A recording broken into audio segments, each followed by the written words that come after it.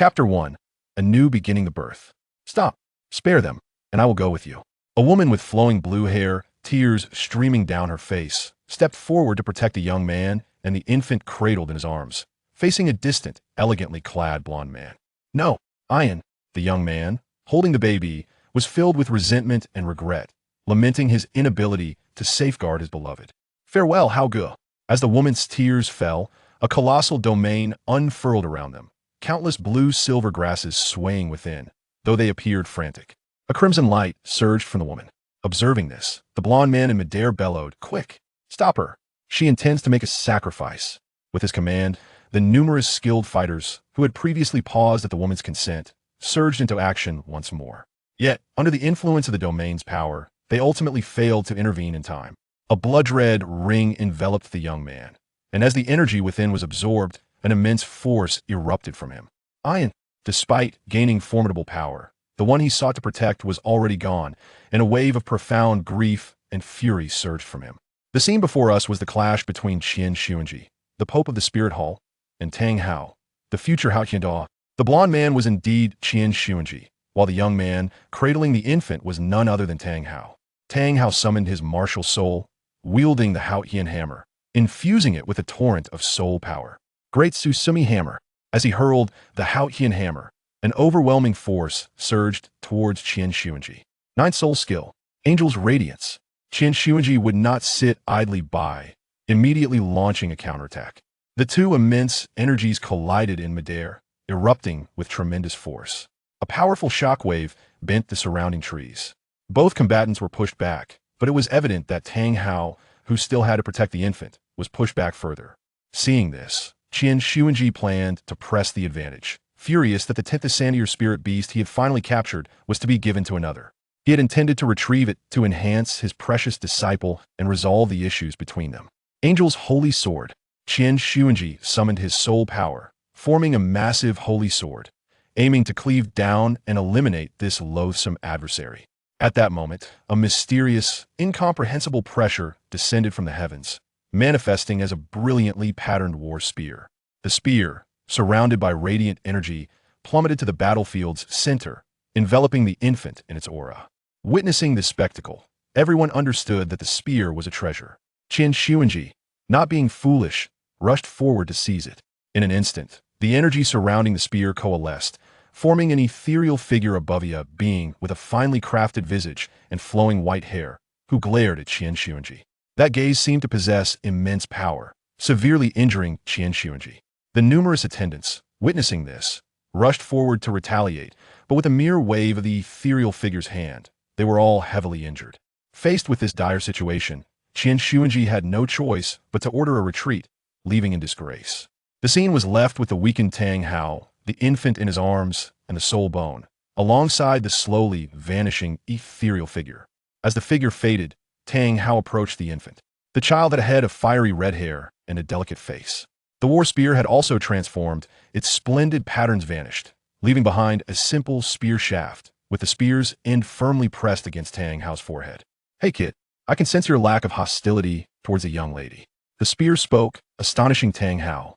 "What are you? How can you speak? I've never seen a weapon become a spirit beast before." Tang Hao was exceedingly curious about this entity before him.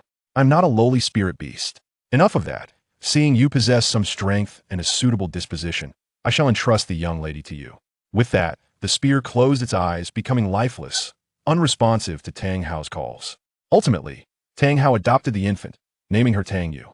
Although his sister was named Yuehua, an unseen force guided him to choose the name Yu. Thus, Tang Yu became our protagonist. In the blink of an eye, 6 years had passed. The once mighty Hao Qianda, Tang Hao, had succumbed to alcoholism, becoming a disheveled blacksmith in the Holy Soul village of the Tiando Empire, relying on his 2 children for daily care. During these 6 years, Tang Yu had grown from an infant into a lively little girl with striking red hair and bright, expressive red eyes, her hair fashioned into playful twin ponytails. Curiously, a war spear floated behind her, a sight that amazed the mostly agrarian villagers of Holy Soul Village, though they eventually grew accustomed to it. One clear morning, Tang Hao's son, Tang San, rose early and upon stepping outside to wash up, saw Tang Yu practicing her spear techniques in the courtyard. Heavenly Strike, Dragon's Tooth, Tang Yu's youthful voice rang out continuously, though she could perform the moves without vocalizing them. She felt that calling them out added to the momentum. Good morning, Jia. Tang Sin rubbed his eyes, greeting Tang Yu. Oh, it's little San. Remember to bring back some firewood today. We're running low. Just do as usual and leave it in the firewood shed. Heater will take care of chopping it. After glancing at Tang San and giving him her reminders, Tang Yu resumed her training. By the firewood shed, a goblin clad in armor diligently chopped wood. This was Heater, summoned by Tang Yu when she had reached level 10 at the age of 5. Although Heater possessed considerable combat prowess, he was mostly utilized by Tang Yu for menial tasks, serving as a sparring partner for Tang San. Now, at 6 years old, Tang Yu had reached level 17. Since awakening her magical abilities at the age of 4, she had also gained knowledge from a memory belonging to a dead otaku from a place called Earth, specifically from Waxia knowledge limited to gaming concepts. Tang Yu understood clearly that she had merely acquired knowledge. Along with her magical awakening, Tang Yu had also unlocked a form of inheritance. Her magical power was a diluted manifestation of her own strength, as her inherent power was too lofty for her to control at present. This training method diverged significantly from the mainstream cultivation of soul masters in this world. Chapter 2. A New Beginning: The Awakening of Martial Souls. After completing his morning routine, Tang San stepped outside towards a nearby mountain peak to train. When Tang Yu had inquired about his activities at the age of 5, Tang San had simply responded that he was training. As family, Tang Yu refrained from probing further, trusting that Tang San's training would yield no adverse consequences. Tang San was, of course, cultivating the purple extreme magic eyes, but Tang Yu was unconcerned. Her inheritance stemmed from a higher plane of existence. According to her acquired legacy, the closer one approached the essence of the void, the higher the world was, and her legacy's divine level was derived from the medium of the void. Tang Yu's inheritance was exceptionally detailed and potent. Her capabilities were roughly on par with those of a titled Douluo. With her second awakening, she reached the divine realm, though this was merely a consequence of the world's rules imposing power limitations. Otherwise, her awakening would have coincided with her ascension to divinity. After completing her daily training, Tang Yu returned indoors to serve the porridge she had cooked. Just then, Tang San returned home, bringing with him some fresh firewood. Little San is back. Go ahead and eat. It'll wake up Dad. With that, Tang Yu rose to head towards the inner room. Inside, the once mighty Haotian Douluo lay in a disheveled state on the bed, still asleep, evidently having indulged in alcohol the previous night. Dad, wake up. Tang Yu entered without regard for Tang Hao's feelings, calling out loudly to rouse him. For as long as she could remember, Tang Yu had never feared Tang Hao, and for reasons unknown, he never chastised her for her rudeness, perhaps because someone above him was untouchable. Let me sleep a bit longer. Tang Hao, clearly awakened by Tang Yu's shouts, mumbled groggily, still reluctant to fully rouse. No way. If you don't get up soon, the porridge will get cold. Hurry up and at least have some before going back to sleep. Saying this, Tang Yu stepped forward and seized Tang Hao's hand, dragging him from the bed. A closer look revealed the floor beside the bed was remarkably smooth, indicating this was not the first time this had occurred. Outside, Tang San watched as Tang Yu effortlessly pulled Tang Hao from the room, feeling somewhat speechless. Ever since Tang Yu began her training, her strength had become increasingly outrageous. According to her, it was a balance of power and intellect. High intelligence led to high strength. This was directed at you, old hag. Being dragged out of the inner room, Tang Hao had no choice but to sit at the table and drink the porridge. Dad, Tang San appeared rather bashful. If there are any tasks, you may take them on first. I shall attend to them in the afternoon, Tang Hao said, and after that he fell silent, quietly finishing his porridge before retreating to the inner room to sleep. Sister, have you grown stronger again? Tang San, with his astonishing insight granted by the purple extreme demon eyes, noticed that today, Tang Yu seemed to have an easier time dragging Tang Hao along. Indeed, I have reached the 18th level today. You have been cultivating for some time. Now, have you considered what you wish to pursue in the future? Tang Yu inquired as she sipped her porridge. I am uncertain, but I believe I must not neglect my training. It will surely prove useful one day. At this point, Tang San had yet to encounter the world of soul masters, only aware that his sister possessed formidable strength, particularly in terms of raw power. Then focus on your cultivation. By the way, how is your practice with Heater's throwing techniques coming along? The topic piqued her interest ever since Tang Yu summoned Heater to demonstrate his impressive stone-throwing skills. She noticed Tang San's keen interest and decided to have Heater teach him, serving as a practice partner. I have fully mastered Heater's throwing techniques. They're truly remarkable, as if they manifest a certain set of rules. Tang San was fascinated by Heater's seemingly simple yet profoundly effective ability to enhance the power of thrown objects. It was a unique application of energy, entirely different from the inner strength of his previous life, and could be combined with Tang Sek's hidden weapon techniques to unleash even greater power. At that moment, a knock echoed at the door. Seated near the entrance, Tang San rose to answer it, only to find village chief Jack waiting outside. "Ah, it is Grandpa Jack. What brings you here today? Is there work you would like us to undertake?" "Father will attend to it this afternoon," Tang San responded politely. "Oh, it is little San. I have come to inform you that tomorrow, the soul master from the city will arrive for the soul awakening ceremony. I want to give you a heads up. Where's your father, Tang Hao?" Village chief Jack's tone was warm, but it carried a hint of resentment when he mentioned Tang Hao. "Father finished breakfast and went back to sleep," Tang San replied candidly, not giving it much thought. "By the way, Grandpa Jack, what exactly is a soul master?" The intriguing term captivated Tang San's attention. A soul master is a symbol of strength. Those who become soul masters can hunt soul beasts, acquire soul rings, and rise above others to achieve greatness. Village Chief Jack's tone brimmed with admiration and reverence for soul masters. Listening to Village Chief Jack's description, Tang San felt an aspiration to become a soul master himself. Perhaps achieving this would allow his father and sister to lead better lives. And if he gained fame, he might even be able to rebuild the Tang sect. Early the next morning, Village Chief Jack arrived at the entrance of the Tang family's blacksmith shop. Today, Tang Yu had a rare day off, while Tang San had reached a bottleneck in his Shantian skill. "Tang Hao! Tang Hao!" Village Chief Jack called out loudly as he approached the door. "What is it?" Tang Hao was jolted awake by Village Chief Jack's booming voice and opened the door to inquire. "Why are you still sleeping? Today is the grand day of the soul awakening ceremony. I have come to take Xiao Yu and Xiao San to the awakening. As their father, shouldn't you be a bit more attentive?" "Ah, Yu San, let's go." Village Chief Jack, seeing Tang Hao's apathetic demeanor, was filled with frustration and immediately took Tang Yu and Tang San by the hand, intending to lead them outside. As she was pulled along, Tang Yu couldn't help but shout back, "Father, remember to drink the porridge in the pot before you sleep." Before long, under Village Chief Jack's guidance, Tang Yu and Tang San arrived at the gathering center of the Holy Soul Village, which was essentially the best building in the vicinity. At that moment, many children and their parents had already gathered outside, all of whom had reached the age of 6 this year and were ready for their soul awakening. The doors soon swung open, revealing a young man stepping out.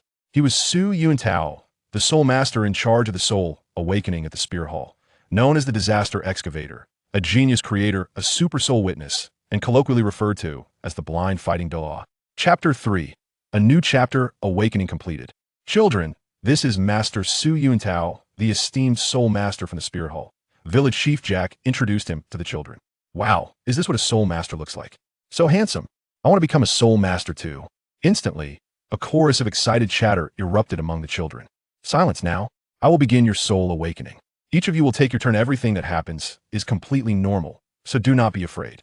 Su Yuntao's authoritative voice silenced the crowd, and he proceeded to arrange the awakening process. Soon, the children followed Su Yuntao into the designated room, with Tang Yu and Tang San obediently trailing behind. It is worth mentioning that by the time she reached the 15th level, Tang Yu had already mastered the ability to store her spear in her spatial realm. Upon entering the awakening room, Su Yuntao began his preparations. He first took out several black stones and arranged them on the ground to form a formation, activating it with his soul power before addressing the gathered children. "Today, I will facilitate your soul awakening. First, you must understand what a martial soul is. Lone wolf embodiment." With Su Yuntao's words, a massive wolf's phantom manifested behind him. The children had never witnessed such a spectacle and were understandably frightened, some even shedding tears, though Tang Yu and Tang San remained composed. "I told you this is a normal occurrence. Do not be afraid. Now, you are the first to come forward."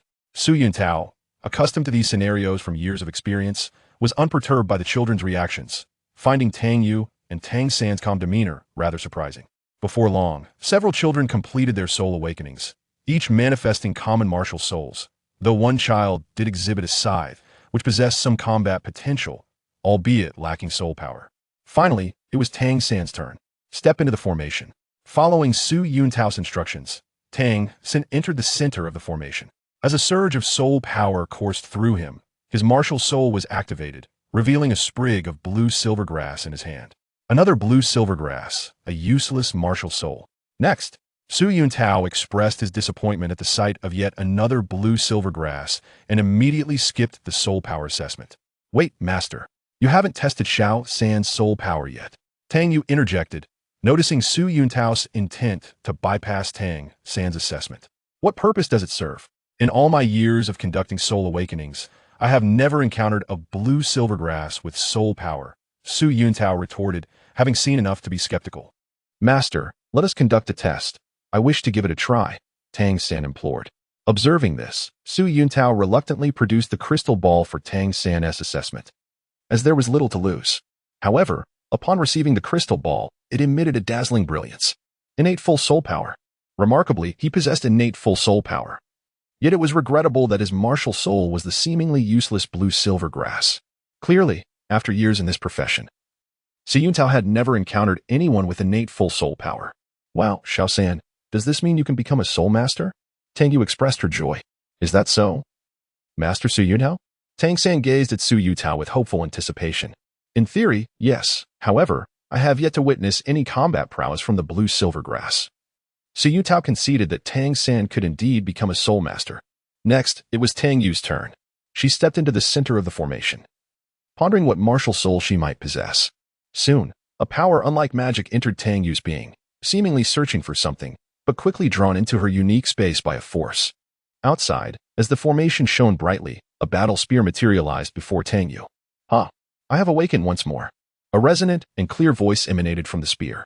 What kind of martial soul is this that can speak? Su Yuntao was astounded. In all his years, he had never encountered a speaking martial soul. Shall we test the martial soul first? Tang Yu redirected Su Yuntao's attention. Right, let us assess the soul power, he replied, handing the crystal ball to Tang Yu. As she grasped the crystal ball, she sensed a pull drawing the energy within her, yet she found herself devoid of soul power. Panic surged within her. But she quickly devised a solution, converting her magic to mimic the soul power that had just entered her. However, due to the urgency of the transformation, the crystal ball's brightness was significantly dimmer than that of Tang San's. It is level 5 soul power, and the martial soul is a battle spear. A promising future lies ahead. Clearly, this was the outcome Su Yuntao found satisfactory. Although only level 5 soul power, the martial soul was commendable. With the awakening of the martial souls concluded, Su Yuntao departed the awakening room with the children. Upon seeing Su Yuntao emerge, Village Chief Jack approached eagerly. Master Su Yuntao, what were the results? Do we have any little ones who can become soul masters? The results are promising. 2 individuals possess potential to become soul masters, one of whom has innate full soul power, albeit with a less desirable martial soul. Su Yuntao appeared quite pleased with the outcome. Which 2 little ones? Village Chief Jack inquired, intrigued. They are the siblings Tang San and Tang Yu, with Tang San possessing innate full soul power, though regrettably, his martial soul is blue-silver grass. It was evident that the full soul power of the blue-silver grass left a lasting impression on Su Yuntao. Both are excellent candidates. However, it is unfortunate that our village has only 1 quota for an apprentice. What shall we do?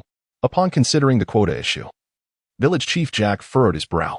This is simple. This year, the preceding village chiefs produced no promising candidates. So I shall notify the higher-ups to transfer the quota to you. Su Yuntao, unwilling to let talent go to waste, arranged for the quota to be reassigned. I am immensely grateful, truly grateful. Village Chief Jack expressed his heartfelt thanks.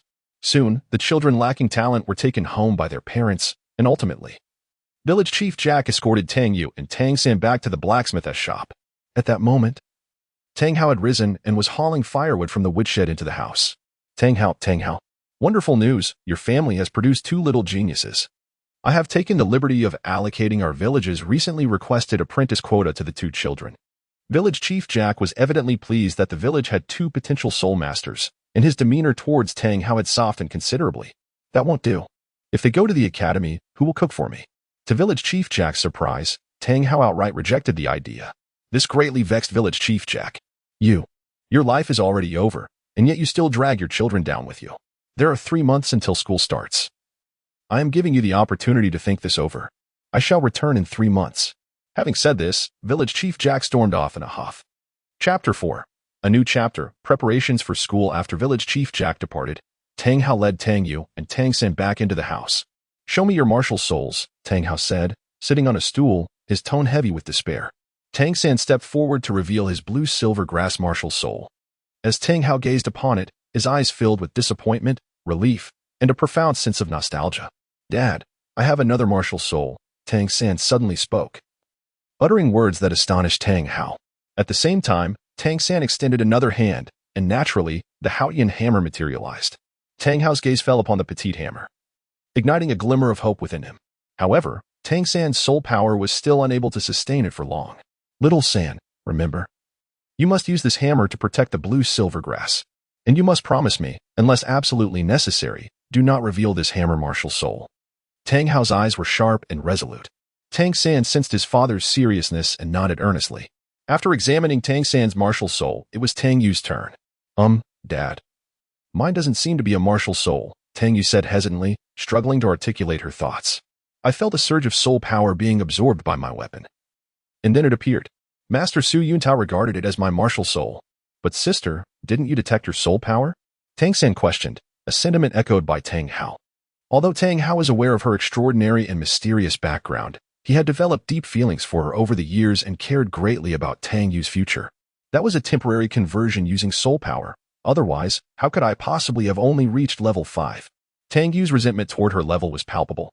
Tang San, understanding the situation, realized that his sister's training was different from his own, but he was still aware of her level. However, Tang Hao was genuinely unaware of Tang Yu's training. What exactly is the nature of your training?" Tang Hao inquired, deeply concerned that she might stray from the right path and incur harm. "Dad, I am cultivating magical power, based on a legacy that appeared in my mind." Tang Yu spoke candidly. "I am currently developing abilities from a combat mage lineage, and within my legacy, there are numerous other lineages. Furthermore, during the martial soul awakening ceremony, when my weapon underwent a transformation, I found that I could condense legacy marks to impart certain skills to others." Tang Yu's subsequent revelations shattered Tang Hao's understanding of the world. Her legacy contained experiences he had never encountered in his life. Promise me that you will not disclose your impartation ability to anyone except those you trust with your life. From now on, your spear will be your martial soul. You mentioned your weapon underwent a transformation. Show it to me." Tang Hao's tone was filled with excitement and anxiety. "All right, come forth." With Tang Yu's call, the spear materialized before everyone. Finally, I can breathe. "Young lady, you truly are ungrateful. You awakened me only to lock me in a dark room." The spear lamented as soon as it emerged. All right, enough of that. I admit my fault. I will let you out more often in the future. By the way, I still don't know your name," Tang Yu replied, exasperated by the incessant complaints. "Young lady, you may call me Willie. I will guide and assist you in your training, and of course, I can also entertain you," Willie responded, his tone laden with servility. "Willie, for the sake of Tang Yu's safety, could you manifest or enhance your soul rings?" Tang Hao, upon seeing Willie, was reminded of the first time he had met Tang Yu. He had never anticipated that Willie, who had been dormant since that day, would awaken again now. However, for his daughter's future safety, he steeled himself to pose this crucial question. "Of course, while I cannot enhance those weak and disorganized power aggregates, manifesting individual rings is certainly within my capabilities," Willie replied, confidence resonating in his voice. "Is that true?" "Willie, quickly, show us some splendid soul rings," Tang Yu exclaimed, unable to contain her excitement upon learning of Willie's abilities. In response to Tang Yu's request, Willie complied and manifested 10 soul rings of various colors around him. While Tang San, who was unfamiliar with such phenomena, found it impressive, Tang Hao felt it was quite peculiar. Not only were the usual white, yellow, purple, and black present, but there were also rare red, blue, and green rings, which were quite extraordinary. Given this, I would appreciate it if you could bestow a common soul ring upon Where each time she breaks through level 10, Tang Hao formally requested of Willie. "Don't be like that, Dad.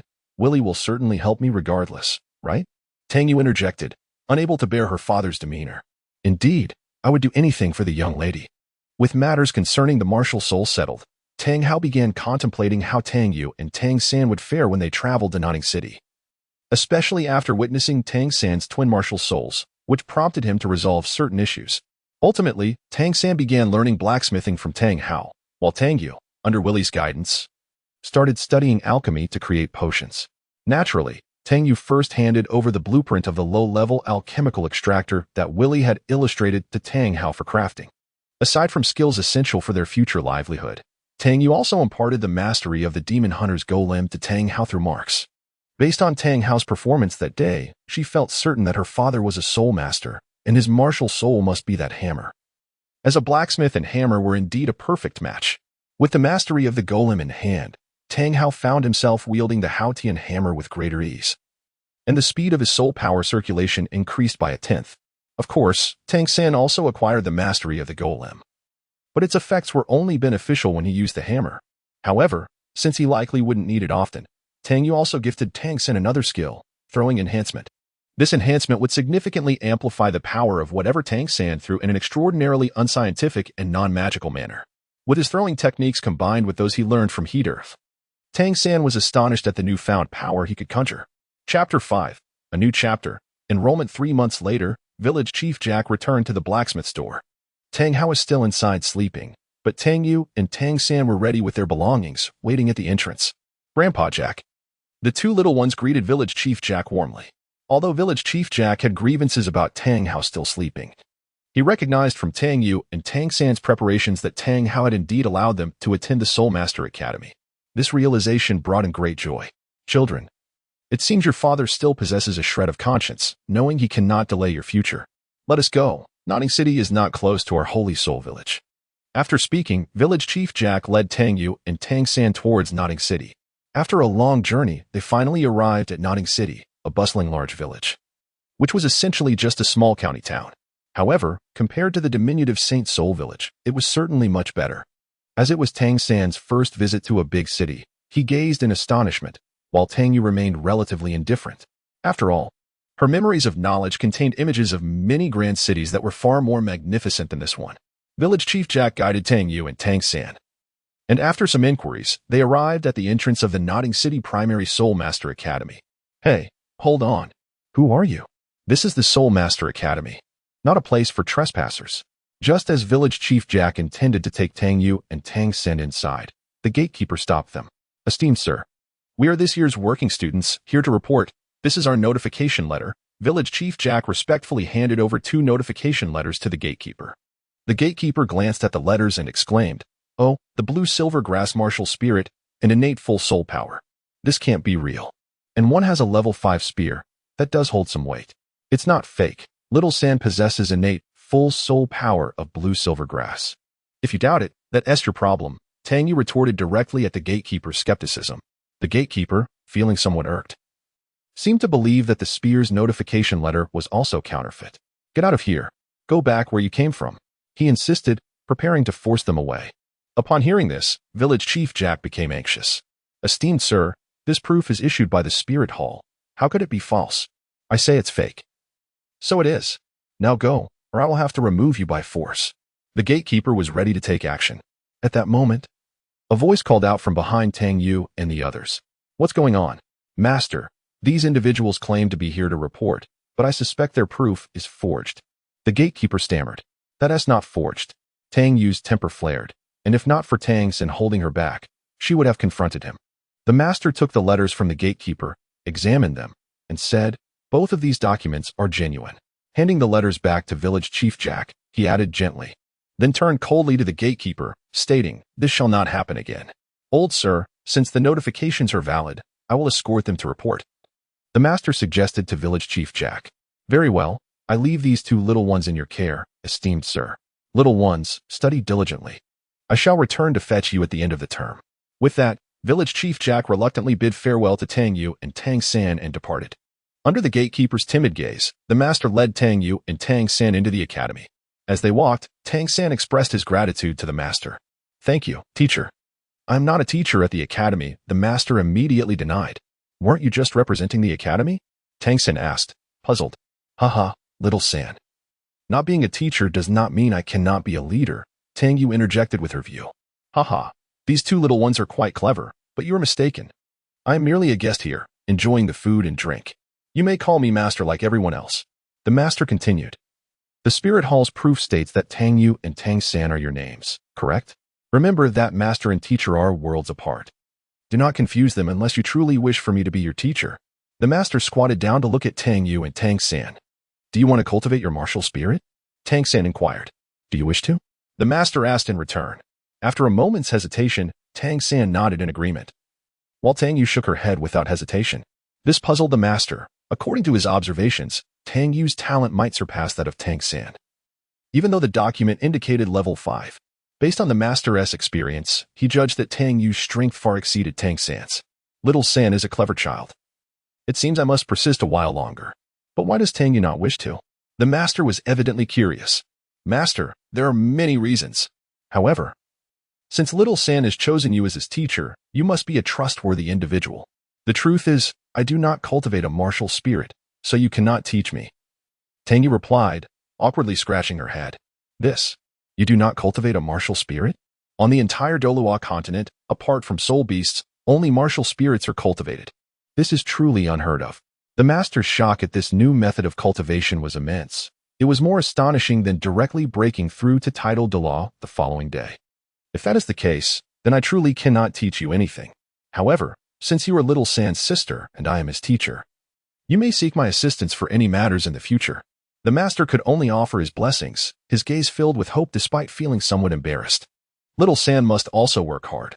After all, you are the third person in a century with twin martial spirits, the master remarked. Tang Yu was astonished, while Tang San grew tense, clutching the first safety he had forged at home. Are you curious how I know you have twin martial spirits? The master turned to Tang San and said, because of this proof, I have previously investigated 647 individuals with blue-silver grass martial spirits, and among them, only 16 possessed soul power, with none exceeding level 1. Yet you have innate full soul power. According to my research, innate soul power is proportional to the martial spirit. Thus, blue-silver grass clearly cannot account for innate full soul power levels, so I can assert that you possess another martial spirit, and it is a powerful one. The master's certainty left Tang San flabbergasted, prompting him to kneel and bow 3 times.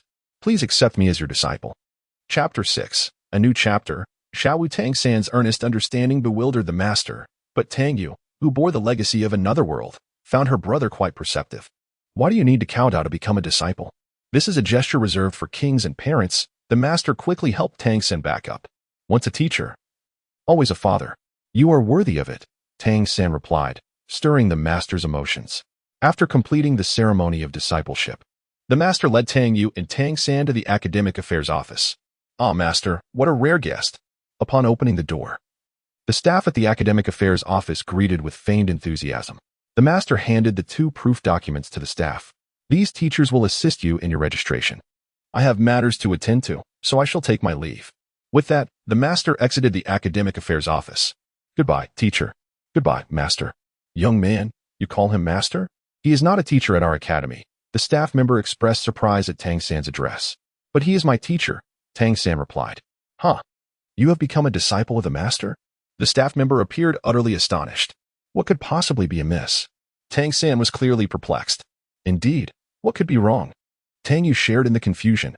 Although the master could not take her as a disciple, she still regarded his knowledge as remarkably profound. No. It was unexpected that the master would take on apprentices. The staff member, seemingly exasperated, handed over the task to a colleague and walked away. Another staff member then announced the notification. Tang Yu and Tang San, right? As a teacher of the academy, I must remind you that choosing a master is not a frivolous matter. We are aware of that. In that case, here is your uniform, provided free by the school. You are work-study students and will reside in dormitory 7. After this, the staff member paid no further attention to Tang Yu and Tang San. Once the 2 had departed, the laughter of the staff members and their disdain for the master could be heard. Tang San clenched his fists tightly upon hearing this. Xiao San, do not be angry. The ignorance of the uninformed should not be your reason for ire. Otherwise, you would be vexed daily, Tang Yu said as she patted Tang San's shoulder. After some inquiries, Tang Yu and Tang San arrived at their dormitory 7. Upon opening the door, they were met with a youth soaring through the air, launching a powerful punch towards them. In a split second, Tang Yu reacted swiftly, executing a falling flower palm to counter the attack, channeling her magical energy into her palms. She struck the airborne youth with a forceful blow, sending him hurtling away. The momentum of her consecutive strikes allowed her to seamlessly follow up with the Dragon Fang, delivering a direct hit to the youth's abdomen. He was propelled backward at an even greater speed, crashing to the ground. Ouch, that was too harsh. You nearly killed me. The youth groaned as he was aided to his feet by his classmates, his cries of pain echoing. What on earth is happening? Tang San was visibly angered upon witnessing their ambush. This is a rule of our dormitory 7. When newcomers arrive, they must face the current leader in combat. The victor becomes the new leader. Now that you have triumphed, you are the new leader, the youth who had attacked explained as he staggered over with assistance.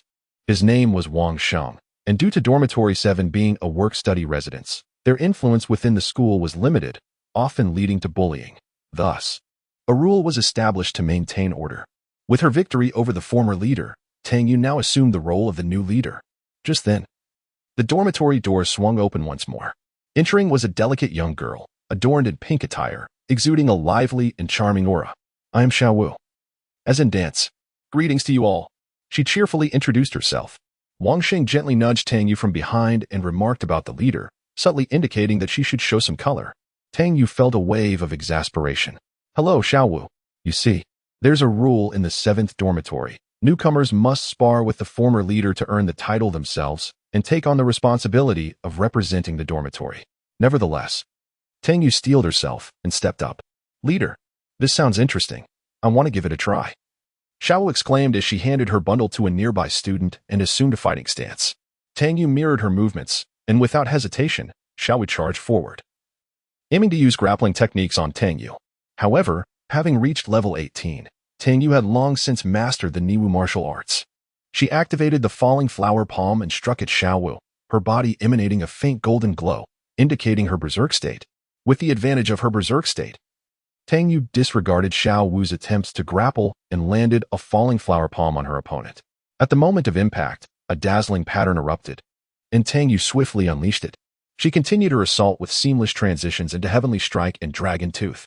Xiao Wu, having exposed her vulnerabilities due to her failed grapple, was struck by Tang Yu's falling flower palm and the dazzling pattern, leaving her momentarily stunned, only to be hit by Tang Yu's subsequent Heavenly Strike, which sent her flying. This single misstep led to a continuous barrage from Tang Yu. The impacts of Heavenly Strike and Dragon Tooth produced more dazzling patterns, which were also unleashed. In the climactic finale, Tang Yu executed a round dance staff maneuver, sending Xiao Wu crashing to the ground. Xiao Wu lay there, momentarily dazed, but quickly regained her composure, her eyes misting over as she fought back tears. Tang Yu, noticing this, felt flustered. Don't cry. This is just a sparring session, she stammered, unsure of how to comfort her. I'm not crying. It's obvious I'm just angry, Xiao Wu retorted, clearly upset. After a lengthy struggle, Tang Yu finally retrieved a magical crystal from her bag and handed it to Xiao Wu, managing to soothe her. Once everything settled, the staff arrived with 2 bedding sets. However, Xiao Wu was not pleased with this arrangement, and it was clear that trouble was brewing again. Ultimately, Tang Yu agreed to share her bed with Xiao Wu to resolve the situation. Thus, Tang Yu, Tang San, and Xiao Wu became acquainted. The next day, Tang Yu and Tang San went to meet the master.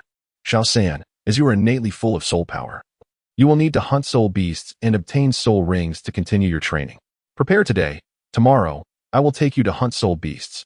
Master, I want to go too, Tang Yu interjected, feeling displeased that the master intended to leave her behind while taking Tang San. Nonsense. Hunting soul beasts is extremely perilous. Protecting Xiao San is already my limit, and with you added, I fear I may not manage. It could become dangerous. The master firmly rejected Tang Yu's request. Please, I am quite capable.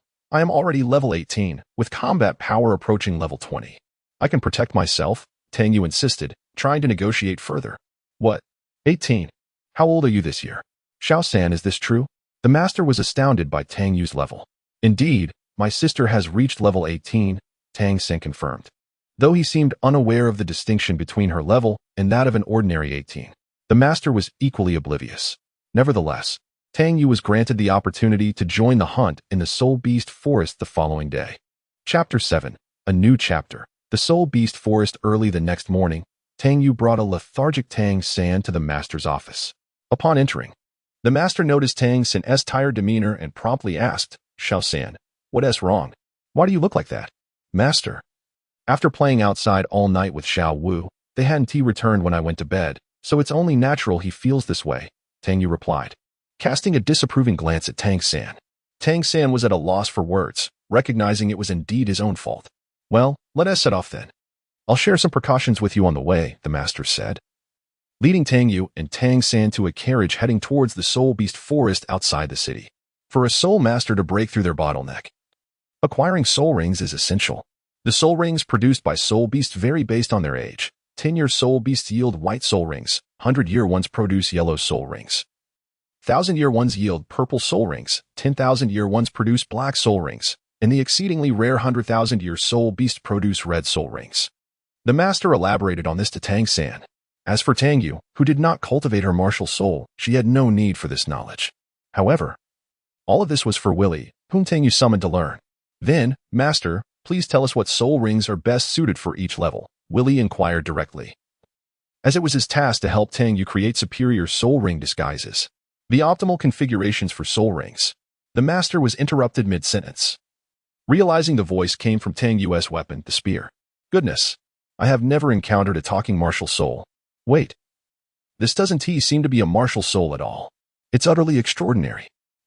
This is the master struggled to comprehend Willie's existence. Master, this is my partner. Willie.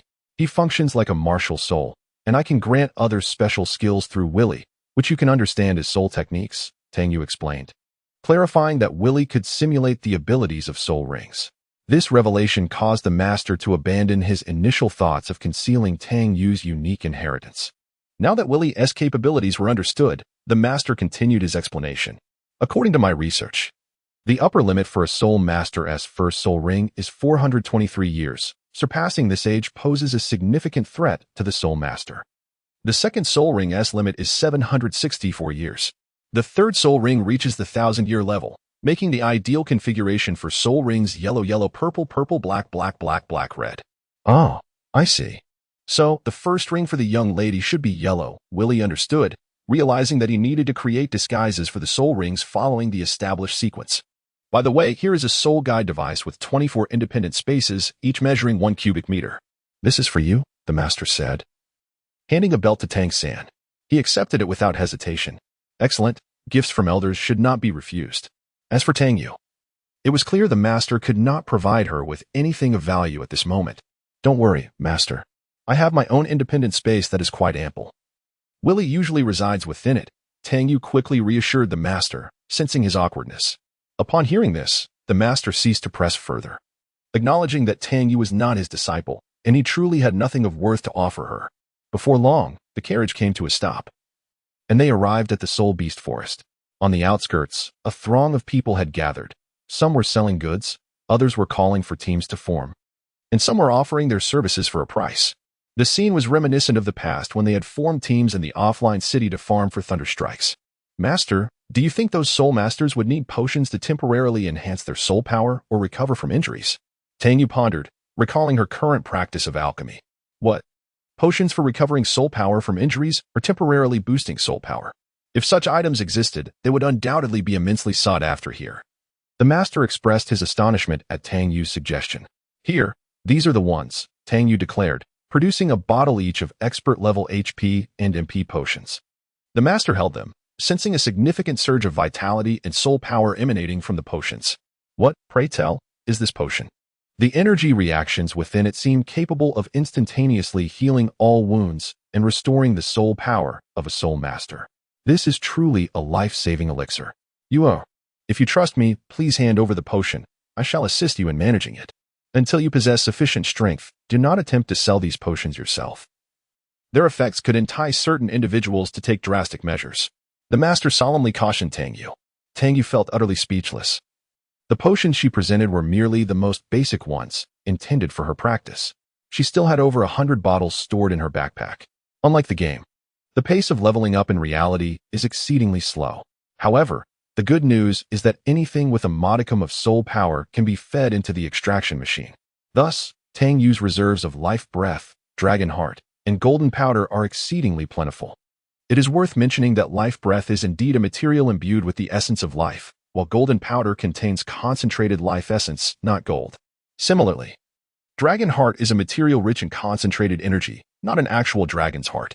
After securing the potions handed to him by Tang Yu, the master led her and Tang San to the entrance of the soul-hunting forest. The gatekeeper halted the trio, demanding they present their tokens. The master produced a token adorned with 3 distinct patterns, explained it to Tang Yu and Tang San, then guided them into the soul-hunting forest. Upon entering, the master released his martial spirit. Come forth, Luo Sanpao.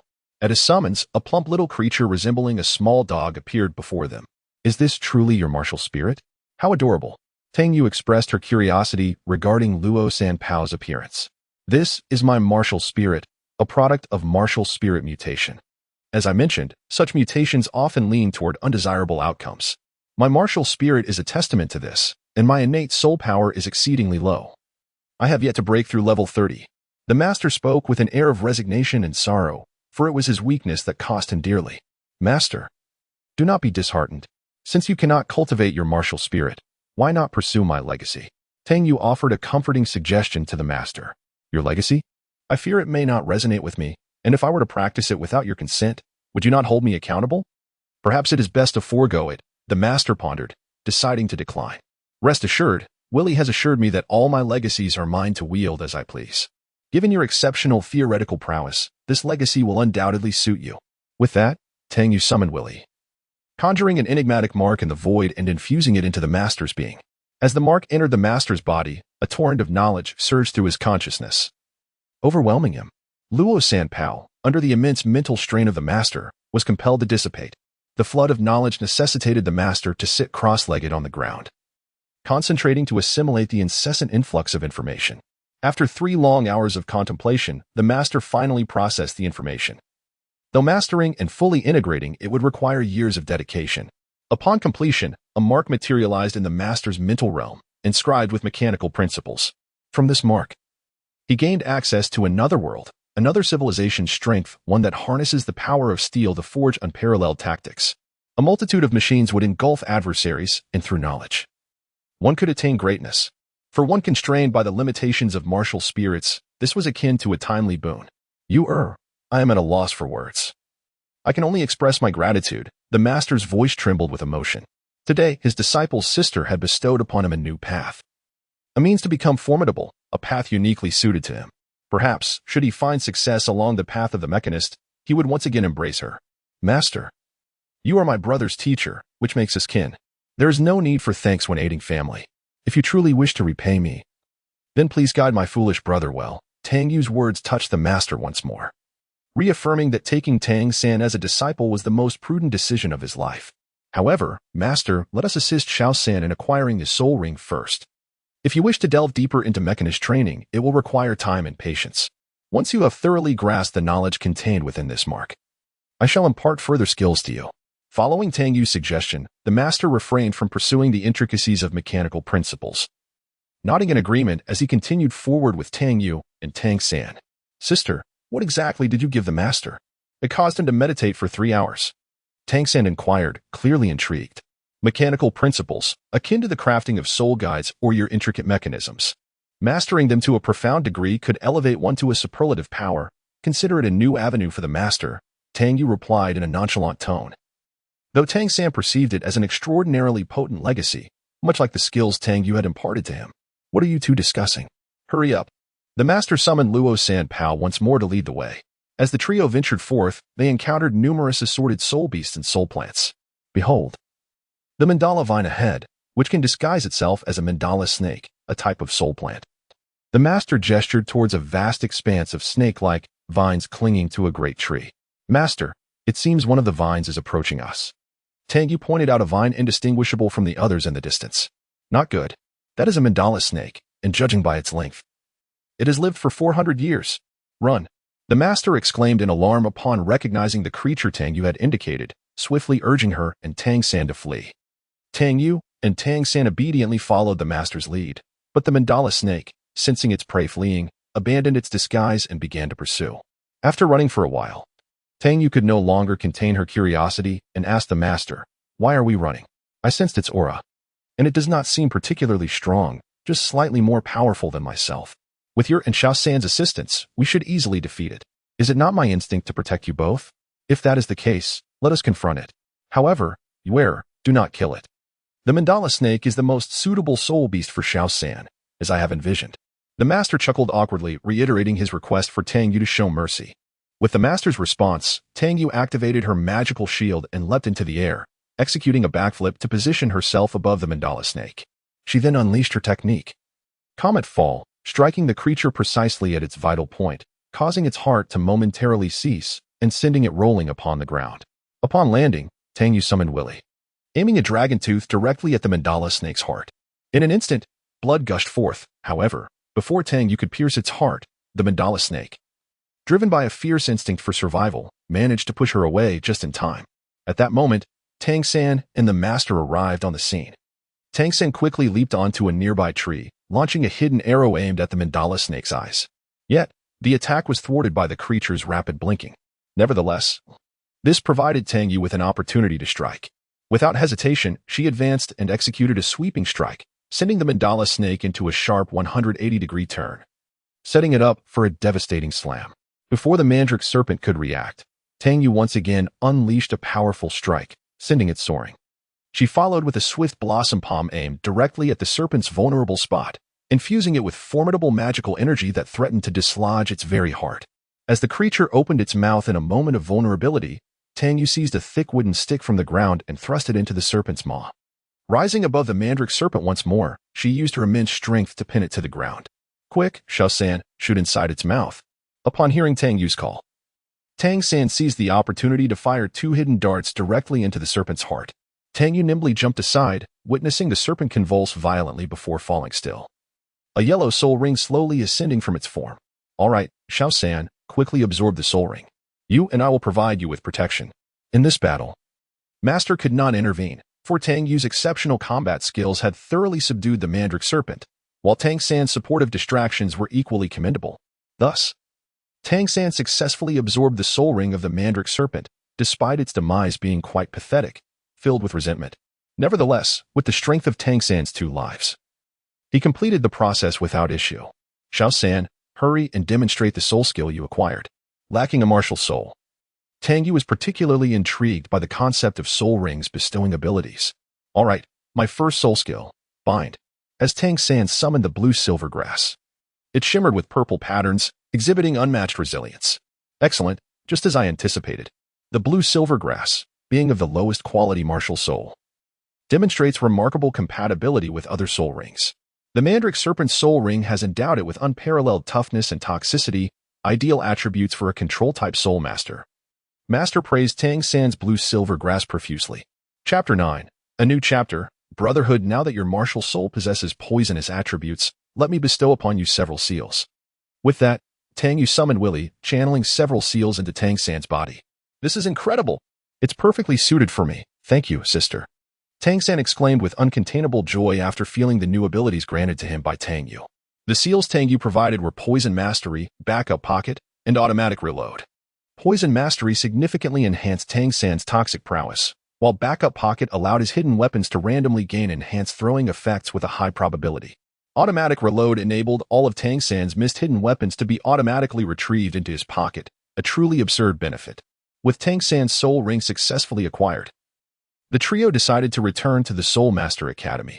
It is worth mentioning that following the battle with the mandrake serpent, Tang Yu gained a wealth of experience, leveling up to 19, and it was likely she would reach level 20 before the semester concluded. Upon their return to the academy, Master accompanied Tang San and Tang Yu to register as Soul Masters.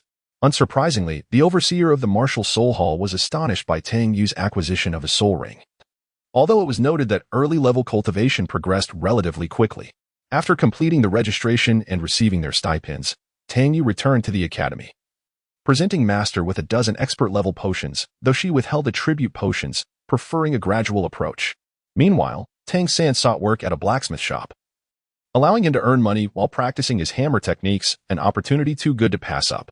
As Tang Yu returned to the academy, a student from the 7th dormitory rushed towards her. Boss, you're finally back. Sister Xiao got into a fight with Big Brother Xiao. We might not stand a chance against them. The student, clearly out of breath from sprinting, relayed the urgent news. All right, I understand. Tell me where they are. I will go immediately. Accepting the responsibilities of being a leader, Tang Yu hurried to the scene. When she arrived, she found that Wang Xing had already taken a beating. Ah, Sister Yu, you must help me. They are bullying me. Upon seeing Tang Yu, Xiao Wu immediately sought her assistance. Calm down, Xiao Wu. I can sense that you've likely surpassed level 10 by now. Given your abilities, it should be you doing the bullying, Tang Yu remarked. Noticing that Xiao Wu's power was now comparable to Tang San's, indicating she had also acquired her first soul ring. I don't care. Please help me. Xiao Wu's playful charm proved effective. All right, Shall we settle this with a one-on-one match, or will it be a group fight? Will I take on all of you, or will you face me one at a time? Tang Yu approached Big Brother Xiao and his entourage. How audacious. You should know that I am in charge here. Let's go. Big Brother Xiao, incensed, prepared for a brawl. However, Tang Yu swiftly dispatched the group with a single blossom palm, leaving them in disarray. Wow, Sister Yu. You're incredible. Big Brother Xiao, do you now realize who holds authority here? Xiao beamed with pride. From that day forth, Xiao leveraged Tang Yu's reputation to become the unofficial queen of the Nodding City Junior Soul Master Academy, while Tang Yu focused on her training and potion crafting. Before long, the semester drew to a close, and Tang Yu and Tang San planned to return to Holy Soul Village. At that moment, Xiao approached them. Sister Yu. Brother San, may I accompany you back? Of course, but won't your family mind? Our home is just a small mountain village. Tang Yu and Tang San expressed their concerns. Oh, it won't be a problem. Besides, your family will surely enjoy my company. Please, let me come. Xiao pleaded with her irresistible charm. In the end, Xiao joined Tang Yu and Tang San on their journey back to Holy Soul Village. Upon reaching the blacksmith shop, the three paused at the entrance. Ah, finally home. Father, we're back. Tang Yu called out exuberantly, yet the anticipated response was absent. The door creaked open to reveal Village Chief Jack. Ah, Xiao San and Xiao Yu. How wonderful to see you both. You didn't wait for me to welcome you back. Village Chief Jack was clearly delighted by their return. Grandpa Jack, where's our father? Tang San sensed something amiss and quickly inquired. Perhaps you should see for yourselves. Village Chief Jack produced a letter and handed it to Tang Yu and Tang San. Xiao San, where? By the time you read this letter, I will have already departed. You now possess the ability to be self-reliant and to make your own judgments.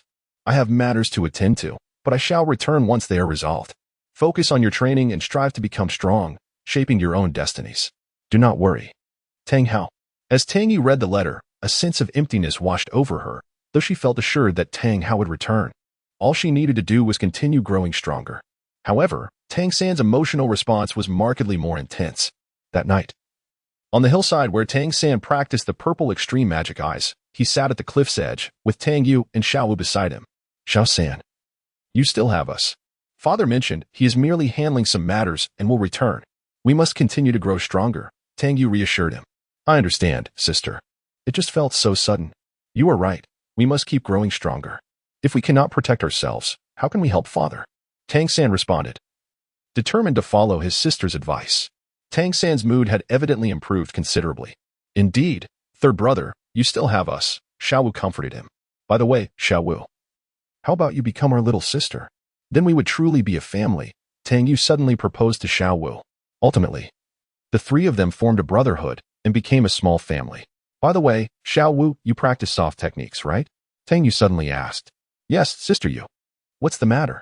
Xiao Wu appeared quite puzzled. Since you are now part of my family, I shall bestow upon you some gifts, Tang Yu said. Manifesting her powers and presenting several seals to Xiao Wu, Violent Grab, Bombardment Cannon, Gliding Grab, and the Air Twister Hammer. Well, what are these? They're incredible! But what is this Bombardment Cannon used for? Xiao Wu was extremely excited, as these skills would remarkably enhance her soft techniques. Chapter 10. A new chapter of growth. 6 years had passed since that day when Tang Yu and Tang San swore brotherhood with Xiao Wu. During these years, Tang San and Xiao Wu had matured into young lads and ladies. However, Tang Yu remained short, after reaching a height of 1 meter 54 years ago.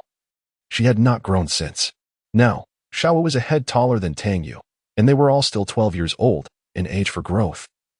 While Tang Yu had ceased to grow. Due to her height, passers-by often mistook Tang Yu for the younger sister, with Tang San and Xiao Wu appearing as the older siblings, which greatly frustrated Tang Yu. Of course, aside from height, their strength had also seen significant growth. A few years ago, Tang San had broken through to level 20 and had now reached level 29, with Xiao Wu achieving the same level.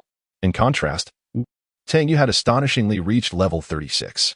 While this might not seem overly impressive at first glance, it was crucial to note that this was the level of a battle mage, not a spirit master.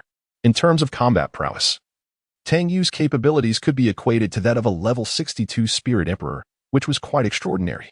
This was largely due to the fact that Tang Yu's power stemmed from the degradation of magical energy, which fundamentally suppressed lower-tier powers such as spirit power and magic power, with a suppression intensity of approximately 10 levels.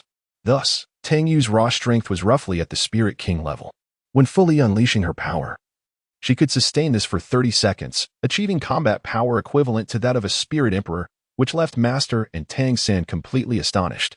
Xiao San, when shall we arrive? At that moment, Tang Yu and her companions were on their way to Soto City in the Barak Kingdom. Sister, we are almost there. Besides, we are walking, while you are flying on Willy, Tang San replied, looking at Tang Yu with exasperation. Indeed, Tang Yu was seated sideways on Willy, which had transformed into its broomstick form. Ever since discovering that Willy could fly in this form, she opted for flying whenever traveling long distances instead of walking. This was primarily because, after Tang San and Xiao Wu surpassed her height, Tang Yu often found herself lagging behind, feeling frustrated about her short legs. Exactly. Sister Yu. You are flying on Willy, and I haven't complained about being tired yet, but you already are, Xiao Wu chimed in. You have no right to complain. Xiao Wu, how long do you intend to stay on Xiao San's back? Tang Yu bluntly stated the reality. Soon, amidst their playful banter, the magnificent gates of Soto City, which dwarfed those of Nodding City, appeared before them. Wow, what a grand city gate! Xiao Wu exclaimed excitedly. Indeed, compared to Nodding City, it feels like a small village. Soto City clearly seems to be a prosperous place, filled with affluent individuals, Tang Yu remarked, her focus on the wealth of Soto City. In Nodding City, due to the exorbitant prices of her potions, purchasing power was severely lacking, resulting in significantly diminished earnings for Tang Yu, much of which went to assist Tang San with forging and Master S mechanical research. All right, let us find an inn to rest for the night. As tomorrow is the enrollment day, Tang San redirected their thoughts. Upon entering Soto City, they were greeted by bustling streets and an array of shops lining either side. Xiao Wu immediately set her sights on a rose-decorated inn. Their brother. Let us stay there, shall we? She pointed out eagerly. Tang San glanced at the inn and thought, wow, a couple's hotel. Though he wasn't entirely sure, he instinctively felt something was amiss, yet he was still pulled inside by Xiao Wu. Tang Yu was indifferent. As long as there was a place to stay, she was content. Once inside, Tang San and Xiao Wu approached the receptionist to request a room. Is it for two? The attendant inquired politely. No, 3. Due to her height, Tang Yu was obscured from the counter-S view, prompting her to tiptoe and shout. Oh, my apologies. The attendant quickly apologized and was about to hand the key to Tang San.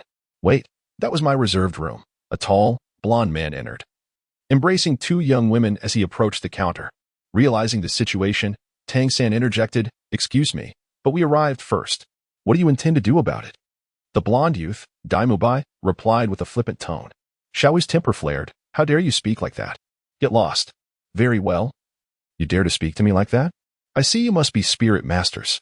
Come, all of you, and I shall grant you an opportunity to make me leave. Or perhaps, you could perform an act of leaving, Daimubai retorted confidently. How dare you speak to my younger brother and sister like that? Today, I shall teach you a lesson. Tang Yu's voice resonated from below. Initially, Daimubai glanced around, confused, until he noticed the furious little girl standing beneath him. This guy is in trouble. Yujia despises anyone who mocks her height, Xiao Wu gleefully remarked. I hope he gets out of this unscathed, Tang San sighed. Feeling quite helpless. The last person who provoked her was a soul beast who ultimately chose to end their own life after being bested by Tang Yu. How dare you look down on me, Willy? Tang Yu commanded, and Willy instantly manifested, revealing 3 soul rings, 2 yellow and 1 purple. Daimubai was taken aback. At such a young age, she had already reached level 30. Observing her stature, he thought she was merely a child under 10. However, had she not just referred to him as her brother and sister? That was simply absurd. Humph. Prepare yourself. Tang Yu shouted, activating her combat instincts and automatic dazzling patterns. Immediately channeling her ultimate move, the strong assault meteor strike. White Tiger possession. Feeling the immense power contained within the strong assault meteor strike, Daimubai realized he had bitten off more than he could chew. Without hesitation, he activated his martial soul. White Tiger Diamond Transformation. White Tiger Shield. Daimubai unleashed 2 soul skills, further enhancing his defense with the second skill, the White Tiger Shield, while bolstering it with the third skill, the White Tiger Diamond Transformation. As if awaiting Daimubai's preparations, Tang Yu seemed to bide her time. Just as Daimubai completed his readiness, Tang Yu unleashed the Assault Meteor, striking directly against the White Tiger's protective barrier. With a single blow, the barrier shattered, and the unrelenting force of the Assault Meteor surged forward, colliding squarely with Daimubai, who was sent crashing into the entrance. Humph, I shall spare you this time, she declared, turning away without a backward glance to return to Tang San and Xiao Wu's side. Chapter 11. A new chapter at Shrek Academy after dealing with Daimubai. Tang Yu and her companions successfully acquired the keys to their room. At that moment, Daimubai finally regained his composure and stepped through the door. "Are you seeking another beating?" Xiao exclaimed, rushing forward with feigned bravado. No, I truly admire you. However, I presume you two have come to Shrek? It seems we shall be classmates, so feel free to seek me out if you encounter any issues. With that, I shall take my leave, Daimubai said. Offering no further words as he departed, evidently left with a shadow of unease regarding Tang Yu. As they approached their room, Tang San sensed that something was amiss. Noticing Tang San's hesitance, Xiao promptly snatched the key from him, pushed the door open, and was greeted by an exquisitely adorned room, embellished with an array of hearts. "Goodness, a couple sweet," she exclaimed, immediately exploring the surroundings and expressing great fondness for the roses. Meanwhile, Tang Yu strode into the bedroom. A gust of wind from her palm sending the rose petals flying before she collapsed onto the bed in exhaustion. It appeared that her earlier battle had drained her significantly. Tang San could only think of this excuse to rationalize her actions. "I believe Sister Yu is merely being lazy," he remarked. "Third brother, let us go out for a stroll," Xiao insisted, pulling Tang San along with her. The following day dawned, and Tang Yu awoke to find Xiao peacefully sleeping beside her. Stepping outside, she discovered Tang San sprawled on a tattered sofa.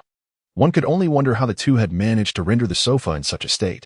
Tang Yu silently mourned for the unfortunate piece of furniture. Before long, all three were awake and, after tidying up, they set off towards Shrek Academy, located outside the city. Upon arriving at the academy's entrance, they encountered a long queue of people. Observing the dilapidated gate, Xiao voiced her doubts. "Third brother, Sister Yu, can this truly be an academy?" "Surely." The master did not err. "What does it matter? We are merely accompanying third brother. I am indifferent," Tang Yu replied nonchalantly. Notably, her training regimen differed significantly from theirs. "The teachers should not be mistaken, but since we are here, let us take a look," Tang San said, equally uncertain about the shabby entrance. However, the passers-by were far less forgiving. "Is this truly a Soul Master Academy? Are you kidding me? Isn't this the institution that claims one can become a Viscount upon graduation?" remarked one of them incredulously. "This is what the Spirit Hall folks said, so it must be true, right? Yet, it looks too run down. Dad, I think I would prefer to attend the Intermediate Soul Master Academy in Soto City. This is utterly embarrassing," another voice chimed in. Such discussions are varied and colorful. Soon, they arrived at the registration desk. "Teacher, here are 10 gold soul coins," said a young man, placing the coins into the collection box. He extended a hand, but the teacher at the registration desk lazily remarked, The student reached out his hand, and the teacher placed his hand atop it. The age is not appropriate. "You may leave," the teacher stated lethargically. "Ah, teacher, my son has just surpassed the age limit. Could you perhaps make an exception?" The parent of the student attempted to plead. "The academy's rules are strict. Anyone exceeding the admission age is not accepted, and you are well aware of this." The teacher replied without even looking up. "Then it seems our registration fee is something the parent is still unwilling to relinquish," he added. "Once registered, fees are non-refundable." Upon mentioning money, the teacher immediately became alert. The situation escalated as the parent began to cause a commotion, prompting those around to engage in lively discussions. It was intriguing. I had never encountered such a unique academy before, with its unusual atmosphere. I resolved to enroll in this institution. This distinct academy piqued Tang Yu's curiosity. "Sister, you remain as extraordinary as ever," she remarked. Tang San, on the other hand, found himself at a loss for words. At the registration desk, Mubai was confronted by an individual wishing to withdraw their registration fee. As the teacher at the registration desk concluded her statement, Daimubai, who had been soundly beaten by Tang Yu the previous day, leapt down from a nearby tree. "If you want a refund, defeat me, and I shall return every last coin," he declared, showcasing his 3 soul rings in hues of yellow and purple. The troublemaker, upon witnessing this, exclaimed in frustration and departed. "Oh, is that not the one from yesterday? If you win, can you claim the money?" Tang Yu dashed forward to confront Daimubai. Upon recognizing her, Daimubai hastily retracted his soul rings, awkwardly clarifying, "No, it's about the refund, not claiming money," while sheepishly scratching his head. "Mubai, do you know her?" inquired Li Yusong, the teacher at the registration desk, with curiosity. "Teacher, we met just yesterday and had a friendly spar," Daimubai replied, feeling somewhat shy. "Oh, and how did that turn out?" Li Yusong seemed intrigued. "I was utterly defeated," Daimubai admitted, his voice diminishing. "What? How fascinating. Are you here to register as well?" Li Yusong posed the question to Tang Yu. Indeed, she replied promptly, then returned to her companions, Tang San and Xiao Wu. The registration continued as Tang Yu departed, adhering to the virtue of waiting in line. Not qualified, came another verdict. The parent was perplexed, prompting Li Yusong to explain to the crowd. If you wish to enroll in Shrek Academy, you ought to be aware of the rules. Coming here without understanding them is simply a waste of your registration fee. If you wish to leave, the time is still yours. Are you aware of the significance of the name Shrek? It translates to monster. My academy is a haven for monsters. If you are over the age limit or possess a soul power level below 21, do not squander your time here. After his explanation, Li Yusong resumed his position at the registration desk, showcasing his strength as a soul emperor, which led many to depart. At that moment, a striking young girl approached the registration desk, causing Li Yusong to exclaim in surprise, "You here? Are your family members aware?" He clearly recognized the newcomer, who was none other than Ning Rongrong of the Seven Treasure Glazed Tile School. After a brief discussion, she was permitted entry. Soon, it was the turn of Tang Yu and her companions. Tang Yu confidently placed 30 gold soul coins on the desk, declaring, "Let us proceed." Li Yusong, upon touching her hand, was taken aback. This is remarkable. Although her level reached 36, second only to Mu Bai, the quality of her soul power is nearing that of a soul king, which is unheard of, and she is only 12, albeit slightly short. Initially, Tang Yu received Li Yusong's compliments with pleasure, but his concluding remark about her height triggered her ire. Tang San and Xiao Wu immediately intervened, pulling her back. "Sister, there is no need to overreact," Tang San urged. "Indeed, no need," echoed Xiao Wu. "How infuriating. I am merely experiencing a temporary growth phase. I will grow taller." Chapter 12. New chapter, Battle with Zhao Lukong. Eventually, Tang Yu calmed down and accompanied Dai Mubai into Shrek Academy, while their playful banter caught Ning Rongrong's attention, prompting her to approach. "Hello everyone, I'm Ning Rongrong. It's a pleasure to meet you." Tang Yu and her companions, appreciating Ning Rongrong's amiable demeanor and similar age, were eager to befriend her. "Greetings. I'm Tang Yu, and this is my brother Tang San and sister Xiao Wu. We are delighted to meet you." Tang Yu responded warmly while shaking her hand. "Really? Then shall we consider ourselves friends?" Ning Rongrong expressed her delight at encountering such earnest individuals. "If you think so, then it is settled. I have no objections. What about you, Xiao San and Xiao Wu?" Tang Yu was rather impressed by this young lady, who was not only well-groomed but also possessed notable talent. Sister, whatever you say goes," Tang San replied, mindful of Tang Yu's authority. At that moment, a robust man with a thick beard wheeled a mobile stall into the square. "Step right up, come and have a look. Delicious grilled sausages."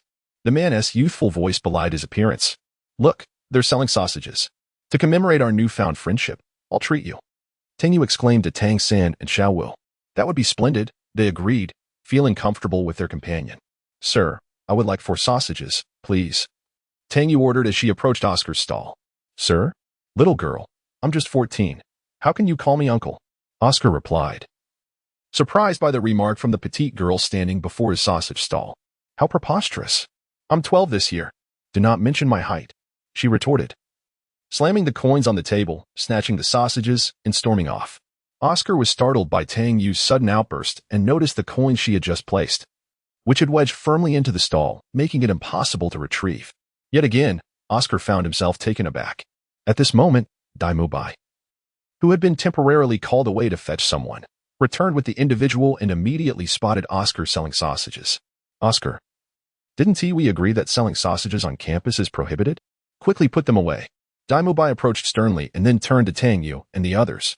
He noticed that Tang Yu had already distributed the sausages among the group and was about to take a bite. "You must not eat that," Dai Mubai exclaimed loudly. But it was too late. Tang Yu had already taken a hearty bite, savoring it.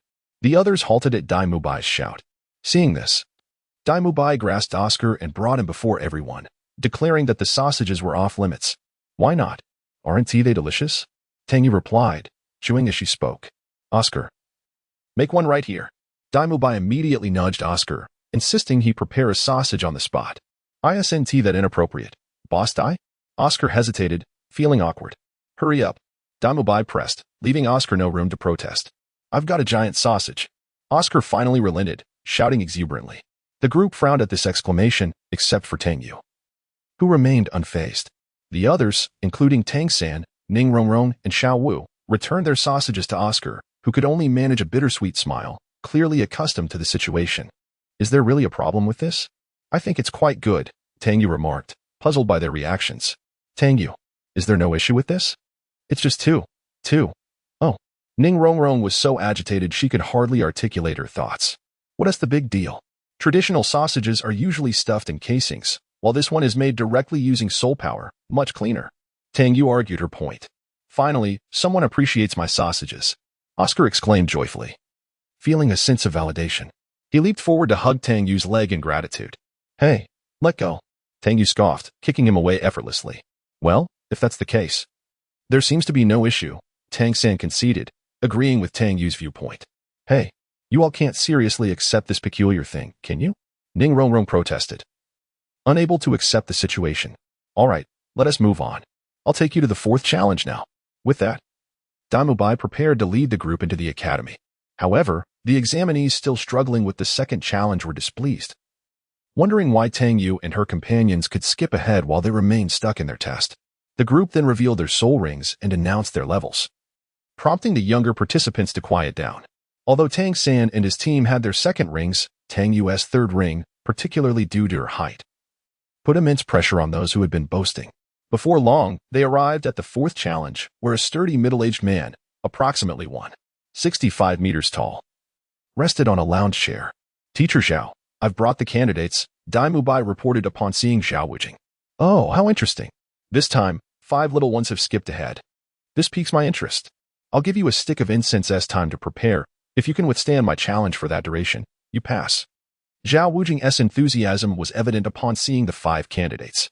Daimu Bai's expression changed upon hearing this, and he immediately began introducing Zhao Wujing to the group.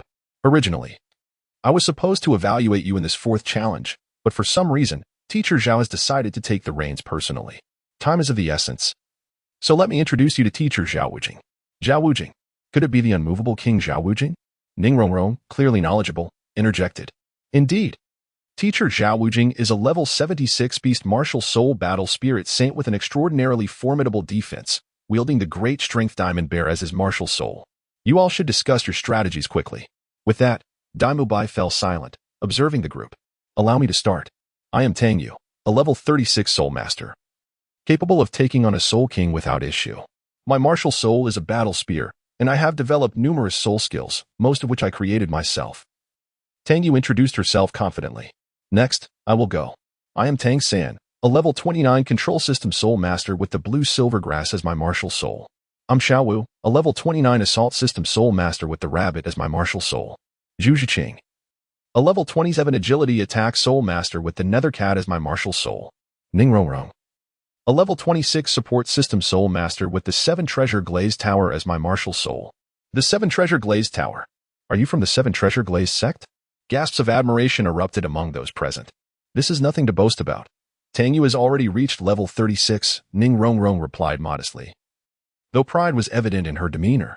All right then, since the strategy is laid out, Tang Yu will take the lead in the offense, while Xiao Wu and Zhu Zhiqing will provide flanking support, and I'll assist from the side with Ning Rongrong boosting us. Chapter 13, a new chapter. The evaluation concludes. Having finalized their tactical arrangements, it was time to face Zhao Wujing's challenge. Teacher, we are ready. Please instruct us. Tang San stated, being the only male among the 5 candidates. Naturally, he took on the responsibility. Very well, let us begin, Zhao Wujing declared, igniting the incense and placing it on a nearby tree. Being adept at hidden weapon techniques, Tang San immediately discerned the subtlety of the action, marveling at its precision, which nearly rivaled his own mastery of projectile enhancement. Let us go then. Battle instinct, automatic glamour, magical shield, magic show. Tang Yu surged forward, activating 4 buffs simultaneously. Instantly, 4 runes spiraled above her head, and a halo of concentrated magical energy surrounded her, reducing damage through a principle-based force. Simultaneously, with the boost from automatic glamour, vibrant patterns began to emerge behind Tang Yu. Enveloped by the battle instinct, waves of power radiated around her. Armed with Willy, she launched a dazzling patterned explosive at Zhao Wujing, the spear slightly tilting backward as she infused it with magic, creating a ticking explosive. Tang Yu hurled it toward Zhao Wujing while advancing, her spear glimmering with a colorful sheen, an effect of the principle of power, showcasing the prowess of the Nyowu battle technique, which inherently carried a dominating force. Concurrently, Tang San unleashed his blue-silver grass martial soul from behind Tang Yu, swiftly extending towards Zhao Wujing. Xiao Wu and Zhu Shiqing darted to the sides, preparing to encircle him. The 7 treasures refer to strength and speed, Ning Rongrong noted, immediately augmenting their buffs. As soon as Ning Rongrong manifested her martial soul, Zhao Wujing resolved to neutralize the support first, setting his sights on her and immediately launching an assault. With Tang Yu directly confronting Zhao Wujing, she would not allow him to escape her combat sphere so easily. As the formidable figure of Zhao Wujie was about to pass by, a swift and powerful twirl of the staff, augmented by the dominance body technique, intercepted him mid-air, propelling him towards the dazzling explosive orb. Zhao Wujie was utterly taken aback by Tang Yu's unexpected maneuver, instantly falling under her control and crashing into the radiant explosive orb, sustaining damage from both the orb and Tang Yu's staff.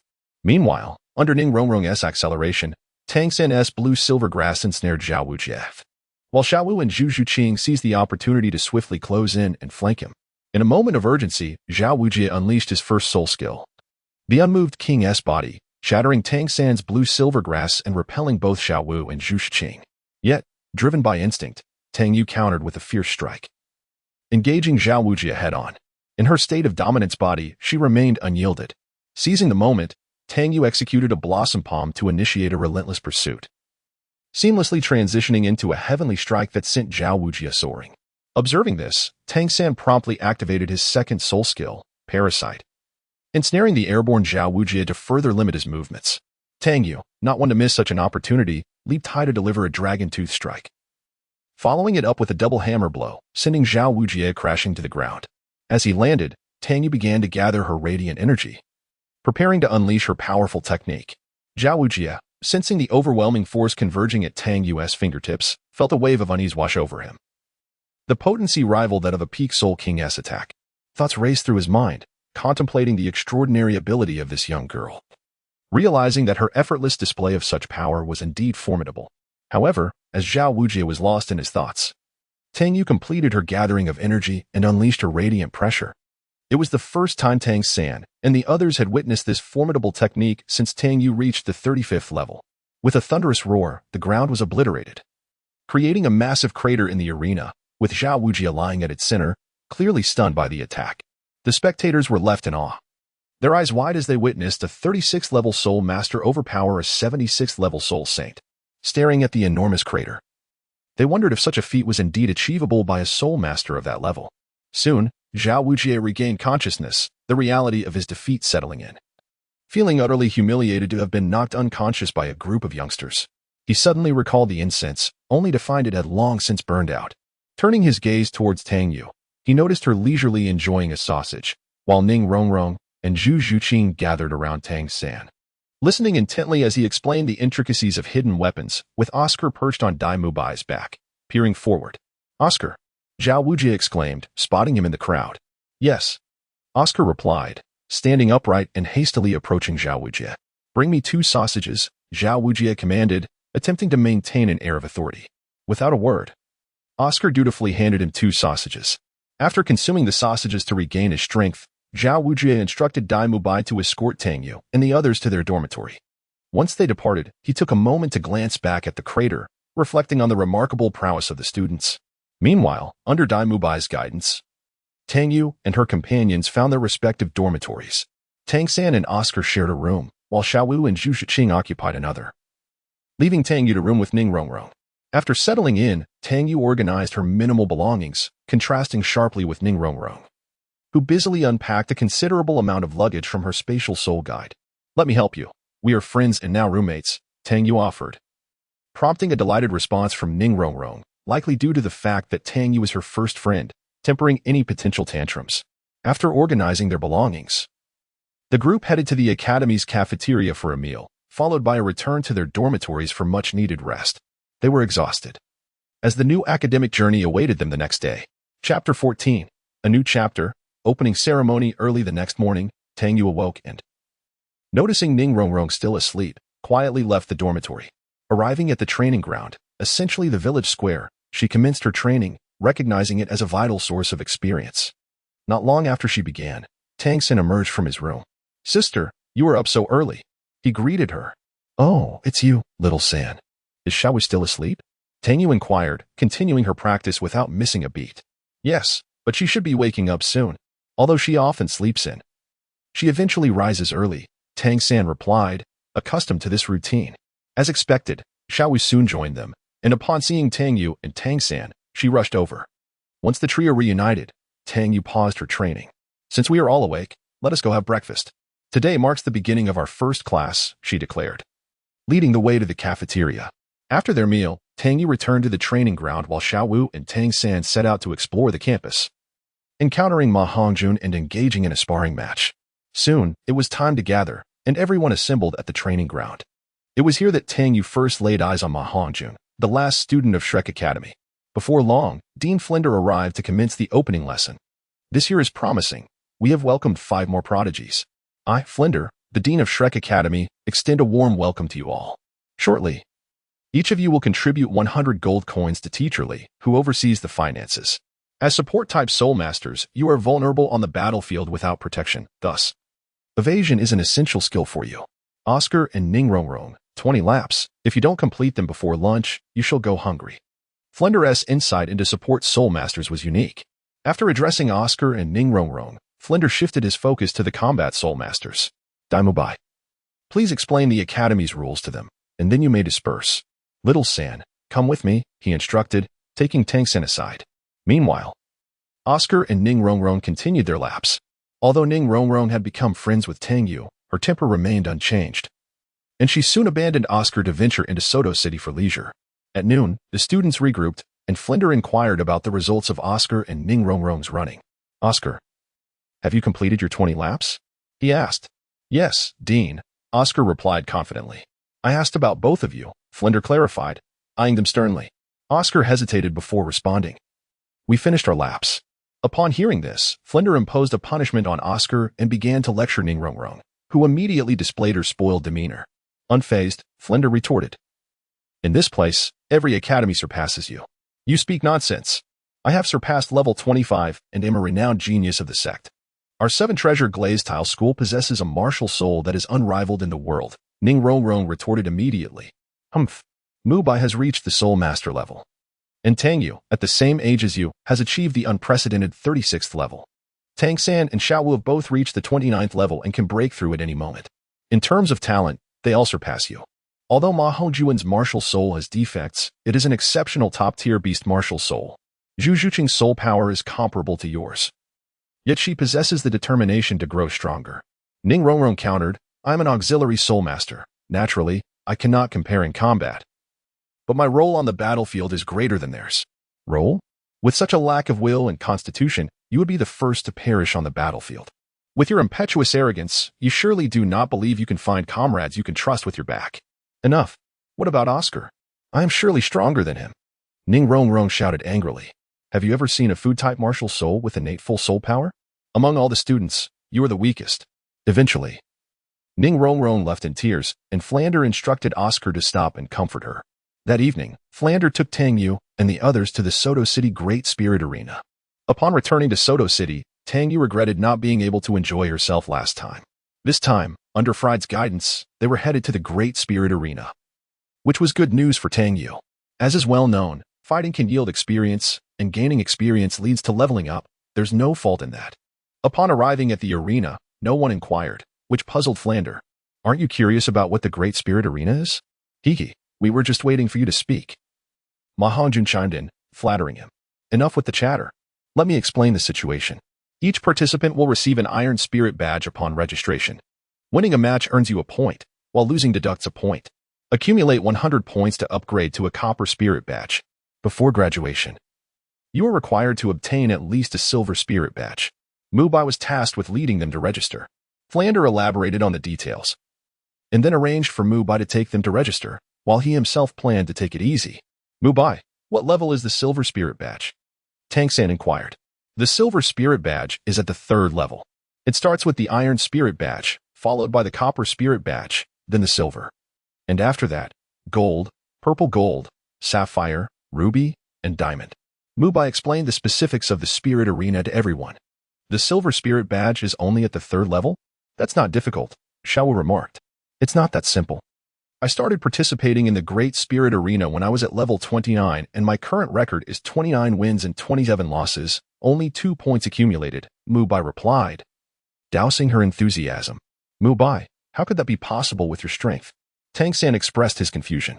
Little San, nothing is impossible. The matches here are based on high-tier matchmaking. I barely won a few matches at the Great Soul Master level before breaking through to the Soul Master level. After which I continuously lost to higher-level opponents, Mu Bai said, clenching his fists, clearly pained by the memory. The competitions here are mainly divided into 3 types: competitive matches, death matches, and gambling matches. We will primarily participate in competitive matches, focusing on sparring. Each person can only compete once a day. But there are no restrictions on the types of matches. You can participate in 1-on-1, 2-on-2, and team battles on the same day. Mu Bai detailed the specific rules of the competition.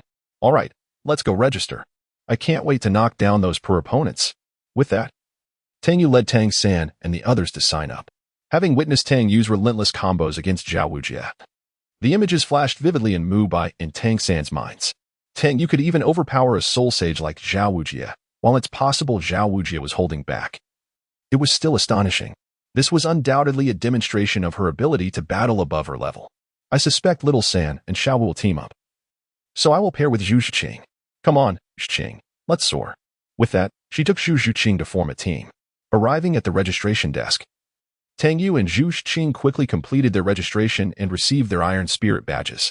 While registering her name, Tang Yu whimsically chose the title Demonic Realm Person, perhaps indicating a predestined fate. Alright, registration is complete. Now let us sign up for the duo battle. With that, Tang Yu led the significantly taller Zhu Zhiqing to the 2-on-2 registration desk. The registration fee is 10 gold coins. The receptionist stated professionally. Here, 10 gold coins for the team. Let's call ourselves the Meow Fight Duo. Without waiting for Zhu Zhiqing to respond, she promptly completed the registration. Soon, an Iron Team badge was tossed out. Tang Yu grabbed it without a glance and walked away. Not long after completing the registration, Tang Yu was matched for a match. Iron Spirit Badge Demonic Realm Person, please proceed to Arena 1. Alright, it's my turn. I'm off. With that, Tang Yu headed for the battlefield. This will be my first Spirit Arena match, she mused. 1-on-1, Soul Master Demonic Realm Person, Martial Soul Spear, versus Soul Masters in Kai Dong, Beast Martial Soul Sharp-Horned Rhinoceros. The announcer began the opening remarks. Look at that little girl. The audience responded enthusiastically. Upon hearing this, anger surged within Tang Yu. However, she had no means to retaliate against the audience, so she turned to Xing Kaidong and said, I am very angry right now, so you were unfortunate, gritting her teeth. With that, the battle commenced. Tang Yu immediately activated her magical shield, battle instinct, and dazzling magic display. After buffing herself, she dashed towards Xing Kaidong at incredible speed. So swift was she that Xing Kaidong barely had time to react, crossing his arms in defense just as Tang Yu executed a powerful strike, sending him flying.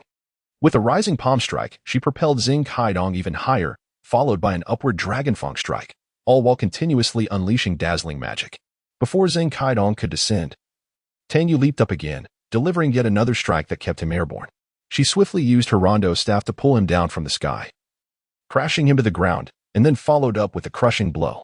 Before Xing Kaidong could recover, Tang Yu unleashed a dazzling explosive attack that sent him bouncing back up.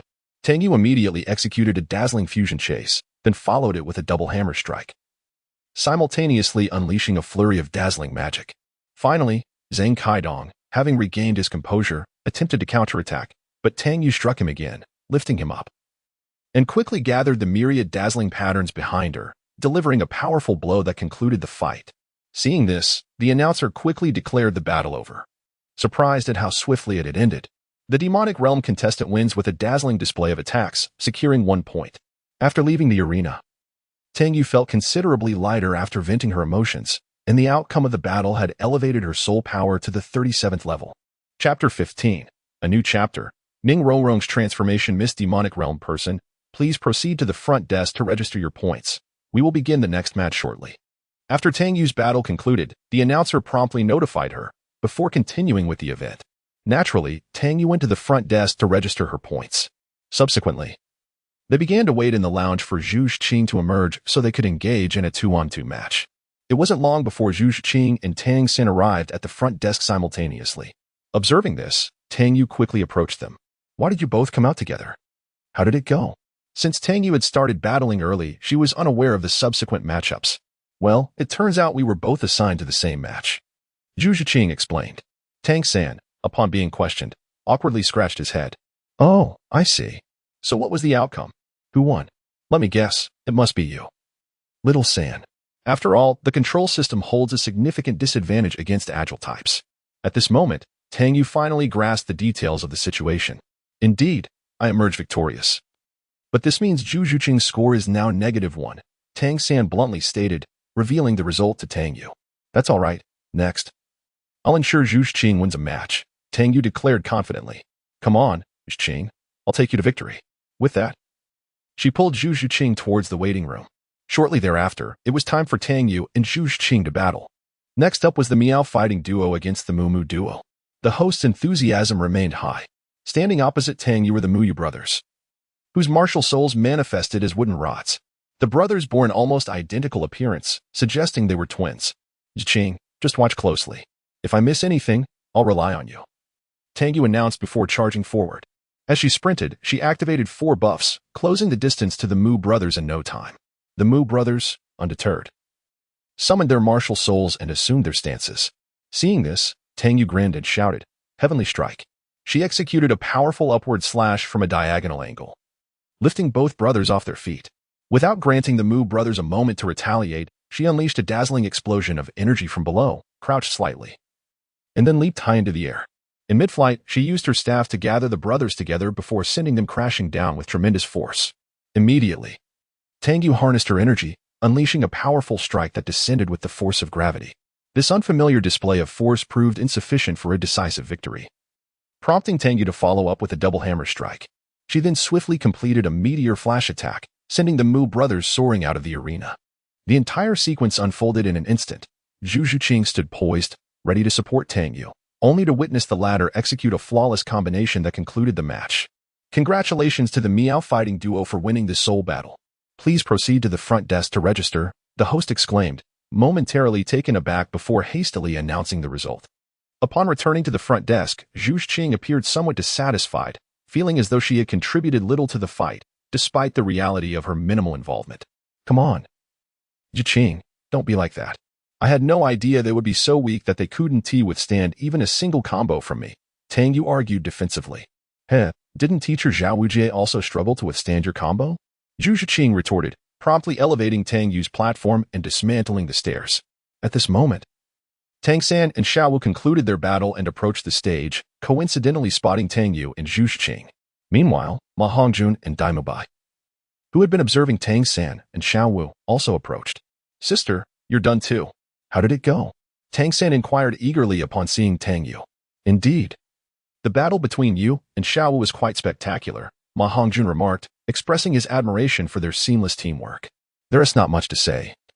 I merely watched as my sister handled everything on her own, Zhu Zhiqing replied with an air of indifference, revealing a hint of dissatisfaction. Haha, Xiao-san, tell me. What is your sister's true strength? Ma Hongjun chuckled, curious since he had never witnessed Tang Yu in combat. My sister is, to put it simply, invincible among her peers. Most of the fights I've seen her in have been against opponents of a lower rank, Tang San admitted, uncertain of Tang Yu's full capabilities. Over the years, he had only observed her executing rapid and relentless strikes, leaving her adversaries with scant opportunity to retaliate. Well, after 2 matches, I feel exhilarated but also quite exhausted. Let us head back, Tang Yu suggested, stretching her waist as she proposed their return to school. Naturally, everyone agreed, as they had arrived in Soto City quite late. And after 2 quick battles, it was time to leave. Upon exiting the arena, Ma Hongjun intended to coax Dai Mubai into some revelry. But he found Dai Mubai already captivated by the allure of a fresh start. He politely declined, though Zhu Zhiqing expressed her disgust. Subsequently, a quarrel erupted between Zhu Zhiqing and Dai Mubai at the entrance of the arena, leaving Tang Yu, Tang San, and Xiao Wu puzzled as they resolved to return to school. As Tang Yu and her companions approached the entrance of Shrek Academy, they noted the time was already late. However, they soon realized that others had arrived even earlier. They spotted Dai Mubai confronting Ning Rongrong, while Oscar stood nearby, seemingly at a loss for words. Don't think I want to act against you. If you provoke me, I swear I will eliminate you, Dai Mubai shouted furiously as they approached. Ning Rongrong retorted, Oh, I'm so scared. But Dai Mubai, undeterred, launched an attack that sent her flying. Oscar quickly intervened, catching her midair. Simultaneously, Dai Mubai gathered his soul power, preparing to strike again, prompting Tang San to rush forward and restrain him, with Xiao Wu and Tang Yu following suit. Mubai, we're classmates. Let it go, Tang San urged, creating a tense silence. After a moment's contemplation, Dai Mubai dissipated his soul power. Fine, Xiao San, I'll give you this favor. Don't provoke me again, or I won't care about your identity, he warned before turning to unleash another tirade at Ning Rongrong, then stormed off. Ning Rongrong, having never faced such humiliation, stood up angrily and approached Tang Yu and the others. Tang Yu, are we not friends? Help me eliminate him. If you assist me, you will be a VIP of the 7 Treasure Glazed Tile School, and I'll reward you with 10,000 gold soul coins, along with unconditional support from my school. She implored, her anger palpable. However, Tang Yu's expression darkened. Rongrong, the friend I wish to have is the optimistic one who understands what she truly desires. Look at you now, blinded by vanity, shackled by your noble status. Friendship is built on mutual trust and sacrifice, not on commanding servants at will. Not everything in this world can be bartered with wealth and power. I do not know what transpired between you and Mubai, but it seems you have let your reckless pride cloud your judgment. If you continue in this haughty manner, I fear our friendship may come to an end. Ning Rongrong was taken aback, disbelief etched on her face, as Tang Yu's words struck deep within her. Having never had friends before, Tang Yu was her first and only companion, and now her words pierced her heart. Oscar, will you stand by me? Ning Rongrong, still fuming, turned to Oscar for support, but he merely shook his head in response. Didn't you profess your affection for me? I like the version of you I first met, Oscar explained, revealing his rationale. Do you even comprehend the strength of the 7 Treasure Glazed Tile School? Ning Rongrong retorted, exasperated. Rongrong, as a friend, I offer you one final piece of advice. With that, Tang Yu infused Ning Rongrong's mind with a potent memory. Within that memory, a horned figure cleaved a mountain range with a single strike. A colossal dragon unleashed a breath that turned a bustling city to ash. A winged silhouette descended from the heavens to clash with a circular armed warrior, unleashing a cataclysmic shockwave. Numerous formidable figures emerged, wielding unimaginable power, rendering the world a mere plaything, shattering upon contact. What is this? Ning Rongrong asked, bewildered. True strength, Tang Yu replied. Reflect on this deeply. If your mindset remains unchanged, perhaps you truly do not belong here, and friendship may merely be a distant dream. With that, she departed, followed closely by Tang San, Xiao Wu, and Oscar, leaving Ning Rongrong alone at the gates of Shrek Academy. That night, Ning Rongrong wept sorrowfully, unable to return to her dormitory. This conversation, along with the memories Tang Yu imparted, would undoubtedly compel her to contemplate her situation more thoroughly. The following morning, as Tang Yu rose from her bed, she noticed that Ning Rongrong had still not returned to the dorm. Upon leaving her room, she spotted Ning Rongrong standing alone on the playground. Soon, the others arrived, yet none approached Ning Rongrong, while Tang Yu observed her, sensing that she had likely given the matter considerable thought. Before long, Fried arrived. Where's Oscar? He inquired, noting his absence. He was still meditating when I left. Perhaps he is still in a trance, Tang San, Oscar's roommate, reported. Go fetch him. Today's class is incomplete without him, Fried instructed, intending for Tang San to retrieve Oscar. Look, he is coming, Ma Hongjun exclaimed, pointing as Oscar approached, a radiant expression on his face. Oscar, what is going on? Ready for another lap? Fried teased. No. Director, let me explain. I've broken through to level 30, Oscar exclaimed, clearly elated. The news of Oscar's breakthrough to level 30 brought great joy to Fried. Excellent. You are the third among this group to reach that milestone. Tomorrow, I will have Zhao Wujin lead you all to the Stardew Forest to assist Oscar in acquiring his soul ring, Fried announced, his tone light and cheerful, reflecting his pride in Oscar's accomplishments. Nevertheless, today's curriculum would continue as planned. Oscar, please demonstrate your martial soul and produce 2 sausages, Fried instructed, his demeanor shifting back to seriousness. Obligingly, Oscar summoned his martial soul to create the sausages. What is the dean planning? Well, today's lesson is for everyone to consume Oscar's sausages. Fried, undeterred, straightforwardly announced today's agenda. Aside from Tang Yu and Ning Rongrong, the others showed psychological resistance. Naturally, Oscar was overjoyed. Why refuse? Oscar's martial spirit is exceptionally rare. It would be a pity not to partake. Fried's reasoning was quite sound, and Oscar fervently nodded in agreement. I'll eat. Surprisingly, it was not the unperturbed Tang Yu who spoke first, but the delicate Ning Rongrong. Tang Yu turned to her, sensing that last night's events had significantly transformed her, showcasing her newfound resolve. After declaring her intention, Ning Rongrong stepped forward, took a sausage from Oscar's hands, and without hesitation, bit into it vigorously. Her eyes widened, and after a moment of chewing, she swallowed. It tastes quite good. Indeed, I concur. This sausage is a rare delicacy, Tang Yu remarked as she took a freshly made sausage from Oscar and began to eat. Fried, observing Ning Rongrong, felt a sense of relief, realizing that this once headstrong girl had been appeased, while Tang Yu's reaction left Oscar pleasantly surprised, seeing that even Ning Rongrong had indulged. The others felt compelled to join in, each claiming their portion. Tang San and Xiao Wu, having been accustomed to Tang Yu's culinary preferences over the years, also praised the taste of the sausage. Well, there are only two scenarios, none are countless. After this experience, I trust that everyone will no longer resist Oscar's sausages.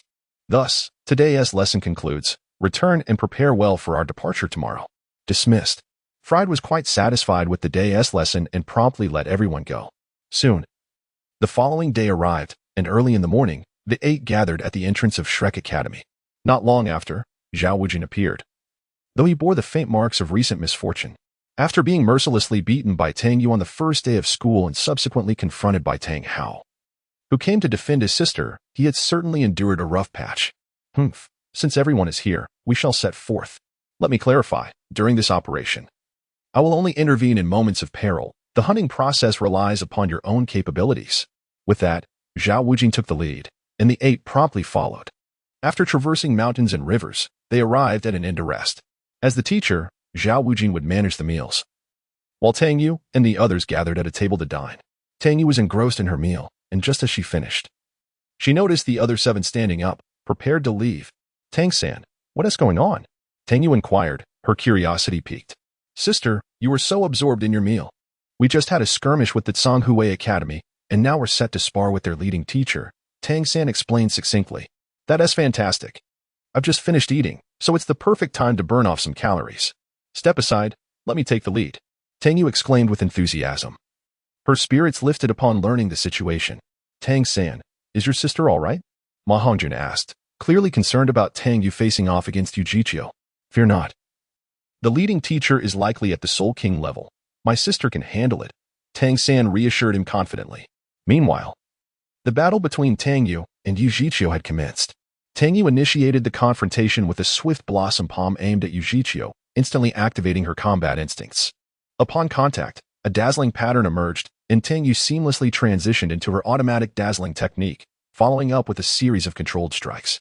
As a Soul King and the leading teacher, Yu Jiqiu reacted by summoning his martial spirit for defense. However, it was futile. He was swiftly lifted by Tang Yu, and as he was thrown to the ground, she unleashed a dazzling explosive attack, connecting with a dual hammer strike. The protective shell around Yu Jiqiu showed signs of cracking. Tang Yu did not relent. She executed a sky strike, launching into the air to perform a meteor flash, while continuously unleashing her dazzling attacks. When Yu Jiqiu finally regained his composure and prepared to counterattack, Tang Yu unleashed her finishing move, sending him flying, and immediately followed up with a shattering strike.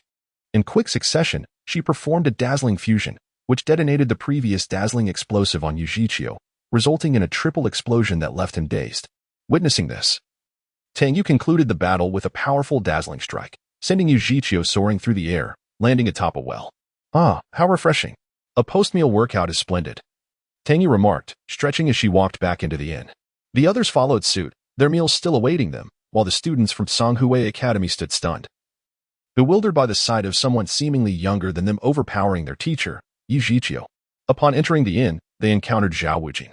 Little monsters, you performed admirably this time, demonstrating courage in battle.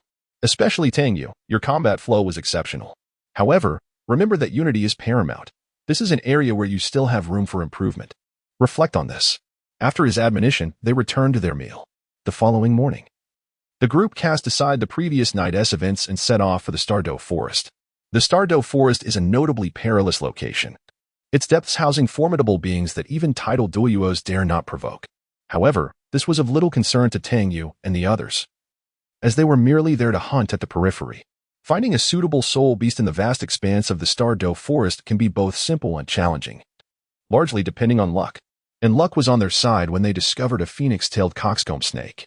Haha, Oscar, this is an exceptional soul beast, And it's the perfect age. You must seize the opportunity. Zhao Wujin exclaimed, thrilled for Oscar. The phoenix-tailed coxcomb snake was soon encircled. With Tang San launching the first attack, using his first soul skill to significantly hinder the snake's speed, Dai Mubai moved into attack. While Tang Yu provided support with buffs, they charged in to control the beast, with Ning Rongrong augmenting their abilities. While Zhu Zhuqing and Xiao Wu positioned themselves to assist as needed, the battle concluded swiftly. The phoenix-tailed coxcomb snake couldn't withstand Tang Yu's onslaught, let alone the combined efforts of the group. The snake lay defeated, unable to continue the fight, prompting Zhao Wujin to signal Oscar to commence the soul ring acquisition. Must we really hunt soul beasts? Xiao Wu, sharing the sentiment of the soul beast, expressed her reluctance. Survival of the fittest is the law of nature. If it were stronger than us, do you think it would spare the prey within reach? Tang San responded to Xiao Wu's concern with a definitive answer. Indeed. Xiao Wu, soul masters hunt soul beasts to grow stronger. This is the battle of life. We cannot prevent or deny it. However, unless it is for advancement or to obtain a soul ring, I would not advocate for indiscriminate hunting of soul beasts, as their cultivation far exceeds that of humans. Tang Yu added, seeking to comfort Xiao Wu. After hearing Tang Yu's words, the crowd felt a sense of agreement. Indeed. Our pursuit of soul rings for advancement is driven by the necessity of survival. Aside from personal vendettas, we ought to refrain from indiscriminately hunting soul beasts. Everyone expressed their concurrence. Of course, Oscar still needed to acquire his soul ring. However, as fate would have it, just as Oscar prepared to end the tragic life of the phoenix-tailed chicken snake, a frail, elderly voice commanded him to halt. The crowd turned towards the source of the voice and saw an old woman leaning on a long staff, accompanied by a little girl, approaching them. The old woman was a soul emperor, with a total of 6 soul rings on display. Zhao Wujia, witnessing this, revealed his 7 soul rings, showcasing his soul saint rank, a moment he had long awaited to demonstrate his strength. What brings you here? Zhao Wujia broke the awkward silence. Greetings, esteemed soul saint. You cannot give this phoenix-tailed chicken snake to this child, the old woman declared, capturing everyone's attention. Why not? Because we were the first to discover this snake. Upon hearing this, the situation took a peculiar turn. Tang Yu, unwilling to engage her mind, leaned against a nearby tree with Willy.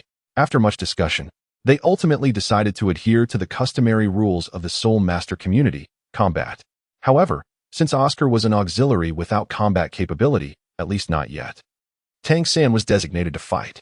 Upon hearing about the duel, Tang Yu perked up and immediately joined the others to cheer for Tang San. After a fierce battle, the two began to clash their soul powers, resulting in a stalemate.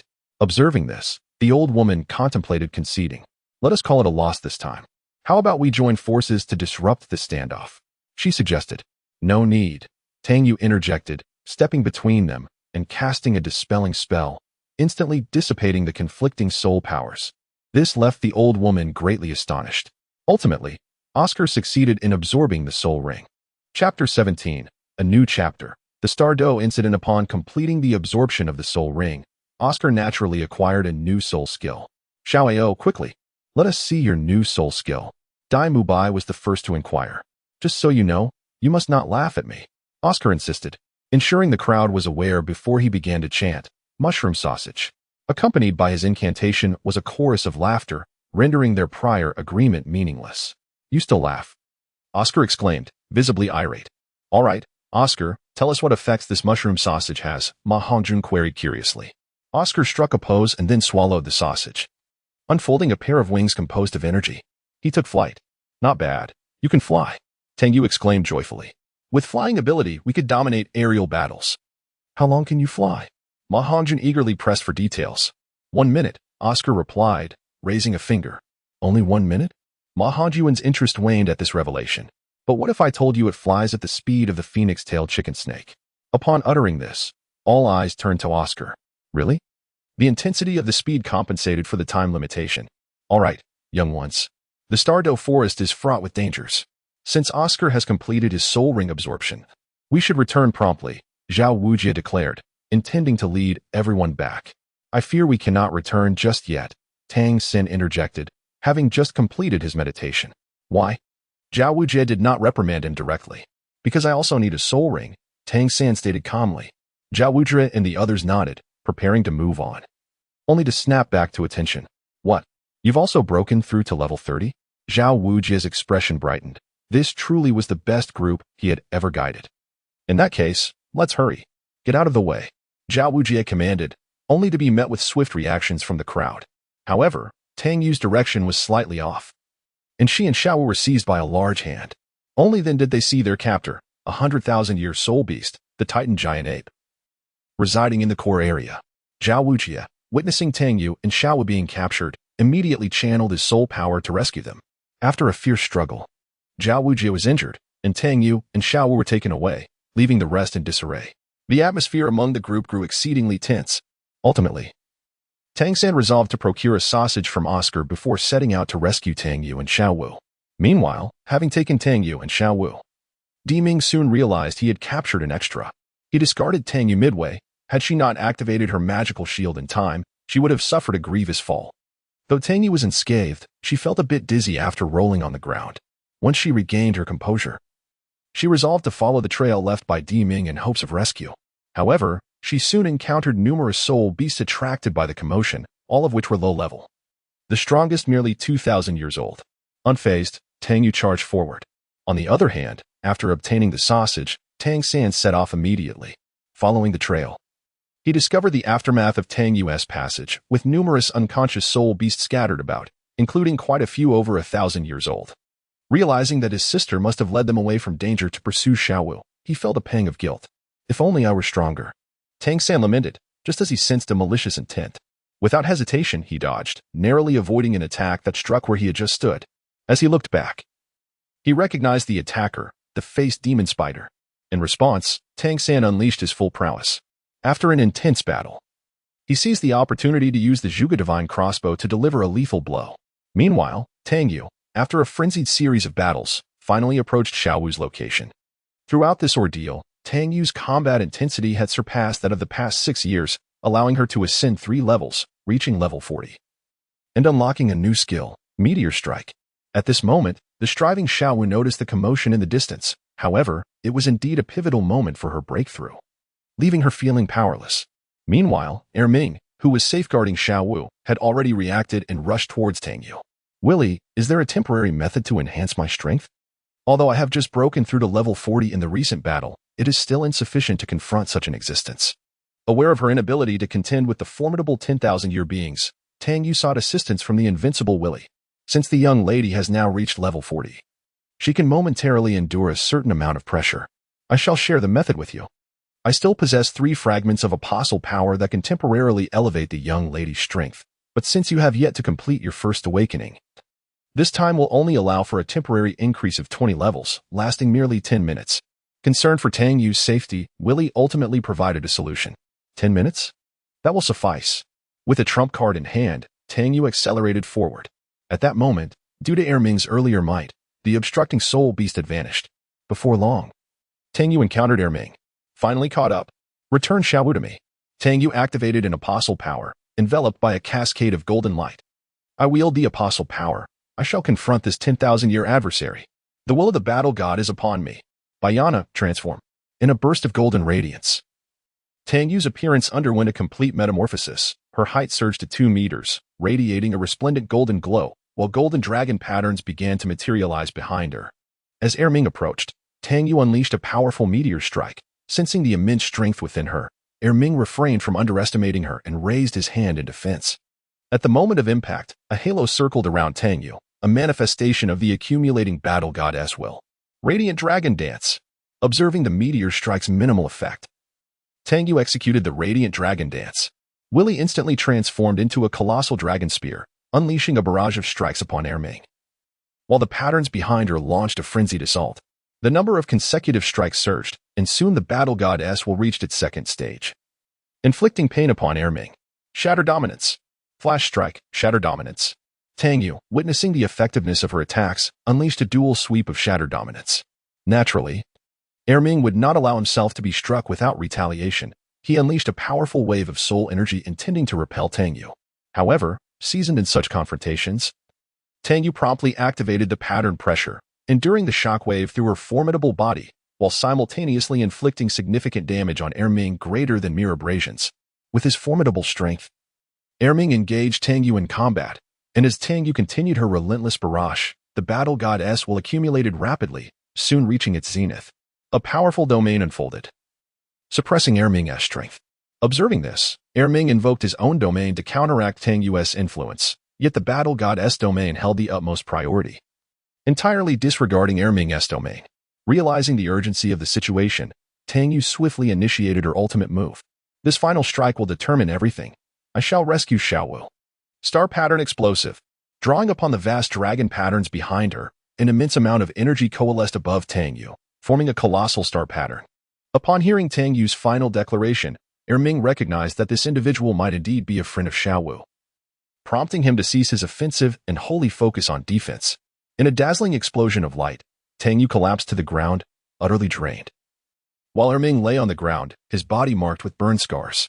The energy fluctuations here caught the attention of Zhao Wuzhe and others, who had converged with the Dragon King and Serpent Matriarch in the distance, marveling at the overwhelming power displayed. At this moment, Xiaowu finally completed her breakthrough and hurried over to investigate, only to discover Tang Yu and Erming collapsed on the ground. The scene before her filled Xiaowu with both astonishment and sorrow. She rushed forward to assess the condition of Tang Yu and Erming, and after a thorough examination, she breathed a sigh of relief. Tang Yu was merely exhausted, while Erming, despite appearing gravely injured, had ultimately sustained minimal harm due to his vigorous defense at the last moment. He was merely stunned. As Xiaowu exhaled in relief, she was also struck by the remarkable ability of Tang Yu, at such a young age, to contend with Erming. At this moment, Tang Yu and Erming also awakened, yet this left Xiaowu unable to conceal her true identity. After a series of explanations, Tang Yu came to understand Xiaowu's nature, and they reached an agreement. Sister Yu, it's settled then. You shall keep my secret as a spirit beast, and I will refrain from divulging today's events to anyone. At that moment, Xiaowu had already bid farewell to Erming and was following Tang Yu on their way back. Rest assured, Xiaowu, you are my sister. No matter what, I will protect you. Besides, I do not require a spirit ring, Tang Yu declared, demonstrating a dazzling neon spirit ring with the help of Willy. Upon finding their main group, they noticed everyone gathered around Tang San, who exhibited a pained expression. Upon seeing Tang Yu and Xiaowu return, the crowd displayed expressions of delight, naturally inquiring how they had evaded danger. The explanation was somewhat similar to Xiaowu's original account, but specifically, Tang Yu had been left behind, valiantly fighting her way through until she discovered Xiaowu in peril and assisted her in acquiring a spirit ring. Chapter 18. A new chapter. Super Shrek. As the group discussed Xiaowu's breakthrough, the situation surrounding Tang San improved. He had completed the most arduous phase and was now in the final stages of his breakthrough. However, an unexpected turn of events occurred during the final phase. Tang San suddenly erupted, revealing his external spirit bone, startling everyone. Tang Yu observed the swirling purple energy emanating from Tang San, evidently infused with toxins. Everyone, keep your distance. Xiao San is now enveloped in deadly poison, especially you. Xiaowu, come back. Tang Yu immediately urged everyone to retreat, pulling Xiaowu away directly. But Brother San Xiaowu was still worried. Do not fret. When Xiao San acquired his first spirit ring, I bestowed upon him a powerful mark, which should neutralize the poison, Tang Yu reassured her. As she spoke, the mark within Tang San began to exert its power, enabling him to regain control over the new toxic abilities that had previously been wild and uncontrollable. Soon, the chaotic energy settled, and Tang San awoke, feeling a weight lift from his heart upon seeing Tang Yu and Xiaowu before him. Zhao Wujin also breathed a sigh of relief. Excellent. This operation in the Stardew Forest has been remarkably smooth. Oscar, Tang San, and Xiaowu have all achieved breakthroughs. Teacher, I have also broken through. Zhao Wujin was about to continue when Tang Yu's words interrupted him. What breakthrough? An upgrade? Clearly, Zhao Wujin was merely eager to take credit for Tang Yu's accomplishments. Lacking composure, and internally rated himself poorly. No, I have reached level 40. Tang Yu stated directly, sensing Zhao Wujin's misunderstanding. What? Level 40? This revelation stunned not only Zhao Wujin but also Xiaowu, who had already known. Achieving level 40 in the Spirit Master realm at the tender age of 12 was virtually unheard of. Moreover, given Tang Yu's exceptionally high spirit power concentration, she was akin to a spirit emperor, a true prodigy among prodigies. Wonderful! This is fantastic news. Let us hasten our return, Zhao Wujin exclaimed, overwhelmed with astonishment, and led everyone back to Shrek Academy. However, just then, an unexpected turn of events unfolded as a horde of face demon spiders swarmed toward them. In response, Tang San produced the concealed weapons he had crafted to assist everyone in overcoming the crisis. Of course, having reached level 40, Tang Yu unleashed a magical shield, single-handedly vanquishing nearly a quarter of the face demon spiders. Once the threat was neutralized, the group developed a keen interest in Tang San's concealed weapons. After that, there were no major incidents. Along the way, everyone remained somewhat silent, contemplating Tang Yu's extraordinary rate of advancement and Tang San's display of hidden weaponry. Soon, they returned to Shrek Academy, but it was already nighttime. After several days of travel, everyone was fatigued and retired to rest.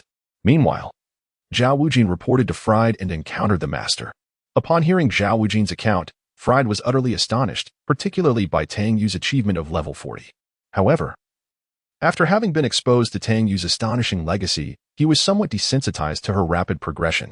After all, with 6 years of research into mechanics and the skills Tang Yu subsequently provided, his combat strength was now on par with a spirit sage.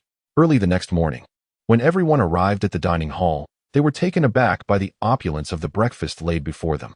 Additionally, the arrival of a certain individual captured the attention of Tang Yu, Tang San, and Xiao Wu.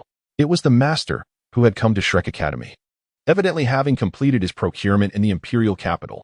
After finishing breakfast, everyone gathered on the playground, their curiosity piqued by the master. Naturally, Tang San, as a student, approached to greet him. Once everyone had assembled, Fried introduced the master, stating, "This is the master, Tang San's mentor, who will henceforth guide your training." At this moment, the master took over the conversation initiated by Fried, having familiarized himself with everyone's information. "Now, I shall guide you in your cultivation, and I hope you are fully prepared." At this moment, Tang Yu raised her hand high, indicating that she had something to say. Upon noticing this, the master gestured for her to speak. "Master, after this period of acquaintance, I believe each of you is a friend worthy of my trust. Therefore, I intend to share the inheritance with everyone. What do you think?" "Master?" Tang Yu's words left the group, with the exception of Xiao Wu and Tang San, perplexed. "Inheritance? If you believe they are the right individuals, then that is your prerogative. I hope you all cherish this opportunity and remember Tang Yu's kindness." Seeing the resolute gaze of Tang Yu and the trust reflected in Tang San's eyes, the master refrained from intervening, explaining to everyone that this was an exceedingly rare opportunity. Opportunity? Kindness? The gravity of the master's words left the group in bewilderment.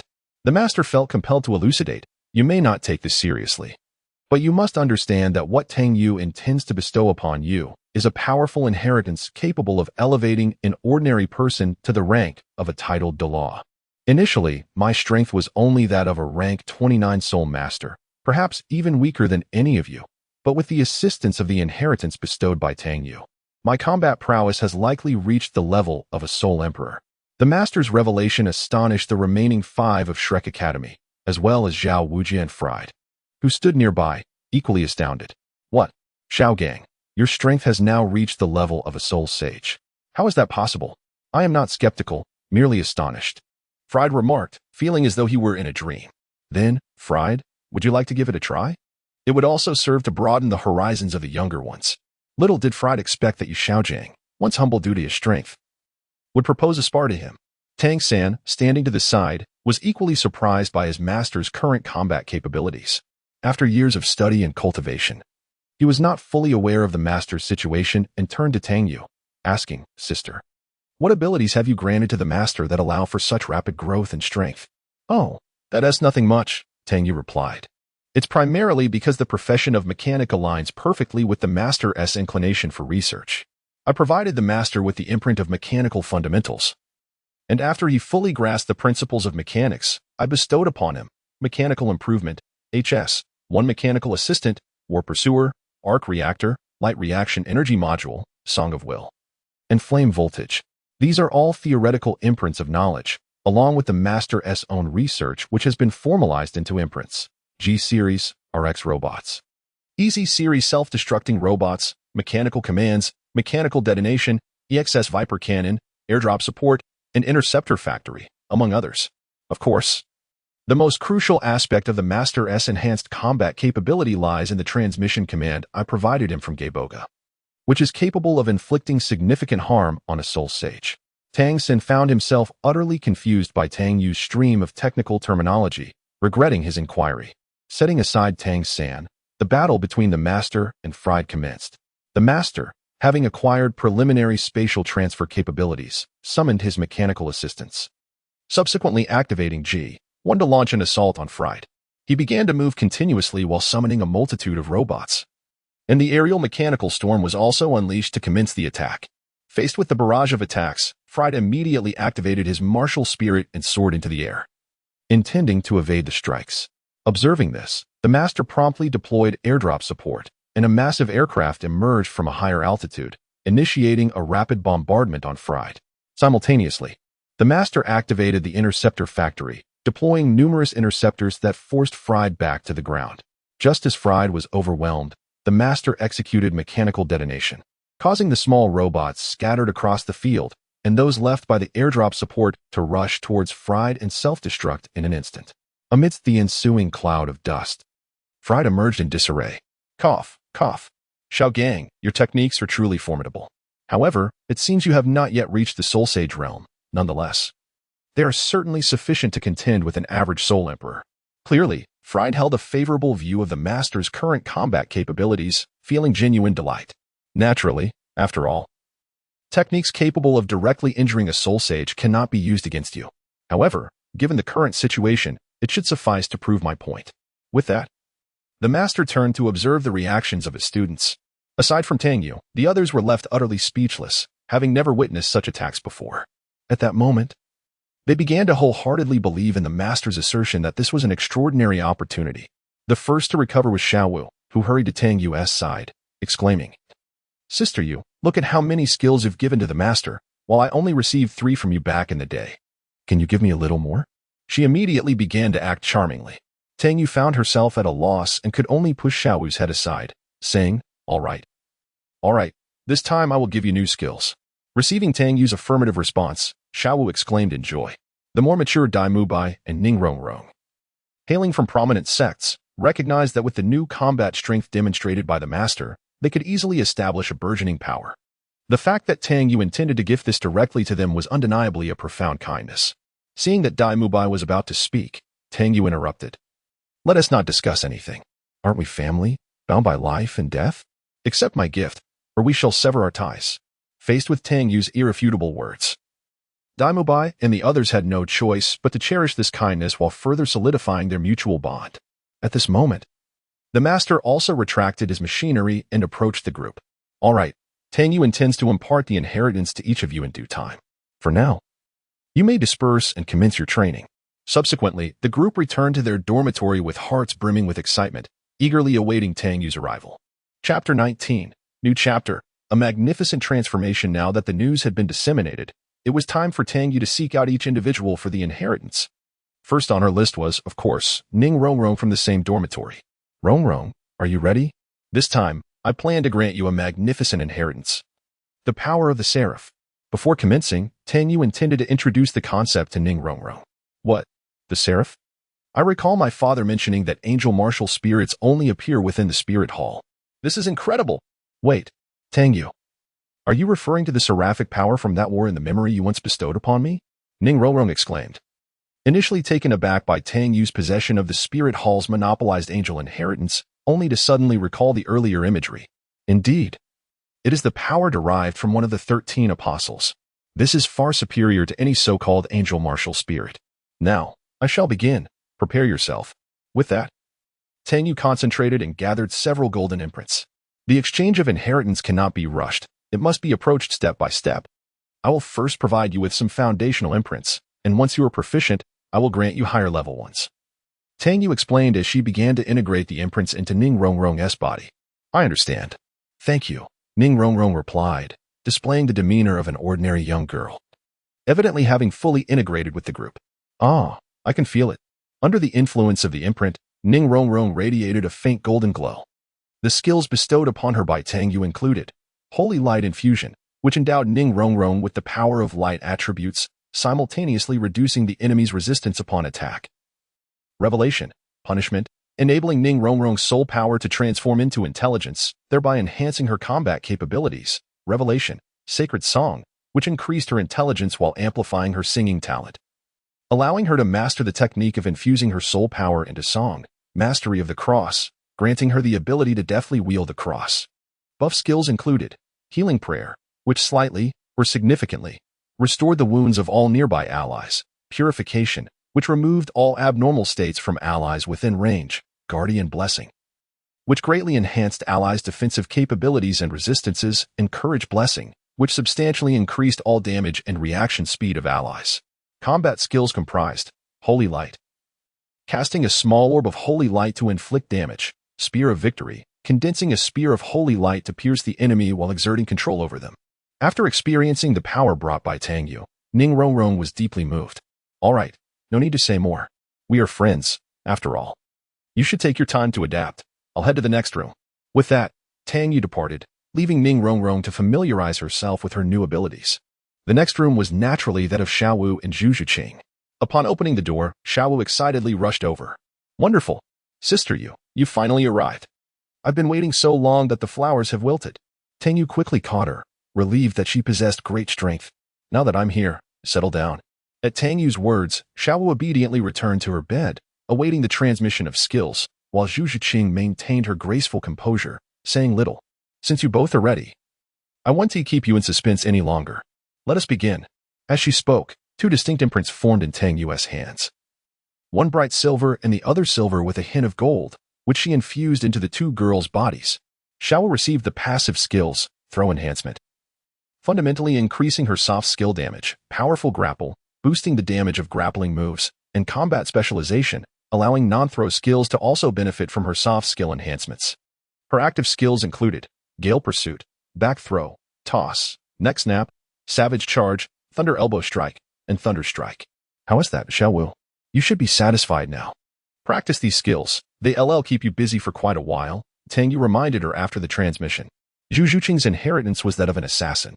Her passive and buff skills included Plunder, granting her the power of combos through exceptional skill, as well as the ability to expend combo power for special finishing techniques.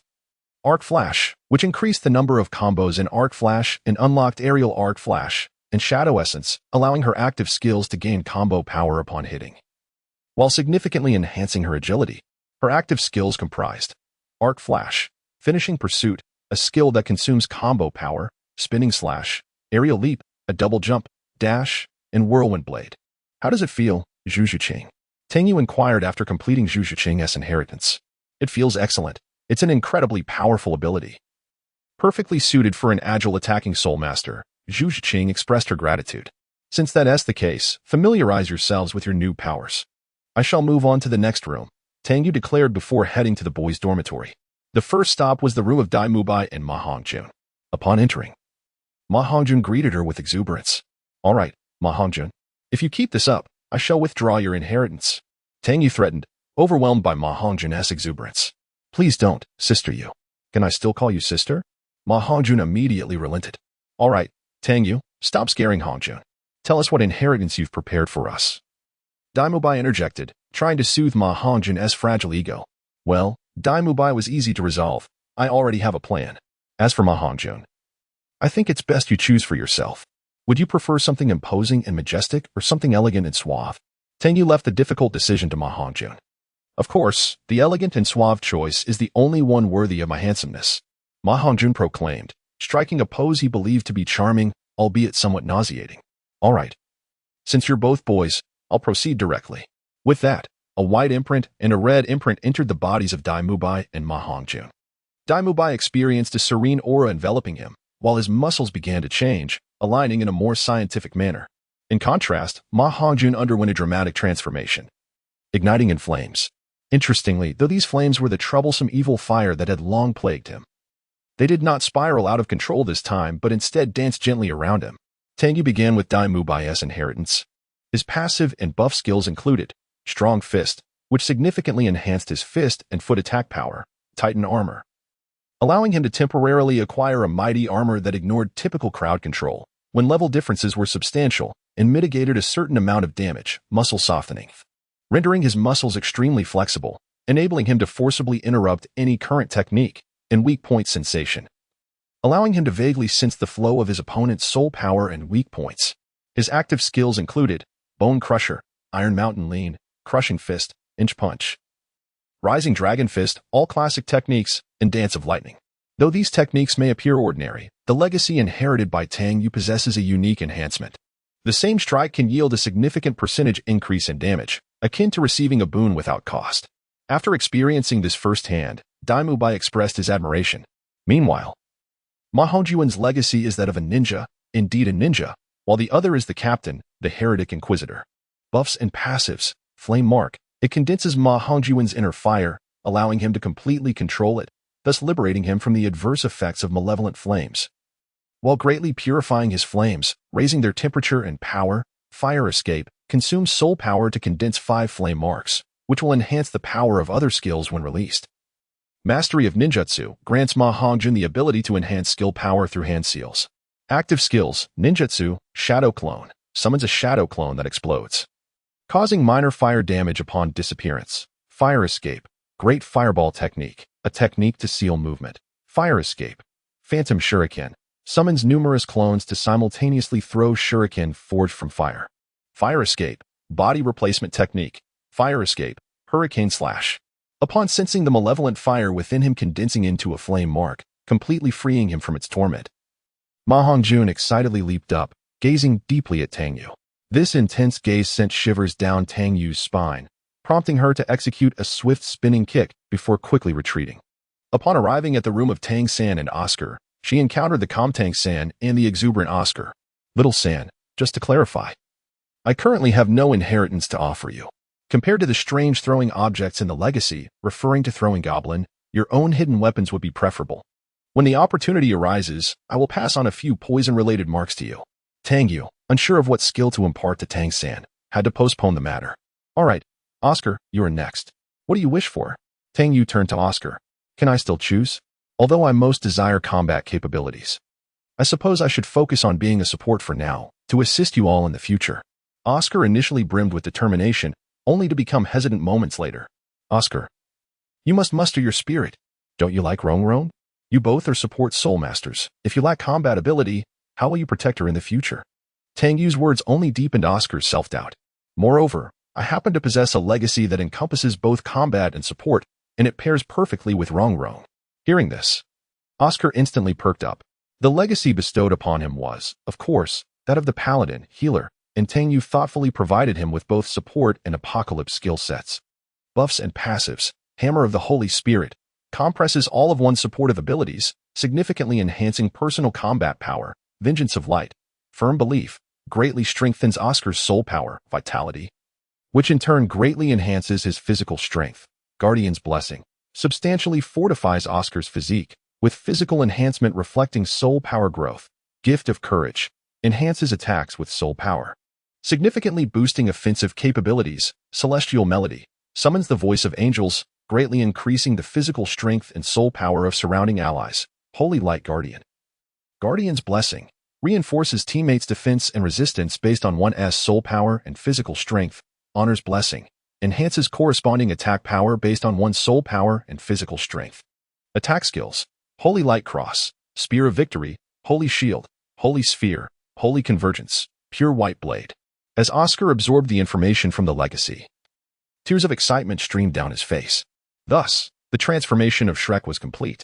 Chapter 20, a new chapter, Shrek's first training session after a night of practice. Everyone had begun to digest the knowledge imparted by Tang Yu, feeling capable of easily defeating 10 opponents. While Ning Rong and Oscar felt they could take on 100, considering they previously had no combat ability. Upon entering the cafeteria, they were greeted by a lavish breakfast. And after a delightful meal, they gathered on the playground, awaiting the master's instructions. Excellent. It seems you have all accepted your legacies and gained some understanding. The master instructed Tang Yu to elaborate on what each person had inherited, facilitating the formulation of the subsequent training plan. Tang Yu began to explain each individual's legacy, and after acquiring detailed information, the master expressed his admiration. Truly astonishing. What a powerful legacy this is.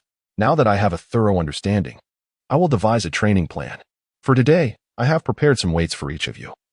You cannot use soul power and must complete a run before the day ends.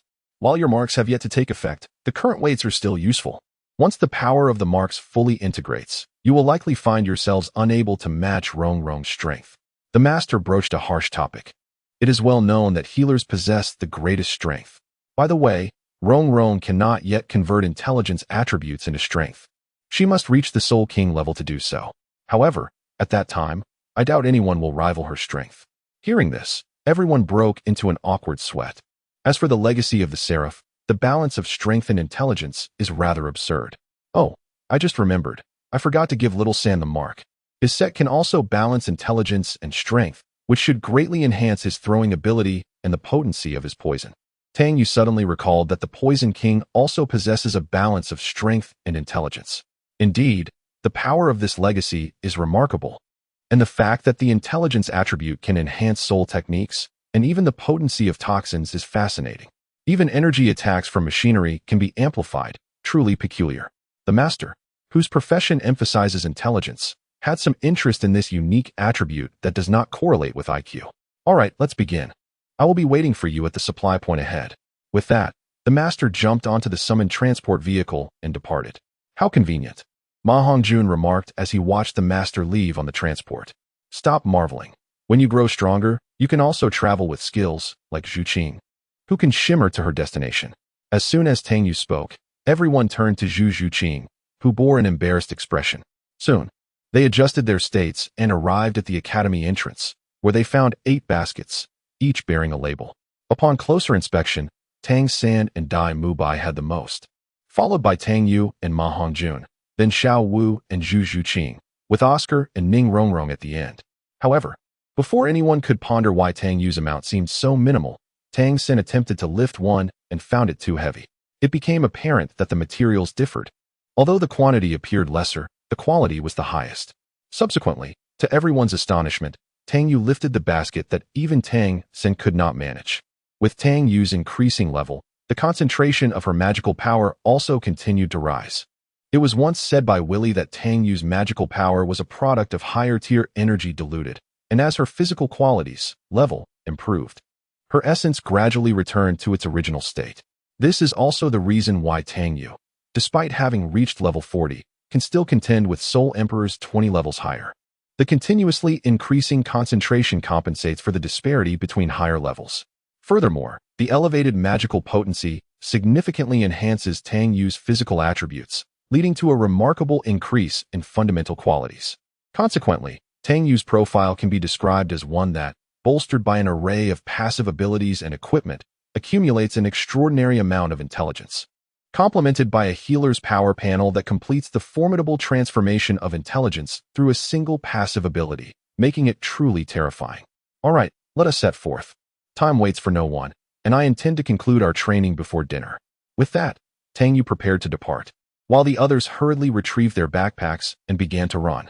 Without utilizing soul power, the burden was still quite significant for everyone. Although their master provided timely supplies at each extreme distance, it remained a challenging training endeavor.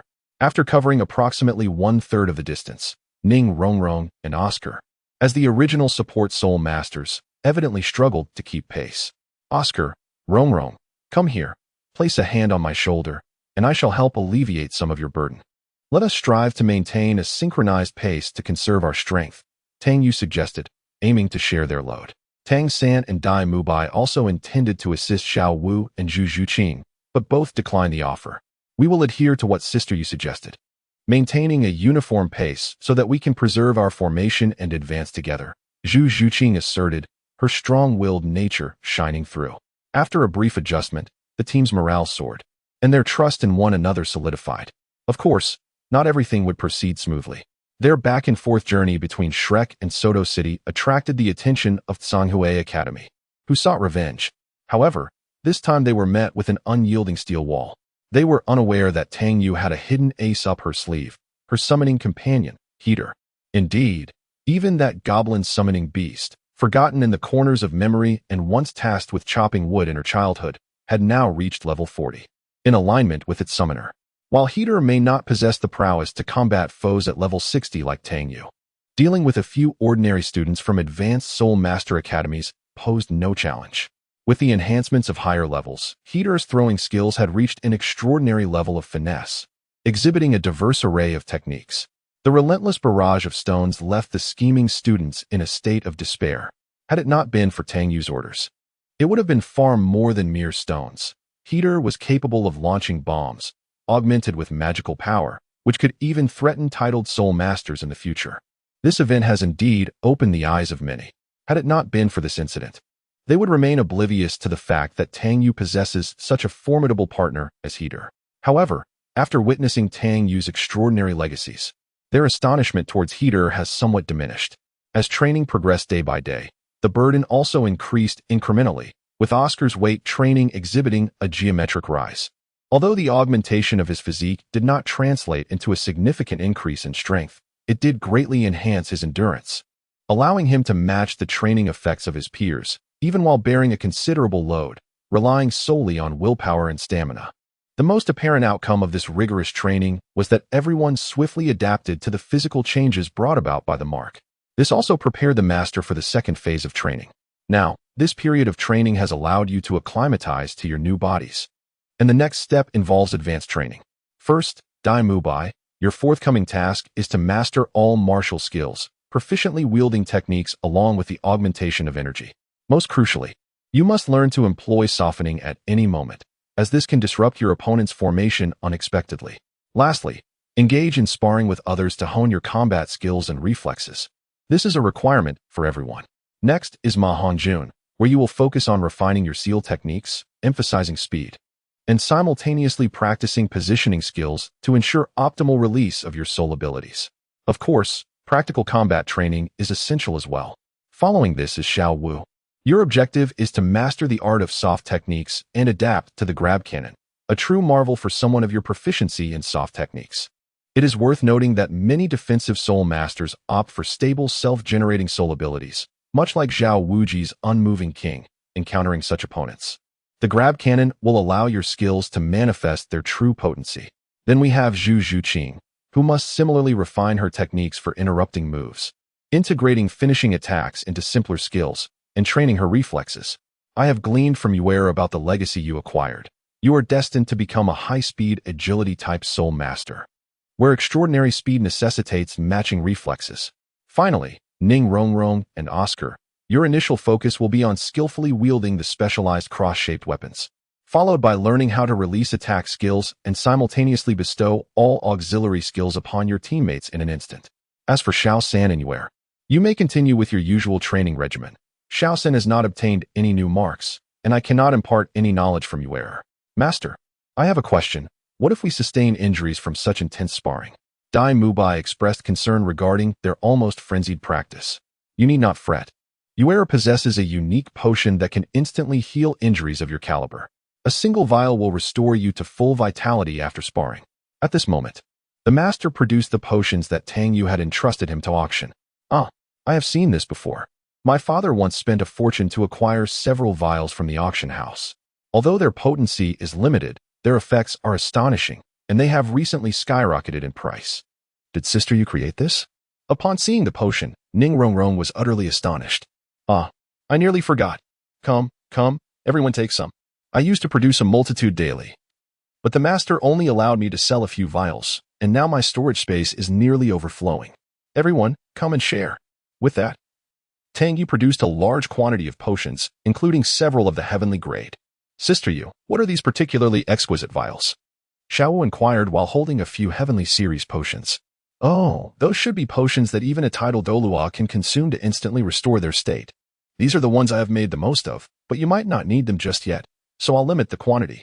Tang Yu nonchalantly replied, her hands still retrieving potions. Upon hearing this, everyone stood in stunned silence, including the master. Chapter 21. A new chapter, soul combat training in the end. Everyone only took a few potions, ensuring that each received a vial from the heavenly series as an emergency measure, though they dared not take more. However, they did take a considerable amount of the more common potions, as these were essential. After receiving the potions, the arduous training commenced. Everyone diligently followed the Master's directives for enhanced training, yielding significant results. Tang San, aside from engaging in practical exercises, continued his research into hidden weapons and soul power cultivation, tirelessly honing his strength. As for Tang Yu during this time, the Master's advancements in mechanical studies had reached a level of awakening, yet his self-developed energy devices struggled to keep pace.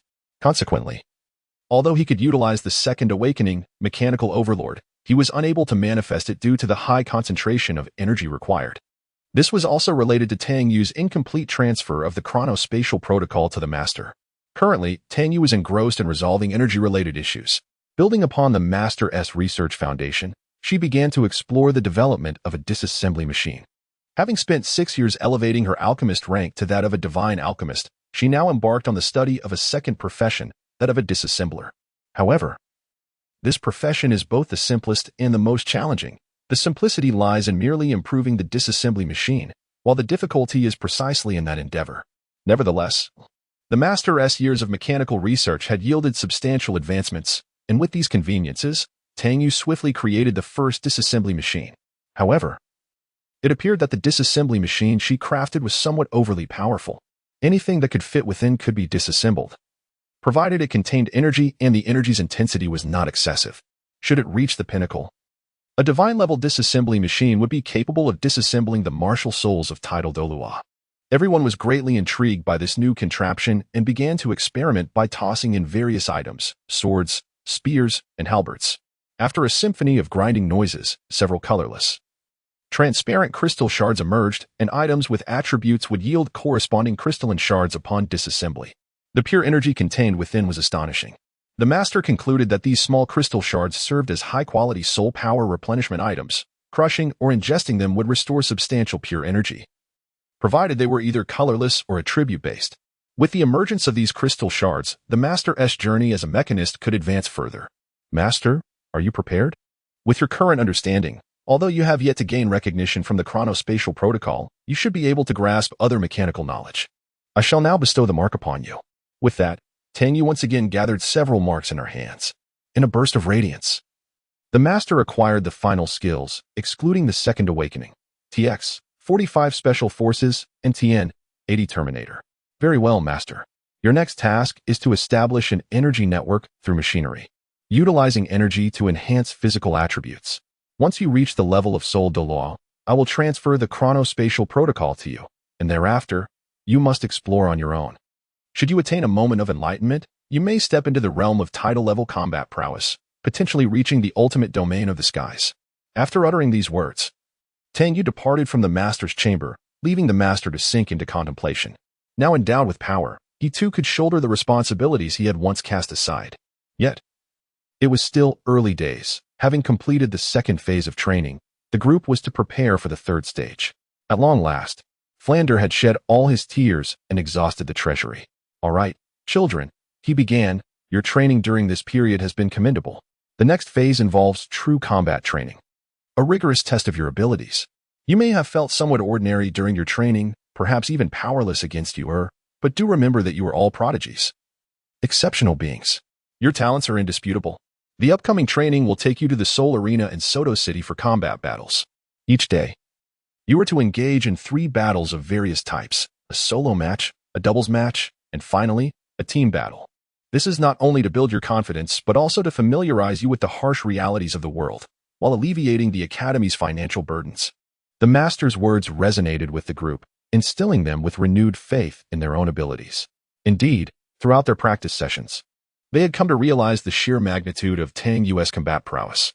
Despite their own enhancements through the intense training, when faced with Tang Yu's formidable control skills, even their strongest defenses faltered, succumbing to an onslaught of relentless strikes. This led them to a misconception. They felt like mere mortals, while Tang Yu stood alone as the sole genius among them. Even when they banded together to confront her, they struggled to master techniques suited for battling a boss. However, their lack of confidence was about to be shattered. Under the guidance of Flander and the master, they arrived at the Soul Arena. Let us outline the detailed requirements. The master continued. Each of you must complete 3 battles daily. 1 solo, 1 doubles, and 1 team battle, all while donning masks and using code names. There is no time constraint. The training concludes once you obtain the Silver Soul Badge. Is it not simple? One of them remarked. With our new skills, we should be invincible at our level. Victories in the Soul Arena should come easily. Daimubai expressed his enthusiasm, recalling the defeats he suffered upon advancing previously. Yet, now, with their enhanced combat abilities, the Silver Badge seemed well within reach. Indeed, the master concurred. But my stipulation is that you should strive to rely less on the inheritance provided by you. These abilities are akin to trump cards. particularly targeting Oscar and Ning Rongrong's offensive capabilities, which will serve as a hidden advantage. Therefore, Oscar and Ning Rongrong need not obtain individual silver badges. The Master also imposed limitations on their DNF skills. Let us discuss the code names. Tang Yu interjected, steering the conversation towards another crucial topic. After a spirited discussion, the group retained their original code names: Daimu Bai, Evil Eye White Tiger, Oscar, Sausage Specialist, Tang San, Thousand Hand Azura, Ma Hongjun, Evil Fire Phoenix, Xiao Wu, Gentlebone Charm Rabbit, Ning Rongrong, Seven Treasure Glaze Tile, Zhu Qing. Phantom Spirit Cat and Tang Yu's codename was designated as Source of Warfare. For the ultimate realm of magic is the understanding of its source. Next, they formed teams. Tang San and Xiao Wu remained paired as the 3-5 combo. Due to special circumstances, Zhu Qing declined to team up with Daimu Bai, ultimately joining forces with Ning Rongrong. Ma Hongjun teamed up with Oscar, while Daimu Bai found himself paired with Tang Yu. The battles in the Soul Arena allowed the group to experience the overwhelming might of Tang Yu, whose passive skills and buffs significantly magnified their disparity from ordinary individuals. Once again, they felt the exhilarating sensation of being prodigies, as their scores soared impressively. Moreover, after acquiring Tang Yu's inheritance mark, they also gained certain traits of the fourth calamity, namely experience. Although not at the astonishing pace of Tang Yu's rapid ascension, their cultivation speed was nonetheless greatly accelerated. Ma Hongjun, Ning Rongrong, and Zhu Qing all broke through to the 30th level, while Tang San, Xiao Wu, and Oscar made notable progress. As for Daimu Bai, he was nearing the threshold of the 40th level. However, Tang Yu's advancement was modest, barely reaching level 44. This was due to her role as an observer during the doubles matches, where Daimu Bai fought 2 opponents alone, and during team battles, she simply demonstrated the techniques. As the team battles commenced, Oscar and Ning Rongrong wasted no time. Ning Rongrong activated her spirit abilities, while Oscar unleashed a flurry of blessings, layering buffs upon themselves. They took refuge behind Tang Yu, as the other 5 charged forth like wolves, often concluding battles with just 3 fighters, while 2 held the line, leaving Tang Yu to support and protect. Even when the main offensive trio broke through the defenses, they were typically intercepted by the 2 holding the formations, with Tang Yu overseeing the entire engagement. This circumstance has regrettably resulted in Tang Yu's infrequent battles. Although her level stands at a mere 40, she can undoubtedly be regarded as a formidable Soul Emperor equivalent to a level 60, already rivaling the instructors of the Academy's second tier. Today marks the day when everyone progresses from Copper Soul Emblems to Silver Soul Emblems. Team Battle, and this final match presents an unexpected adversary, the Tiando Royal Team. Leading the team is Yu Tianhing from the Blue Lightning Tyrant Dragon Clan, with the vice-captain being Du Guyin, the granddaughter of the Poison Douluo. All members boast levels above 35, however, the Shrek team consists entirely of Soul Sovereigns, with Daimu Bai having recently surpassed level 40 yet still lacking his 4th Soul Ring, becoming the second member of the team to reach this level. This creates a notable disparity in levels, placing them at an advantage over the Tiando Academy team, which is rather awkward. Most importantly, in this battle, the Master has permitted the use of inherited skills, allowing Oscar and Ning Rongrong to potentially join the offensive. However, Tang Yu has been directly restricted from participating. Should the constraints on Tang Yu's combat be eased, it would undoubtedly result in a one-on-one confrontation. Chapter 22. A new chapter. The end of the old Shrek. This duel of souls is intricately tied to the ranks of the participants. Although everyone has attained the Silver Soul badge, acquiring the Team's Silver Soul emblem is no trivial matter. This contest will ultimately determine their eligibility for the Silver Soul badge, signifying whether they can successfully complete the 3rd stage of training. As the match commences, the competitors enter the arena, taking their positions on either side, each team possessing a clear understanding of their adversaries. This foreshadows an encounter that is destined to be a fierce confrontation, rather than a mere contest of equals. With the referee's signal marking the start of the match, Ning Rongrong and Oscar swiftly execute the layering of their buffs. Simultaneously, Oscar activates the Holy Spirit Hammer, channeling all his enhancement abilities into himself, instantly flooding his being with immense power. Meanwhile, Ning Rongrong's buff effects extend to all team members, as the others also complete the enhancement of their respective abilities. This approach also allowed Yu Tianhing to clarify his objective, with Ning Rongrong evidently serving as the primary target as an auxiliary enhancer. However, before the Imperial Battle Team could make any arrangements, Daimu Bai surged forward. Under the influence of the buff, his fists and feet were enveloped in a swirling aura of soul power. In response to the oncoming Daimu Bai, Du Guyin intended to unleash her martial spirit to restrict his advance. Certainly, This serves no real purpose. Dai Mubai activated his dominance armor, completely disregarding the effects of poison, and charged directly towards Yu Tianheng. Meanwhile, the healer of the royal fighting team, Jiuxing Haitang, was overwhelmed. Even as Dai Mubai drew the attention of Yu Tianheng and others, Zhu Xing had already executed a 3-segment arc light, reaching the backline of the royal fighting team. Xiao Wu, too, teleported in close, signifying the imminent demise of the royal fighting team's backline. As predicted, Xiao Wu unleashed her air grapple, sending Yi Lingling soaring into the air, while Zhu Zhiqing's final arc light struck true, immediately linking into a finishing move. Subsequently, she harnessed her soul power to employ the spectral 100 claws, concluding with the spectral slash that nullified Yu Lingling's combat capabilities. At this moment, Dai Mubai had also engaged with Yu Tianheng, launching a devastating punch that repelled Yu Tianheng's attack. He then executed the Dance of Lightning, darting swiftly amidst the ranks of the royal fighting team. Tang San, serving as the central control figure, seized the opportunity to ensnare Dai Mubai with his web of spiders. This was the cue for Ma Hongjun, who was poised to deliver area of effect damage. Ascending into the air with his phoenix wing soaring, he unleashed a fire escape, hurricane kill, engulfing the royal fighting team in a massive fiery vortex that incinerated Du Guyun's poison. Dai Mubai's Dance of Lightning also culminated in a finishing blow. When the flames subsided, only 2 members of the Xuanwu Turtle Spirit remained standing from the Tian-Do team, leaving no doubt about the outcome of the battle. The children demonstrated commendable mastery of their skills, effectively combining them with their soul techniques, suggesting that practical training could soon reach a conclusion. The master observed the results with great satisfaction, while Flandris wore a solemn expression, as the conclusion of the 3rd phase signified the impending end of Shrek's teachings. Unlike the jubilant and relaxed reception of the Golden Spirit medals by Shrek's team, the royal fighting team was disheartened. Initially, they were caught off guard as their back line was swiftly dismantled, followed by a devastating combo that left them reeling, truly realizing what it meant to face true geniuses. With their nearly flawless team configuration, they should have been able to handle any situation.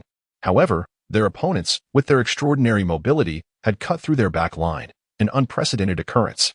It was ultimately their team leader, Teacher Qin Ming, who provided consolation. There is no need to be so disheartened. You face prodigies today, even monsters. With an average level of 35 among their ranks, and their captain at level 40, albeit lacking a soul ring. Their strongest member, who has reached level 42, could easily crush those near level 50, has yet to make an appearance. Hearing Qin Ming's words, Yu Tianheng and others felt even more despondent. Their adversaries had already overwhelmed them, and the strongest one had yet to step onto the battlefield. I understand this is disheartening, but remember, their academy is renowned as the Monster Academy, exclusively admitting exceptional talents, just as I hail from Shrek Academy. Qin Ming's words offered some comfort to the royal fighting team. Realizing that even their formidable teacher was from that esteemed institution, which seemed more palatable. Later, Yu Tianheng sought out the master to discuss various matters, such as how Tang San was his disciple, and that the mighty Tang Yu could single-handedly overpower the entire royal fighting team. This revelation left Yu Tianheng astounded, especially at the mention of the sibling duo, Tang San and Tang Yu.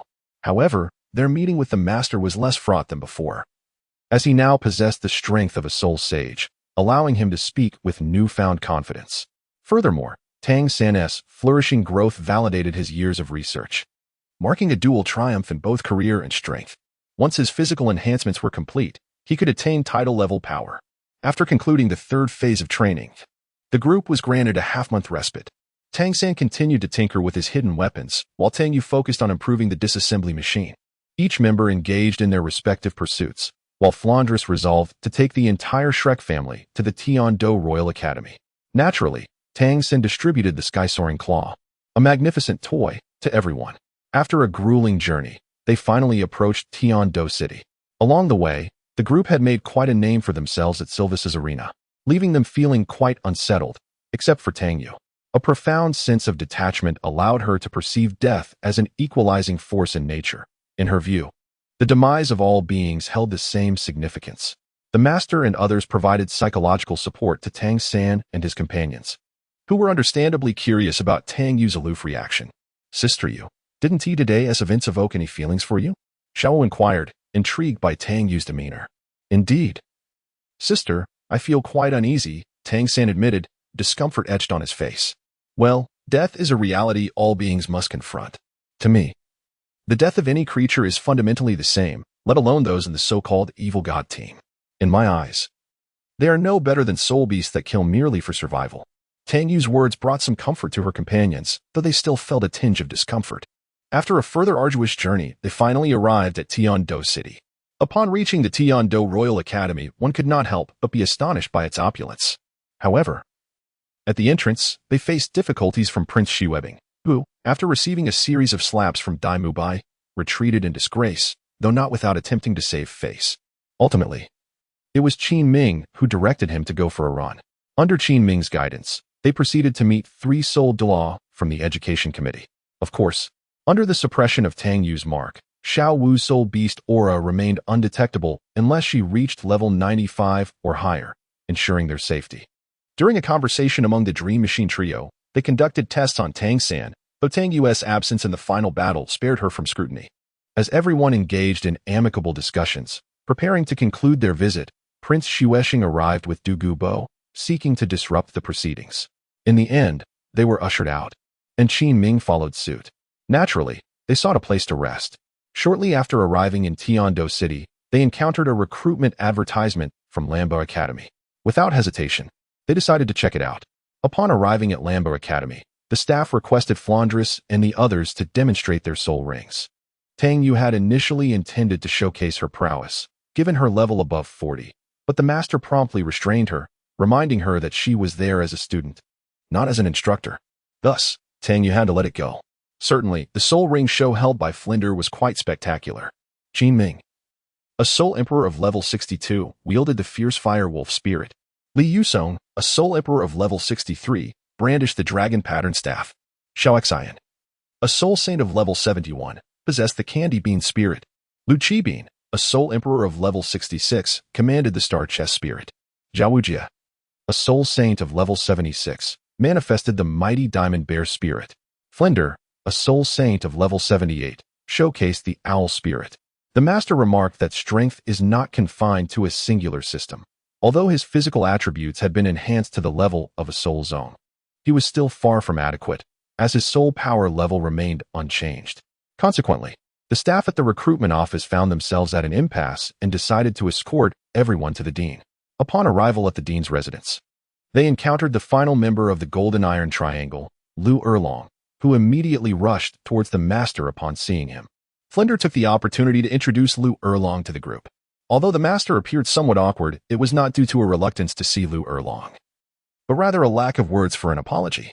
Indeed, the once powerless master Yu Xiaojiang had remained at level 29 throughout his life, unable to protect his beloved from slander, ultimately choosing to flee. Now, with newfound strength that rivaled that of his 2 companions, he could finally safeguard his love. Thus, during his time at Shrek Academy, he resolved to seek out Lu Erlong after Tang Yu and Tang San's graduation to offer his apologies, and subsequently confront Bibi Dong to clarify the past. Is it truly you, Xiaojiang? Lu Erlong grasped Yu Xiaojiang's hand, her eyes brimming with joy and disbelief. Yu Xiaojiang, gazing at Lu Erlong, found himself at a loss for words, ultimately managing to utter a mere apology. Chapter 23. A new chapter in Shrek. The Master's words triggered a cascade of tears from Lu Erlong, who had waited so long for this non-response response. Flinder, witnessing this emotional reunion, felt a sense of comfort. Well then, Erlong, are you not going to invite us in for a chat? Flinder suggested. Noticing the mood between the master and Lu Erlong easing slightly, Lu Erlong initially protested that her small abode could not accommodate so many guests, but eventually welcomed everyone inside to discuss their arrangements. Unbelievable. The Tiando Royal Academy is truly outrageous. Once her emotions calmed, Lu Erlong's explosive personality resurfaced. She slammed her fist on the table, and had she not held back, the table might have met a tragic end. How dare they bully even Flinder? Flinder, overhearing this, feigned an expression of grievance. Flinder, let us not discuss it. My place is your place. Everyone is welcome to stay. From now on, this will be your home. The group fell silent, acquiescing to the arrangement. Flinder glanced at Yu Xiaojiang, who offered no response, seemingly indicating that Flinder should decide. After a moment of contemplation, Flinder remarked, "Our demands for treatment are rather high. Can you handle it?" He took a sip of tea as he spoke. "Regarding treatment, that is now your concern, Flinder. You are the leader of our Golden Iron Triangle, and from this moment forth, this academy shall belong to you. Tomorrow, I shall convene a meeting of all faculty and students to announce the renaming of the academy to Shrek. The group was taken aback, and Flinder nearly choked on his tea. Lu Erlong, not one to delay, promptly arranged for the staff to return to the academy with the news. Flinder found himself somewhat uncertain again, turning to Yu Xiaojiang. What do you think? Let everything proceed as per Erlong's wishes. At this point, Yu Xiaojiang had begun to release some of his earlier burdens, and his apology served as the first step toward reconciliation. During dinner, Yu Xiaojiang called Tang San and Tang Yu aside for a discussion. Flinder remained silent, having recognized that Yu Xiaojiang was ready to confront his past rather than evade it. And thus he felt no concern. Lu Erlong sensed a positive shift as well, though she felt a tinge of apprehension after so many years of separation. Outside, Yu Xiaojiang recounted the story of the past to Tang San and Tang Yu. Little San, I have let Erlong down for 20 years. Back then, my strength was insufficient to confront such adversity, but now I possess the power to protect her from slander. Yet, societal norms still stand as a barrier between us. I owe her too much. What should I do now? Yu Xiaojiang felt lost, determined to take responsibility for rekindling their past romance, yet lacking a clear path forward. Teacher, if your love is genuine, why concern yourself with the judgments of society? Tang San articulated the crux of the matter, societal perceptions. Indeed, master, if society is unyielding, then let us disregard their scrutiny. If they continue to interfere, we can simply use brute force to dispel them. Tang Yu chimed in, gesturing expressively. Precisely, teacher. Now that you possess the strength to defy societal norms, you should cherish your time with Aunt Erlong. That is surely what she desires most. If you still struggle with your inner barriers, perhaps a spiritual union would suffice. Tang San's words illuminated Yu Xiaojiang's thoughts. Yes, this was the ideal solution. He now held the power to withstand societal judgment, and the mountains of lineage could be surmounted through spiritual connection, paving the way for resolution. At that moment, Lu Erlong emerged, and Yu Xiaojiang stepped forward, enveloping her in a deep embrace. It seemed their issues had found resolution. After providing psychological support, Tang San and Tang Yu decided to leave the couple to their reunion, opting not to be a third wheel. Once they departed, Tang San intended to wander into the nearby forest for some solace, while Tang Yu returned to her meal, having worked up quite an appetite. However, an unexpected incident occurred. While seeking solace, Tang San was ambushed and taken away by Douluo. Tang San engaged in a fierce contest with Douluo. Meanwhile, Tang Yu began her search for him. As others continued their search, Tang Yu relied on her inherited perception to sense Tang San's direction, swiftly making her way there. After a frantic sprint, she arrived at the Sunset Forest. Gazing at the Soul Beast Forest before her, she pressed onward, knowing it was not the Stardew Forest, where the strongest beasts were merely 1,000 years old. Should she encounter danger, escape was still an option. With resolve, she plunged into the depths of the forest. Tang Yu made quite a ruckus as she charged forward, and naturally, she encountered numerous soul beasts along the way. Yet she was undeterred, being on the forest's outskirts. The strongest beasts posed no threat, and she easily defeated them. Once again, she came across a fainted beast reminiscent of the one in the Stardew Forest. As Tang Yu ventured deeper, the level of the soul beasts continued to rise, occasionally encountering groups of them. However, they were no match for her prowess, as many skills could clear an entire map with a single blow. With the formidable attributes inherent to Tang Yu, she advanced through the forest, vanquishing several groups of soul beasts along the way. It must be said that for Tang Yu, engaging in fierce battles within the Soul Beast Forest was undoubtedly the swiftest path to elevate her level. Her ranks surged rapidly, soon surpassing level 45, at which point she mastered the skill of the Radiant Dragon Crescent Moon.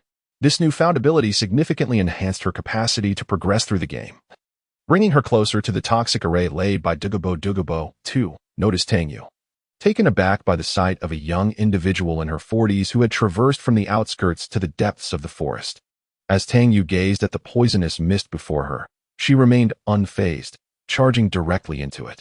Strangely, the toxic vapors were assimilated and absorbed by the magical energy within her body upon proximity.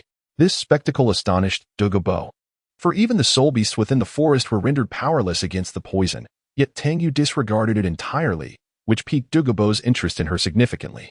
By the time Douluo materialized before Tang Yu, she had already reached the center of the poisonous formation. Upon encountering Douluo, she confirmed Tang San's whereabouts. "Return my little brother to me," she demanded, unwavering in her gaze at the titled Douluo before her. Unperturbed, she resolved to use another portion of her apostle's power if necessary. She had now reached level 46, a far cry from her earlier self in the Douluo forest. Given her current physical prowess, she believed she could withstand the confrontation. "You are quite the intriguing child," Douluo remarked, "with such a mere 40-plus level of soul power. Yet you navigate the sunset forest with such ease. Pray tell, what is your relation to that Tang-san?" Douluo's curiosity was evidently piqued. "He is my brother." "Where is Tang-san?" "Return him to me," Tang Yu insisted, unwilling to prolong the exchange. "What gives you the audacity to speak so boldly before a titled Douluo?" Douluo countered. "If you wish to see Tang-san, I shall escort you to him." His interest in Tang Yu was further ignited as he contemplated the prospect of observing Tang-san. Tang Yu, intrigued by Douluo's offer to take her to Tang-san, followed him to the periphery of the ice and fire Yang. "That boy is within. Whether you can still find his remains is uncertain," Douluo remarked before departing to observe from the shadows, curious about Tang Yu's unconventional combat abilities and her complete disregard for his poisonous formation. Meanwhile, Tang-san was reclining in the ice and fire Yang, enjoying a languid soak. After scaling the treacherous cliff, Tang Yu found no trace of Tang-san in the medicinal garden and ultimately turned her gaze toward the heart of the ice and fire Yang, leaping into the water without hesitation. Indeed, she soon discovered Tang-san's presence. However, at that moment, the effects of the ice and fire Yang began to manifest.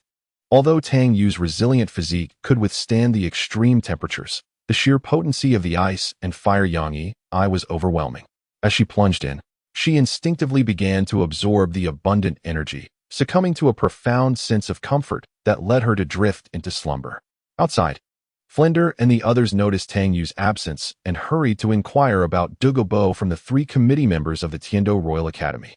Eventually, they learned of the Sunset Forest location and hastened to it. Douluo, of course, was aware of their approach. A fierce battle unfolded above, with Yu Xiaojang and his companions first unleashing their martial soul fusion technique to engage Douluo. The sacred golden dragon displayed remarkable combat prowess, matching Douluo evenly, although they were ultimately overwhelmed. Seeing the turn of events, Yu Xiaojang quickly summoned his mechanical assistant and issued commands, resulting in the opening of a spatial gate.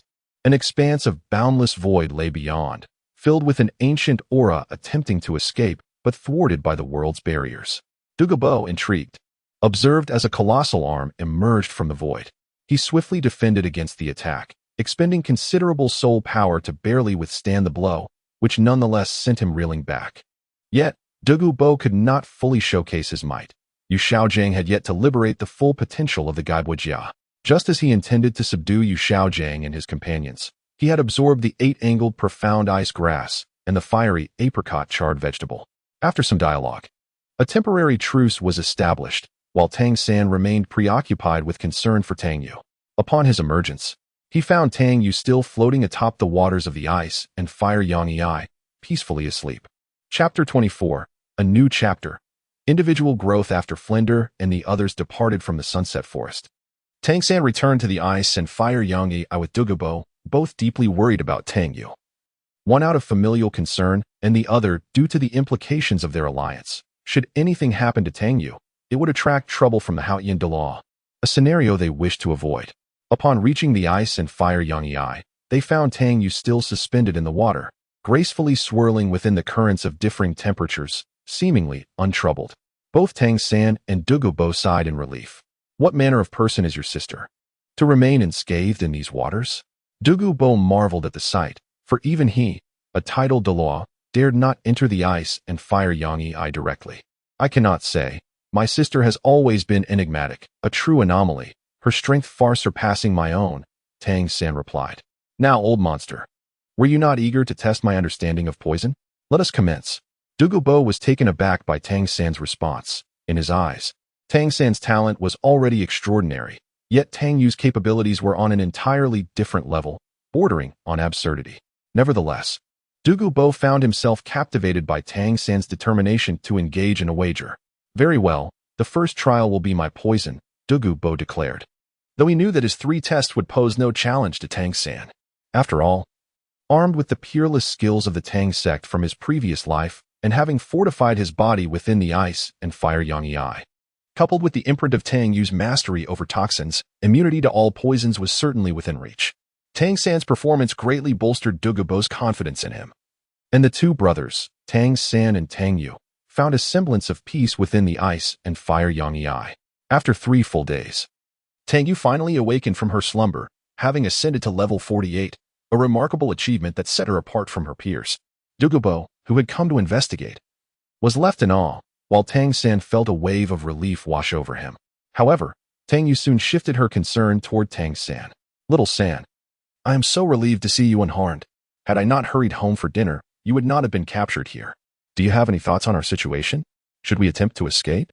Tang Yu inquired, her concern palpable. Do not worry, with me here, the soul beasts outside pose no threat, she assured him. Having awakened to find Tang San before her, unaware of the current circumstances. All's well, sister. There is no need for concern. My senior, Douluo, and I merely had some minor disputes, which have now been resolved. We are quite safe here, Tang San reassured her, recognizing the escalating magnitude of Tang Yu's combat prowess, which he felt ill-equipped to contain. Ultimately, through Tang San's thorough explanations, Tang Yu relinquished her intentions to break free with him and settled into a routine of training within the ice and fire yang. During this time, she encountered Douluo on several occasions, and the three of them earned resounding nicknames. Tang Yu and Tang San referred to Douluo as Old Monster, while Douluo dubbed them True Monsters and Little Monster, given Tang Yu's astonishing combat capabilities and rapid advancement. Douluo could not help but conclude that only she truly embodied the essence of a monster. With the tension in her relationship with Douluo alleviated, Tang Yu's demeanor became more relaxed and carefree. The cliffs surrounding the Eye of Ice and Fire, along with the poisonous formations outside, appeared to Tang Yu merely as mere decorations. She frequently ventured out to the Soul Beast Forest to engage a large number of soul beasts in battle, resulting in the local soul beast populations constantly shifting their territories, much to their dismay. Amidst this intense monster hunting, Tang Yu's level soared rapidly. Previously, she struggled against waves of enemies for experience, but now she could farm daily. After her sessions, she would return to the Eye of Ice and Fire to soak in the hot springs. Occasionally, she encountered Douluo, where they exchanged techniques and accumulated combat experience. The most significant change for Tang Yu during this time was the completion of her first awakening, surpassing level 50. The energy she radiated was astonishing, drawing Douluo's attention. Naturally, after her breakthrough, she sought to familiarize herself with her new powers, leading to a spar with Douluo. What a monster you are! In such a short time, you've already exceeded level 50. Truly, I am astounded, Douluo exclaimed, noting that Tang Yu's level surpassed that of her peers from the Spirit Hall's golden generation. Not to mention her extraordinary combat prowess. Ah, old monster, you've arrived just in time. I've recently broken through. Shall we spar? Tang Yu proposed, eager to practice. Indeed.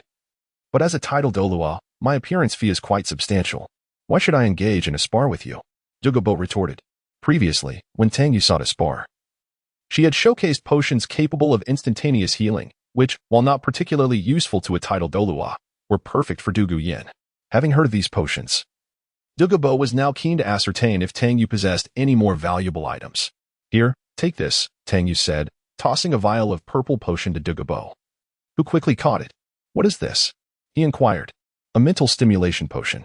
It can temporarily accelerate your soul power circulation, hasten the release of soul skills, and enhance soul power manipulation, she revealed, not keeping him in suspense. Douluo was taken aback. The speed of soul power manipulation was critical, and such a potion was indeed remarkable. Very well, I am satisfied. Let us proceed to our usual location, he replied, carefully stowing away the potion before leading the way. Tang Yu followed closely until they reached a clearing, marked by numerous craters and a chaotic perimeter. Let us begin. Allow me to demonstrate the power of the god of battle, Beiana, Tang Yu proclaimed, her words piquing Douluo's curiosity regarding the nature of such divine power. As energy swirled around her, the once azure magic now shimmered with strands of golden light, evolving into a higher form of energy. Its intensity and potency increased dramatically. Without exaggeration, Tang Yu was now capable of contending with a soul sage, though it would likely result in a stalemate. Once enveloped by the blue-gold energy, Tang Yu revealed her Beiana form beneath a brilliant radiance. Douluo observed her transformation, questioning whether it resembled the true spirit of a soul sage beast but with more pronounced changes. The battle commenced with Tang Yu immediately enhancing her state. Utilizing Douluo's attack, she summoned a substitute puppet to close the distance, and they engaged in close combat. Her relentless assaults rained down upon Douluo, each strike interlaced with dazzling patterns.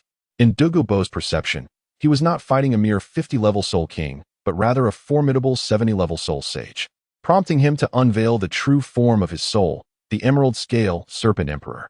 Faced with the massive serpent, Tang Yu showed no signs of retreat. Wielding her 40-meter-long bright dragon moon blade to unleash the radiant dragon dance, exchanging blows with the true spirit. Gradually, Tang Yu gained the upper hand, her willpower as the god of battle accumulating with each passing moment. Finally, a powerful aura surged upwards, and a golden domain swiftly unfurled. This was the domain of the god of battle. Under its suppression, the combat effectiveness of the Emerald Scale Serpent Emperor significantly diminished. Leaving Douluo astonished, he had witnessed many surprises from Tang Yu, yet this was another remarkable feat determined to counter. He attempted to activate his own domain, hoping to neutralize the effects. However, to his astonishment, Douluo's domain was entirely ineffective against Tang Yu's god of battle domain, which continued to exert pressure upon him. Unfazed, Tang Yu relentlessly pressed her attack. The duel persisted for an entire day and night, concluding only when Tang Yu, fatigued and famished, decided to end it. Sometime later, Tang San had nearly completed his endeavors at the Eye of Ice and Fire and prepared to depart. One day, while Tang San was refining the King of Hell seal, Tang Yu sat quietly beside him, an unusual display of obedience. "How are you adapting to the new imprint?" Tang San inquired, recalling that just days prior, Tang Yu had bestowed upon him a new mark, the venomous blood. Having consumed 2 divine medicines, Tang San's resistance to poison was already formidable. And with his mastery of poisonous attacks, it was time to harness this skill. Following its acquisition, Tang San's blood was imbued with potent toxins, further augmented by the mysterious power of intellect. Moreover, he gained an active skill, significantly enhancing his 3rd soul skill, Heavenly Net, bestowing it with both physical and magical control. Additionally, he obtained the deathly Poison Fog, a skill he could not fully unleash yet due to his current level, but through his unique constitution, he could still manage to wield it, albeit with limitations. Tang San had also reached level 43. During his breakthrough, Tang Yu had taken him to the Sunset Forest to capture a 10,000-year-old burrowing spider, which had been severely outmatched by the Beiana form of Tang Yu, ultimately losing all hope of survival and finding solace in death at Tang San's hands. "I have adapted sufficiently. Once we finish this refining, we should prepare to return to Shrek Academy," Tang San remarked, his thoughts wandering to his companions back at the academy. Chapter 25. A new chapter. Return to Shrek. The following morning, Tang Yu was abruptly awakened by Tang San, who dragged her off in a frenzy. Initially groggy, she quickly became alert as Douluo's furious shouts echoed behind them. "Little San, what on earth did you discuss with that old monster after I left yesterday? And what did you do to provoke such a chase?" Tang Yu questioned, recalling that she had returned to rest while Douluo and Tang San continued their conversation. "Nothing much, just persuaded the old monster to become an honorary professor at Shrek, which would grant our academy a title Douluo level backing," Tang San replied, though it was evident that this explanation did little to clarify the urgency of their flight. "And what else?" "I refuse to believe that old monster would pursue us so fervently for just that." Tang Yu's mind was now fully engaged, her intellect once again sharp. "Also, we collected some medicinal materials," he added. "That makes sense. It seems you've gathered quite a haul, angering that old monster in the process." As they spoke, Douluo had also caught up. "You little rascal, stop right there." Douluo shouted angrily from behind. "But you said I could take whatever I wanted." Tang San yelled back as he continued to run. "I said you could take what you wanted, but I didn't mean for you to empty my entire stash." Upon hearing Douluo's words, Tang Yu realized just how much Tang San had taken and quietly gave him a thumbs up. "I've kept the roots and seeds. It won't be long before they grow back. Besides, you'll be returning with us to Shrek Academy, so you won't need so many herbs." Seeing that he had been caught up with, Tang San decided to stop running. Tang Yu had already jumped aside to enjoy the spectacle. In the end, Douluo began to walk slowly alongside Tang San and Tang Yu as they made their way towards Shrek Academy. After a considerable distance, the trio finally arrived at the academy. Following a brief announcement, several teachers arrived at the academy gate. Upon seeing Yu Xiaojiang, Tang San immediately rushed over to greet him, while Tang Yu followed behind leisurely. Flender and the others saw Tang San and Tang Yu and quickly approached them, expressing their concern. "How are you, Xiao San, anywhere?" Are you both all right? Did he give you any trouble? The teachers all voiced their concern. No, Senior Douluo treated us very well. Tang San explained on behalf of Douluo. Yes, the old monster didn't trouble us at all. He often sparred with me, Tang Yu added, further alleviating Flinder and the others' apprehension regarding Douluo.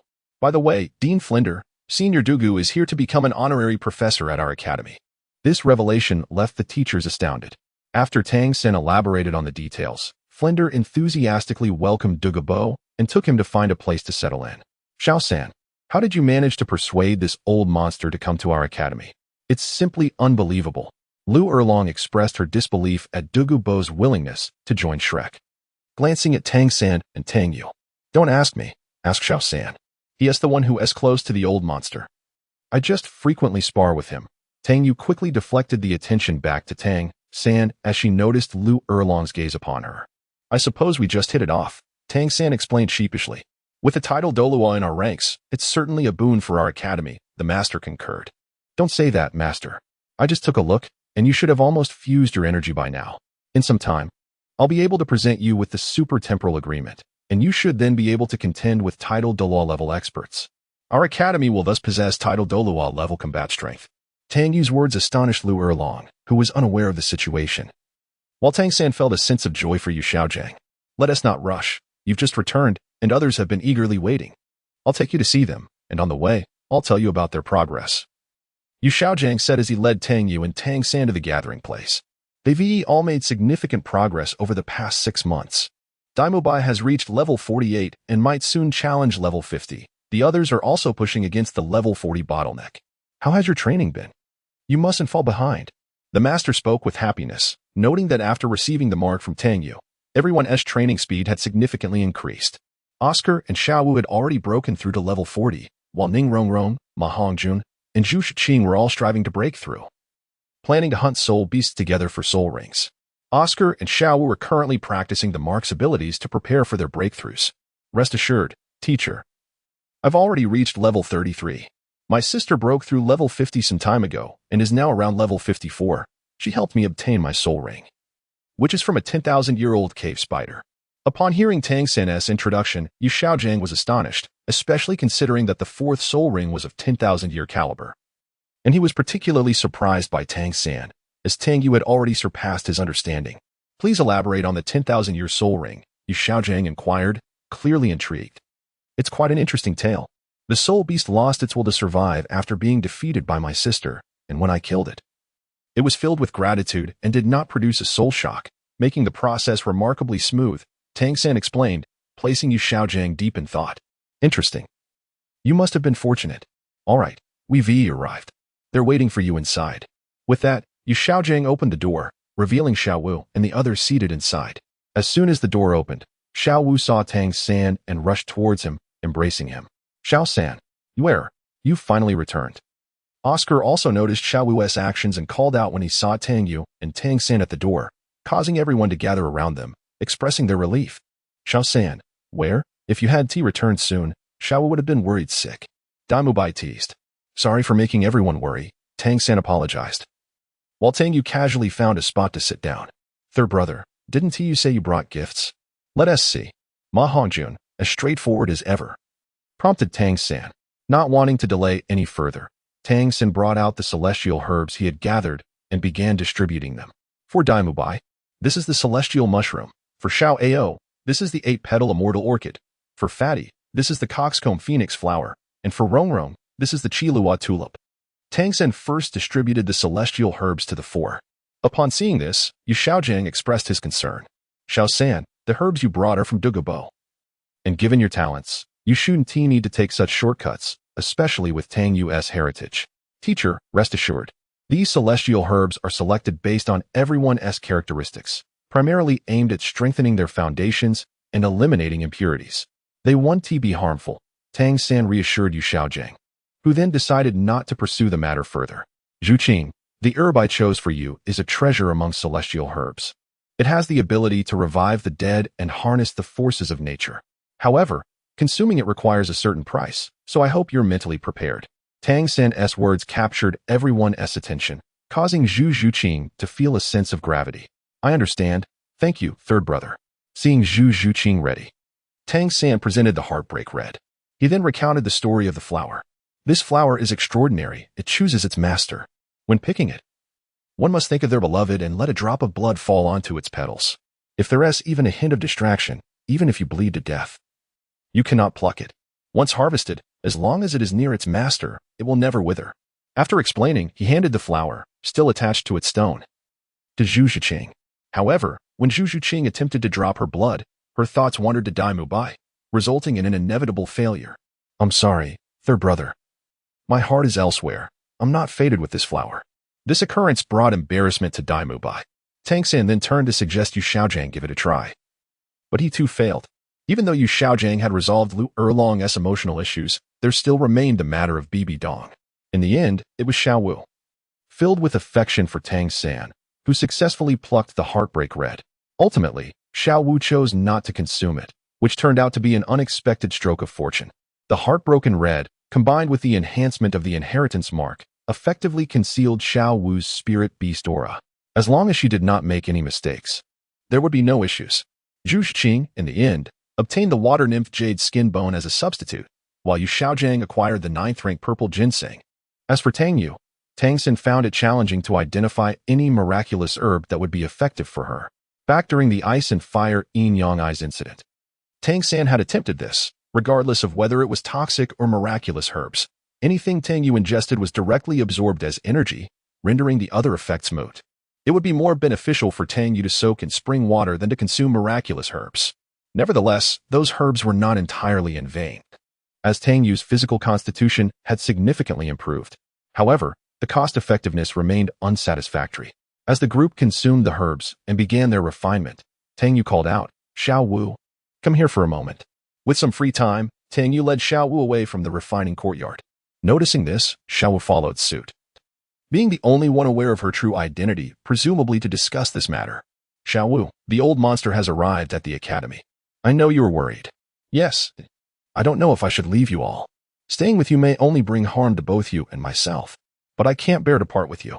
This heartbroken red has also conveyed my true feelings, Xiao Wu said, her eyes brimming with tears. All right, there's no need to worry, Xiao Wu, with my mark on you. You won't easily be discovered by the title Douluo. Otherwise, during your time at the Tiando Royal Academy, you would have been found out by those 3 committee members long ago. Moreover, now that you possess this heartbroken red, carrying it will ensure your safety. Rest assured. Tang Yu's words immediately calmed Xiao Wu's heart, allowing a joyful smile to break through. Let's hurry back. They are about to finish absorbing the herbs. This time, they are likely to experience a significant breakthrough and will need to hunt for spirit rings. At that point, I will take you away to help you acquire your spirit ring. With that, Tang Yu took Xiao Wu back to the courtyard, where the others were nearing the completion of their absorption. Chapter 26, a new chapter of strength enhancement. Shortly after Tang Yu and Xiao Wu returned to the courtyard, the others finished their absorption as well. The first to awaken was Oscar, who immediately consumed the mushroom sausage, exclaiming in the air, what a delightful sensation. My soul power has been compressed and has become more solidified. It feels as if my soul power is now more than double what it was before. Since Oscar had already reached level 40, he could not level up further, but his accumulation was deeper, and one could expect a significant leap in level after acquiring a spirit ring. Ghost, what are you talking about? My level has also reached 40, and my soul power has grown denser, Ning Rongrong said as she awoke, approaching with her martial soul. These miraculous herbs are truly extraordinary. Why bother with arduous training when we can consume herbs daily? Oscar said half-jokingly. Daily consumption of herbs? Setting aside whether you can afford it. Consuming too many would be futile. This is the effect of accumulation.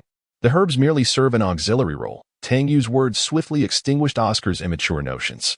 I was just saying. Hey, Rongrong, look. 1, 2, 3, 9. Your 7 treasures glazed tower has transformed into 9 layers.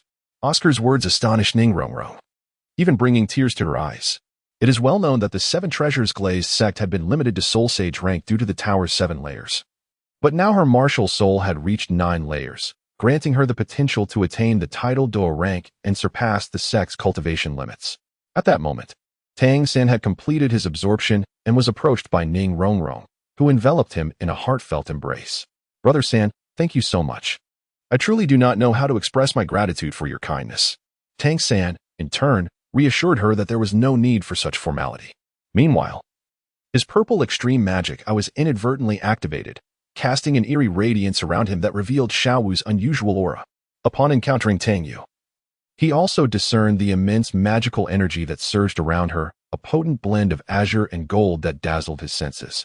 Realizing the overwhelming nature of this power, Tang San hastily shut his purple extreme magic eye, concluding that it would be wise to refrain from gazing at Tang Yu in the future, lest he be overwhelmed.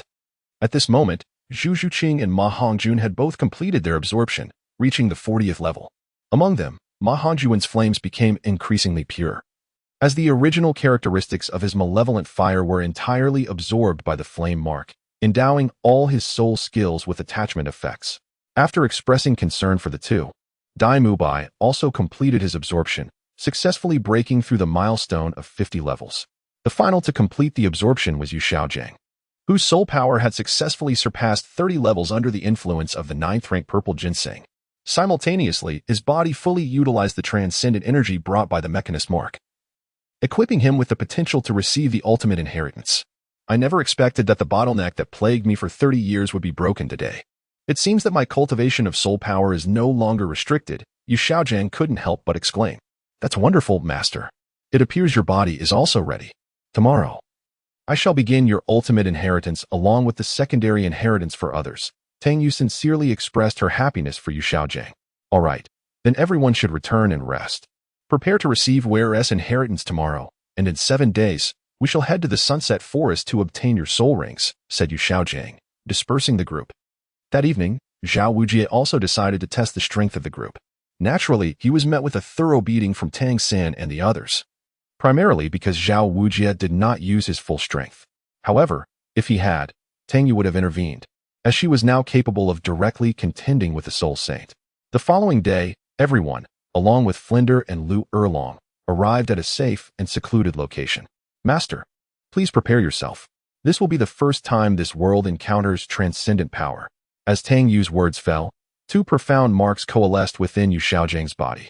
A tremendous wave of energy surged through him, causing beads of sweat to instantly form on his brow as he endured the immense pain of bodily transformation. The physique of a celestial being is remarkably extraordinary, a testament to the pinnacle of genetic technology, deserving of the title of divine body. Fortunately, Yu Xiaojiang's body had previously undergone the adaptation process, allowing the ultimate inheritance to proceed smoothly. Upon awakening, Yu Xiaojiang appeared invigorated. It's truly miraculous. I feel incredibly light, and my sensitivity to space is extraordinarily acute. Congratulations, Master. You have now acquired the Transcendent Protocol, enabling you to summon the Transcendent Army. Moreover, the power of Gebogia has been completely unleashed. Once you become fully accustomed to it, you should be able to rival a title Douluo. If you achieve the momentary understanding, you may even surpass a title Douluo. Tang Yu's words left everyone feeling incredulous, as the once rare title Douluo, a symbol of strength, seemed insignificant in her discourse. Indeed, the final 2 skills of the Master are Transcendent Army and Transcendent Protocol, fully liberating the authority of time-space transport and obtaining the ultimate inheritance of the mechanized war god. After concluding Yu Xiaojiang's inheritance, it was time for the others. Following a period of cultivation, everyone had increased their levels and were ready to enhance their inheritances.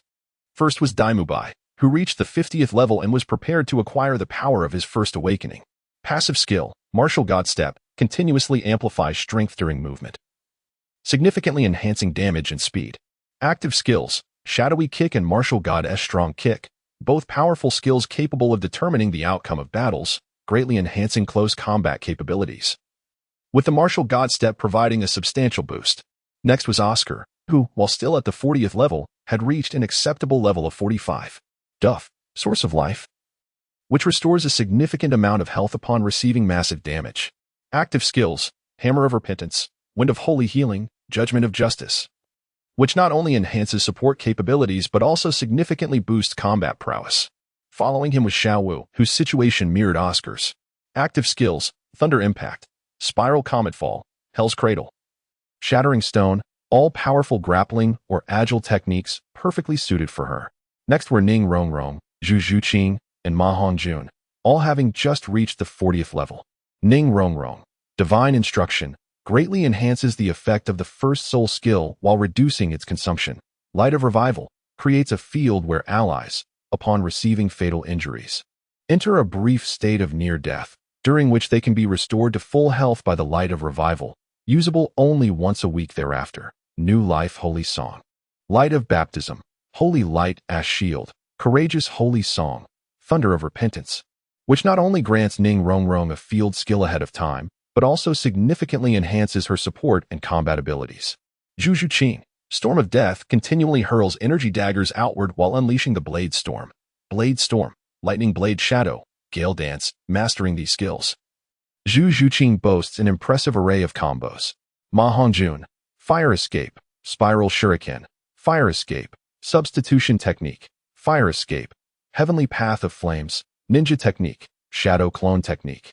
Fire Escape. Toad Oil Firebomb. Ninja Technique. 6 Paths of Reincarnation. At last, Ma Hongjuan's bombardment system has taken shape. Having mastered the core Shadow Technique and the 6 Paths of Reincarnation, thus acquiring an extraordinary capability for sustained bombardment. After witnessing the transformations of several individuals, Yu Xiaojiang truly comprehended the developmental trajectories of their respective legacies. Daimu Bai exhibited formidable frontal assault prowess. Xiao Wu demonstrated exceptional control and single-target strike capabilities. Zhu Zhuqing showcased remarkable mobility and assassination skills. Ning Rongrong and Oscar excelled in support and combat coordination, while Ma Hongjun revealed his astounding capacity for extensive area bombardment.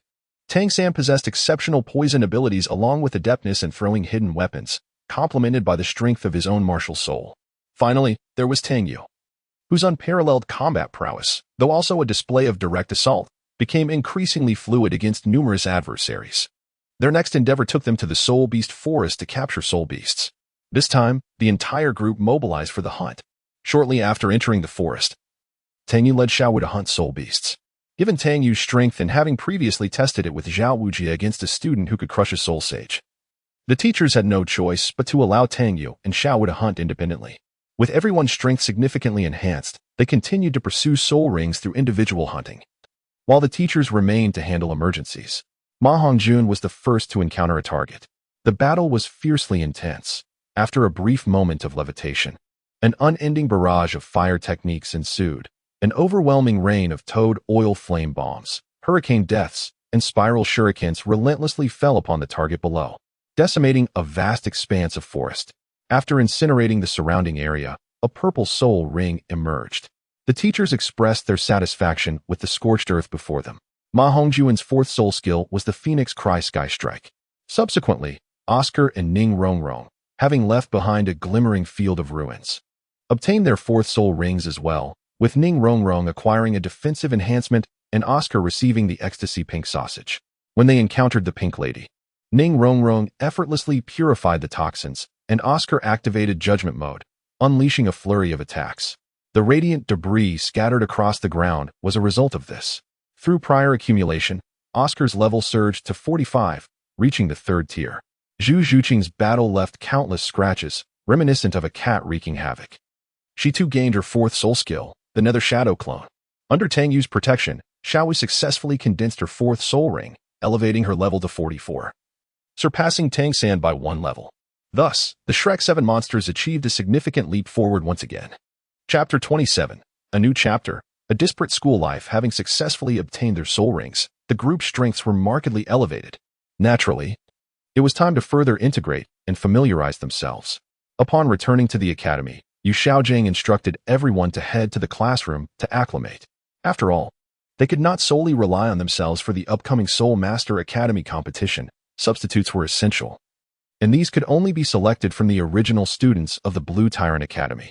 Given the exaggerated disparity in combat power between the two groups, their focus over the next 6 months would be on mastering their current abilities, getting to know their new teammates, and achieving team cohesion.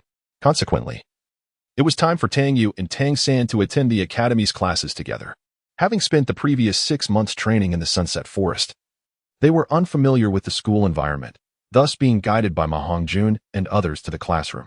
The academy comprised 6 classes, categorized by soul power levels. Students could skip grades upon reaching certain levels. Since they all exceeded level 40, they were eligible for graduation, but they remained in the advanced class. where their future teammates would also be selected. Oscar and Ma Hongjun introduced their surroundings with an air of confidence, seemingly having forgotten the days when Tang Yu bested them effortlessly.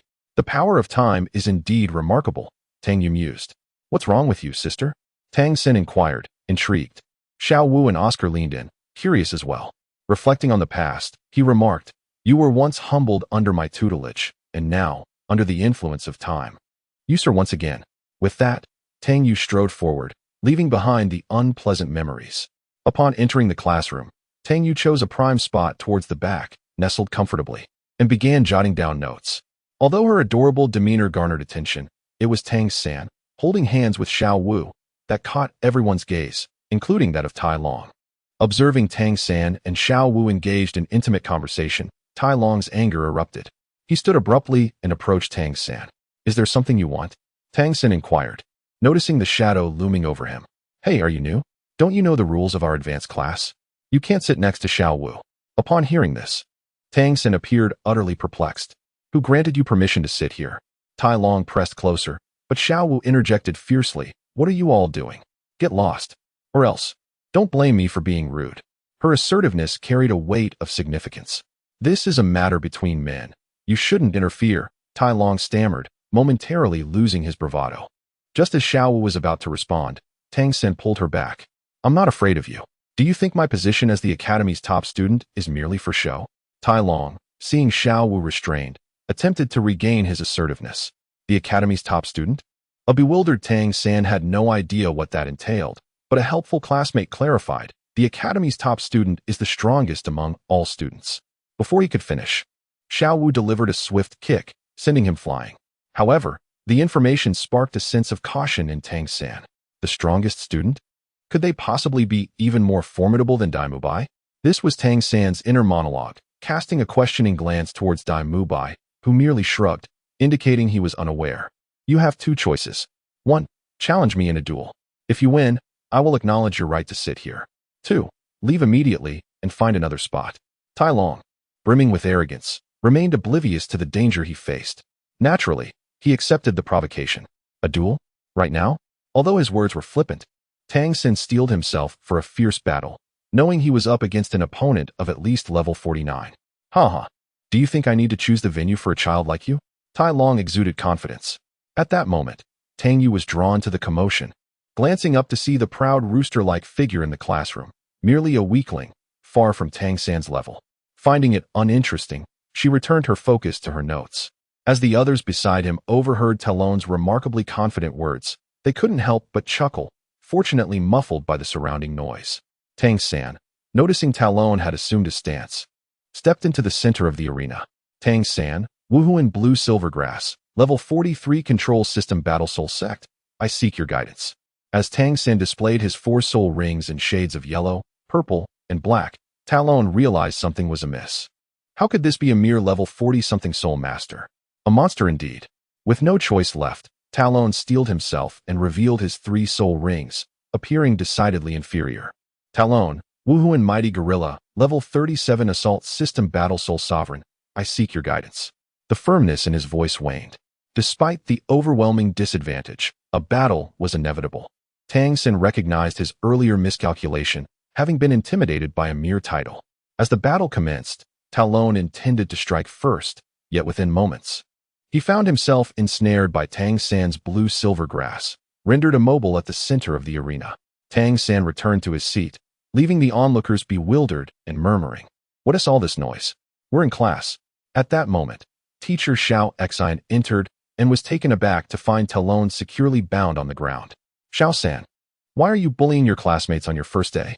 Tang San promptly apologized and released Talon. "Teacher, I was the one who challenged Tang San," Talon admitted, displaying a commendable spirit. He conceded defeat, acknowledging that despite being older, Tang San's soul power exceeded his by 6 levels. Eventually, he complied and settled down for class.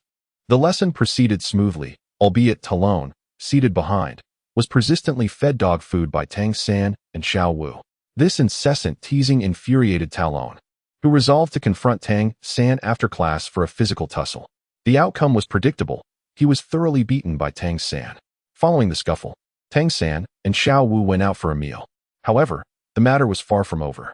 Upon their return from dining and a visit to the auction house, where they had met Ning Rongrong's father, Ning Fengji, they encountered Talon's father, Tai Nuo, waiting at the entrance. "Which one of you is Tang-san?" Tai Nuo inquired, stepping forward upon seeing Tang-san and Xiao Wu return. "That would be me," Tang-san responded boldly. However, for Talon, this was a serious matter, akin to social death. Tai Nuo, a man of few words but fierce demeanor, wasted no time and launched an attack. A left jab followed by a right roundhouse kick, both of which Tang-san deftly evaded. "So, you were Talon's father." Tang-san realized the identity of his opponent. "Indeed, I am the mighty King Tai Nuo. You hurt my son, and I demand an explanation." His words carried a weighty yet embarrassing tone, causing Talon to cover his face in shame. "Talon, if we were to defeat your father, would your grandfather then come to seek vengeance?" Xiao Wu's remark struck a nerve with Talon, as given his grandfather's temperament, such a scenario was entirely plausible.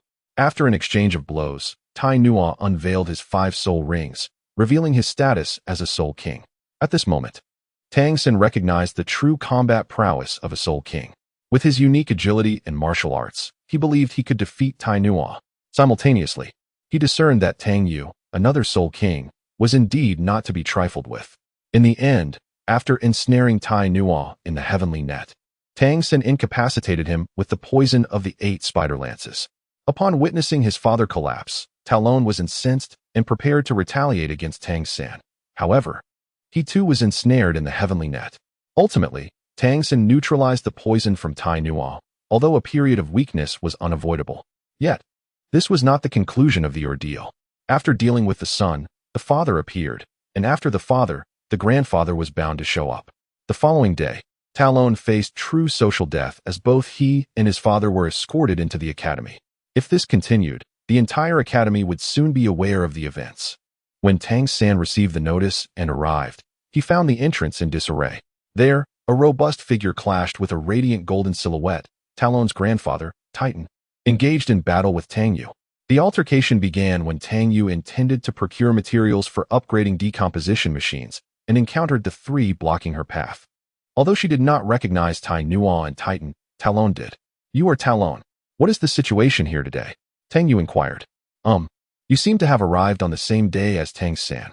"It's a bit complicated," Talon stammered, embarrassed. Titan, being straightforward, interjected, "What is complicated? My grandson and son were beaten by that Tang-san kid. Naturally, I must seek retribution." "Oh, so you all came to trouble Xiao-san? I shall take this matter upon myself." "Come at me," Tang Yu declared, refusing to allow her brother to be bullied. "You are what to Tang-san? To take his place?" Titan queried, intrigued by her boldness. "I am his sister." "Bring it on," she responded, summoning Willy and assuming her battle stance. Chapter 28. A new chapter in Academy Affairs. Tang Yu initiated the confrontation with her most formidable technique, the Radiant Dragon Moonblade, seeking to seize the upper hand. However, she faced an opponent of over level 80, a Soul Douluo. Although she could contend with a Soul Saint, she was still a touch short of the mark against a Soul Douluo. Titan, a powerhouse of pure strength, braced himself for Tang Yu's relentless onslaught of the Radiant Dragon Dance. To his surprise, he felt the force emanating from the massive weapon she wielded and realized it was nearing his own level, a truly astonishing revelation. "Interesting, this little girl is quite the prodigy. Her strength is nearly on par with mine," Titan remarked, leaving both Talon and Tai Nuo astounded. They were well aware of their grandfather's formidable strength, comparable to that of a tidal Douluo. Hearing Titan praise this diminutive girl of merely 1.50 meters was nothing short of astonishing. "It seems you are a tough opponent as well," he said, as the 5 soul rings, yellow, purple, black, manifested around Willy. With a burst of brilliant golden light, a towering 2-meter-tall golden figure emerged, Tang Yu, transformed by her Beiana metamorphosis. The trio of the Power Clan gazed in awe at Tang Yu's soul rings, astounded that someone of her age had reached the realm of a soul king and garnered Titan's commendation for her strength, a truly terrifying talent. "Come forth," she bellowed with a resonant voice filled with magnetic echoes, charging once more at Titan. This time, Titan did not underestimate her. He sensed the oppressive aura of a soul saint emanating from her, which once again astonished him. As the battle ensued, Tang Yu unleashed a flurry of rapid strikes, each encounter sending shockwaves through the surroundings, and the arena bore witness to their fierce clash. This was the scene Tang San beheld upon his arrival. Please, cease for a moment, he called out, prompting both combatants to halt, retreating to opposite sides of the vast crater. Xiao San, why are you here? The mature and resonant voice of the golden figure puzzled Xiao Wu, Oscar, and Ma Hongjun, who had not accompanied Tang San. This is my sister, Tang Yu. Tang San finally clarified, realizing that the others had yet to witness Tang Yu's transformed state. As Tang Yu transformed back to her original height of 1.50 meters, the sight was nothing short of miraculous. The spectacle left Oscar and Ma Hongjun utterly speechless. You are Tang San, inquired Titan, the patriarch of the Strength clan. Yesterday, you injured my son and grandson. Their incapacity is not a reflection of the Strength clan's might. Your sister is indeed the most formidable creature of this age, a prodigy of unparalleled talent. I shall not resort to brute force against you, especially after witnessing your sister's extraordinary gifts. How about we place a wager? Titan, having developed a fondness for Tang Yu and Tang San's exceptional abilities, proposed a challenge. Tang San, initially seeking to uphold his dignity, inquired about the terms of the bet. Titan casually produced an incense stick, which, enveloped in his soul power, was effortlessly embedded into a stone pillar forged from iron essence. This display elicited gasps of admiration from the onlookers. If you can endure the pressure of my soul power until the incense burns out, you shall win, and I will have my descendants bow in apology. Conversely, should you fail, you must join our Strength clan. With Oscar mediating, the terms of Titan's challenge shifted, granting Tang San an opportunity to restore the Tang sect, which he accepted. Upon arriving at the duel venue, the incense had already begun to smolder, but Titan appeared unconcerned. The competition commenced, with Titan's formidable soul power pressing down on Tang San. Tang Yu, watching intently, gripped her weapon, ready to intervene at the slightest indication of trouble. She also sent Shrek's members, including Flander, to summon assistance. Upon their arrival, Flander and the others felt a sense of helplessness in the face of Titan, a soul master of immense strength, far beyond their capacity to contend with. Although Yu Xiaojiang could potentially overcome Titan, it would require an extended battle that could jeopardize their academy's future, given the extensive area of effect abilities of both the Temporal Army and the fully unleashed Geiboga. Nonetheless, the presence of several Soul Saints made Titan cautious, as he not only respected their prowess, but also valued the talents of Tang Yu and Tang San. Straining against the overwhelming pressure of Titan's soul power, Tang San summoned the 8 spider lances for support, as his previous blue-silver grass was no match for such immense force. The emergence of the external soul bone further enhanced Titan's regard for Tang San. However, the 8 spider lances alone were insufficient for Tang San to secure victory in this wager. To truly harness greater soul power to withstand Titan's pressure, he needed to invoke the Haotian hammer. Yet, he recalled the admonitions of Tang Hao and Yu Xiaojiang, urging him not to reveal his twin martial souls in front of others. In a critical moment, as Tang San inadvertently emitted a hint of Haotian hammer's aura, Titan took notice. However, the duel concluded unexpectedly due to the arrival of Ning Rongrong, who came back from visiting her family. Accompanied by her father and a titled Douluo protector, the Bon Douluo. Who could it be? The Bon Douluo and the esteemed leader of the 7 treasures, Glazed Pagoda. I am honored, Titan acknowledged, having already ceased his soul power pressure upon noticing the Haotian hammer.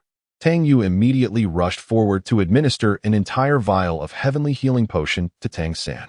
True to its reputation, the potion worked wonders, restoring Tang San's vitality almost instantaneously. Old Gorilla, grant your brother some favor and let this wager go, suggested the Bon Douluo, seeking to mediate.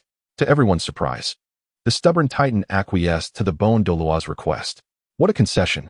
Old Gorilla, this is unlike your usual demeanor, remarked others, though the Bon Douluo, as a titled Douluo, spoke candidly. Old Bones, do you not see what that boy wields in his hand? Although Tang San had quickly recovered thanks to Tang Yu's potion, he had inadvertently revealed the Haotian hammer in the process, catching the attention of all present. The unrelated spectators had already been discreetly dismissed by Tang Yu and the students. Aware of the potential threat posed by someone capable of contending with a titled Douluo, were reluctant to provoke him. Meanwhile, Ning Fengji and the Bon Douluo, having arrived later, found themselves in a tenuous position, while the other teachers and the 8 monsters were already privy to the situation. The Bon Douluo quickly recognized the Haotian hammer. So, it is the Haotian. It is good that you are aware. This may lead to some unfortunate outcomes for you. Despite being a power-focused soul master, Titan was not without intelligence. He quickly deduced the intentions of Ning Fengji and his companion's presence. Meanwhile, Tang San completed his adjustment, fortuitously elevating his level to 45. Rejoining the third tier of strength. Greetings, sect leader Ning. Tang San greeted Ning Fengji, who reciprocated with a nod, prompting Tang Yu to show her respect. Just call me uncle. We are all kin here.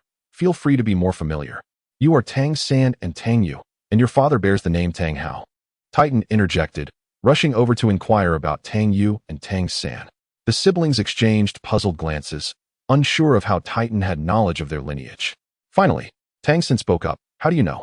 In response, Titan knelt on one knee, proclaiming, I, Titan, pledge my allegiance to the young master and young lady. The scene immediately astonished everyone present. Young master? Senior, what are you doing? Please get up. Upon witnessing this, Tang San hurriedly stepped forward to assist the Titan, recognizing that he was indeed a formidable figure. In Tang San's eyes, however, Tang Hao had always seemed like an ordinary person. Only Willie and the Academy's instructors were aware of Tang Hao's true identity, while Tang Yu harbored a vague suspicion. Considering that the enhancement Tang Hao exhibited after receiving the mark had been rather minimal. At this moment, Flinder and the other instructors finally had the opportunity to approach and invite everyone to discuss matters at the Academy. Titan immediately requested a quiet room to have an in-depth conversation with Tang Yu and Tang San. Flinder and the others arranged for discussions in the conference room on the 4th floor. Since the situation regarding the 7-treasure glazed tile school was addressed specifically to Tang San, he decided to meet with Titan first to resolve this matter alongside Tang Yu. Upon entering the conference room, Titan and the others could hardly contain their eagerness. As soon as they entered, the three greeted them, expressing their apologies. The old servant has injured the young master. Please, young master and miss, impose punishment. Titan's immediate plea for punishment showcased his status profoundly. Please rise, senior. I am not the young master you speak of. Moreover, my injuries have healed under my sister's potion, and I am quite well, Tang San quickly reassured, helping Titan to his feet, insisting he was not a young master. Your esteemed father's name is Tang Hao, and he is indeed the old servant's master. Even though the young master does not possess the Haotian hammer as a martial spirit, the young lady's innate talent remains astonishing. The old servant cannot possibly be mistaken. The weapon you held in your left hand was indeed the unique martial spirit of the Haotian sect, the Haotian hammer. Titan's words plunged Tang San into deep contemplation, confirming Tang Yu's speculation about Tang Hao, albeit only vaguely. No need to elaborate, little San. It seems father has concealed many things from us. He must be a formidable soul master. He certainly has his own burdens, and what we must do now is strive to grow stronger, so we can assist him in the future. Tang Yu's words temporarily quelled Tang San's desire to delve into Tang Hao's past, reinforcing their resolve to become stronger, not solely for themselves, but to aid their father as soon as possible. Indeed, Master has chosen not to disclose specific matters to the young master, likely with his own intentions in mind. Young master, continue your diligent training. If convenient, please share your past experiences with the old servant, Titan added, unwilling to elaborate further. After learning about Tang Hao's condition from Tang San and Tang Yu, Titan lamented the decline of Tang Hao. Ultimately, the Li family joined the Tang sect to serve Tang San, who, along with Tang Yu, affectionately referred to Titan as Grandpa Titan. Following this, Tang San engaged in discussions with Ning Fengji regarding hidden weapons. Chapter 29. A new chapter. Pre-competition preparations. Another 6 months of arduous training had led to significant improvements among the group. Their levels had notably risen. Although Tang Yu's progress was modest compared to her daily encounters with the spirit beasts in the Sunset Forest, she reached the 57th level. The second-tier member, Daimu Bai, attained the 53rd level, while Tang San and Oscar reached 49 and 51, respectively. Xiao Wu achieved the 48th level. Zhu Zhuqing, Ning Rongrong, and Ma Hongjun lagged slightly, but still reached 47. As their strengths continued to grow, the gaps in their levels diminished. All were exceptionally gifted individuals, and under the influence of Tang Yu's mark inheritance, their training accelerated remarkably. These marks acted as enhancements. Upon Oscar reaching the 50th level, with the assistance of Tang Yu, Flinder, Lu Erlong, and Zhao Wujin, he discovered an extraordinary soul ring in the Sunset Forest. The 10,000-year-soul beast was utterly decimated under the increasingly brilliant blue-gold magical onslaught from Tang Yu. To say nothing of the 3 soul sages joining in the battle. The beast died in a state of extreme resentment. Notably, the final blow that gravely injured it was Tang Yu's star-pattern meteor burst, which tore the beast's soul apart, leaving only fragments hanging on for life. After Oscar delivered the final blow, a soul bone emerged, a bone for dispelling, highly effective. Oscar's 5th soul skill, Limit Break Green Intestine, came with a side effect of fatigue lasting a day. Remarkably, the skill attached to the soul bone perfectly alleviated this side effect, allowing 3 opportunities daily to negate all states of weakness of a target. The weak state is not entirely considered a negative state, merely an overload. Thus, purification cannot resolve it. As for Oscar's smooth absorption of the soul ring without experiencing soul shock, this was attributed to Tang Yu having obliterated the beast's consciousness entirely. It's worth noting that the original author might not be aware of the concept of soul shock. Setting aside the relationship with Bibi Dong and the Spirit Hall's records, Flinder and Liu Erlong's legendary trio once made their names renowned across the continent, and it stands to reason they would have encountered 10,000-year soul rings. Once Oscar reached the 50th level, he also completed Tang Yu's awakening, allowing him to proclaim a Valkyrie. The time for training concluded, and it was time for the Continental Soul Master Competition to commence. The next step was to evaluate everyone's training results during this period. This time, Tang Yu served as the examiner, both to provide everyone with a direct understanding of her strength and to ascertain what a typical Soul King should embody. The first match was Tang Yu against Dai Mubai and Oscar, indeed, a 1 versus 2 scenario. The primary objective was to allow Tang Yu to grasp the relative capabilities of a standard Soul King. As the battle began, Tang Yu activated her Beiana transformation, employing automatic dazzling patterns, magical shields, and combat instincts, charging directly at Dai Mubai and Oscar. Only when truly facing Beiana could one feel the overwhelming pressure of an upper echelon. However, Dai Mubai and Oscar were not to be underestimated. Dai Mubai immediately activated his martial spirit, simultaneously enhancing his strength. Oscar, on the other hand, deployed his pink intestine, green intestine, and mushroom intestine to bolster Dai Mubai. He then applied a plethora of buffs, including Heavenly Sound and Honor Blessing. Having witnessed Tang Yu in battle, they knew that if they failed to gain an advantage during the initial clash, they would have no opportunity for a comeback. Those whom Tang Yu had defeated previously were all thoroughly overwhelmed, unable to retaliate. Ultimately, it was correct for Oscar and Dai Mubai to make their decision. With numerous buffs applied and Oscar's explosive green intestine, Dai Mubai managed to hold his ground without being immediately suppressed during the first exchange, granting him another chance to strike back, something that had never occurred when battling Tang Yu at the same level. The onlookers were left astonished. They were well aware of the effects of the green intestine and the remarkable strength of Oscar's buffs, and now, with such formidable enhancements, Dai Mubai was barely able to maintain equilibrium with Tang Yu. This demonstrated the extent of Tang Yu's extraordinary power. The battle continued. The initial balance provided Dai Mubai with an opportunity to unleash his 4th soul skill, White Tiger Meteor Shower, launching a barrage of attacks toward Tang Yu. Unfazed by the concept of defense, she countered with her own offensive, executing the Meteor Flash. The relentless spear and fist shadows intertwined frantically in the air. Tang Yu's dazzling patterns consistently granted her the upper hand in every counterattack. Observing this, Oscar promptly activated the Resurgence Wind behind Dai Mubai to restore his state.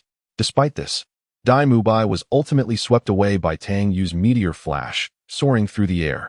In mid-flight, he activated the White Tiger Diamond transformation and the White Tiger Demon God transformation, further amplifying his state before attempting to return to the fray. Upon witnessing the situation, Tang Yu immediately unleashed a dispelling spell, extracting Dai Mubai from his rapid movement in the Dance of Lightning. Subsequently, she skillfully controlled him with her graceful staff. Observing this, the onlookers understood that Dai Mubai was in peril. Typically, those who suffered at the hands of Tang Yu began their downfall when ensnared by her simple yet effective staff technique. As anticipated, once under Tang Yu's control, Dai Mubai found himself relentlessly bombarded by a series of devastating moves: the Falling Blossom Palm, the Heavenly Strike Dragon Tooth, and the Fractured Dominance. Nevertheless, seizing a fleeting opportunity, Dai Mubai activated his Berserker armor, leveraging its power to extricate himself from her grasp. At that moment, Taizhan closed in and executed a flurry of shadowy kicks.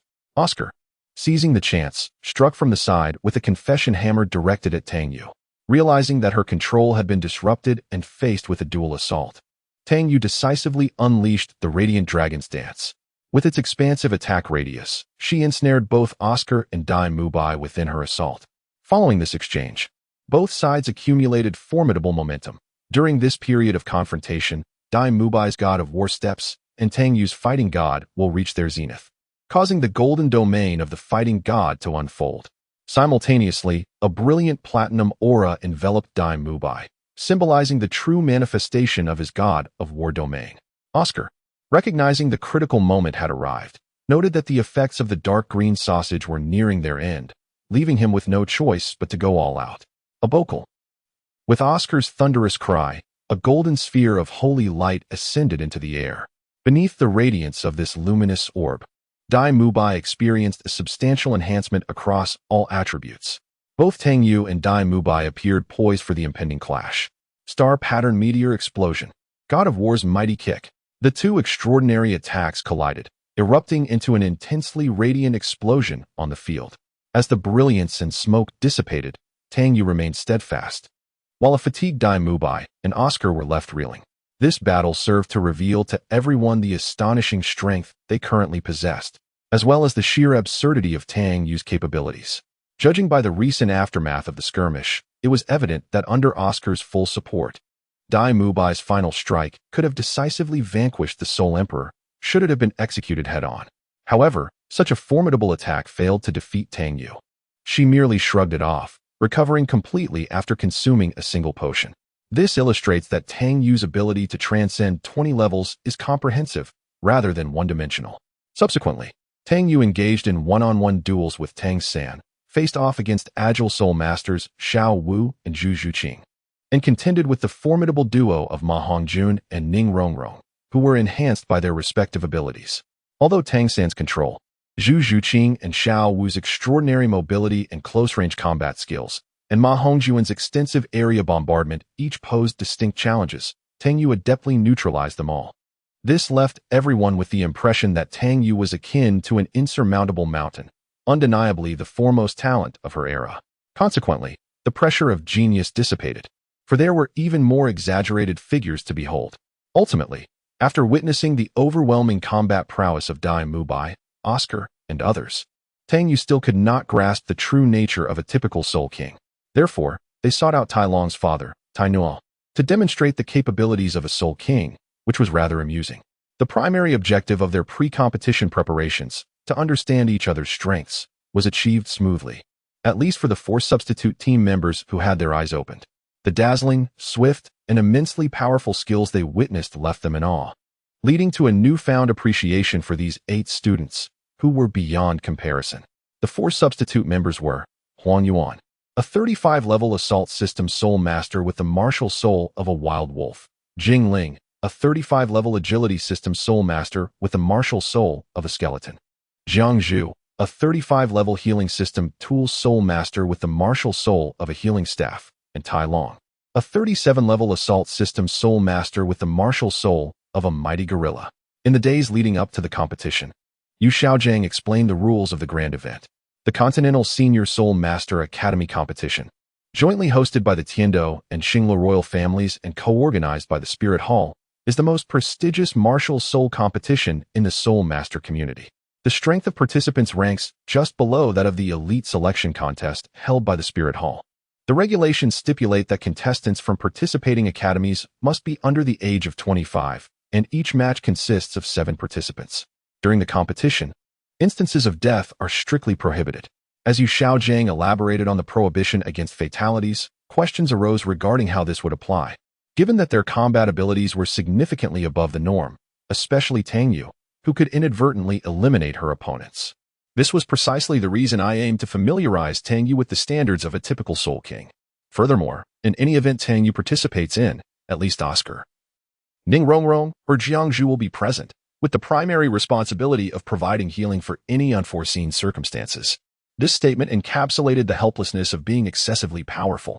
Simultaneously, the rules effectively barred Tang San's hidden weapons and Tang Yu's potions, which could be seen as a silver lining, perhaps.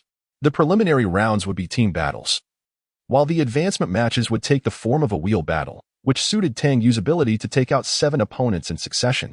During the qualifiers, Tang Yu was explicitly prohibited from participating, and Ning Rongrong was also sidelined as she was summoned to attend to the secrets of the 7 Treasures Glazed Tile School. Thus, the preparations for the competition were fully in place, and everyone retired to rest. As time swiftly passed, the Continental Senior Soul Master Academy competition finally arrived.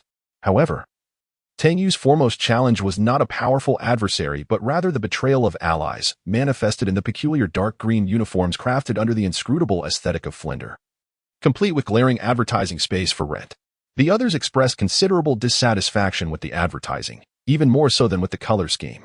Yet, for Tang Yu, the color was far more difficult to endure. The advertising could be interpreted as mockery, signifying not only her dominance but also her ability to promote while triumphing. Ultimately, after a cordial greeting with Flinder, the Dean finally acquiesced, altering the color to the black of the original Soul Arena uniforms. Although the advertising remained a testament to Flinder's stubbornness. However, custom uniforms would require time, and for the first preliminary match, they were compelled to don the green attire. In such circumstances, I found myself wishing to be a mechanic, enabling me to stealthily infiltrate the venue. Tang Yu and her companions concealed themselves behind a pillar outside the arena. I truly do not comprehend Flinder's sense of aesthetics, Ning Rongrong remarked, expressing her strong discontent with the uniforms. Eventually, the group seized a moment of low foot traffic to stealthily approach the venue, encountering the previously humiliated Songhui Academy, which now boasted the backing of influential allies. The battle commenced swiftly. As the Tiando City competition unfolded, notable figures such as the Platinum Bishop Salas from the Spirit Hall, Emperor Shuiyi, and the supporter of the Tiando royal family, Ning Fingxi, were in attendance. The academies competing in the Tiando region were notably diverse and skilled. Yet the dark green uniforms were an unforgettable eyesore that left the participants feeling humiliated and filled with indignation. Prior to the commencement of the matches, there were the customary speeches from the leaders. Fortunately, Emperor Shuiyi refrained from beginning with the phrase, "Let me briefly say a few words." The first adversary Shrek Academy faced was the second team of the Tiando Royal Academy, an unfortunate matchup that compounded their frustrations, as one team was celebrated while the other faced derision. In light of the challenges presented to the group, Yu Xiaojiang imposed a condition on Tang San and his companions. They were to conclude the battle within 1 minute, a task that posed no significant issue. The participants in this match were Tang San, Dai Mubai, Xiaowu, Jiang Zhu, Tai Long, Jingling, and Huang Yuan. It must be noted that the opposing team from the Tiando Royal Academy's second squad made a flamboyant entrance, receiving an enthusiastic ovation. As the countdown concluded and the match commenced, Tang San and his companions activated their spirit rings. Notably, Tang San's Black 4th Spirit Ring and Dai Mubai's 5 Spirit Rings astonished the audience, particularly the members of the committee, who lamented their profound regret. However, Tang San and his team were not inclined to grant the Tiando Royal Academy any respite. They swiftly unleashed their enhancement abilities and charged forward. Under the influence of the martial god step, Dai Mubai surged ahead with remarkable speed, taking the lead and successfully capturing the attention of the Tiando Royal Academy's second squad. Their control-type Spirit Master immediately released the Copper Ring Spirit skill to ensnare Dai Mubai. Just as they perceived their control taking effect and let their guard down, Dai Mubai activated his 5th Spirit skill, White Tiger Demon Transformation, shattering the bindings, and quietly summoned his body armor. Meanwhile, Tang San promptly employed the Blue-Silver Prison, ensnaring all 7 opponents. Before Tai Long and the others could retaliate, Xiaowu leapt high into the air, executing a spiral comet descent. Dai Mubai, having already freed himself, unleashed a White Tiger meteor shower upon them. Under the assault of these 2 formidable area of effect attacks, the opponents, unable to escape the Blue-Silver Prison, were swiftly incapacitated. Of course, Jiang Zhu had been diligently providing support from the outset. Ultimately, despite the captain of the Tiando Royal Academy's second squad claiming that this was nothing short of murder, their reasoning was untenable. The battle concluded in less than half a minute, with most of the time spent on Jiang Zhu's healing efforts. After this overwhelming display, the team's frustrations were somewhat alleviated. However, the following day, new uniforms were expected to arrive, sparing them from wearing the ghastly school attire any longer. After the match, Ning Fingxi sought out Tang San to meet Xueqinghe. He had initially planned to bring Tang Yu along, but she had not participated in this match and was eager to unwind in the Sunset Forest instead, as she was not required to compete. It is worth mentioning that Shuechinga was, in fact, disguised by Qian Renxue, likely due to the latter's mastery of one of the four great evil arts. The art of disguise, which rendered Tang San unable to detect the ruse, perhaps also due to it being their first encounter. The following day, Tang Yu indeed did not return to the academy, and their team uniforms had already arrived, now adorned with an additional sponsor. Fortunately, the color was no longer that of a ghastly hue. Meanwhile, Ning Rongrong was undergoing training with Master Yu Xiaojiang on the 7 apertures Linglong Heart, commonly referred to as mind control, though the official term was distraction control. Tang San, too, was engaged in this very training. Soon, the second match arrived, where Shrek would face the Elephant Armor sect. Originally, based on the power dynamics of the original narrative, this would have posed a significant challenge, especially considering the opposing team comprised 7 tanks, each clad in the thickest of armor. However, Shrek had undergone a tremendous enhancement. After deliberation, they opted to maintain their previous lineup. This strategy maximizes the preservation of strength, with Jiazhu responsible for ensnaring the opponent's life, while the trio of Tai Long is tasked with safeguarding the rear. The combat remains under the purview of Tang San and his companions. Notably, as a control spirit master, Tang San's primary duty is to exert control, rendering the opponent's fragility or resilience irrelevant. Meanwhile, Xiaowu employs soft techniques, overcoming rigidity with flexibility.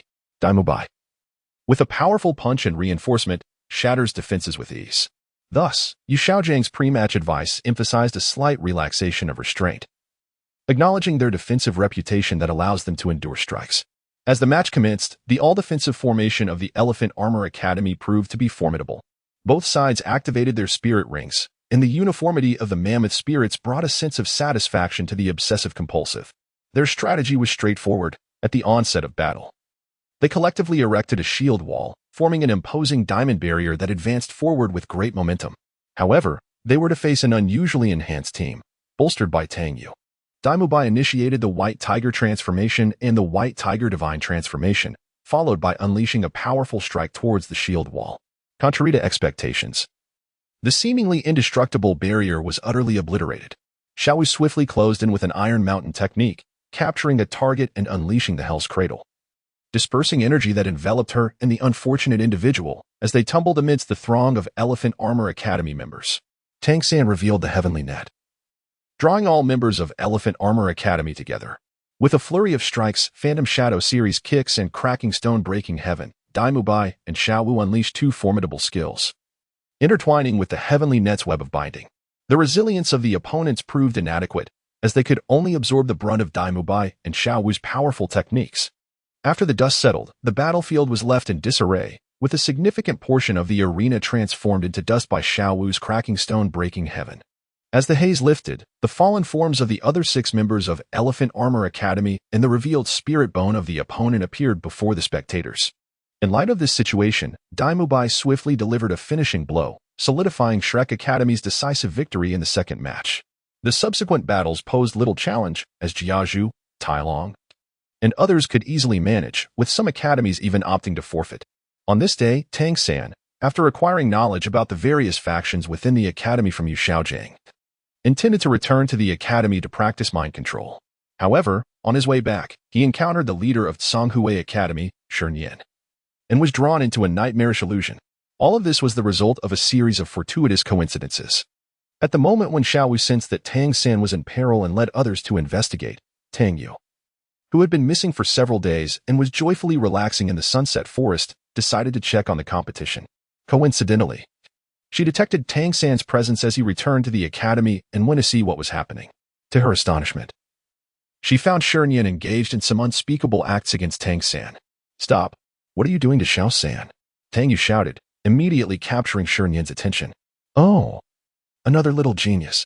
Let us see how you fare against the power of my 7th spirit ability, Nightmare," Shernyan retorted, launching an eerie wave of mental energy toward Tang Yu.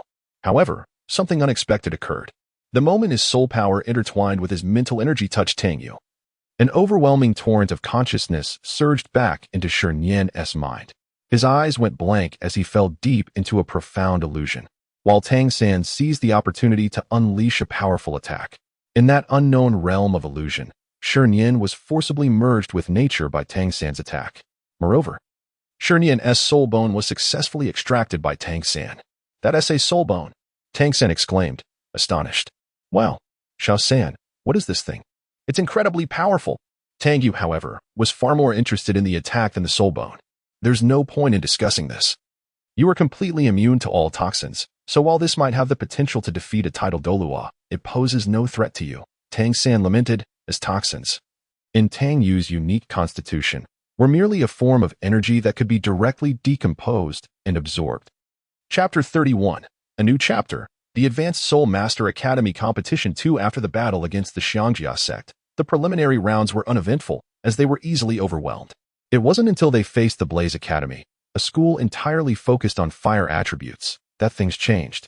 However, Blaze Academy was entirely unprepared for the fact that Tang San, thanks to his ice and fire yin-yang eye, was immune to both ice and fire.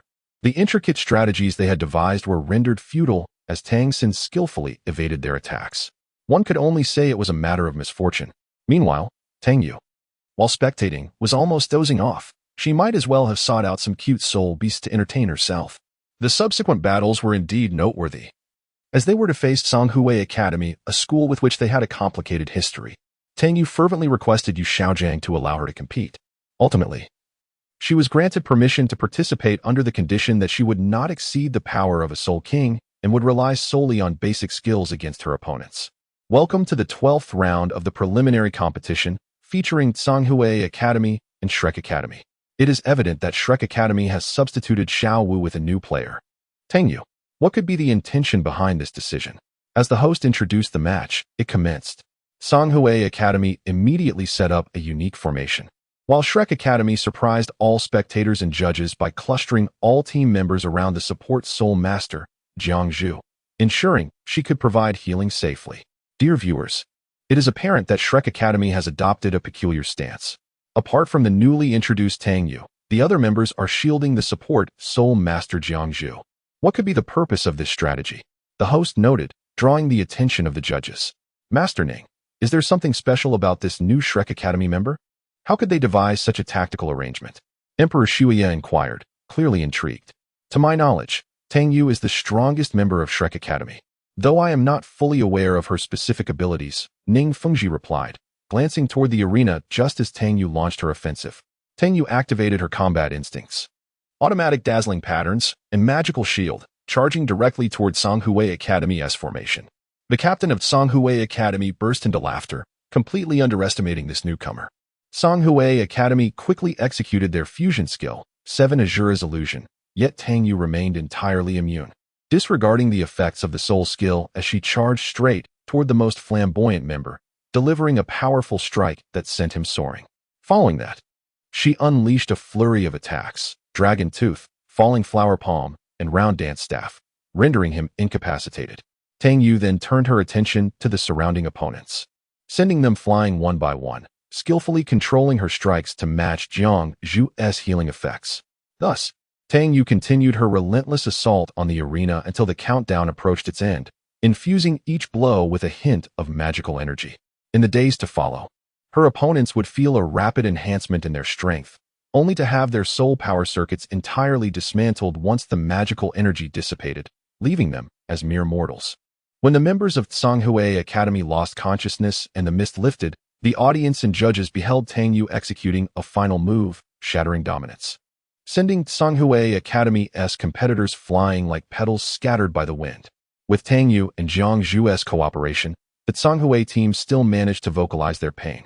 Thus, the retribution against Songhui Academy was successfully accomplished.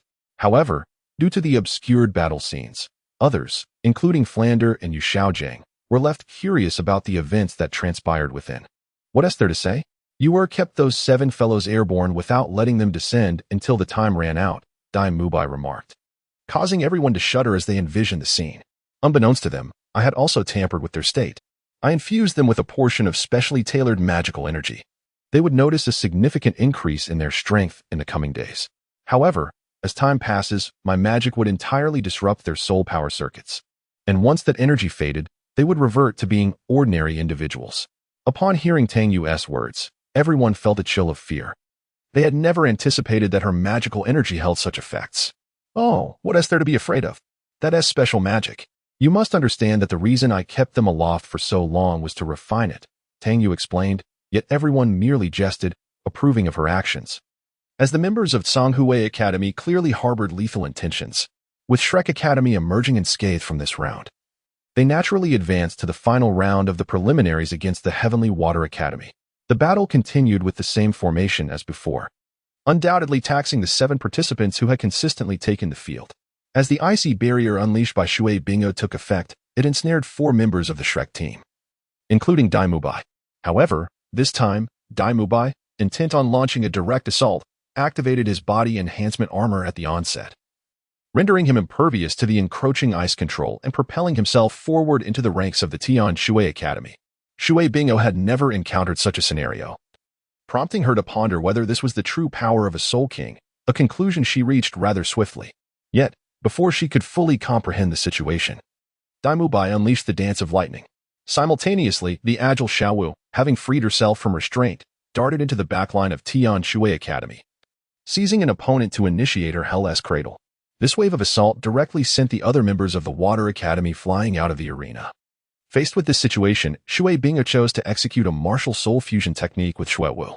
Confronted with the martial soul fusion technique unleashed by 2 level 40 Soul Kings, Tang San immediately deployed the blue-silver cage for defense, creating a stalemate.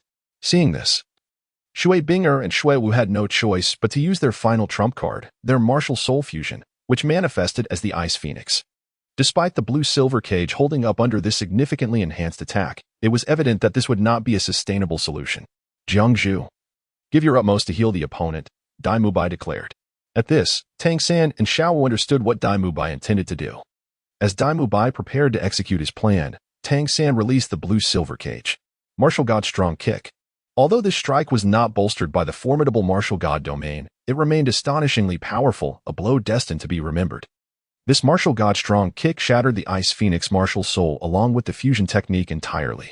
The immense energy fluctuations even caused the protective barrier of the arena to ripple. Unbelievable! The captain of Shrek Academy, Dai Mubai, had directly shattered the martial soul fusion technique through sheer strength and won the match. The audience erupted in astonishment, unable to comprehend the spectacle. Even the dignitaries seated in the VIP area, including Ning Fengji and the Snow Knight Emperor, stood in amazement, as it was unprecedented to see a martial soul fusion technique broken by raw power. Thus, the preliminary rounds of the Advanced Soul Master Academy competition came to a close. The advancing academies included Shrek Academy, Thunder Academy, Blaze Academy, Wind God Academy, and Water Academy, all successfully entering the next stage of the competition. The next phase would showcase Tang Yu's dominating prowess. The Snow Knight Emperor also bestowed considerable rewards upon the 5 qualifying academies, which even included titles of nobility, provoking vehement condemnation from the Platinum Pope of the Spirit Hall. This illustrated the increasingly strained relations between the Spirit Hall and the 2 great empires under Bibi Dong's governance. Following the conclusion of the preliminaries, the organizers granted each academy a month of respite. During this time, Yu Xiaojiang arranged special training sessions for everyone, which involved sparring with Tang Yu. Indeed, there was no better method to enhance practical combat skills than to practice against Tang Yu. It was known that Tang Yu, in her peak condition, could contend with both Flinder and Lu Erlong, showcasing terrifying combat prowess that, even when suppressed, was sufficient to dominate others. Furthermore, Tang Yu's skills possessed remarkable control capabilities and extraordinary strength, complemented by her incredible speed. She could be regarded as a perfect martial soul master, embodying the essence of control, brute force, and agility. During this period, Douluo returned to Shrek Academy after a fierce confrontation, which piqued Tang Yu's interest. Although her battles with Lu Erlong had been evenly matched, they still left her yearning for more. Following her recent experiences in the Sunset Forest, Tang Yu had approached level 58, and her combat prowess was nearing that of a Soul Douluo. Douluo's return provided Tang Yu with a training partner. Much to the delight of the Shrek 7 monsters, they preferred to spar with Zhao Wujie, who, being merely a strength-type soul master, was less formidable than the perfect martial soul master that Tang Yu represented. In terms of difficulty, Tin Zhao Wuji's could not compare to a single Tang Yu. Meanwhile, Tang San found himself at a philosophical impasse. However, with Douluo's guidance, he resolved his mental block and was introduced to the golden generation of the Spirit Hall. This time, rather than urging Tang San to abandon his ambitions, Douluo expressed joy, for Shrek had not only Tang Yu, an extraordinary talent, but also 2 Soul Kings. With all members approaching level 50, In terms of average combat strength, they even surpassed the Spirit Hall, while Tang Yu stood as an insurmountable peak. Time passed swiftly, and the time for the advancement matches arrived. The venue for the advancement matches shifted to the military camp of the Tiando Empire, symbolizing the event's prestige while ensuring that the general public could not spectate, thus safeguarding the privacy of the contestants. After a night of rest, the first match of the advancement stage commenced. Fortunately, there was no opening ceremony, allowing the competitions to begin immediately. After the draw, Shrek Academy's first opponent was the Balak Academy, hailing from the Balak Kingdom, the very nation where Shrek was originally located. Balak? I recall that we were previously in Soto City, Balak, and they too made it to the advancement round, Daimubai remarked, expressing disdain for Balak. The preliminary rounds had 5 slots from the Tiando Empire's division, along with 10 from other affiliated nations and duchies, totaling 15. Balak was one of the 4 major affiliated nations. Yu Xiaojiang elaborated on the competition rules in greater detail. Years ago, Shrek had vied for a slot in the Balak Kingdom but was ultimately squeezed out by the nobility. Failing to qualify for the advancement round, a sentiment of bitterness echoed in Flinder's words. I also missed out on the Advanced Soul Master Academy competition during my student days. It remains a lifelong regret, Qin Ming lamented.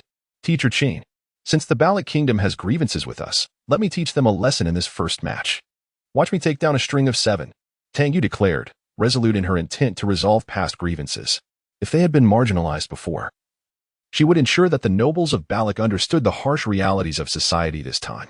Indeed, the rules of the advancement matches suit Shrek's combat style exceptionally well. We each possess few weaknesses, and even Oscar and Ning Rongrong exhibit commendable combat abilities, with Tang Yu as our ultimate insurance. I believe we will face no issues in this advancement round, Yu Xiaojiang affirmed, praising the structure of the matches. Since you intend to make a strong impression in this opening match, you must conceal your true strength. Tang Yu's response garnered unanimous agreement from everyone present, after all. She was accustomed to training against the title Douluo. Following the customary announcements, the advancement matches officially commenced. The format of the matches often led to weaker academies suffering consecutive defeats, yet such competitions proved to be even more thrilling. As the members of Shrek Academy watched the matches with ease, a group from Balak Academy, poised to become victims, approached Shrek to provoke them. Who do we have here? The defeated strays from Soto City, Shrek Academy. The Balak representatives displayed an air of arrogance, yet the members of Shrek regarded them not with anger, but with a growing sense of pity and disappointment, a reaction that perplexed the Balak side. Lo Fuki, you truly are as persistent as your father, Flinder remarked, recognizing the leader of the group with a hint of pity in his tone. Flinder, it seems the persistent ones are from Shrek, the leader retorted, his tone laced with disdain. Although Lovoki remained arrogant, he was utterly confounded by the performance of Shrek Academy. There was nothing significant to address, it was merely inconsequential. Flanders had no intention of elaborating further, shaking his head as he returned to his seat. What a pity. The members of Shrek were not irked, after all. What Tang Yu was about to do next would be challenging enough for them. Sister Yu, what are your thoughts on Barak? Ma Hongjun was curious about how Tang Yu intended to approach the opponent. Nothing much. Though Barak acts brazenly and enjoys provoking others, they harbor no intent to kill. It's merely a matter of enduring some painful punishments. I have calibrated my magical power. After being defeated, they will experience considerable pain for several days. Yet it will not affect their health. Perhaps I might suffer from insomnia. Does that count? Tang Yu revealed her plan. This would indeed be quite a trial for them. A small reprimand. Tang San wholeheartedly agreed with Tang Yu's strategy. After all, a string of 7 was a significant blow to the pride of these nobles. The pain lasting for days was merely interest on the matter. Soon, the match between Shrek and Barak commenced. The next contest featured Shrek Academy against Barak Academy. Let us first examine the statistics of the two competitors. Barak Academy sent forth their captain, Lovoki, a formidable soul master at level 42, undoubtedly aiming for an early victory. In contrast, Shrek Academy presented Tang Yu, the only alternate contestant from the preliminary rounds, boasting an astonishing level of 58. Upon the announcer's declaration, the audience, excluding Shrek, was taken aback, their gazes fixated on the petite girl standing at a mere 1.50 meters. Even Ning Fingxi, the Snow Knight Emperor, and Salis stood astonished. While others might not grasp the significance, those of their caliber understood, even among the golden generation lauded by the Pope. The highest level reached was 52, and they were evidently older than Tang Yu by several years. Yet, Tang Yu surpassed them by a full 6 levels, a remarkable 6 levels of a Soul King. Barak soon realized the gravity of the situation. How had a Soul King on the verge of becoming a Soul Emperor appeared? Shouldn't he such strength have graduated long ago, easily qualifying as a teacher? Were it not for Tang Yu's noticeably youthful appearance, a trait of the demon realm, where one does not grow tall, one might have thought there was a mistake. Furthermore, the announcer seemed at a loss for words. How could one explain a staggering 16-level disparity? It was an overwhelming mismatch. However, Tang Yu would not resort to a swift annihilation. She came with the intention to torment. After applying a few foundational buffs, she commenced showcasing her traditional skills, the dance of the sky. During the previous match against Songhui Academy, the audience had been obscured by mist and thus had not witnessed it. Now, with no fog to hinder visibility, everyone could clearly see Lovoki being effortlessly lifted into the air by Tang Yu, suspended and continuously airborne without any indication of descending. Regrettably, it was a one-on-one duel. Tang Yu did not provide any supportive skills to her opponent. Before long, Lovoki could no longer endure, prompting Tang Yu to execute a decisive move, sending him crashing to the ground with a powerful strike, infused with her unique magical energy. Consequently, Lovoki lay on the ground, groaning in agony. "Come on, next." Her haughty words incited immense fury within Barak, who immediately surrounded Tang Yu. "Interesting. Do you wish for me to face all of you alone? If the organizers have no objections, then so be it." Tang Yu's tone was flippant, laced with disdain, further stoking Barak's ire.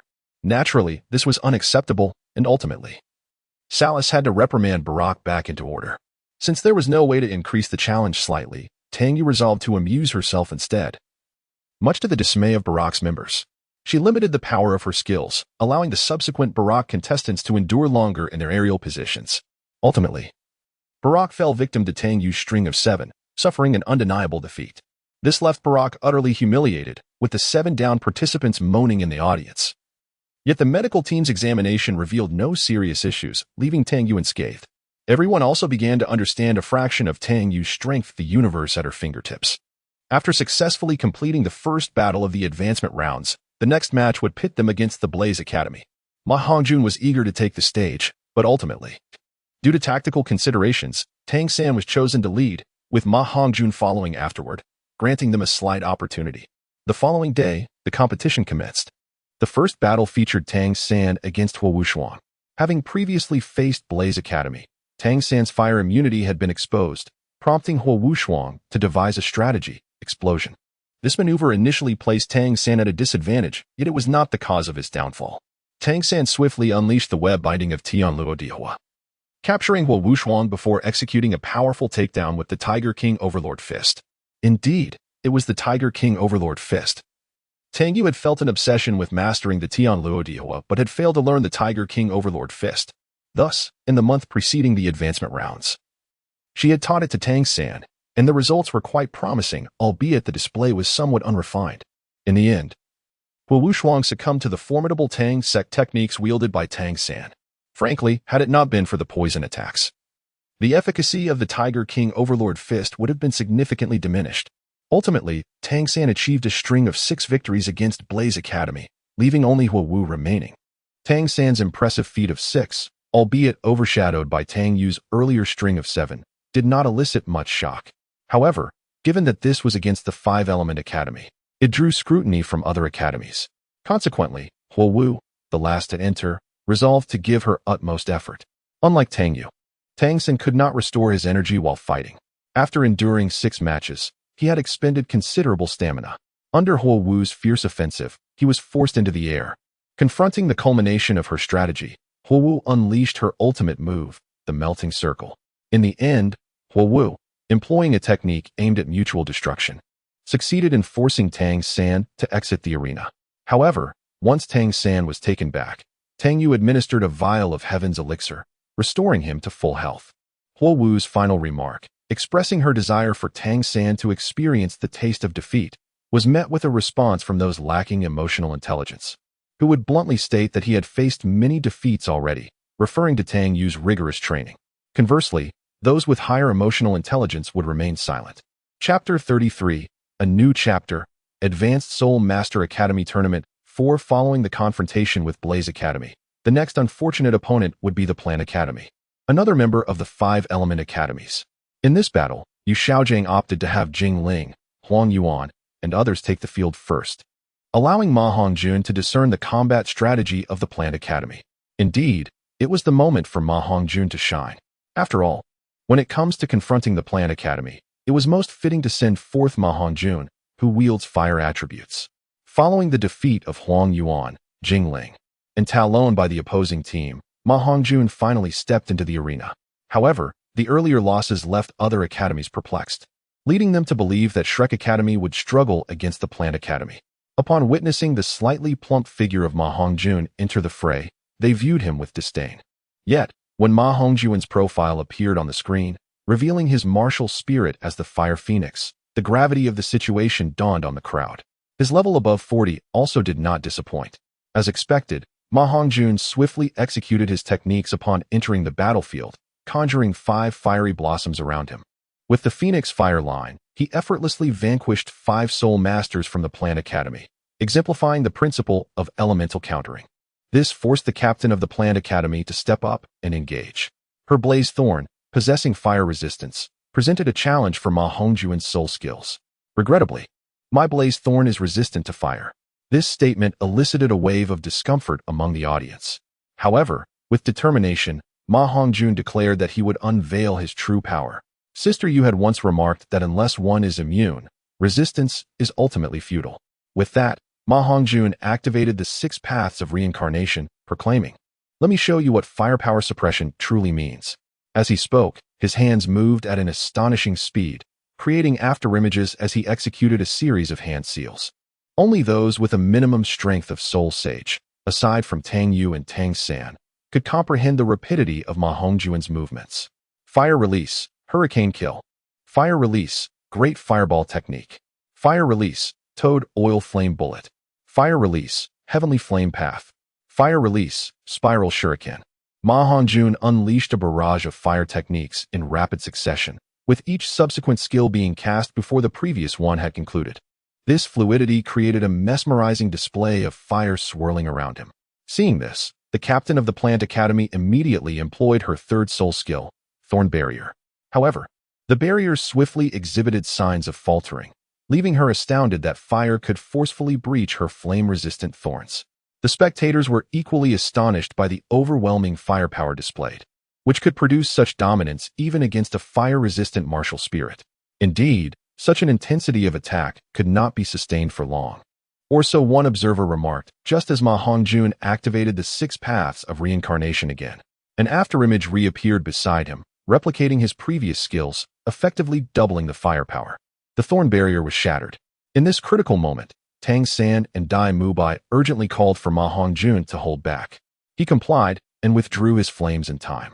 But the intense heat left the captain incapacitated. The last remaining member of the planned academy, witnessing this, had no choice but to surrender, knowing that even their fire-resistant leader had been overwhelmed. Thus, Shrek Academy achieved yet another consecutive victory. Subsequent battles featured weaker academies, prompting Yu Xiaojing to field Zhu Zhuqing and Dai Mubai.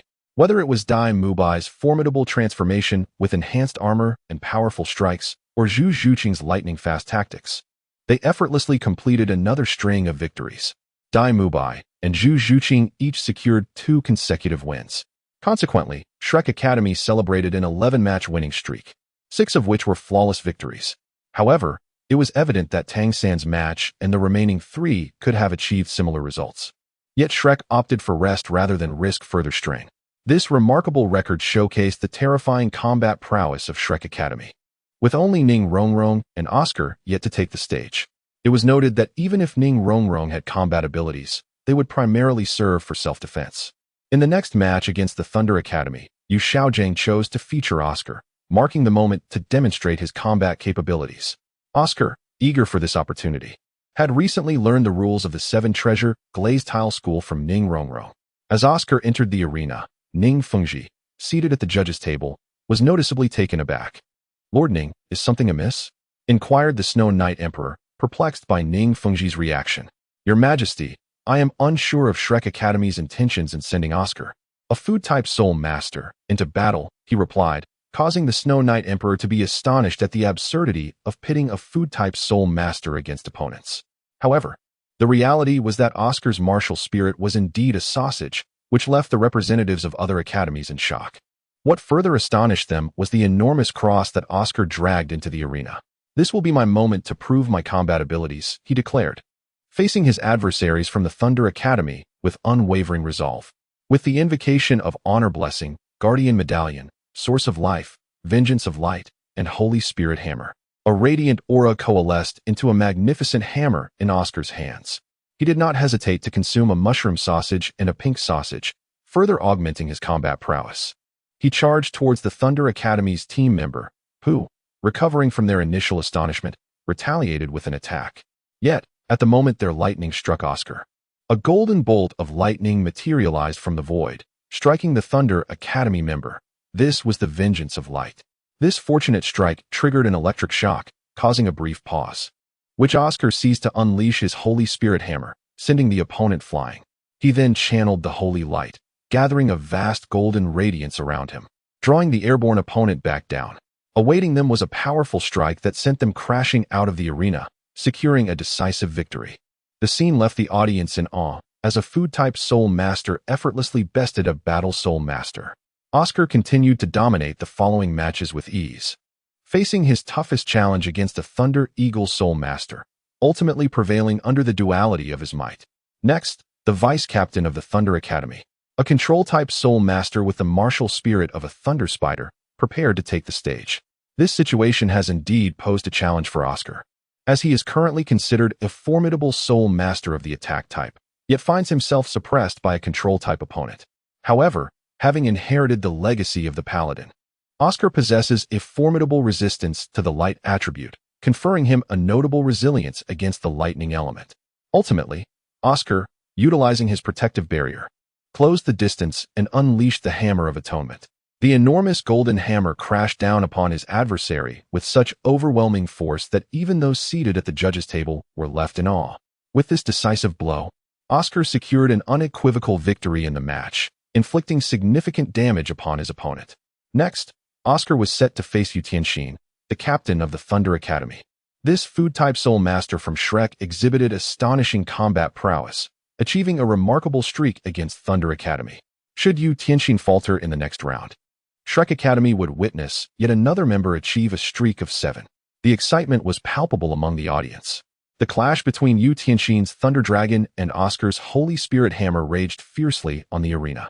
Despite Oscar having reached level 50, the exertion from the preceding 6 battles began to take its toll, leading to a fiercely contested struggle against Yu Tianxin. The Blue Tyrannosaurus, renowned as the strongest beast martial soul, unleashed powerful attacks. Yet Oscar proved to be no pushover. He continuously deployed the holy light glass shards, scattering numerous glass spheres across the battlefield, thereby restricting Yu Tianxin's mobility. At last, after meticulous strategizing, Oscar encircled Yu Tianxin, executing the judgment of justice. A golden magic circle formed beneath Yu Tianxin, summoning radiant spears of holy light from the void to assault him, who found himself cornered and dodging desperately. Ultimately, the climactic moment arrived when a 6-winged angelic apparition manifested above, hurling a resplendent spear of holy light downwards, resulting in a tremendous explosion upon impact. Yu Tianxin, unable to evade, resorted to defense, sustaining considerable injury, while Oscar himself was not unscathed. Both contenders prepared to unleash their ultimate techniques. Meanwhile, Salus, seated at the judges' table, stood in astonishment, gazing at Oscar in disbelief. He was certain he had not misjudged. The ethereal figure was indeed an angel. How could such a manifestation arise from a food-type Soul Master? He felt compelled to report this to the Spirit Hall immediately and hastily departed. On the arena, Yu Tianxin unleashed his most powerful move, the Blue Divine Dragon Rush, while Oscar countered with the Orb of Revelation. Under the influence of the Holy Spirit Hammer, the orb emerged in a state of dark release, unleashing thick black beams that engulfed the arena and dismantled Yu Tianxin's soul skills. Consequently, Oscar completed a streak of 7, triumphing in this promotion match and showcasing his combat capabilities before Ningfengxi. Following their victory over Thunder Academy, Shrek Academy faced only one remaining opponent, the Kamikaze Academy, to secure a complete victory. After the competition, Feng Xiaodian from Kamikaze Academy, consumed by jealousy, challenged Tang San to a duel to determine the outcome. Naturally, Tang San accepted. Following the committee's approval, this final promotion match was set to unfold in this manner. The battle was devoid of suspense, aware of the serious implications. Tang San resorted to a toxic assault. Initially at a disadvantage, he employed the heavenly net to bring Feng Xiaotian crashing to the ground, subsequently introducing the deadly death poison fog for the first time on the Douluo continent. As the virulent toxins detonated, they devastated Feng Xiaotian's combat capabilities while infiltrating his body, causing continuous damage until Tang San emerged victorious. However, during their confrontation, Tang San inadvertently revealed the existence of the Haotian hammer, capturing the attention of the Spirit Hall. Nonetheless, such details were trivial. This victory signified Shrek's complete advancement. Before departing for Spirit City, Yu Xiaojiang ventured alone to the Spirit Hall, seeking to reunite with his first love and find a solution to Tang San's dual martial soul predicament. However, this journey was destined to be fraught with challenges. As they traversed a desolate canyon, the team was ambushed by a barrage of enormous boulders, effectively separating the academies. Shrek's combat prowess was unquestionable, easily handling the falling debris. Yet, the assailants were formidable foes. In the face of overwhelming adversaries, Tang Yu's combat abilities proved devastating. Despite the attackers' considerable strength, they could not withstand Tang Yu's relentless onslaught, as she swiftly cleared the battlefield with her area of effect skills. Nevertheless, the assailants were not willing to let Tang Yu complete her purge unopposed, and the leading Soul Douluo soon intervened. At this moment, Oscar and Ning Rongrong's buffs began to truly manifest their power. With each skill enhancement, the aura surrounding Tang Yu and her companions surged, and under the amplification of Oscar's orb of revelation, Tang Yu's combat strength soared to the level of a Soul Douluo. This drew the attention of Lord Eulidia, who launched an attack on Tang Yu, but it was too late. Unfazed, the denizens of the demon realm confronted the assault head-on, repelling it with a single technique, the Radiant Dragon Dance, and subsequently executing the star pattern explosion. In an instant, the immense force of the star pattern detonation severely injured Lord Eulidia. However, the commotion attracted the attention of the true leaders of the ambush, Zhu Douluo and Gui Douluo. Upon their arrival, they beheld Tang Yu, suspended in her Beiana state, and Lord Eulidia, incapacitated on the ground. Surveying the surroundings, Zhu Douluo recognized the individuals before him as their intended targets. How intriguing! You managed to defeat Lord Eulidia. You little ones possess some skill, but alas. Our mission today is to ensure your disappearance on the path to Spirit City. Zhu Douluo Yueguan regarded Tang Yu with keen interest. Must it be to the death? Esteemed seniors? If possible, I would prefer to avoid combat, Tang Yu replied, reluctant to engage, knowing that a confrontation could jeopardize the safety of her companions. Yueguan, we must prioritize the mission and avoid unnecessary complications, Gui Douluo remarked tersely. Faced with this predicament, Tang Yu sighed, realizing that a simple resolution was unattainable. Little San, ensure everyone else's safety. Allow me to confront you. With that, Tang Yu summoned her second apostle power. Unlike her first use of this ability this time, although it still only elevated her by 20 levels, Tang Yu's base level had already reached 58, coupled with the apostle power enhancement and her innate strength suppression. Her prowess now approached that of a titled Douluo. This was her foundation for victory in this battle. Yueguan and Gui Mei were taken aback as they witnessed the girl, in her Beiana form, ascend to the level of a soul sage. Yet, they remained unconvinced. How interesting. Little girl, you possess such a secret method, but a mere soul sage cannot alter your fate, Yueguan proclaimed confidently. However, what if she rivals the power of a 98-level titled Douluo? Before Yueguan and Gui Mei could grasp the situation, Tang Wei approached them with a speed akin to teleportation, unleashing a dazzling move known as the Brilliant Dragon's Dance. Unlike the previous iteration, this version of the Brilliant Dragon's Dance exhibited a power that had multiplied several times over. It is essential to recognize that for a titled Douluo above the 95th rank, the disparity between each level is immense.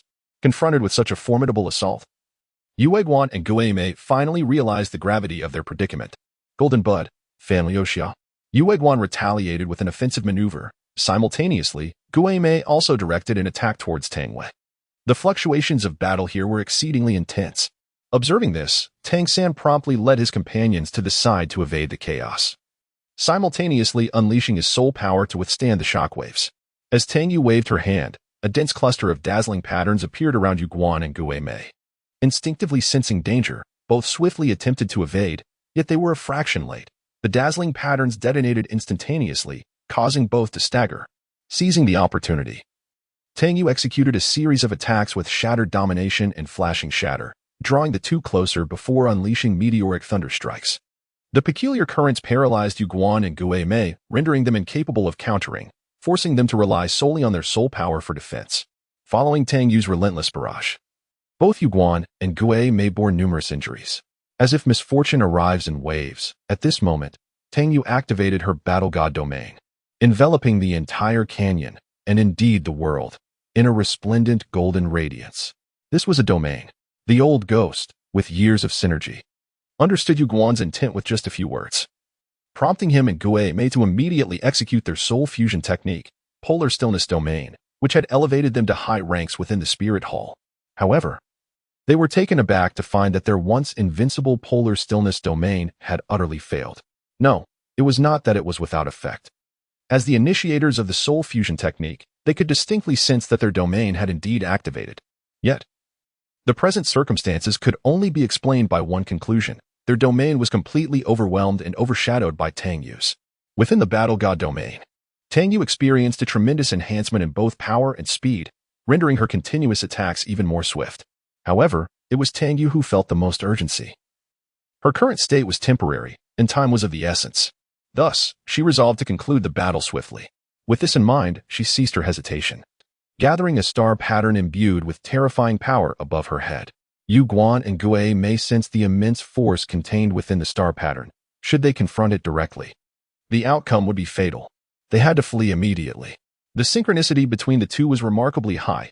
Faced with such a predicament, they turned to escape without delay. However, Tang Yu's star pattern had already coalesced, and with a brilliant flash of light and the instantaneous annihilation of surrounding matter, a brief vacuum was created. The scene fell into silence, with only the intense light manifesting the horror of the impending strike. Though Yu Guan and Gue Mei had managed to escape in advance, they were still caught in the explosive aftermath of the star pattern, sustaining severe injuries that would prevent them from exerting power beyond the Soul Saint level for the foreseeable future. Fortunately, they narrowly preserved their lives and fled at breakneck speed. Not long after the blinding light dissipated, Tang Yu, suspended in the air, transformed back to her 1.5-meter form and began to descend. Observing this, Tang San and the others immediately consumed Oscar's mushroom sausages to soar up and catch her. Meanwhile, the previously injured Flinder and others approached to assess Tang Yu's condition. Astonished by the events they had just witnessed, they had never imagined Tang Yu could unleash the power of a top-ranked title Douluo in an instant. Sensing the immense energy fluctuations from this side, Dugabo, Ningfingji, and Jian Qin soon arrived as well. Today's encounters left everyone astounded. In a land where only a handful of title Douluo existed, they had unexpectedly encountered 4 in a single day. 2 of whom had been severely injured and repelled by Tang Yu alone, shattering their preconceived notions. The retreat of Yu Guan and Gue Mei signified that the assault by the Spirit Hall had ended in failure. After clearing the obstructive boulders from their path, the group intended to continue their journey, though many harbored the unspoken suspicion that the attackers hailed from the Spirit Hall. Nevertheless, the competition must go on, and presently, they had no concrete evidence. The matters here have reached a temporary conclusion. Tang Yu, having paid the price of an apostolic power, successfully navigated this ordeal. Meanwhile, Yu Xiaojing, who had arrived early at the Spirit Hall, found himself in the presence of his first love, the unmistakable Pope Bibi Dong. "Why have you come to see me now?" Yu Xiaojing. Bibi Dong's eyes flickered at the mention of his name, yet she was acutely aware that there was no turning back for her. At the moment Yu Xiaojing uttered that name, Bibi Dong was transported back to the memories of yesteryears, those precious dreams that had come to an abrupt end. "I have come for 2 matters, Yu Xiaojing stated, outlining his intentions. "Oh? What are these 2 matters?" Bibi Dong's expression remained as frigid as ever. "One concerns the resolution of the conflict arising from your twin martial souls. The other is to uncover the truth of what transpired back then. I refuse to believe that the innocent and benevolent Donger would forsake everything merely for power. Now that I possess strength, I must seek clarity." Yu Xiaojing's declaration marked the prelude to an impending confrontation. As Yu Xiaojing's voice faded, it seemed to summon forth mechanical assistance from the void.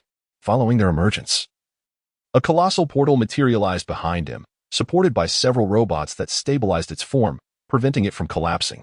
Subsequently, a multitude of machines poured forth from the portal pursuers. Aerial combat machines, terminators, and more continuously emerging. "Today, I shall rectify my past mistakes. Today, I will unravel all mysteries." This cry served to embolden Yu Xiaojiang and declare his resolute determination. Bibi Dong, observing the unfolding scene, felt a mix of astonishment and joy. Yu Xiaojiang's newfound strength was precisely what she had longed to witness. It ensured his safety even after her demise.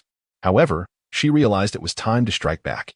Though she wished to spare Yu Xiaojiang from harm, she felt compelled to sever his lingering affections in order to protect him.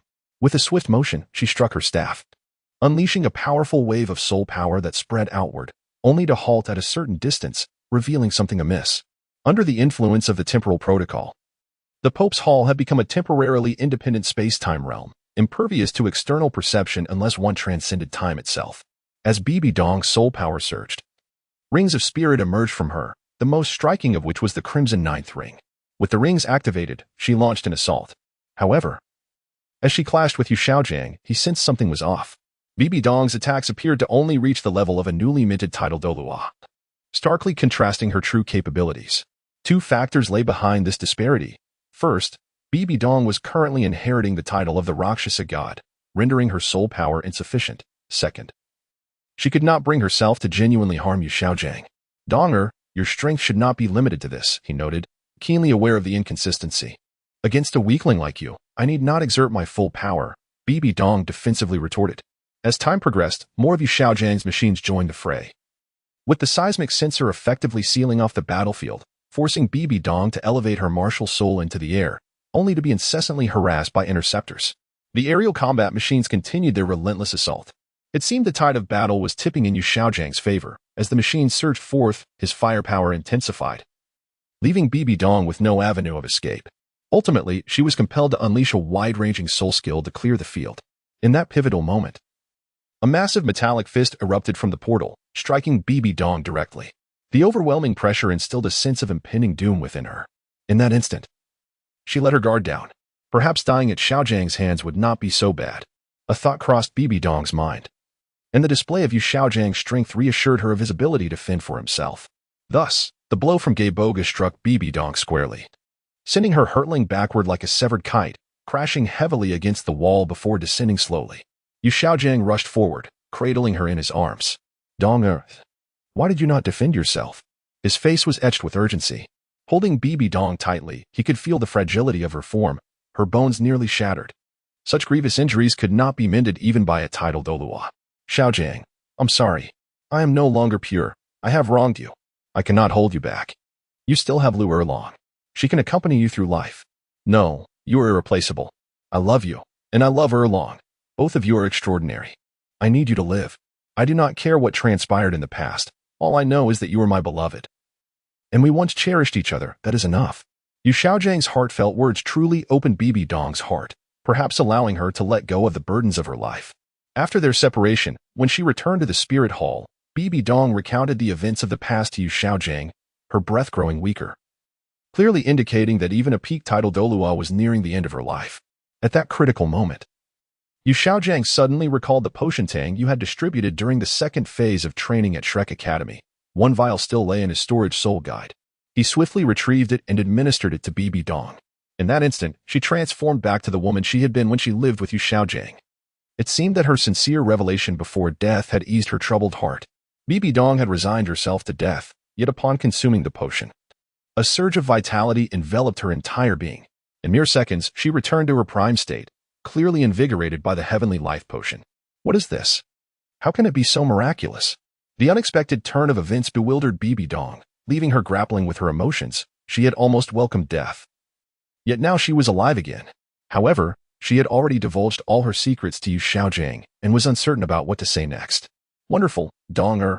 Yu Xiaojiang said nothing more, simply holding Bibi Dong tightly. In that warm embrace, she relinquished all her burdens. Everything seemed to revert to the way it once was. After they had held each other for a solid half hour, Bibi Dong finally spoke. Xiaojiang, may I be released now? It was evident that she felt a bit awkward. Oh. Yu Xiaojiang, startled, slowly loosened his grip on her. Donger, let the past remain in the past. I do not care what has happened to you. I only care that you are you. His words brought Bibi Dong a profound sense of relief. Yes, I have let go. Thank you, Xiaojiang.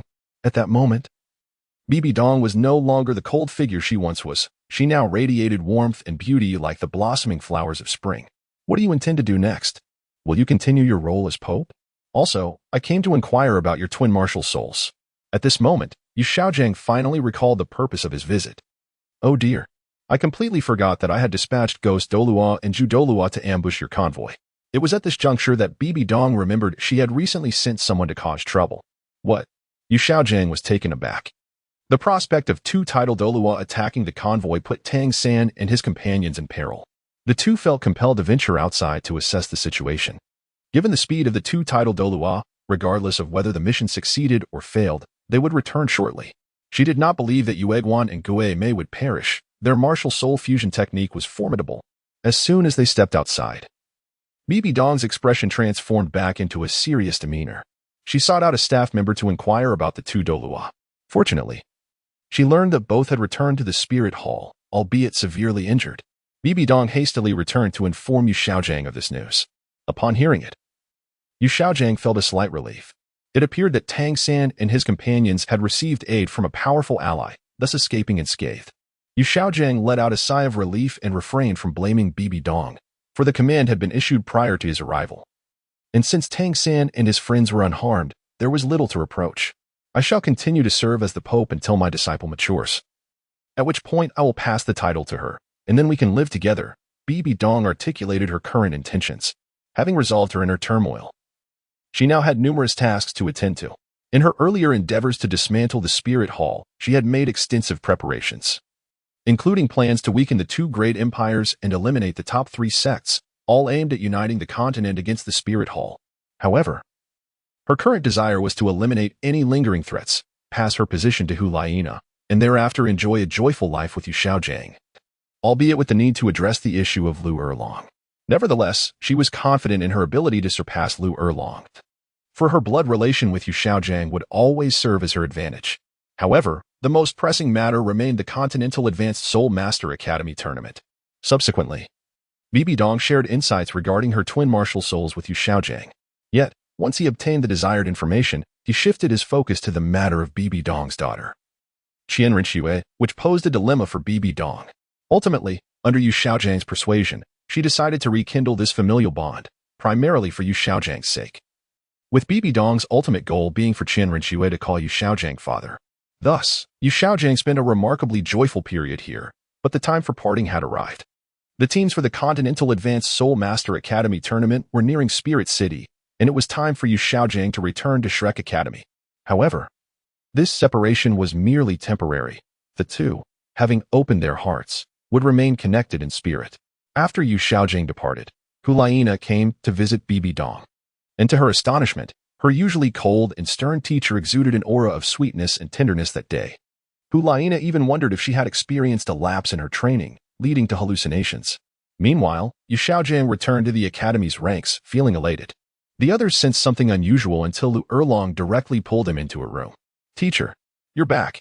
Upon Yu Xiaojiang's weary return to the group, Tang San immediately approached to inquire about the situation. Cough, cough, it's nothing.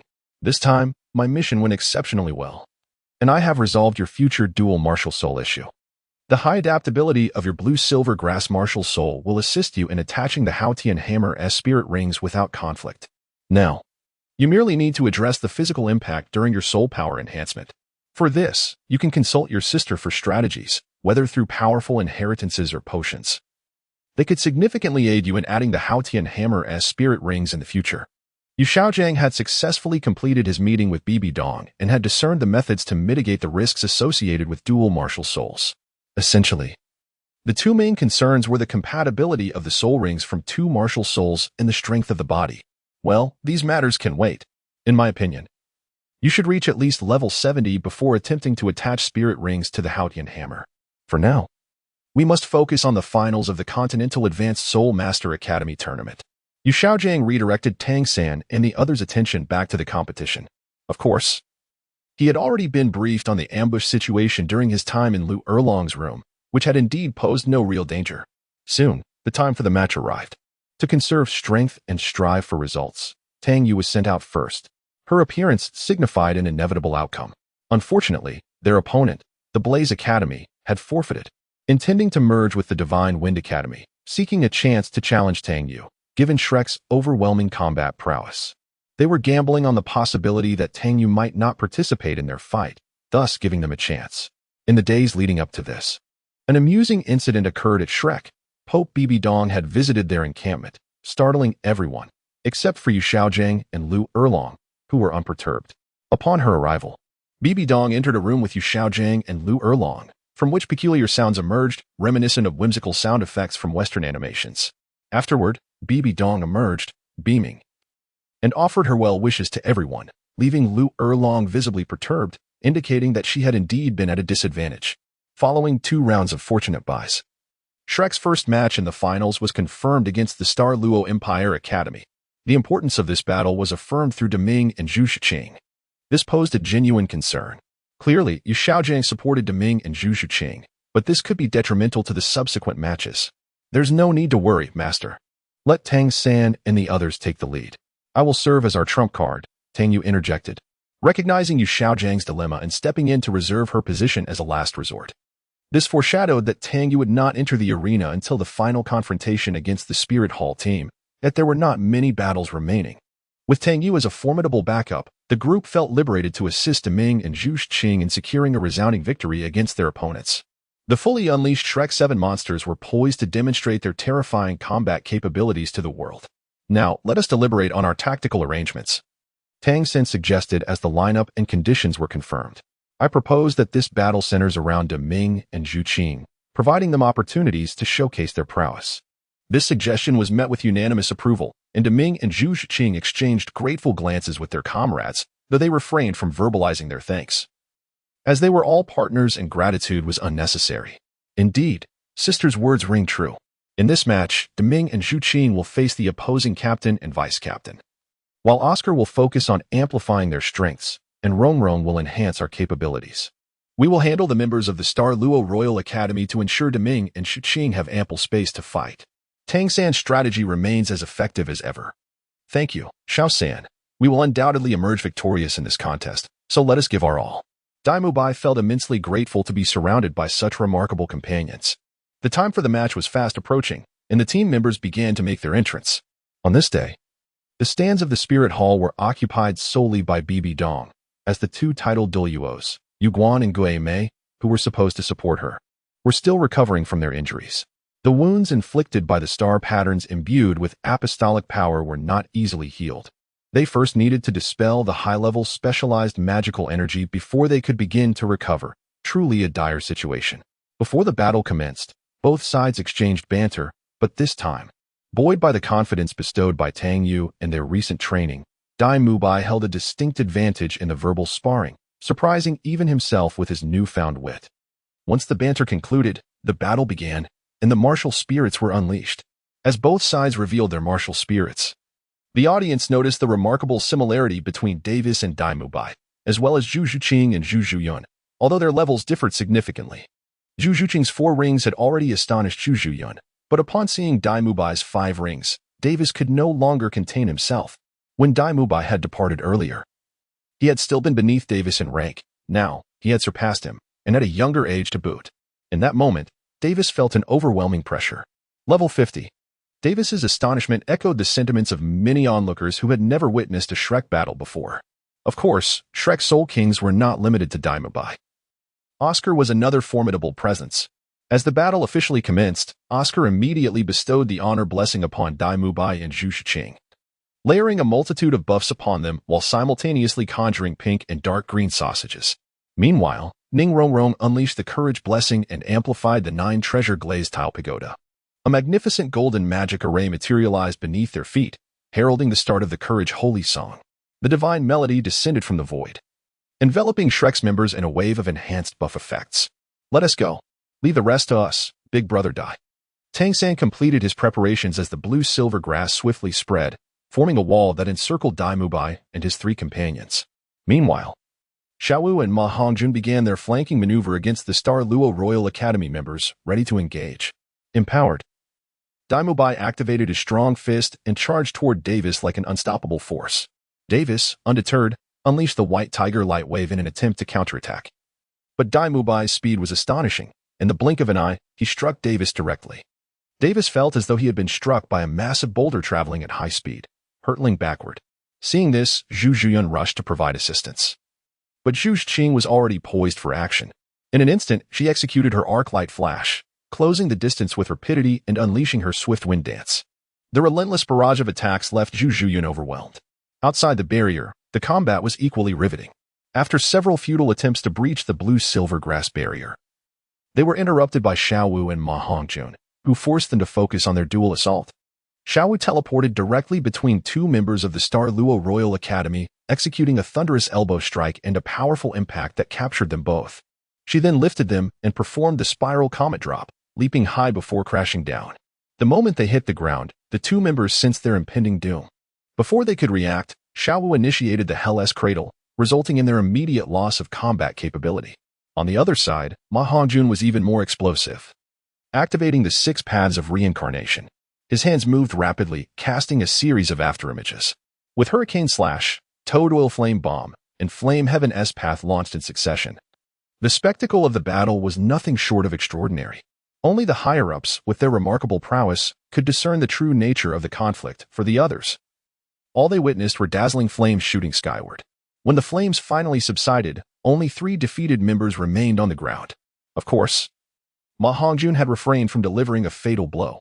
Otherwise, there would have been nothing left but ashes. Due to the convenience of Tang San's blue-silver grass, Davis and Zhu Zhuyun could only observe the towering inferno nearby, followed by an eerie silence. At this moment, Zhu Zhuyun found herself under pressure from Zhu Shiqing. While Dai Mubai's relentless assault continued, Davis, recognizing the danger, activated his 3rd soul skill, White Tiger Quake, in an attempt to hinder Dai Mubai's advance. However, buoyed by years of rigorous training under Tang Yu's guidance, Dai Mubai instinctively activated his body armor, completely disregarding Davis's soul skill, leaving him in shock. Before Davis could recover, Dai Mubai engaged him with a series of attacks, connecting the White Tiger Meteor Shower with rapid, successive kicks. The alternating high-speed strikes left Davis reeling. Even a glancing blow from the rapid punches and fading shadows imparted an unparalleled sense of power. Now, Davis and Zhu Zhuyun found themselves utterly suppressed, compelled to unleash their martial spirit fusion technique, the Netherworld White Tiger. As they fused, a white tiger adorned with purple patterns materialized on the battlefield, boosting Davis's confidence. Surely, even if Dai Mubai and Zhu Shiqing attempted a martial spirit fusion, their lack of experience would render them inferior, and victory remained within reach. However, what Davis and Zhu Zhuyun did not anticipate was that Dai Mubai and Zhu Shiqing had no intention of performing a martial spirit fusion technique. In a moment of mutual understanding, Oscar unleashed the Pearl of Revelation. Empowered by the immense augmentation of the Golden Sun, Dai Mubai charged toward the Netherworld White Tiger with staggering might. Godly kick. That breathtaking strike instantly shattered the Netherworld White Tiger, forcibly breaking their fusion state, while the residual force swept through the arena, upturning everything in its path. This battle was a resounding victory for Dai Mubai and Zhu Shiqing. Chapter 37. A new chapter, the Advanced Soul Master Academy Tournament. The battle between Shrek Academy and the Royal Academy of Starluo concluded with a one-sided triumph for Shrek, leaving all spectators astounded by their formidable prowess. The astonishing auxiliary capabilities of Oscar and Ning Rongrong, the extensive destructive range wielded by Ma Hongjun, the pinpoint lethality displayed by Zhu Shiqing and Xiaowu, the direct breakthrough ability of Dai Mubai, and the exceptional control exerted by Tang San were all remarkable. Notably, Dai Mubai's final divine kick was particularly breathtaking. Following this, the Royal Academy of Heavendo faced off against the Spirit Hall Academy. Although the presence of 3 Soul Kings was expected to impress, Shrek's own trio of Soul Kings ensured a level playing field, with Tang Yu's outrageous level 58 completely overshadowing the competition. After the fierce battle with Yuguan and Gue Mei, Tang Yu further ascended to level 59, teetering on the brink of another breakthrough. However, it must be said that the martial soul fusion technique employed by Beiana and Xiaoyu was truly stunning, achieving soul sage-level combat prowess that could have dominated the field had Tang Yu not been present. This became a pivotal factor in the defeat of the Royal Academy of Heavendo. Under the control of the enchanting powers, the Royal Academy found itself utterly unable to retaliate. The dense crimson fog obscured the vision of the onlookers but failed to hinder the perception of Tang Yu and Tang San. The former perceived the fog as mere energy, rendering it ineffective against her. Despite the impressive performance of the Spirit Hall team, that could not compare to Shrek in terms of visual effects. The grandeur of Shrek's skills was unparalleled. The subsequent battles offered little intrigue, as Shrek faced no formidable opponents during the draw, smoothly advancing to the top 3. The commencement of the final 3-way confrontation required an audience with the Pope, where only Shrek abstained from kneeling. Having grown accustomed to Bibi Dong's secret visits to Yu Xiaojiang, naturally, the members of the Spirit Hall were oblivious to this and chastised Shrek's team, only for Bibi Dong to refute their claims. However, trouble brewed as Lu Erlong seized the moment to cozy up to Yu Xiaojiang while Bibi Dong presided over the competition, inciting her ire. The first challenge in the top 3 was a series of individual eliminations. Shrek opted for a direct approach, aiming to dominate the eliminations and secure a place in the finals. Xiaowu was the first to take the stage, as it was agreed that she would rest as a substitute in the final team match. Among the Shrek 7, only Ma Hongjun faced potential difficulties in one-on-one bouts, while the others were immensely powerful, capable of rotating challenges effortlessly. As anticipated, both the Spirit Hall contestants and Huo Wushuang fell victim to Xiao Wu's agile techniques, leaving them with no opportunity to counter, resulting in 2 swift victories. Following this, Zhu Zhuqing, Ma Hongjun, and Tang San exhibited their overwhelming strength, with Huo Wu facing defeat at the hands of Tang Sin once more, leaving no room for complaint. The next battle featured Dai Mubai against Yin, who, utilizing his formidable armor and strength, decisively shattered Yin's flame demon with a divine kick. Oscar, leveraging the Celestial Pearl, battled to a stalemate with Xie Yu, culminating in the climactic match between Tang Yu and Hulaina. With Tang Yu immune to allure, she swiftly gained victory by merely placing her spear against Hulaina's throat, astonishing the audience with her effortless triumph.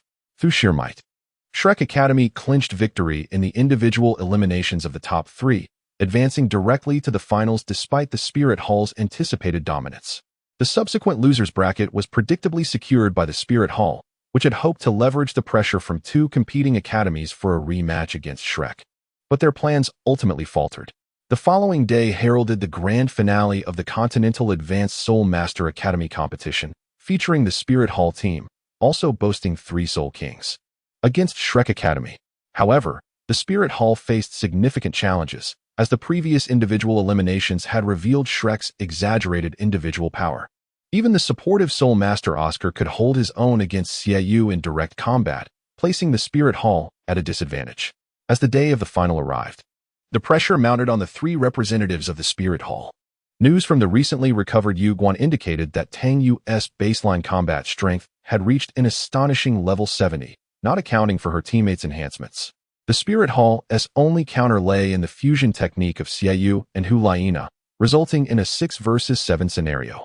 On the eve of the finals, Tang Yu sensed Tang Hao's presence and felt an impending separation.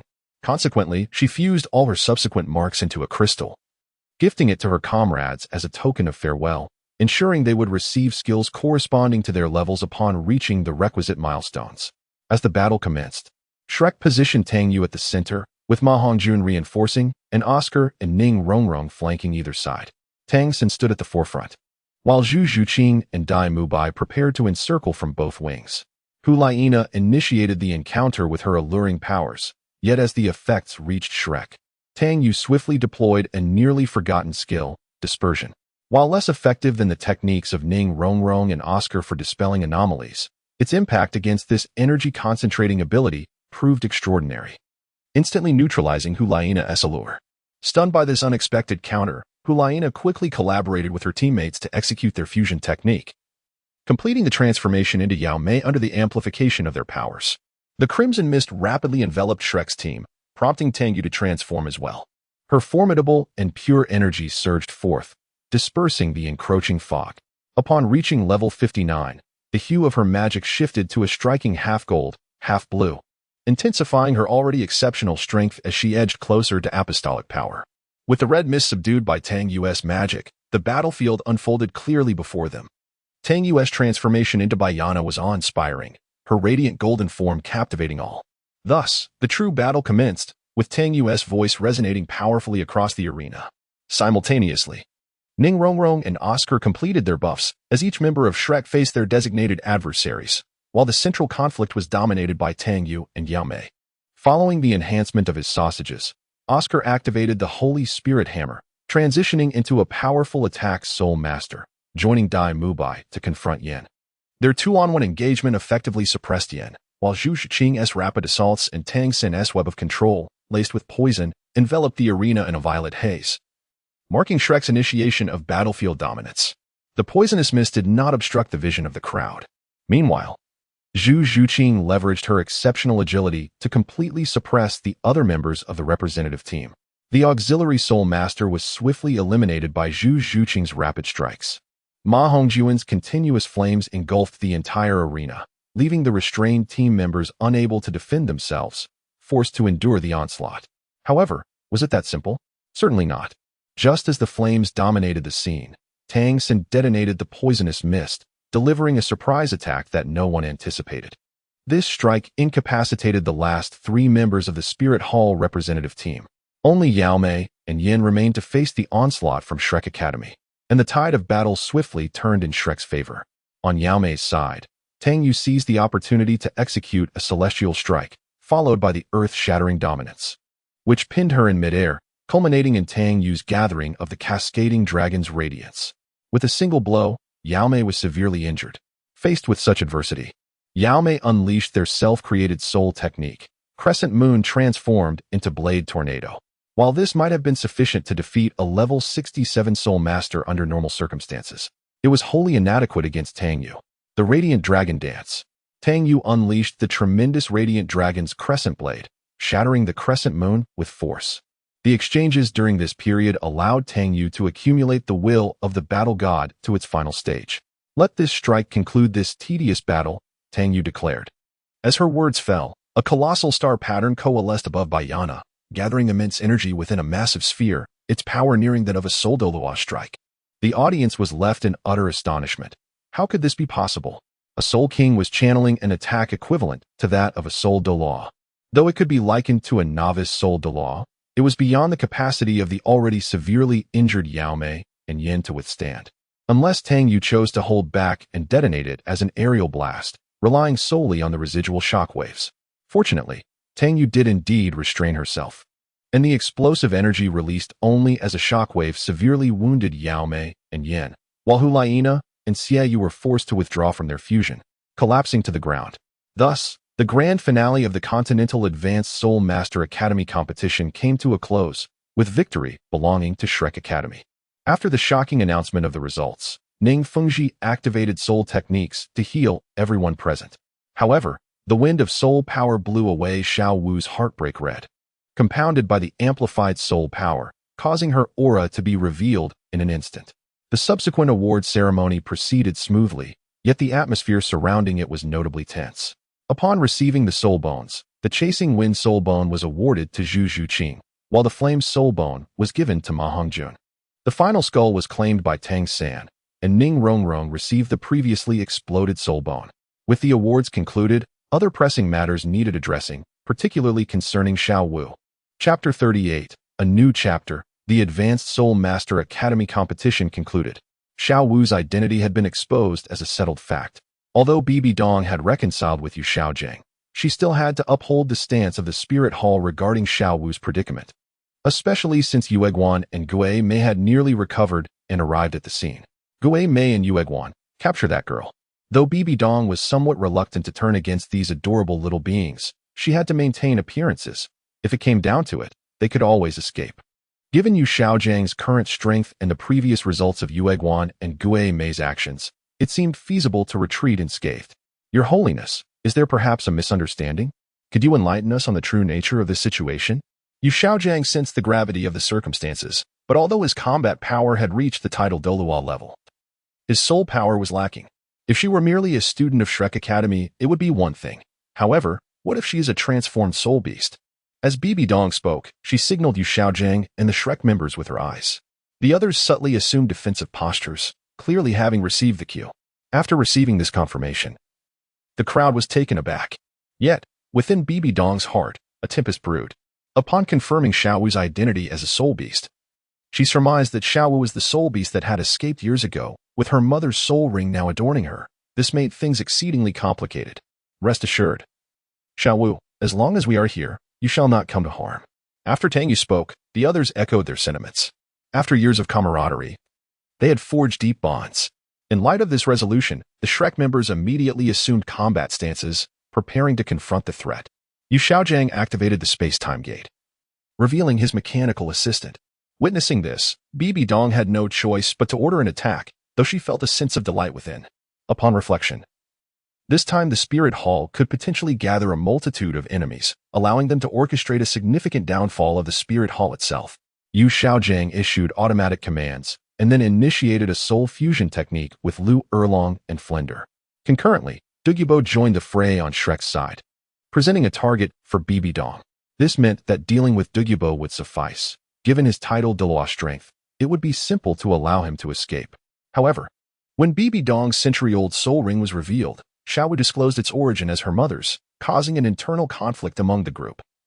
Torn between a loyal companion and the wife of a respected mentor, this was a clear case of internal strife. Throughout the century that Ning Fengji had refrained from intervening, the battle was entirely Bibi Dong's pursuit of Douluo, while Yue Guan and Gui Mei engaged Yu Xiaojiang, and the three in combat, contending with the overwhelming mechanical constructs. The situation reached a temporary equilibrium. However, it was evident that Bibi Dong's side could not sustain this for long. At that moment, Xiaowu resolved to sacrifice herself to save Tang San, stepping forward slowly, believing that this was the only way to rescue her companions. This action prompted Yue Guan and others to attack Xiaowu directly. Faced with this, Tang San rushed forward without hesitation to protect Xiaowu. Yet he was up against two titled Douluos, albeit less formidable ones. At that instant, a massive hammer descended from the heavens, repelling Yue Guan and Gui Mei. Seizing the opportunity, Bibi Dong took a direct hit, subsequently collapsing to the ground, displaying poor acting skills. However, all attention was now focused on Xiaowu, making it reasonable for two titled Douluos to struggle against one. The hammer that had struck was the Haotian hammer, and the newcomer was Haotian Douluo Tang Hao. His arrival also drew the attention of the Hall of Offerings. Tang Yu breathed a sigh of relief at her current level of 59. Even with the last vestiges of her apostolic power, it would have little effect, as she had yet to reach the threshold of a breakthrough. However, she was on the cusp of doing so. With Tang Hao's emergence, the situation was temporarily stabilized. Thus, Tang Yu immediately sat cross-legged, preparing to break through to level 60 and secure a retreat.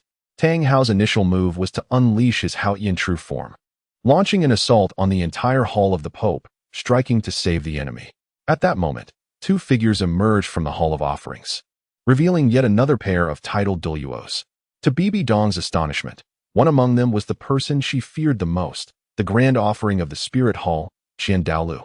A level 99 ultimate Douluo found himself in a predicament, especially considering the presence of another formidable opponent, the Golden Crocodile Douluo, who was also a super Douluo. Currently, Tang Hao bore hidden injuries, making him no match for either of these two. The situation was dire. How did these two individuals come to be here? Everyone present who recognized them was astonished, as the worship hall typically remained aloof from worldly affairs, and now even the ancient figure Qian Daolu had emerged. The gravity of the situation dawned on the crowd, and in an instant, Qian Daolu discerned the aura surrounding Xiaowu. How intriguing it was to discover a transformed soul beast within the spirit city. Qian Daolu intended to capture Xiaowu for Qian Renxue. Tang Hao, initially planning a quick escape with Xiaowu and Tang San, found himself in a bind. He had no choice but to confront the Golden Crocodile Douluo, while Qian Daolu advanced directly towards Xiaowu, leaving Tang Hao overwhelmed. Observing the unfolding chaos, Tang San resolved to step forward once more, but at that moment, an overwhelming presence erupted. It was Tang Yu, who had just broken through to level 60. The aura she radiated was potent enough that, even if she forcibly utilized the last vestiges of her apostle power to elevate her strength to level 80, it would manifest. Under the catalysis of this final and most powerful apostle energy, Tang Yu's energy transformed into a golden hue, albeit a pale gold reminiscent of diluted apostle power. Upon reaching level 80, Tang Yu acquired the ability for a second transformation, apostle transformation. The blazing golden flames encircled her, and although this transformation did not grant her additional height like that of Beiana, the golden halo-like horns that formed above her head emanated an aura that compelled all present to tremble, even causing Qian Daolia's angelic spirit to quiver, albeit slightly. Upon hearing the name of Tang Yu's skill, Ning Rongrong, the only one present who had encountered the existence of apostles, gasped in astonishment. An apostle. The crowd cast puzzled glances towards Ning Rongrong. Having completed her apostle transformation, Tang Yu leaped into the sky, taking Qian Daolu along with the golden crocodile Douluo. With a fierce shout, she unleashed the apostle's dance, severely injuring the golden crocodile Douluo, who plummeted, while Qian Daolu managed to momentarily withstand the onslaught. His heart swelled with astonishment. Such combat prowess he had only ever witnessed in one realm, divinity. How could this be possible? Qian Daolia's mind was reeling. The power that caused his spirit to tremble and the divine strength displayed before him left him utterly astounded. Who was this young girl? Today, I shall ensure the safety of my friends and family. Here we go. A single warrior against 1,000. With Tang Yu's furious roar, the colossal blade, capable of cleaving through the heavens, became visible to all below, its overwhelming energy suffocating everyone present. Ultimately, as Tang Yu swung that immense blade, the mightiest of the age, Qian Daolu was grievously wounded. Tang Yu swiftly returned to Tang San and Xiao Wu, grasping both of them, and, after handing Tang San to Tang Hao, soared into the sky. Master, esteemed teachers, we take our leave for now. Father, we are departing, she declared, leading the charge. Tang Hao, expressing his gratitude to Yu Xiaojiang, followed suit with Tang San. Before long, the seemingly defeated Bibidong rose, instructing everyone to allow the master and his companions to leave. As all present had been overwhelmed by the recent display of power, the only ones still capable of action were those mechanized assistants controlled by Yu Xiaojiang, who directed them to assist the others in departing the Spirit City. Bibidong let out a sigh of relief. She still needed to devise a plan to undermine the Spirit Hall and make her own escape. Once outside the Spirit City, Flander announced to everyone that they had graduated. Let us discuss your future plans, he suggested, with Yu Xiaojiang equally curious about their intentions. Master, Sister Yu, and the others are still concerned about Tang Yu and her companions, Tang Xin remarked. Fear not, they should be quite safe. Given Tang Yu's earlier display of power, the Spirit Hall will need to think twice before attempting anything against them, and Donger will provide us with support. This is undoubtedly the best scenario possible, Yu Xiaojiang reassured. Indeed, we have the High Priest Bibidong backing us as well, Ma Hongjun added. And the mood turned somber as they recalled the context of her previous gestures exchanged between her and Xiao Wu. Let us leave this matter for Xiao Wu to decide in the future, Yu Xiaojiang sighed. Now, let us discuss our next steps. I plan to travel across the continent and return to the academy to assist the teachers, Ma Hongjun expressed first, moving Flander greatly. I intend to return to the Seven Treasures Glazed Tile School with Rongrong. With Sister Yu's inheritance, my combat ability rivals that of a spirit master. And I will undoubtedly pass the test set by Sect Master Ning to be with Rongrong, Oscar shyly shared, causing Ming Rongrong to blush. Dai Mubai and I plan to return to the Star Luo Empire. We still have matters to attend to, he stated, earning understanding from the others. Does this mean we will all part ways? It feels rather disheartening. How about we establish a 5-year pact? Ma Hongjun proposed. A splendid idea. Though what of you and San? The others concurred, though concerns about Tang Yu's situation lingered. Leave that to me. I will send my mechanical scouts to seek opportunities, Yu Xiaojiang assured, taking charge of informing Tang Yu and Tang San. Thus, the matters surrounding the high-level Soul Master competition across the continent drew to a close, ushering in a period of rapid growth for all involved, with the hope that upon their next reunion, they would all emerge as formidable beings. Chapter 39. A new chapter. Tang Hao's special training. The members of Shrek had each devised their own plans, parting ways in Spirit City to pursue their individual paths, likely to grow at an astonishing rate due to Tang Yu's bestowed legacy. Meanwhile, Tang Yu, having swiftly flown out of Spirit City in her apostle transformation, soon exhausted her final reserves of apostle power and reverted to her original form, plummeting downwards. Tang Hao, witnessing this, promptly caught both Tang Yu and Xiao Wu in her arms. What has transpired? Tang Hao discerned that Tang Yu's condition was anything but ordinary. The young lady's earlier burst of power was a temporary enhancement derived from the lingering apostle energy. Now that it had been depleted, she was naturally left weakened. Willie, who had not been seen for some time, appeared beside Tang Yu to clarify the situation for Tang Hao. Understanding dawned, and recalling events from over a decade prior, Tang Hao recognized the urgency of their situation and swiftly led the 3 youngsters away until they reached a forest, where they paused to catch their breath. Once settled, Tang Hao kindled a fire. Soon, Xiao Wu awakened first, displaying considerable anxiety in the presence of Tang Hao, the title Douluo, but eventually, after his gentle persuasion, she departed for the Stardo forest. Shortly thereafter, Both Tang Yu and Tang San regained consciousness. The two individuals awakened almost simultaneously. After Tang Yu stirred first, she had yet to speak when Tang San responded, prompting her to wait until he fully awoke to pose some inquiries. "Father, where is Xiaowu?" Upon realizing Xiaowu's absence, Tang San hurriedly inquired of Tang Hao about her whereabouts. "Indeed. Father, where is Xiaowu? Has she left?" Although Tang Yu felt a sense of confusion, she harbored an inkling of suspicion, recognizing that their current strength was insufficient, and given the circumstances, returning to the Stardew forest seemed the wisest choice. "Indeed, that little girl has departed." Tang Hao's response directly affirmed Tang Yu's conjecture. At this moment, Tang San's heart was engulfed in guilt and helplessness, his hands clenched tightly. A true man must learn to embrace and let go.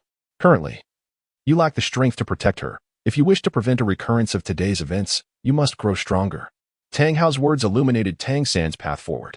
"I understand you both have numerous questions, but now is not the time. When your abilities reach a certain level, I will naturally share more with you. However, I must mention that Yuer is progressing rapidly in her cultivation." Upon hearing Tang Hao's words, both Tang Yu and Tang San focused their attention on him. "Yuer is not my biological child, she is one I adopted." The revelation left Tang San in a state of astonishment, while Tang Yu remained largely unresponsive. "Sister, why do you not seem surprised?" Tang San noted Tang Yu's demeanor. "In truth, I had sensed this long ago. Look, my cultivation method is entirely different from yours. My energy is not soul power, and why is it that my height has stagnated at 1.5 meters? Initially, Tang Yu's analysis was astute, yet her final exclamation rendered both of them speechless. "I do not know the details of Yuer's origins, but I am certain she is extraordinary. Over these past 8 years, you both have endured hardships. Do you resent me?" As Tang Hao spoke, he fell silent once more. "No resentment," came the unified reply. The words struck deeply at Tang Hao's heart, and upon hearing the reasons from both individuals, he embraced them tightly. In Tang Yu's view, the years they had spent together, along with the nurturing kindness, rendered any distinction of blood relation insignificant. "By the way, father, was it the spirit hall that killed mother?" As soon as Tang San posed this question, Tang Hao's expression shifted dramatically. "We shall discuss this matter when your strength meets certain criteria. For now, I will train you until you fulfill my expectations. As for you, Yuer, you need not continue." Tang Hao then elucidated what their forthcoming days would entail. After a brief respite, Tang Hao led the two on their journey. Following a heartwarming and arduous trek, the trio arrived at a picturesque haven, replete with a vast lake and a magnificent waterfall. Tang San's subsequent training would take place under the cascading waters as he practiced the chaotic wind hammer technique. As for Tang Yu, her task was to engage in combat with Tang Hao, rather than meditating to slowly accumulate magical power. It was far more beneficial for her to spar directly with him, gaining invaluable experience. With her magical energy already transforming into apostolic power, Tang Yu's energy had reached a higher echelon. Though still a pale yellow, it had distanced itself from the blue hue of mere magical energy. Coupled with her current level of 60, sparring with Tang Hao posed no challenge, at least for training purposes. Air slash? With the Haotian hammer in hand, Tang Hao charged towards Tang Yu, intent on delivering a powerful air slash to send her flying. The might of the Haotian hammer was fully unleashed in Tang Hao's grasp, as he deftly incorporated the principles of the chaotic wind into each of his strikes. Opposite him stood Tang Yu, who had activated her Beiana transformation and had also unfurled her battle god domain. A golden aura enveloped the entire training platform, while Tang Hao, not to be underestimated, bore the god of slaughter's mark upon his Haotian hammer, which radiated brilliance, indicating that he had already unlocked his own god of slaughter domain. However, it was still being thoroughly suppressed by her battle god domain, although it mitigated the latter's effects on him. In response to Tang Hao's assault, Tang Yu utilized the Niu Wu battle technique's dominance to counterattack. A powerful fractured dominance swept forth, causing the Haotian hammer and her strikes to collide repeatedly in midair, producing a symphony of metallic clinks. Nearby, Tang San wielded a small hammer, contending with the waterfall's roar, the sound of clanging metal echoing in his ears. The combat between Tang Hao and Tang Yu once again culminated in a clash of the Radiant Dragon's Dance and the Swiftgale's Break. This sparring had persisted for quite some time. In fact, Tang Yu had commenced her practice with Tang Hao shortly after their arrival, only for Tang Hao's old injuries to resurface soon after. Observing this, Tang Yu immediately administered the heavenly potion, pouring it into Tang Hao without hesitation, and thus, the matter concluded. Heavenly potions are indeed trustworthy. With the restorative powers of the potion, Tang Hao's hidden injuries healed, elevating his strength to the 97th level. Although he had been suppressing his injuries with soul power for years, his soul power had indeed been steadily increasing. The immense power he had been granted when Tang Yu and Tang San departed became the key to Tang Hao breaking through all barriers, and with his hidden injuries healed, his strength surged accordingly. Simultaneously, Tang Yu equipped Tang Hao with several skills suited for the Haoyan Hammer, Stealthy Dragon, Battle Spirit Emission, Air Slash, Gale Strike, Void Hammer Strike, Starfall Strike, Great Whirlwind, Frenzied Hammer Strike, Swift Gale's Break, Unparalleled Strike, Reverse Gale Shock, True Dragon Incineration, Hammer Style, and Thunderous Rage, Fire Eruption. Chapter 40, a new chapter, preparing to head to the city of slaughter. Time swiftly passed, and several months had elapsed since Tang San and Tang Yu commenced their training. During these months of rigorous practice, Tang San finally mastered the chaotic wind hammer technique, achieving a perfect synthesis. Concurrently, the soul power that Tang Hao had sealed had reached the 50-level mark and was now released. Most astonishing for Tang San was the fact that the purple extreme demon eye had ascended to the vast realm. Thanks to a plethora of mental power potions Tang Yu had provided him. The most challenging aspect of reaching the vast realm with the purple extreme demon eye was acquiring a mental power as vast as the ocean. Even a title Douluo's mental power could only be likened to a lake, attesting to the difficulty of attaining such greatness. Naturally, these feats paled in comparison to Tang Yu, who had already reached the divine realm as an alchemist. During this period, aside from sparring with Tang Hao, Tang Yu frequently ventured outside to engage in battles with spirit beast groups. Her levels surged rapidly. It was no wonder that having a 97th level powerhouse as a mentor proved advantageous. Consequently, Tang Yu's level skyrocketed to 75. Currently, Tang Hao could no longer rival Tang Yu, despite attaining the status of a super Douluo at the 97th level. Tang Yu's magical power had reached an impressive concentration of apostolic power, nearing 90%. Now, Tang Hao was preparing to accompany Tang San to obtain his long-awaited 5th soul ring. He led Tang San into the forest, where Tang San activated his blue-silver grass martial spirit, drawn by an ancient and joyful voice. Following the call, Tang San arrived at a grand assembly of blue-silver grass. Here, he discovered the nobility of his bloodline, realizing he possessed the bloodline of the blue-silver emperor. Subsequently, he underwent a bloodline awakening at the blue-silver grass gathering. When Tang Yu arrived, she observed Tang San enveloped within a cocoon formed by numerous strands of blue-silver grass, emanating waves of energetic resonance. The sight astonished her. Interestingly, upon Tang Yu's arrival, the spirit beasts present exhibited no signs of wariness. Given the high concentration of apostolic power within Tang Yu, it naturally emanated a subtle aura, causing the blue-silver grass in her vicinity to flourish at an accelerated pace. One could only marvel at the potency of high-level energy. Great being, we of the blue-silver grass clan welcome your arrival. The ancient blue-silver grass expressed its respect towards Tang Yu. Tang Yu, taken aback, inquired, "What is this? Why do you address me as a great being?" At this moment, the forgotten Willy reappeared to provide an explanation. "My lady, your energy has now completely transformed into the power of an apostle, a force equivalent to the divine creation power of this world. To the spirit beasts, you are undoubtedly a being of greatness." "How intriguing. I have a rather audacious yet immature idea," said Tang Yu, as she purified the apostle power within her and channeled it into the cocoon containing Tang San. Surprisingly, the elderly blue-silver grass did not attempt to intervene. Rather, it appeared quite excited, demonstrating its wisdom. Clearly, this was a creature of understanding. The infusion of apostle power caused Tang San's martial spirit to undergo another metamorphosis during this secondary awakening, evolving to a higher level. Following this evolution, 2 new soul rings emerged around him, elevating his rank to 33. Remarkably, the 2 black soul rings shimmered with golden radiance. As Tang San unleashed his martial spirit, he discovered a transformation. The previously toxin-infused blue-silver grass had morphed into a red-black hue, adorned with golden patterns, some of which even radiated golden light. The Haoyan hammer also gleamed with a golden aura, all influenced by the apostle power. Now, with the apostle-infused martial spirit, Tang San could exert dominance over all other martial spirits, including the top-tier and even divine ones. Naturally, the extent of this suppression depended on Tang San's own soul power level. Following his secondary awakening, Tang San was dragged by Tang Hao to commence the next phase of training, with Tang Yu accompanying them. Indeed, the destination Tang Hao had in mind was the city of slaughter. The reason for Tang San's journey was straightforward: to acquire the domain of the god of death and master the use of killing intent. As for Tang Yu, her motivation was rather direct.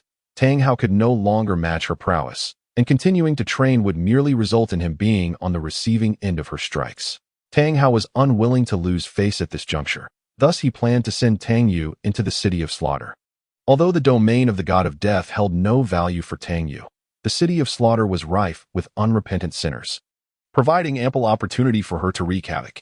After a while of travel, the trio arrived at the entrance of the City of Slaughter, a quaint bar.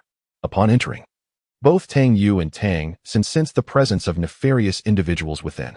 Approaching the bar, Tang Hao ordered 3 cups of yellow spring dew, a name that resonated beautifully. Following a brief intimidation, the 3 cups of yellow spring dew were procured successfully. Tang Yu examined the foul-smelling concoction in her hand, wrinkling her brow. Her gourmet instincts, shaped by an unknown culinary culture, compelled her to seek out delectable flavors. Yet, upon Tang Hao's urging, both she and Tang San downed the drink. The moment Tang Yu swallowed, she was hit by a wave of mixed, rancid flavors. "This is utterly horrid," she exclaimed, while Tang Hao observed her reaction with a knowing smile. Tang San, however, was less pleased. Upon taking a sip, he was immediately engulfed by killing intent, leading to a sense of nausea. This spectacle did not go unnoticed by the other patrons, who saw easy prey before them. As Tang San revealed his 3 black soul rings, the would-be assailants quickly retreated in fear. Ultimately, with a single move of the blue-silver spike formation, Tang San dispatched them all, feeling the newfound strength of his blue-silver grass. You should not spare them. In the City of Slaughter, you can rely only on yourself.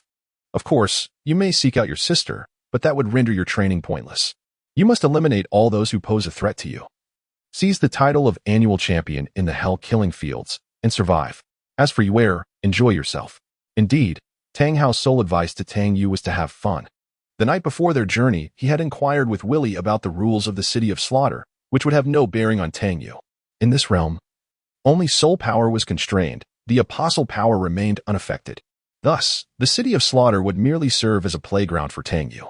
Subsequently, Tang Yu and Tang San boldly stepped through the gates of the City of Slaughter. Chapter 41. A new chapter in the City of Slaughter. Upon entering the City of Slaughter, a dense miasma enveloped the surroundings, simultaneously provoking the yellow spring dew within Tang San, inducing vivid hallucinations of familiar delights. Meanwhile, Tang Yu, unaffected, observed her foolish brother's antics. Before long, Tang San sensed something amiss and employed the purple extreme magic eyes to dispel the illusions, only to find Tang Yu smirking at him. Embarrassed, he scratched his face, attempting to brush off the incident. Fortunately, Tang Yu was not concerned. Upon seeing Tang San regain his senses, she led the way toward what was clearly the main entrance.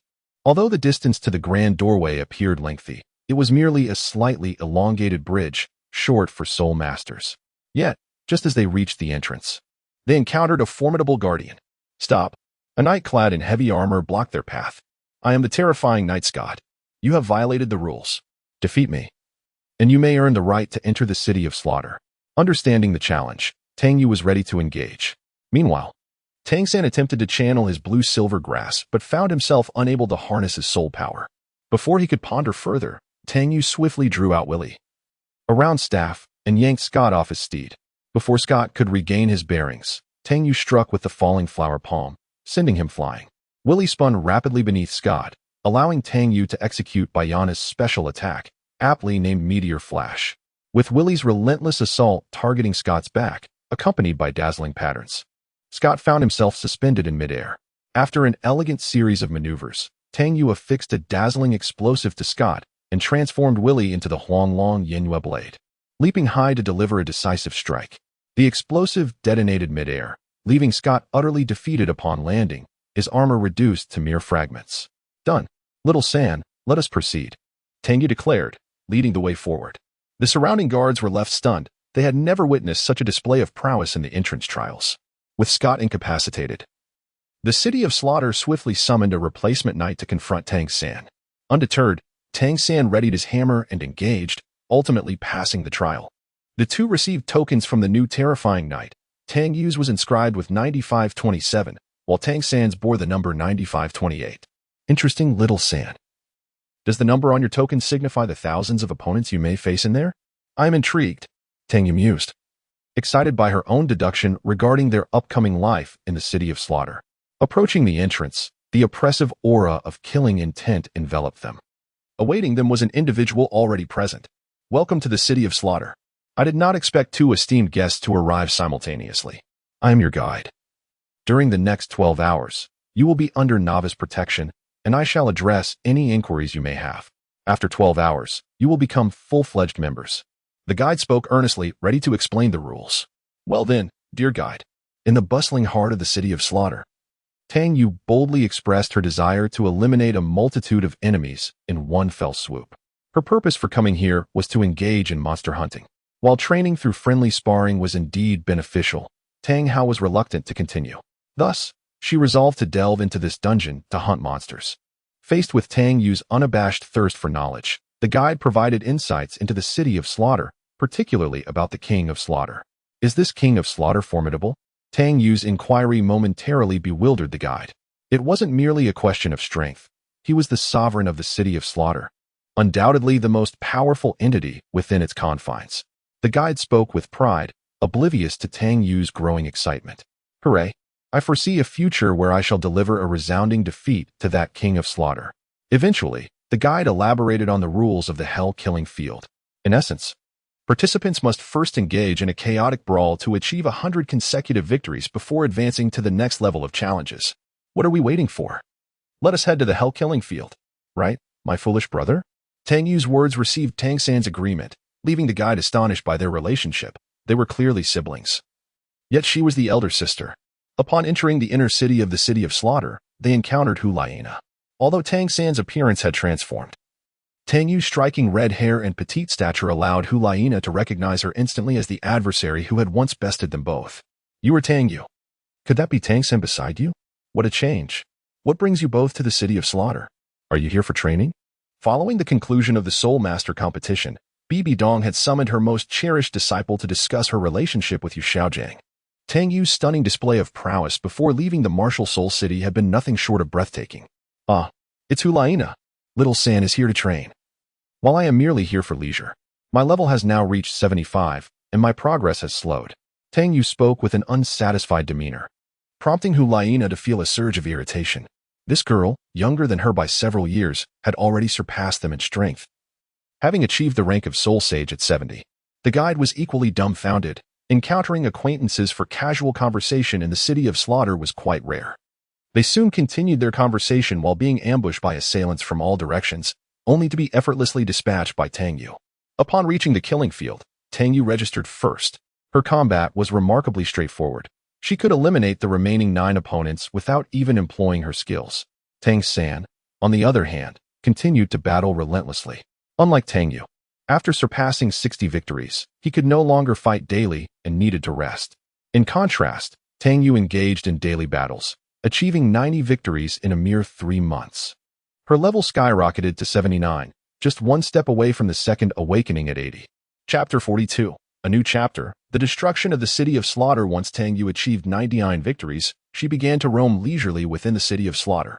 Initially, some attackers approached without thought, but after a group amassed hundreds to besiege her, only to be obliterated by her star pattern technique, no one dared to challenge her again.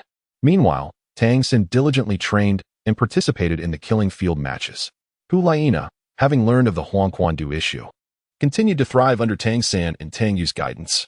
2 years swiftly passed, and both Tang San and Beiana completed 99 victories, standing just one step away from becoming the annual champions of the killing field. In a few days, I will achieve my 100th victory. What are your plans, sister?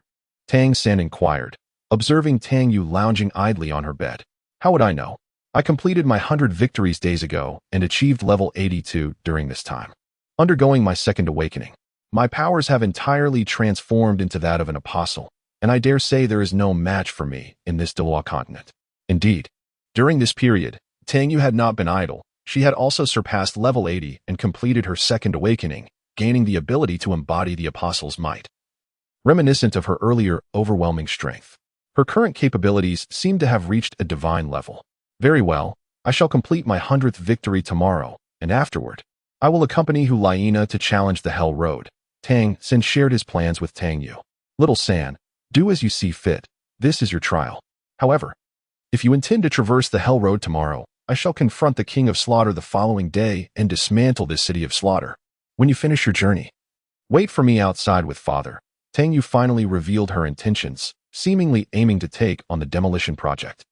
Tang San felt a twinge of embarrassment upon hearing his sister's plan. All right, I will inform Father.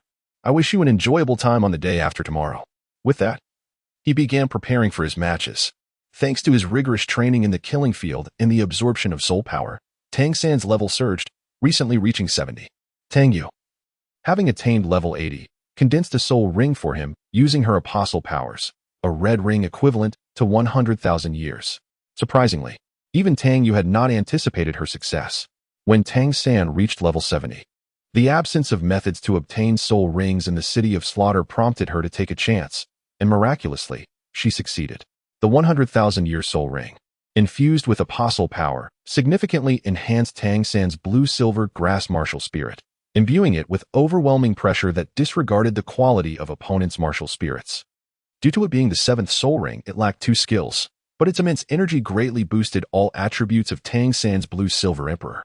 Naturally, with Tang San's advancement, new skills were also in store. This time, Tang Yu prepared the remaining skills from the Poison King for him. Poisonous Grief, Heart-Devouring All Poisons, and Forbidden Technique, Poison Snake's Lair.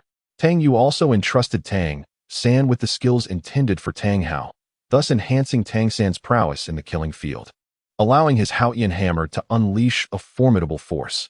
The following day arrived, and Tang San's 100th opponent was shattered under the weight of his palpable killing intent, earning him the title of the 3rd annual champion in recent times. This time, the King of Slaughter could no longer remain seated, having witnessed 3 consecutive annual champions emerge. Fortunately, Tang Yu did not outwardly demonstrate urgency to depart, clearly unaware of the challenges ahead. Tang San and Beiana, uninterested in the King of Slaughter's lengthy rhetoric, demanded the opening of the Hell Road. The initiation of the Hell Road brought discomfort and unease to the King of Slaughter. Once inside, Tang San and Beiana surged forward, even using their hammers to wreak havoc. Acquiring 10 inner pills of the Blazing Sun ultimately, they successfully navigated the Hell Road, their martial spirits now endowed with the domain of the God of Slaughter. Upon encountering Tang San once more outside, Tang Hao was filled with immense excitement. Congratulations, little San, on completing the preliminary phase of your training. Where is your sister? It was evident that Tang Hao had noticed Tang Yu's absence. Well, Dad, my sister mentioned her intention to dismantle this City of Slaughter and asked us to wait outside for a while. As Tang San relayed Tang Yu's plan, Beiana was taken back to the Spirit Hall for a grand celebration. Shifting the conversation back to the City of Slaughter, Tang Yu sensed a palpable decline in the atmosphere of the arena, suggesting that both Tang San and Beiana had successfully traversed their hellish paths. Today marked the first day since Tang San's departure, and on this very day, Tang Yu issued a challenge to the King of Slaughter. King of Slaughter, let us engage in battle today. If you defeat me, I shall leave this City of Slaughter, otherwise, I will obliterate it. Her words clearly incited a furious wrath in the King of Slaughter, who felt deeply humiliated and resolved to demonstrate his true power. As both parties ascended the arena, the audience erupted in fervor, astonished to witness such a bold challenge against the King of Slaughter. Little girl, do not be too arrogant, the King of Slaughter threatened. But his words were caught in his throat. Tang Yu activated her apostle form, unleashing her dazzling patterns, innate combat instincts, and magical shields. The circular arc of the apostle's power radiated her formidable strength and noble prowess. Come, show me the might of the King of Slaughter. This time, Tang Yu's voice resonated with a solemn gravitas. Feeling the imposing pressure emanating from Tang Yu, the King of Slaughter recognized the formidable challenge he faced. Without granting him a moment's reprieve, Tang Yu initiated her attack with the falling flower palm, pushing him back, followed by a series of devastating techniques including Dragon Tooth Sky Strike, Radiant Dragon Dance, Dual Shatter, and Meteor Lightning Barrage, leaving the King of Slaughter dazed and disoriented. Ultimately, he succumbed to Tang Yu's star pattern meteoric explosion and fainted. The figure that emerged thereafter was an aged silhouette. Upon witnessing this, Tang Yu brought him close and executed a 1,000-man charge, severing the peculiar space of the City of Slaughter from the main world and reducing it to dust. The nefarious realm of the City of Slaughter was thus consigned to oblivion. In Chapter 43, a new chapter for Tang Chen, Tang Hao and Tang San set up a campfire at the exit, eagerly awaiting Tang Yu's return. After a night of idle conversation, Tang Hao learned about the experiences Tang San and Tang Yu had faced in the City of Slaughter over the past 2 years. Upon hearing Tang San's tales, Tang Hao couldn't help but feel proud of his son's accomplishments. However, learning of Tang Yu's trials left him feeling a sense of helplessness, perhaps even conflict. The City of Slaughter was home to countless high-ranking soul masters, and its rules were but a jest to Tang Yu, who thrived amidst them. It was no surprise that upon her entry, Tang Yu's combat prowess had already reached the level of a titled Douluo. Now, as Tang San revealed, Tang Yu had achieved an impressive level of 82. During their return from the battle at the Spirit Hall, Tang Yu had briefly mentioned that she had temporarily augmented her level by 20 using a secret technique, reaching 80. At that time, she could easily defeat the 99-level Qian Douluo. With her current level surpassing 80, it seemed there were no opponents left for her in the world. Tang Hao felt genuine joy at this outcome. Although Tang Yu was not his biological child, over the years, he had come to regard her as his own. His bond with her was nearly as strong as with Tang San, yet Tang Yu's astonishing growth always provided him with a sense of comfort. Now that she was virtually invincible, he could focus on mentoring Tang San with peace of mind.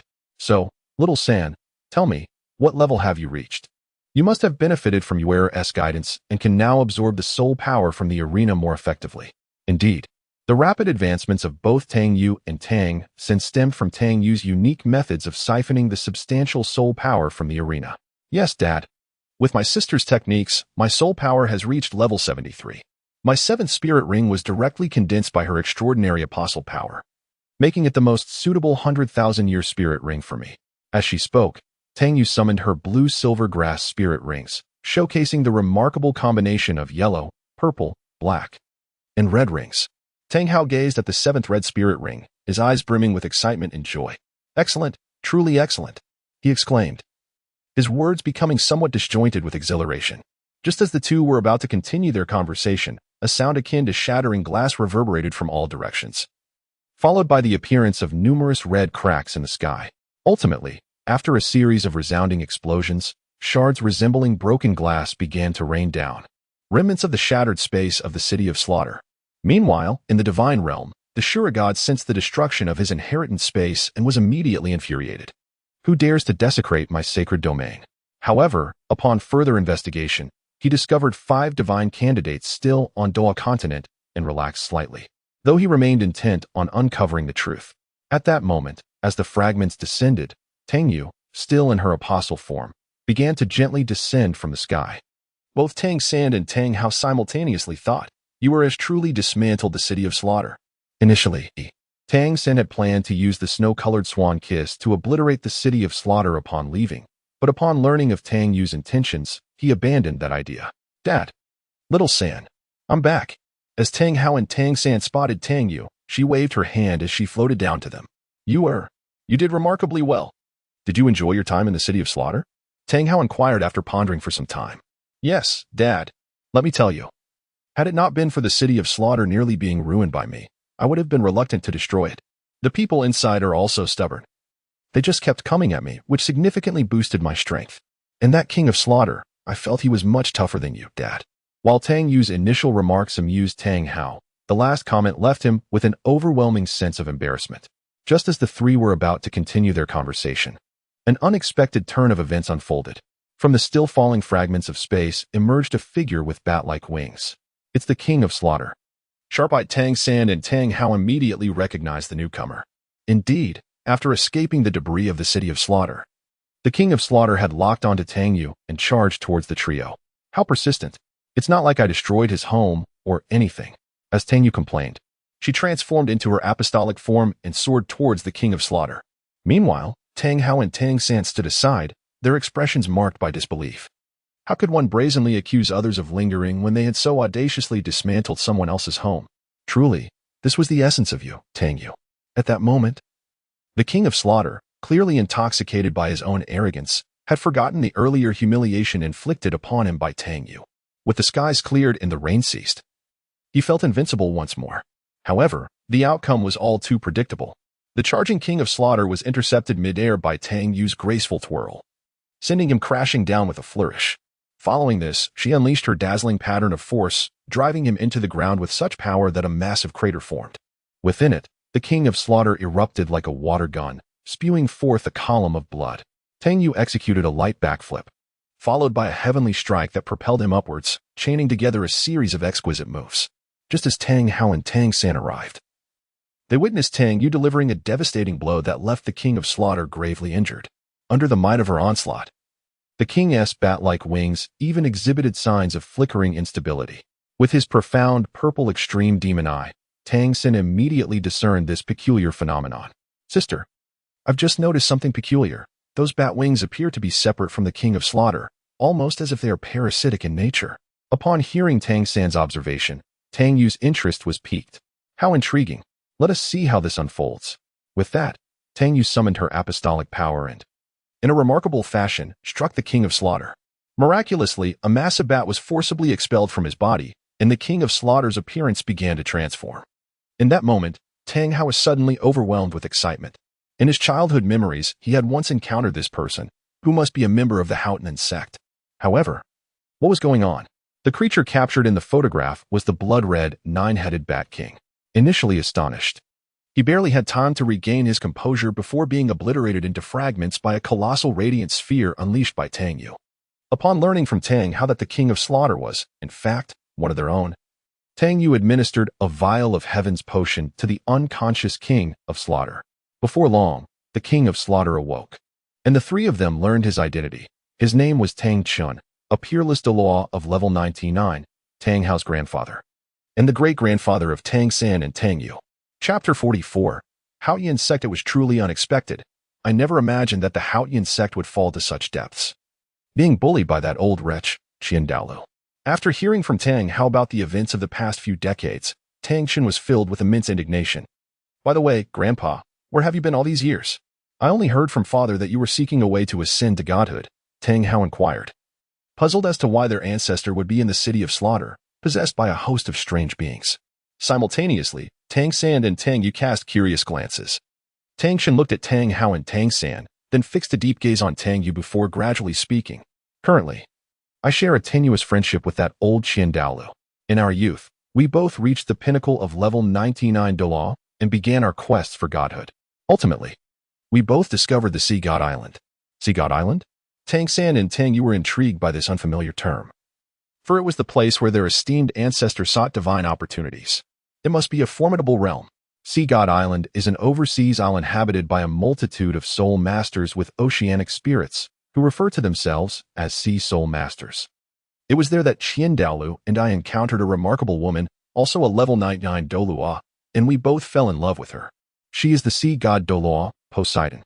Seeing the interest ignited in his two exceptionally talented descendants, Tang Chun was delighted to share his tale, especially since he could sense Tang Yu's divine essence.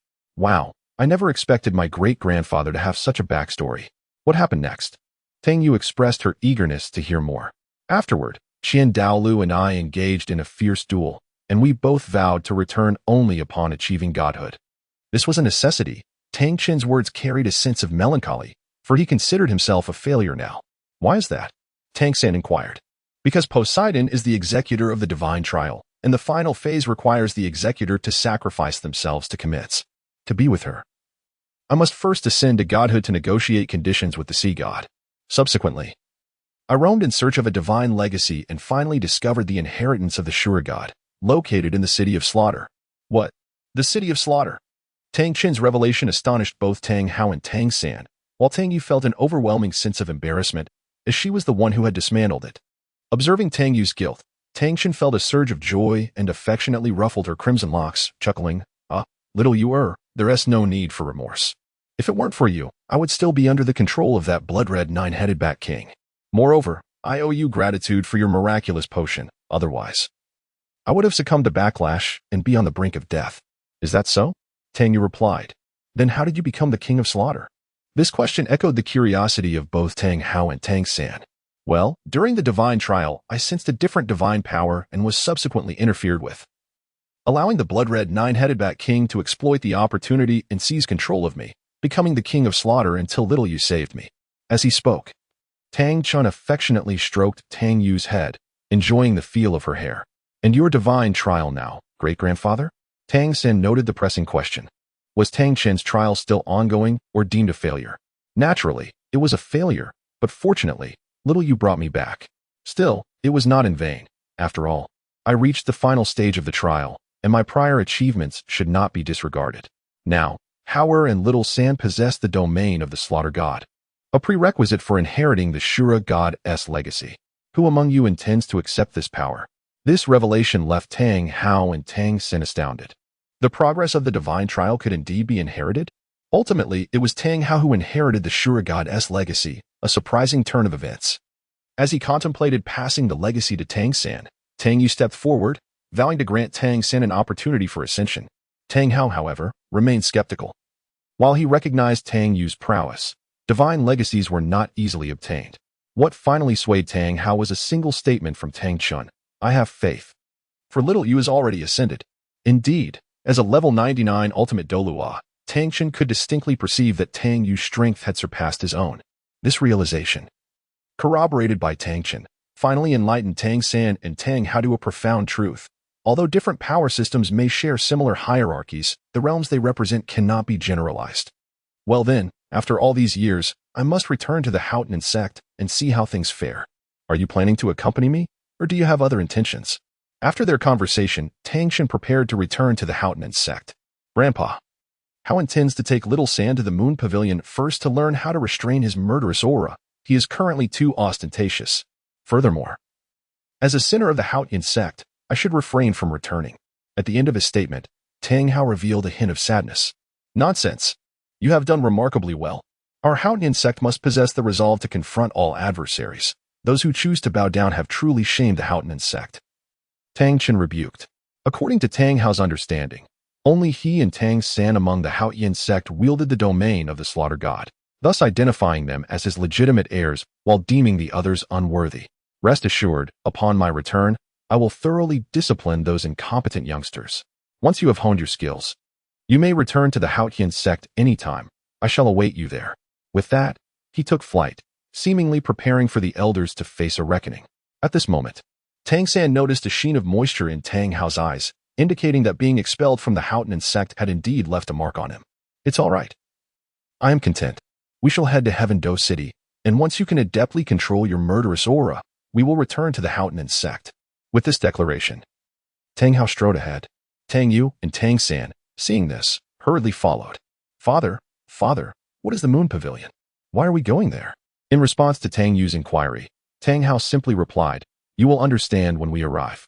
Thanks to their speed, the trio soon reached Heaven Do City, where the Moon Pavilion emerged before them, a magnificent edifice exuding an air of nobility.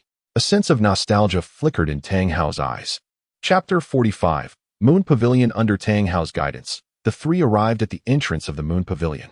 The entrance was bustling with elegantly dressed individuals, all exhibiting poised and dignified manners, clearly a gathering of the elite. As they prepared to enter the Moon Pavilion, they were halted by two attendants stationed at the entrance. Hold on, Yu Xian does not entertain those who are poorly attired. Upon hearing this, Tang Xin contemplated unleashing his murderous aura for intimidation. However, Tang Yu was swifter, transforming directly into her Beiana form. In a flash of golden light, she radiated a brilliant glow, exuding an imposing aura that relentlessly pressed upon the two attendants. Indeed, following her second awakening, Tang Yu's Beiana state was imbued with a formidable might, a manifestation of the divine might of the battle god. The two attendants were suddenly thrown into a state of panic, overwhelmed by an imposing aura and a profound fear that emanated from the depths of their souls, rendering them motionless. One of them mustered all his strength to dash inside, seemingly to deliver a message. Observing this, Tang Yu also reverted from her transformation. It had merely been a transient change, and the oppressive pressure naturally dissipated. With this turn of events, the other attendant, trembling with trepidation, dared not impede their entry any longer. Upon stepping into the interior of the Moon Pavilion, they found themselves amidst an opulent setting where distinguished individuals engaged in graceful conversation. Tang Yu felt an intense curiosity about everything within this splendid environment. Meanwhile, Tang Hao led the two into the reception area, addressing the three maidens with the words, "Please inform Yuehua that as the crescent moon wanes, old acquaintances may once again emerge." The maidens, well-trained and exhibiting utmost decorum, approached the rather disheveled Tang Hao with deference, bowing respectfully. Upon learning of an esteemed visitor, one of the maids promptly entered the inner chamber to convey the message. Before long, several individuals, led by a gentleman, arrived in the hall. Upon realizing that it was Tang Hao and his companions who sought an audience with the lady, they began to extend their faces in anticipation. However, Yuxian only entertained refined guests and requested their departure. As soon as the steward, Mr. Ode, voiced his command, 2 staff members stepped forward to usher them out, albeit with a semblance of courtesy. Nevertheless, they were confronted by Tang Hao, who, with a piercing remark about their superficial judgment of people, commanded them to leave. This incensed the 2 individuals, who were prepared to escalate the situation. Is this not amusing? They are now confronted by Tang Yu, whose power has reached the formidable level of 82, along with Tang San, a level 73 soul sage who has just emerged from the city of slaughter, his strength surging with an aura of murderous intent, and finally, Tang Hao, the Haoyan Douluo, who has recently acquired the inheritance of the Azura god, now possessing an impressive level of 98. The final counterattack is to be executed by Tang San, as Tang Yu has already showcased her abilities. However, prior to Tang San's engagement, Tang Hao had stipulated a crucial condition: no killing and no destruction of Yuxian. The adversaries Tang San faces are merely 2 soul zone at level 40, a staggering 30 levels beneath him, and they are swiftly eradicated. Simultaneously, Tang San's murderous intent begins to emanate. The overseer, odd, though relatively powerful, is taken aback as he witnesses his subordinate's arms being shattered by Tang San, prompting him to unleash his soul rings. He is indeed a 6-ring soul emperor, issuing a final warning to vacate Yuxian. Yet, Tang San's subsequent display leaves him utterly astonished. The manifestation of 7 soul rings, yellow, yellow, purple, black, black, black, red, causes Odd's legs to weaken in fear. A soul sage of level 70, possessing a 100,000-year soul ring. What manner of beast is this? His confidence swiftly dissipates.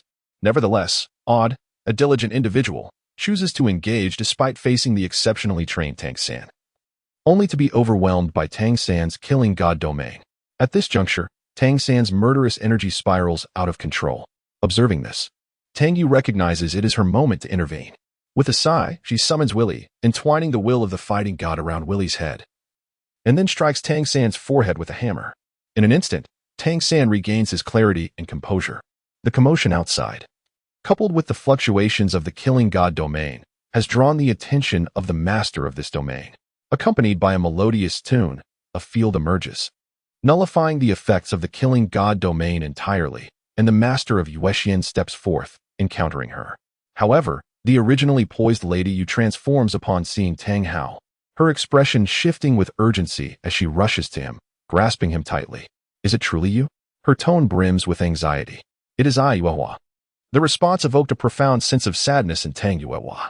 Why have you become so haggard? Upon finishing her words, she tightly embraced Tang Hao, her voice tinged with tears. Little San, I told you, father is utterly despondent. Although the injuries are healed and his strength has significantly improved, why does he still neglect to take care of himself? Tang Yu observed the scene before her, whispering to Tang San. I am uncertain as well, Tang San replied, feeling somewhat embarrassed by Tang Yu's inquiry. The staff of Yuxian watched the unfolding drama with astonished expressions. After expressing her emotions, Tang Yuehua turned her attention to Tang Yu and Tang San. Are you two his children? She asked Tang Hao, but when she looked at Tang Yu, confusion washed over her. Tang Yu's delicate beauty seemed too refined to have originated solely from Tang Hao's genes. Sort of, came Tang Hao's response, which only deepened Tang Yuehua's bewilderment. What do you mean by sort of? Little San, Yuer is my adopted daughter. Hearing this, Tang Yuehua felt a sense of relief. After all, a child like Tang Yu did not resemble her brother's genetics at all. Tang Yuehua instinctively reached out to pat the heads of the two, and while Tang Yu complied, displaying a cat-like expression after a brief tussle, Tang San instinctively recoiled. What are you dodging for? I am your aunt. And you are nothing like Yuer in terms of cuteness. After casting a playful glare at Tang San, she continued to ruffle Tang Yu's hair. Subsequently, the trio, under Tang Yuehua's guidance, entered Yuxian. Following a round of discussions, they gained a better understanding of each other's situations. Tang Yuehua proposed that Tang Hao return to the sect, but to her surprise, he agreed, albeit citing other commitments as a reason for postponement. Moreover, Tang Yuehua learned of their grandfather Tang Chen's return.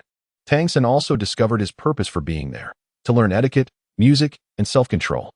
Meanwhile, Tang Yu's reason for being there was simply to have fun, which left Tang Yuehua feeling exasperated, realizing her second brother seemed to treat the place like a nursery. Chapter 46. Purifying the Extravagance. The following day, Tang Yuehua took Tang Yu and Tang San to their classes. These are Tang Yu and Tang San, who will study with you for the next year, she announced to the gathered students. Upon hearing their names, anyone with connections was utterly astonished.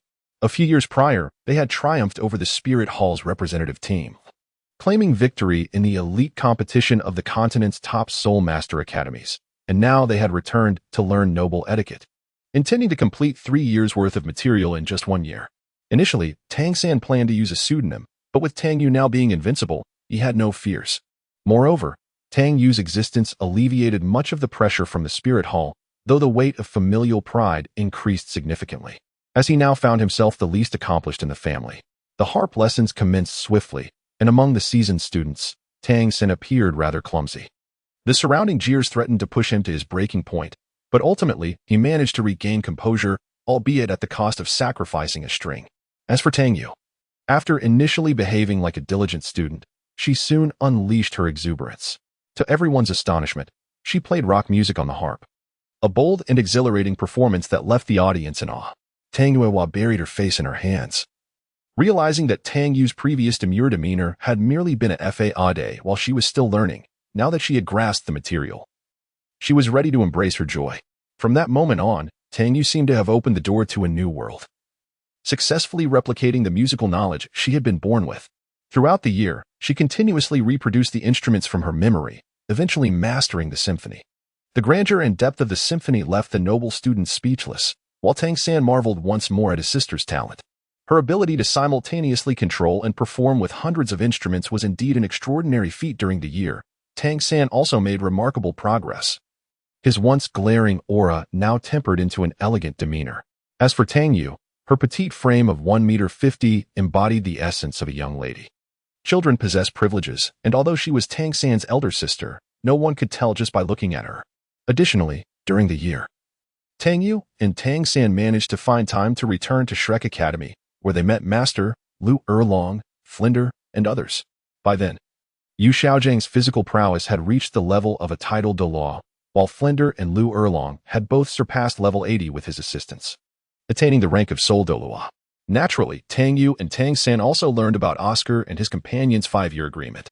As they prepared to leave, Tang Yu bestowed a mark upon Flinder, Lu Erlong, Zhao Wuji, and others, an enhancement that, while not miraculous, merely purified their soul power and alleviated their bottlenecks, making it the best gift for the teachers. Finally, after the graduation ceremony, Tang Yu and Tang San were set to depart. During the ceremony, Tang San performed as a representative, while Tang Yu captivated the guests with an additional performance of Lilia, the bashful bloom, transporting everyone into a dreamlike realm. Among the attendees was Xue Qinghe, Qianren Xue, who was astonished to see Tang Yu and Tang San confidently appearing in Heavendo City. Although her mother had inexplicably warmed towards her in recent years, their relationship remained strained, and her grandfather's injuries had only just begun to heal. Yet, none of this mattered. For after today, Tang Yu and Tang San would leave for the place they had promised Tang Hao to meet a year ago.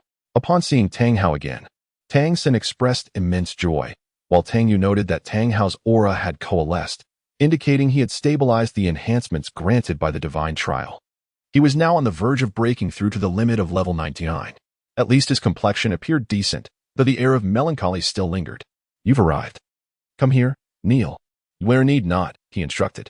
It was not that Tang Hao held Tang Yu in low regard. Rather, he had guessed her identity and feared that her kneeling might lead to unforeseen complications. Ultimately, Tang Yu knelt, albeit on one knee, which held a different significance. As Tang Yu and Tang San knelt before the blue-silver grass, its branches and leaves embraced them like arms. It seemed that Tang Hao had shared much about Tang Yu with Yin over the years, and now it was evident he regarded Tang Yu as his own child. Faced with this scene, both Tang Yu and Tang San felt a warm sensation, reminiscent of maternal love. Dad, is this Mom?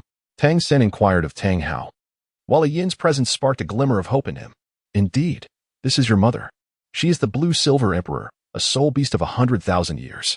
When you were born, You were coerced by the then Pope of the Spirit Hall, Qin Xuanji, who sacrificed himself to aid my ascension to the title Douluo, transforming into a soul bone and a seed in the process.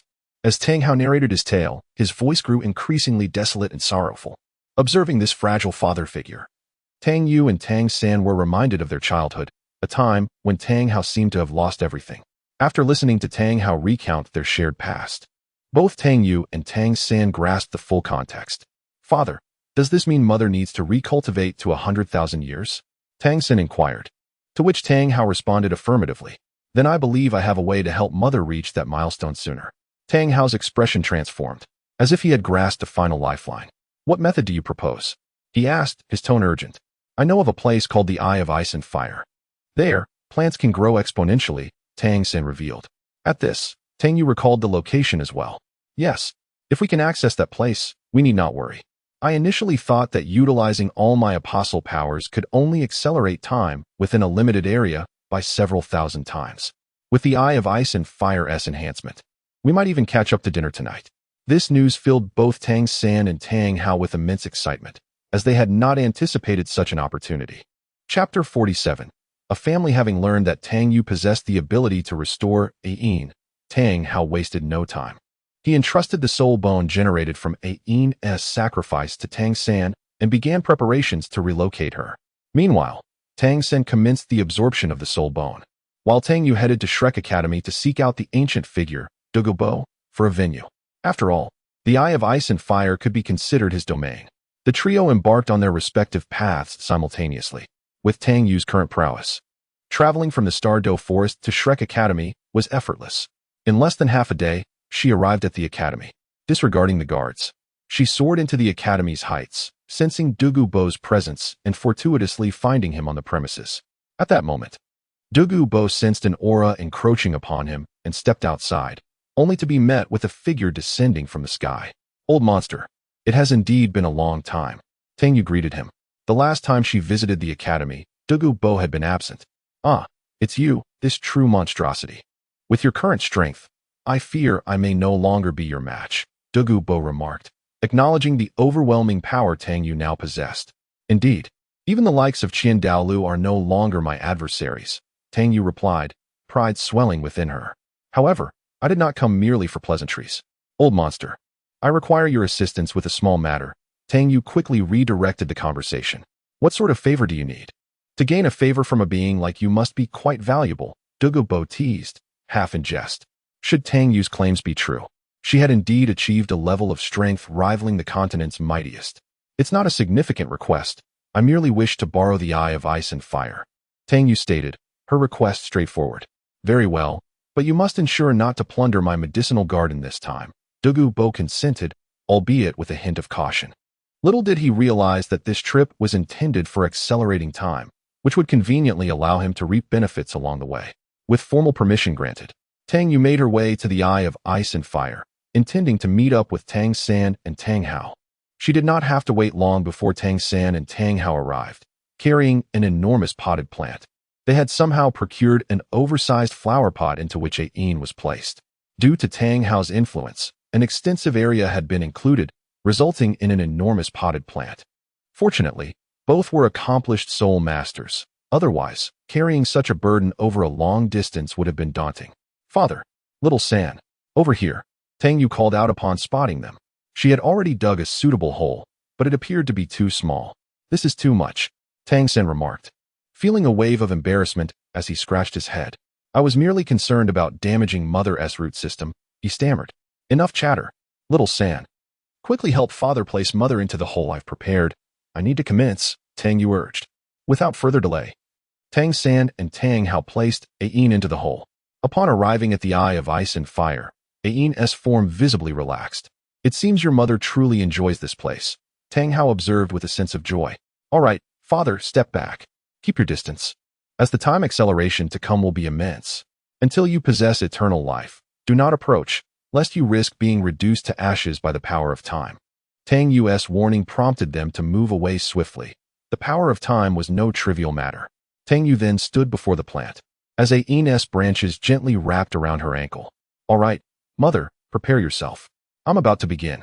Focus on your cultivation so we can finish swiftly. With that, Tang Yu stepped back, leaving space for Ayin, who would soon experience significant growth. Once in position, Tang Yu activated her apostle transformation. As she assumed this form, boundless celestial energy began to converge upon the area, prompting Tang Hao to signal Tang San to begin his cultivation. This was a rare opportunity. Closing her eyes, Tang Yu concentrated, fully aware that this was her first time harnessing her apostle powers, particularly manipulating the flow of time. By my will and my name, grant me the power of the universe. The river of time shall reveal itself once more. As Tang Yu commanded, a river of golden sand materialized in the vicinity. Time accelerates again. With her decree, the river enveloped Ayin's area, and time began to race forward. Inside, Ayin commenced a fervent cultivation, aging rapidly. From outside, Tang Hao observed Ayin grow at a visible pace, soon becoming immensely large, with golden patterns on her leaves becoming increasingly prominent. After nearly a day and a night, the river of time dissipated, and Tang Yu emerged from her reclined position. Simultaneously, Tang Sen awakened, and when they glanced at the spot where Ayin had been, they were met with an overwhelming sweetness. What was once blue-silver grass had now transformed into Ayin, who had successfully taken shape, embracing Tang Hao in a moment of tender affection. Tang Yu could no longer bear to watch and pulled Tang Sen outside the eye of ice and fire, intending to give the two a moment of privacy. Soon, the affectionate couple noticed the two children had left and ceased to exude their sweet aroma, making their way outside. Upon seeing Ayin emerge, Tang Sen rushed forward to receive a warm embrace, while Ayin reciprocated by pulling Tang Yu into the hug as well. However, due to Tang Yu's height, she found herself rather overwhelmed by the embrace. It is worth mentioning that Ayin, having completed her transformation, had harnessed the potent energy drawn here by Tang Yu, accelerating her training to the level of title Douluo, with a standard soul ring configuration of yellow, yellow, purple, purple, black, black, black, black, and red. Meanwhile, Tang San remained the least accomplished among them. Chapter 48. Return to Hao Yin Sect. Yin's revival could be said to have completed Tang Hao's inner self and unraveled all his emotional knots. Now, Tang Hao felt rejuvenated, and his level had reached 98. Although Yin was only at the cusp of level 91, she was still a title Douluo, ensuring her safety. With his life now fulfilling, Tang Hao intended to take Tang Yu and Tang Sen back to the Hao Yin Sect to acknowledge their ancestry. Initially, Tang Hao had no intention of returning to the Hao Yin Sect, feeling disheartened and burdened with guilt towards his father, which deterred him from going back, even when confronted by his long-lost grandfather, who insisted on his return.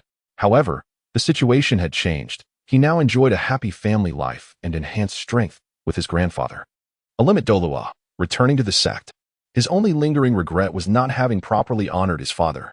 Upon learning of their impending return to the Hao Yin Sect, Tang Yu, Tang San, and Yin were all eager with anticipation. Brother Hao, we are going back to the Hao Yin Sect, right? I wonder how Xiaogu is doing. Yin mused, her eyes reflecting nostalgia, as if recalling the days they journeyed together not long ago. Mother, could you tell us about the past, about you, father, and uncle? Tang Yu, feeling closer to Yin than to Tang Hao, readily addressed her as mother. Very well, I shall recount those tales for you, Yin replied gently, stroking Tang Yu's smooth head. Tang Hao, wishing to intervene, was dissuaded by a mere glance from Yin. Thus, the family of four chatted merrily on their way to the Hao Yin Sect. Upon reaching the entrance, Tang Yu and Tang San were struck by the sight of the weary, dilapidated village, reflecting on how the once mighty sect had fallen to such a state. What are you standing there for? Hurry up and follow. This is merely the outer village. Tang Hao's voice reached them. Upon hearing this, the two hurriedly followed, and Yin smiled at the children. However, they had not walked far when a few individuals appeared before them. Please leave. Outsiders are not welcome here, one of them stated, following customary protocol. Yet, before Tang Hao or Tang Sen could respond, the individual, after scrutinizing Tang Hao for a moment, suddenly appeared enlightened. Oh, it is Uncle Hao. You have finally returned. Ever since great-grandfather came back to the sect, the leader has been longing for your return, asking us to check daily. Now that you are here, our hardships are finally at an end. The words were laced with a hint of resentment, suggesting they had endured considerable difficulties during this time, especially since it had been a year since they rescued Tang Chun. The constant back and forth must have been exhausting. Recognizing his identity, the previous tension dissipated, and the group proceeded to the true location of the Haotian sect, filled with laughter and conversation. After all, since Tang Chen's return, he had sung the praises of Tang Hao, Tang Yu, and Tang San to the heavens. It was no wonder. Given that one had reached level 98 after absorbing the gifts from the Shura god, another had ascended to godhood at a young age, and the last had achieved the rank of soul sage with the dual domains of the god of slaughter and blue silver, all considered prodigies. Upon learning of their circumstances from Tang Chun, the Elder Council found themselves at a loss for words, recognizing that a father is still a father. And Tang Hao's impressive level 98 was no trivial matter, not to mention Tang Yu. To reach the Haotian sect, they had to traverse a passage constructed of iron chains. However, to Tang Yu and the others, this was a trivial matter, leading to an amusing scene where several younger members than Tang Sen ran along the chains while Tang Hao and Ayin, both flying title Douluo, floated leisurely behind. Tang Yu, in a particularly absurd manner, lay back and floated, being pulled along by a strand of blue-silver grass from Ayin. This situation has undoubtedly placed immense pressure on a few of the younger generation. It is essential to recognize that currently, aside from flight-capable martial souls, only the title Douluo can soar through the skies. The two elder figures can be overlooked, as they belong to the uncle's generation, and the illustrious reputation of the Haotian Douluo has long been established. The crux of the matter, however, lies with Tang Yu, whose modest height of 1.50 meters is remarkably deceptive. In truth, after merging with the soul bone, Tang San is also capable of flight. After all, what era is this, and who among them cannot fly? Had it not been for the necessity of others to run in chains, Tang San would have preferred not to accompany them, wishing to spare them any embarrassment. Their journey was fraught with little danger, as three individuals exuding an unmistakable aura of intimidation trailed behind, dissuading any ill-conceived attempts to provoke trouble. Upon arriving at the grand entrance, the gates of the Haotian sect slowly swung open, aided by two disciples of the sect. One cannot help but admire the exquisite decor of the Haotian sect, which resonates with an air of another world. Upon entering the Haotian sect, the four were promptly escorted to the sect leader. Naturally, Tang Chen assumed the role of the Grand Elder, for what need had he to engage in the duties of the sect leader? As the doors parted, Tang Hao and Ayin appeared before Tang Xiao and Tang Yuehua. Tang Yuehua, having met Tang Hao at least a year prior, managed to maintain some composure. However, for Tang Xiao, the encounter was vastly different. He had not seen Tang Hao in over a decade, and the fact that Tang Hao had brought Ayin back with him added an unexpected twist to the reunion. This is a moment of unparalleled joy. All the lines I had prepared have completely slipped my mind, leaving my thoughts utterly vacant. Brother, I have returned. This single phrase from Tang Hao pierced through Tang Xiao's defenses, prompting him to leap over the large conference table and embrace Tang Hao tightly. It has indeed been a long time. Brother Xiao, Ayin greeted Tang Xiao, solidifying the reality of the moment and dispelling any lingering doubts of a dream or illusion. Overwhelmed with excitement, he found himself momentarily speechless. Brother, this is all thanks to you, and to San and Yuer, Tang Hao replied, stepping aside to reveal Tang Yu and Tang San, his two proud children, one biological, the other not. All right. Come, greet your uncle, Tang Xiao. Buoyed by the realization of his long-cherished dream, wore a warm and amiable expression. Uncle, they chorused. It was as if Tang Xiao had reached the pinnacle of his life. At that moment, Tang Yuehua approached and enveloped Tang Hao in a warm embrace, for it had been a year since they last met. Observing Tang Hao's radiant demeanor, one could not help but notice how much he had improved since last year. Chapter 49. A return to one's roots after exchanging pleasantries, Tang Hao, Tang Yu, and the others took their seats to discuss the changes within the Haotian sect and the upcoming ancestral recognition ceremony. Come, San and Yuer, sit by your aunt. Tang Yuehua warmly guided them to her side. Having spent a year learning and playing under her, they were quite familiar and quickly engaged in conversation. Aunt, please tell us about the current state of the sect, Tang San inquired, curiosity sparkling in his eyes. From what they had observed, the Haotian sect appeared to be treating the four of them rather well. Ah, San, it seems the Haotian sect has indeed returned to its former glory, Tang Yuehua began, igniting thoughts in Tang San's mind. According to his aunt, the changes had occurred over the past year, stemming from the return of their grandfather, Tang Chen, who had been saved by Tang Yu. Indeed, you've grasped it. Ever since Grandpa returned to the Haotian sect, the previously divided factions have united under his influence. Agreeing that your father was right, Disciples of the Haotian sect should emulate your father's example. Tang Yuehua smiled as she spoke of Tang Xiao, who bore the brunt of the situation. Now, tomorrow marks your ancestral recognition ceremony. Although the sect has unanimously welcomed your return, many clan members harbor lingering resentments due to the casualties inflicted by the spirit hall. You must conduct yourselves well, Tang Yuehua advised after discussing familial matters. Conduct ourselves well? Tang Yu and Tang Sen echoed, perplexed about why they needed to perform at a ceremony. Naturally, it refers to a test of strength. I have no doubt about your abilities. You are both exceptional talents. However, I must emphasize that in the Haotian sect, strength reigns supreme. The members respond to assertiveness, not gentleness, Tang Yuehua clarified, and the siblings understood that they needed to display their strength to earn respect. Meanwhile, Tang Xiao, Tang Hao, and Ayin had nearly finished reminiscing. San, after tomorrow's ceremony, you will accompany me to pay respects to your grandfather. Tang Hao informed them of the next day's plans. By the way, I've been meaning to ask, why must I, as an adopted child, also participate in this ancestral recognition? Tang Yu suddenly posed a fundamental question. What does that matter? Even as an adopted daughter, you are still a child of Haotian. Thus, you are one of us, Tang Xiao replied promptly, only to be countered by Tang Yuehua. Don't listen to him, Remember, when Grandpa returned, he specifically instructed that you must partake in the ancestral recognition. Regardless of blood relation, you must be acknowledged as part of the Haotian sect. All those elders who opposed were soundly reprimanded by Grandpa. Tang Yuehua chuckled, recalling the amusing scene of her grandfather's return, where several titled Douluos were bested in a display of authority. In essence, as Tang Hao's daughter, even as an adopted child, Tang Yu belonged to the Haotian sect. After all, she possessed divine-level combat capabilities, making her a worthy investment regardless of the circumstances. Yet, for Tang Yu, her true priorities lay with her family, Tang San, Tang Hao, and Ayin, followed closely by her friends from Shrek Academy. Soon, the next day arrived. The assembly hall of the Haotian sect was bustling with attendees. Aside from a few dedicated practitioners, most had gathered for the occasion. As the current sect leader, Tang Xiao had taken his seat early at the head of the table. Notably, a more prestigious position was inserted into the previously divided sections, indicating the presence of the esteemed elder, Tang Chun.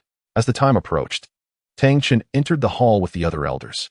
Upon learning of Tang Yu's divine status, the elders abandoned any pretense of a grand entrance, recognizing that after today, even a divine-level powerhouse would be considered one of their own, and it would be unseemly not to grant them due respect. As the elders took their places, whispers filled the hall, speculating on the unusual grandeur of the ceremony, especially with the Grand Elder in attendance.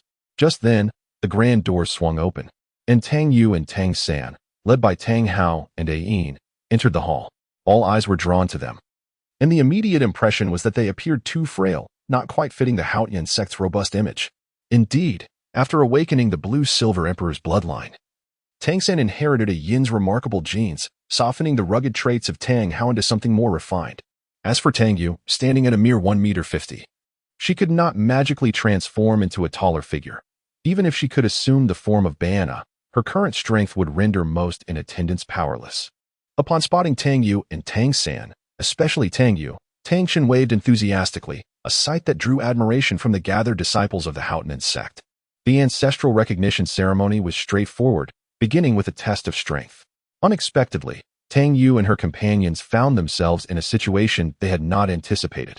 Initially, they intended to assess only Tang Yu and Tang San, yet Tang Yu astonishingly resurrected Ayin. Now, as a soul beast of 100,000 years, Ayin, despite her insufficient power, could potentially cause trouble for the Haotian sect. Although they were not overly concerned, it was still necessary to evaluate her capabilities. Ultimately, all passed the assessment. A Yin soul rings, displaying hues of yellow, purple, black, and red, indicated that she had attained the rank of title Douluo. Ensuring her self-preservation was not a concern. As for Tang San, his heavenly configuration of soul rings further showcased his extraordinary talent at such a tender age. He had already reached the realm of Soul Sage. Tang Yu, however, was rather unique. After Tang Yu decisively defeated the extreme Douluo, everyone was left speechless. To triumph over an extreme Douluo was indeed impressive. Chapter 50. The Reunion of the Seven Monsters. Tang Yu's combat prowess was unanimously acknowledged by all members of the Haotian sect. After her display of superiority against the extreme Douluo, everything became considerably simpler. Following the ancestral rites, as direct descendants of the Haotian sect, they participated in the sect's clan meeting to discuss the resurgence of the Haotian sect. After extensive discussions and suggestions from Tang Yu and Tang San, it was decided that the main body of the Haotian sect would remain concealed, while a village would be reconstructed as its outer gate, presenting itself to the world. Elders from the clan would also be dispatched to reassemble the 4 prominent families that once aligned with the Haotian sect. With Tang Yu's unwavering support, Tang San seized the opportunity to rebuild the Tang clan, assuming the role of its first master, with its location established at the outer gate of the Haotian sect. Thus, the two entities became intertwined. The outer gate of the Haotian sect would encompass direct disciples and talent recruited from the outside, all under the jurisdiction of the Tang clan. Meanwhile, members of the 4 prominent families participating in Haotian sect affairs would also join the Tang clan, which would manage them collectively. The designation of the Tang clan was met with consensus from the Haotian sect members, as they all shared the surname Tang. The ancestral worship ceremony followed. After Tang Yu and Tang San accompanied Tang Hao and Ayin in honoring the previous sect master, they became free individuals. As the 5-year agreement approached its conclusion, Tang Yu and Tang San planned to return to Shrek Academy to fulfill their initial promise before venturing into the Stardew Forest to seek out Xiao Wu. Sister, I wonder how Dai Mubai and the others have fared. Tang San felt a tinge of anxiety during their journey. Little San, worry not. With my legacy, their strength will surely soar, ensuring they thrive, Tang Yu reassured him. Throughout the year of cultivation, Tang San had reached level 78, commanding respect among peers, largely due to the friendship and support from the City of Slaughter. With the enhancement of Tang Yu's legacy mark, reaching level 70 within 5 years was well within his grasp. As for Tang Yu, her level skyrocketed to 89, nearing the coveted level 90. Upon their arrival at the academy, the other 5 had already gathered. Genuine camaraderie ensued, and their appearance astonished the group. Tang Yu and Tang San were instantly recognizable, having undergone minimal changes over the 5 years, while Tang San had matured significantly. Naturally, after such a long separation, Daimobai and the others were eager to test Tang San's prowess. Regarding Tang Yu, their memories of the battle in Wuhuan City 5 years prior were still vivid, especially that formidable sword strike that cleaved through the heavens. Over these 5 years, everyone's abilities had advanced remarkably. Tang Yu could keenly perceive that Dai Mubai's soul power had reached level 75, a remarkable improvement considering they lacked the aid from the City of Slaughter. Zhu Zhuqing had ascended to level 71, while Ning Rongrong reached level 72, and Oscar achieved level 73. Ma Hongjun also attained level 71, but appeared somewhat unstable, likely having pushed for a breakthrough shortly before arriving, wanting to maintain face, though he remained the weakest among them. Reaching level 70 implied that most of their skills had been unlocked. Oscar's combat style reflected his experience. He adeptly activated the Holy Spirit Hammer, having presumably spent considerable time familiarizing himself with combat rules over the years. Oscar was sincerely grateful to Tang Yu. Shortly after their release, he and Ning Rongrong returned to the 7 Treasure Glazed Tile School. Due to the requirement that direct partners of the sect must be Battle Soul Masters, Oscar had showcased his combat abilities during the Soul Master competition. Consequently, the 7 Treasure Glazed Tile School issued a trial for their relationship, which entailed demonstrating the qualities expected of a Battle Soul Master. Over the past 5 years, Oscar diligently honed his combat skills while also developing his support abilities, a demanding task that left him quite exhausted. Nevertheless, the outcome was gratifying. He successfully passed the trial and secured a wife, officially solidifying his relationship with Ning Rongrong. Moreover, Oscar's remarkable training speed impressed Ning Fengji, who was quite pleased with this prospective son-in-law. Oscar's hunts, led by Sword Douluo and Bone Douluo, had been instrumental in reaching levels 60 and 70, respectively, with both completing the tasks alongside each other, ensuring their formidable partnership. As they returned to the academy entrance, Ning Rongrong brandished a magnificent, oversized cross, leaping high to drive it into the ground.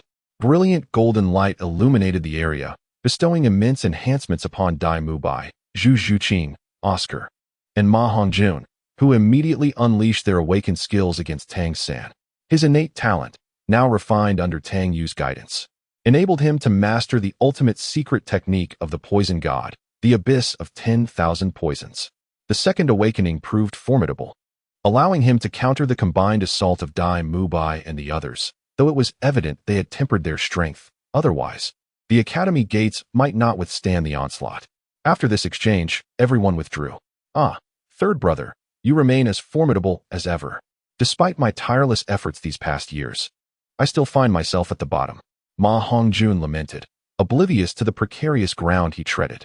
The others witnessed Tang Yu, with a radiant smile, effortlessly grasping the back of Ma Hongjun's collar and dragging him aside, followed by a series of wails. Oh, fatty, you truly are something, Dai Mubai remarked, reminiscing about the day Tang Yu and Tang Sen first entered the academy. The commotion attracted the attention of the academy's instructors, who emerged to find the seven conversing animatedly at the entrance. Chapter 51. Returning to Shrek Academy. Oh, look who has returned. Let me see. You all have grown taller. Zhao Wujia, upon seeing the crowd, approached cheerfully to greet everyone, unaware that he had inadvertently stepped on a landmine. Consequently, he received a disdainful glance from Tang Yu. Had he not been a former teacher, he might have faced a severe reprimand. Haha, children, it has been quite some time. I trust your skills have advanced tremendously, Yu Xiaojing inquired. Teacher, Tang San exclaimed, brimming with excitement, as their last meeting had been during Yueshuan's vacation.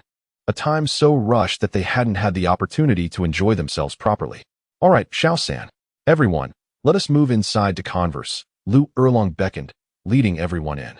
After a casual exchange of pleasantries, the teachers learned of each person's experiences during their time apart. I never expected you little prodigies to have grown so remarkably. Each of you has surpassed level 70 at such a young age. Even the golden generation of the Spirit Hall was merely at the Spirit King stage at your age. It seems you are the true golden generation, Yu Xiaojing expressed his astonishment at their soaring levels. However, the most impressive was still Tang Yu, who had reached level 89, an extraordinary feat that transcended even the levels of typical spirit masters, hinting at combat capabilities that might rival divine beings. By the way, Master Dean Flander, how have your levels progressed? I recall providing you with some foundational marks a year ago, Tang Yu inquired, evidently more concerned about her teacher's strengths.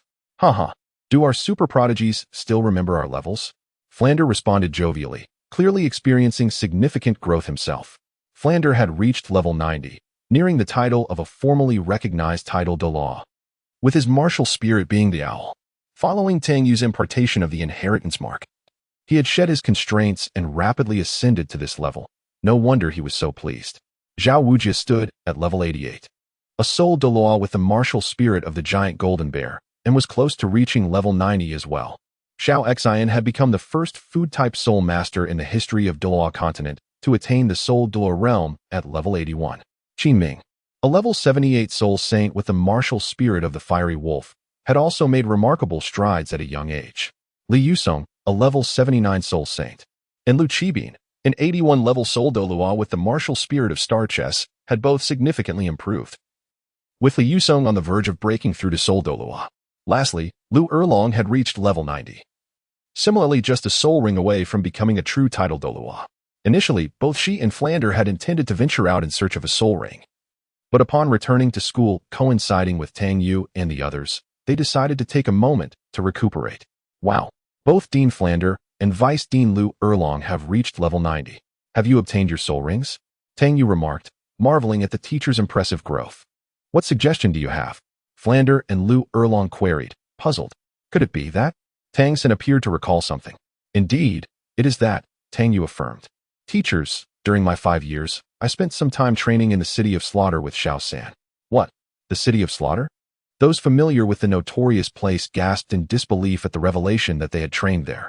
Please do not interrupt, Tang Yu commanded, prompting silence among the crowd. In the City of Slaughter, we found our long-lost ancestor, Tang Chen. Her words left Yu Xiaojing astounded, for during his time at the Spirit Hall, he had been fortunate enough to learn of Tang Chen's existence. Furthermore, we discovered that the City of Slaughter is, in fact, a divine testing ground. The crowd buzzed with excitement, for this was an opportunity for divinity. As the anticipation grew, Tang Yu raised her hands to calm them. Regarding the divine examination, there is no rush. Let us discuss other matters first. While in the City of Slaughter, I officially reached level 80 and completed my second awakening, fully mastering the powers of the Apostle. It was there that I assisted Xiao San in solidifying his 7th soul ring. As Tang San revealed his soul ring configuration of yellow, yellow, purple, black, black, black, and red, everyone was left in awe, particularly by the unparalleled pressure emanating from the red ring. Having acquired knowledge of the divine examination from our ancestor, I have now fully learned to use my apostle power to condense divine soul rings. Now, who desires a soul ring? Tang Yu raised her hand, inquiring among the attendees, while Flander and Lu Erlong remained mesmerized by Tang San's 10,000-year soul ring. Eventually, it was Yu Xiaozhang's call that brought them back to reality. Will this process of condensing soul rings have any adverse effects on you? Lu Erlong, though eager to obtain a 10,000-year soul ring, prioritized Tang Yu's safety. Vice Dean Lu Erlong, you need not worry. It merely requires some effort on my part and will not affect me at all. I will fully recover after taking a potion, Tang Yu reassured them. With this confirmation, they felt at ease and prepared to accept Tang Yu's divine soul rings. The process unfolded smoothly, with two streams of golden energy swirling around Tang Yu's hands, ultimately coalescing into two golden rings. All right, are you both ready? Tang Yu announced before tossing the energy rings towards them. Flander and Lu Erlong accepted the energy rings, which flowed with energy and coalesced into a white soul ring. The color rapidly deepened, transitioning first to yellow, then purple, and finally darkening to black. As it reached the black stage, the color change slowed, and nearing 10,000 years. The black soul rings transformed into two crimson 10,000-year soul rings, with Flanders stabilizing at 170,000 years and Lu Erlong slightly higher at 180,000 years. Thus, Shrek Academy now boasted 4 title Douluo level combatants, a thrilling prospect indeed. Chapter 52. Reunion with Xiao Wu. Having completed his promotion, Flander was in high spirits. 4 10,000-year soul rings were a rarity, even if they had become more commonplace since Tang San's generation. With his elation, Flander contemplated how to further challenge his students, leading to the organization of a performance match, in which Tang Yu was regrettably barred from participating, for otherwise, it would be an utter mismatch. The outcome of the battles was clear. The two from the Sun team manifested their martial spirits and activated their awakening abilities, decisively overpowering a title Douluo and a soul Douluo, albeit with a nod to the teacher's dignity. Afterward, everyone remained at the academy for a few more days. During this period, there has been little of note. By the way, Master, what about Bai Dong? Tang Yu suddenly inquired of Yu Xiaozhang during their conversation. Oh, Donger is currently occupied with the task of liberating the spirit hall from Qian Douluo's grasp, striving to restore it to its former glory. Yu Xiaozhang explained Bai Dong's current plans. Its former glory? Upon hearing this, the attendees were instantly intrigued. It seems you are unaware of the history, so allow me to enlighten you. Yu Xiaozhang decided to elaborate, eager to inform everyone of Bai Dong's endeavors. Originally, the Spirit Hall was an organization designed to assist ordinary soul masters without familial support in their cultivation, fostering mutual aid among them. Despite its formidable appearance, it also provided financial support to every soul master who had yet to break through the Soul King rank, as cultivation can be quite costly. Additionally, eradicating evil soul masters was one of the Spirit Hall's primary objectives. As the audience listened to the master's description, they found the Spirit Hall to be quite enchanting. Isn't it incredible? I thought so too. However, the Spirit Hall underwent a transformation after the Qian family ascended to the papacy, morphing into a tool for facilitating their divine tests. Although its strength and foundation surged, the essence of the Spirit Hall became utterly distorted. The funds that were once distributed were now sourced from the empire and merely allocated by them. In the generation of Qian Xuanji, the situation escalated further, as he turned the papal privileges into instruments for lineage continuation. At this point, Yu Xiaozhang's emotions flared with indignation. So, what Bai Dong is currently undertaking is to eliminate the influences introduced by the Qian family's papacy and restore the Spirit Hall to its original state. Tang Yu grasped Bai Dong's intentions. The others, not lacking in intellect, also deduced the situation. Teacher, this mission seems rather formidable. Tang Sen observed the challenges inherent in the plan. Based on the insights from his great-grandfather and Tang Yu, along with the information provided by the master, it was evident that Qian Douluo himself was a limit Douluo at level 99. Furthermore, the title Douluos within the Spirit Hall's worship hall were all under his command, with only the injured Zhu Douluo and Gue Douluo being directly responsible for the Pope. Indeed, however, there have been fruitful outcomes over the years, thanks largely to Yuer. That strike from Yuer had severely wounded Qian Douluo, affording Donger a considerable advantage. Yu Xiaozhang reflected, marveling at the whims of fate. Aside from reminiscing, an unexpected event occurred.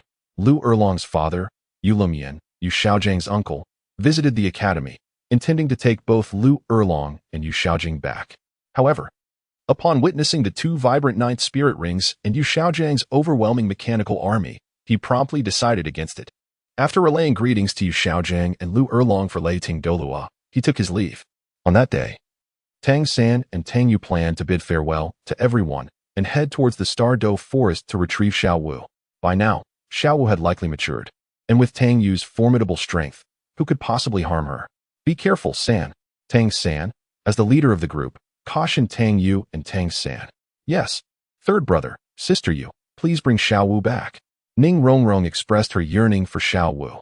Rest assured, with me around, there is no cause for concern. Once we return with Xiao Wu, we shall journey to Sea God Island. After all, our great-grandfather has gone there to reunite with an old flame. We might even enjoy our time there, and perhaps even benefit from the divine test, acquiring a few spirit rings for free. Tang Yu waved goodbye to the group while outlining their upcoming plans. Everyone wholeheartedly supported Tang Yu's proposal to train at Sea God Island. Setting aside Tang Chen's relationship with Poseidon, Tang Yu's strength alone would allow her to roam freely there. Today, the Stardew forest was destined for chaos. A path was forcefully carved through the dense foliage, emanating from the 10,000-year region and advancing towards the core area. It was evident that only Tang Yu would dare to traverse the Stardew forest in such a manner.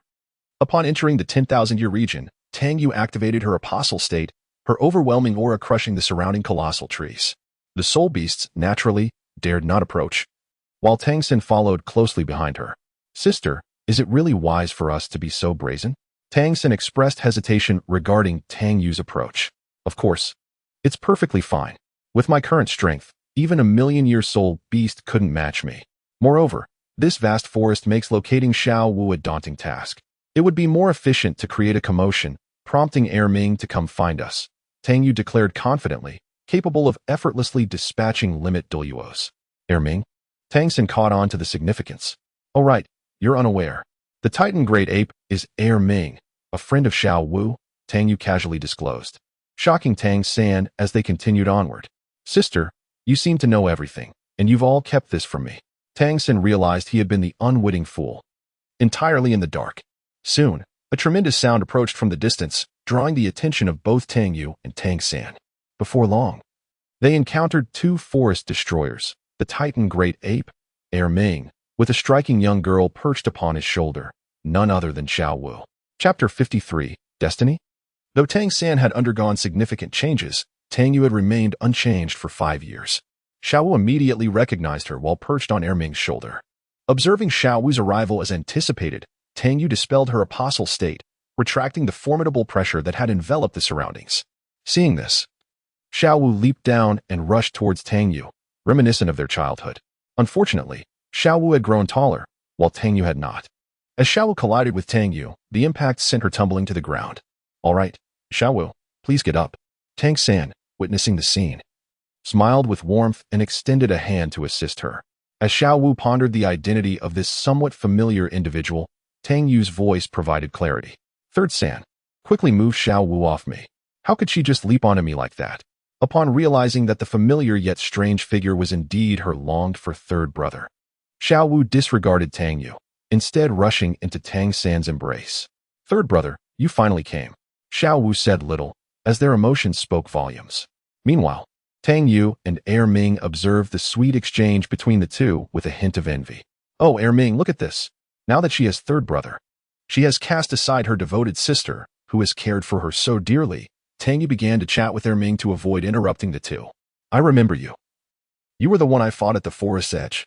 I never expected your strength to have grown so formidable in such a short time. Er Ming remarked with a sense of caution towards Tang Yu. Once, the little girl who had managed to injure him even while he had expended most of his strength, astonishingly grew to pose a significant threat to him within just a few short years. Meanwhile, Tang San and Xiao Wu, having become quite affectionate, approached the two of them hand in hand. Yu Jia, I truly apologize for what transpired just now, Xiao Wu said, reverting to her once innocent and carefree self after sharing a tender moment with Tang San. Oh, it's quite all right. Speaking of which, Xiao Wu has grown up, while I remain unchanged. It infuriates me, Tang Yu lamented, gazing at Xiao Wu, whose slender figure and tall stature complemented Tang San, and recalled her own stagnant height over the past decade, her heart brimming with resentment. Hee, don't worry, Yujie. You can still transform, right? It's all good. Xiao Wu cheerfully reassured Tang Yu, who, of course, brushed it off. All right, Xiao Wu, we should depart swiftly. The commotion here has likely attracted attention. At that moment, Ming began to urge everyone to leave. What is happening? Both Tang San and Tang Yu were perplexed by Ming's insistence. However, their confusion was soon dispelled. Ha. You have proven quite elusive. What prompted you to venture out of your lair today? A booming voice echoed from a distance, followed by several figures. As they approached, it became evident that these individuals were adorned in extravagant attire, suggesting their noble status. Who are you? Tang San, well aware of the wisdom and seeking knowledge, inquired. The response came promptly. We are the offerings of the Spirit Hall. Under the directive of the Grand Offering, I, Golden Crocodile Douluo, have been dispatched to capture this 100,000-year soul beast. Accompany us willingly, and you may suffer less. The newcomers were indeed offerings of the Spirit Hall. They were not the Moon Observer or the Phantom, who were still traversing the continent under Bibidong's command. As for Xiao Wu, she had ties to the matter, but given her history, Bibidong, who had killed Xiao Wu's mother, had no time to deal with her now. In Spirit City, Bibidong was preoccupied with extensive tasks. Qian Daolu could not voice his thoughts either, and had intended to suppress Xiao Wu, planning to provide her with a soul ring when Qian Renshue advanced. Thus, he entrusted the mission to his most trusted Golden Crocodile Douluo. The reason Golden Crocodile Douluo was so brazenly speaking now was partly due to Tang Yu being partially obscured by Ming's imposing figure, combined with the fact that after 5 years, he had yet to recognize Tang Yu as the one who had severely injured him and Qian Daolu in a single blow. Just for this reason, it seemed this offering team would meet their demise here. Faced with the formidable presence and overwhelming aura of the newcomers, Xiao Wu tightened her grip on Tang San's hand, prepared to sacrifice herself if necessary. Noticing Xiao Wu's tension, Tang San appeared calm, reassured by the immense strength of his formidable sister, Tang Yu. Do not fear, Xiao Wu. With me here, and considering my sister's prowess, we shall be safe. Our family's fate will not repeat itself. Tang San gently comforted his beloved, and under his soothing words, Xiao Wu gradually relaxed. Observing the determination of Tang Yu and the others, the Golden Crocodile Douluo and his companions realized they were not inclined to cooperate, revealing their martial souls and soul rings. It appears we must intervene, Golden Crocodile Douluo declared, as the oppressive force of titled Douluos surged forth, seemingly intent on pressing down upon the group and the 100,000-year Titan Great Ape. However, their performance was abruptly curtailed. A far more potent energy, akin to the weight of the world, shattered the combined pressure of the titled Douluos, forcing several of them to the ground. Clearly, Tang Yu had made her move. She had once again transformed into her apostolic state, enveloped in a golden aura of apostolic power, her presence exuding the essence of a superior being. If you wish to lay hands on them, you must first pass through me. If you dare to stroke my tiger's whiskers, be prepared for death. Having recently hit a bottleneck, let your battle assist me in breaking through the 90th level. As Tang Yu's voice resonated, her ascendant figure drew the attention of several titled Douluos. While the others pondered her claim of being at the 90th level, Golden Crocodile Douluo decided to flee. It dawned on him that the figure who had grievously injured him and Qian Daolu in a single move 5 years prior had once again appeared before him. Yet, could he escape? The battle concluded swiftly, yet it remained fierce. Under the might of star pattern eruption and 1 against 1,000, a vast expanse of forest lay obliterated. A sea of shattered timber and a colossal pit marked the resting place of several super Douluos from the Spirit Hall's offering. Simultaneously, the fated ties of Tang San's family were shattered under immense force. Chapter 54. Sea God Island. In the span of these 5 years, Xiao Wu had found herself reminiscing daily about her life with the others and the myriad moments they shared. Her strength surged remarkably, bolstered by Tang Yu's imprint, and she had long surpassed the 60th level, fully entering her mature phase 2 years prior. Now, Xiao Wu had achieved the 69th level, nearing the threshold of becoming a soul saint. The trio was currently en route back to Shrek Academy, with Tang San and Xiao Wu engaged in lively banter, exuding warmth. Tang Yu floated a distance behind them, noticeably stronger than when she first arrived. Following her battle with several offerings from the Spirit Hall, Tang Yu had also ascended to the 90th level, skillfully wielding her apostolic power. With their combined speed, they swiftly returned to the academy. And Xiao Wu's joy upon reuniting with everyone was palpable as she engaged in cheerful conversation with Ning Rongrong and Zhu Zhuqing. The return of Xiao Wu brought immense relief to Tang San. Subsequently, Tang San ventured to the residence of the Strength clan to discuss matters regarding the establishment of the Tang sect, while Tang Yu indulged in leisure. The continent appeared deceptively tranquil, yet this calm belied an ominous stillness, reminiscent of the foreboding calm before a storm. The various top-tier factions sensed this underlying tension. The soul-hunting operation that should have been initiated by the Spirit Hall and the re-election of the 7 major sects had, under Bibidong's influence, not taken place. However, it was evident that Qian Douluo was nearing his breaking point. The delay in Golden Crocodile Douluo's return indicated complications. The loss of a 90th level Super Douluo from the Offering Hall was no trivial matter. Later, Tang San accompanied the Titan to attend a gathering of the 4 great families. Without the pressure of re-electing the 7 major sects or the need for an apology from the Haotian sect, and with Tang San's talent reaching the 70th level, he successfully united the 4 great families to establish the new Tang sect. Tang San assumed the role of sect master. Xiao Wu became the sect master's wife, while Tang Yu was appointed as an honorary elder, a nominal role that granted her the ability to assist Tang San in the future. The vice sect master position was given to Ma Hongjun, fulfilling some of his aspirations. After attending to various trivial matters, the group planned to embark on a journey to Sea God Island for training, as it was a sacred location for trials, offering the potential for rewards even without the possibility of attaining divinity. Thus, preparations were made for their voyage. The journey to Sea God Island was remarkably smooth, with the only exception being the deep-sea demon whale king, who had been thoroughly beaten by Tang Yu, thus encountering no further issues. The group successfully arrived at Sea God Island. As outsiders, to remain on the island for an extended period, they must undergo the Sea God's trial. This matter was well known among them, and they were all acutely aware of its significance. Their talents were commendable, each having received a red-level trial, though the number of trials varied between 7 and 8.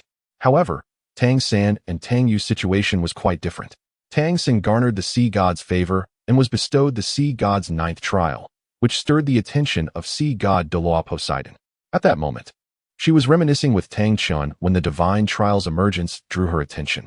Tang Chun followed suit, eager to discern which little rascal dared to disrupt his rendezvous with the goddess. Upon reaching their destination, Tang Chun and Poseidon beheld Tang Yu and the others. Tang Chun recognized his 2 exceptionally gifted great-grandchildren. "Ah, is that not Little San and Little Yu? You have come to Sea God Island. Allow me to see what level of trial you face," said Tang Chun, stepping forward to investigate, only to be promptly restrained by Poseidon. She approached Tang San, sensing that he was the one who had accepted the Sea God's 9th trial. "Child, you have indeed received the Sea God's 9th trial, haven't you?" Her words were devoid of inquiry, filled instead with certainty, which struck Tang Chun with sorrow. On one hand was the divine opportunity for his descendants, and on the other was the life of his goddess. Hadn't he pursued divinity precisely to gain leverage in negotiating with the Sea God? Tang Chun then turned his gaze to Tang Yu, curiosity piqued regarding how someone of her caliber, possessing divine-level combat prowess, would fare in the trial. "Little Yu, what level is your trial?" Upon hearing Tang Chun's question, Tang Yu scratched her head and replied, "Great-grandpa, I haven't undergone it yet. How about we try now?" After glancing at Poseidon and the guardian Douluo, she extended her hand following Poseidon's nod. A brilliant red light illuminated everyone present. Onlookers, unaware of the circumstances, were taken aback by the spectacle, questioning if such exaggeration was necessary for merely a red-level trial. However, Tang Chun sensed something amiss. Why was it a red level? As Poseidon, acting as the sea goddess agent, received a divine decree at that moment, the essence was clear: let this esteemed individual enjoy themselves. "Good gracious," Poseidon exclaimed, acknowledging the gravity of addressing someone referred to as Your Excellency by a deity. The content of Tang Yu's trial then materialized, comprising but a singular task: to find joy during her time on Sea God Island. This assessment, rather than being a true evaluation, is more akin to flattery. The reason it is designated as red is that, aside from the divine trials, it represents the highest accolade, merely a gesture of respect. Meanwhile, the sea god in the divine realm feels an immense pressure. Who would have imagined that a divine king would descend to the mortal realm and even participate in his divine trials? Is this a jest? Is he incognito? Upon learning the content of Tang Yu's trial, Tang San and his companions felt a peculiar sense of bewilderment, all eyes turning towards her. What are you staring at? You are here for training. Naturally, the more trials, the more challenging, the better the outcome. I have already achieved invincibility. What issue could there be in coming here for leisure? Upon hearing Tang Yu's words, the group felt an initial unease, but upon reflection, they found no fault in her reasoning. Indeed, Tang Yu has reached a level of unmatched prowess in this era, rendering further challenges unnecessary. Moreover, the nature of this assessment seems steeped in flattery.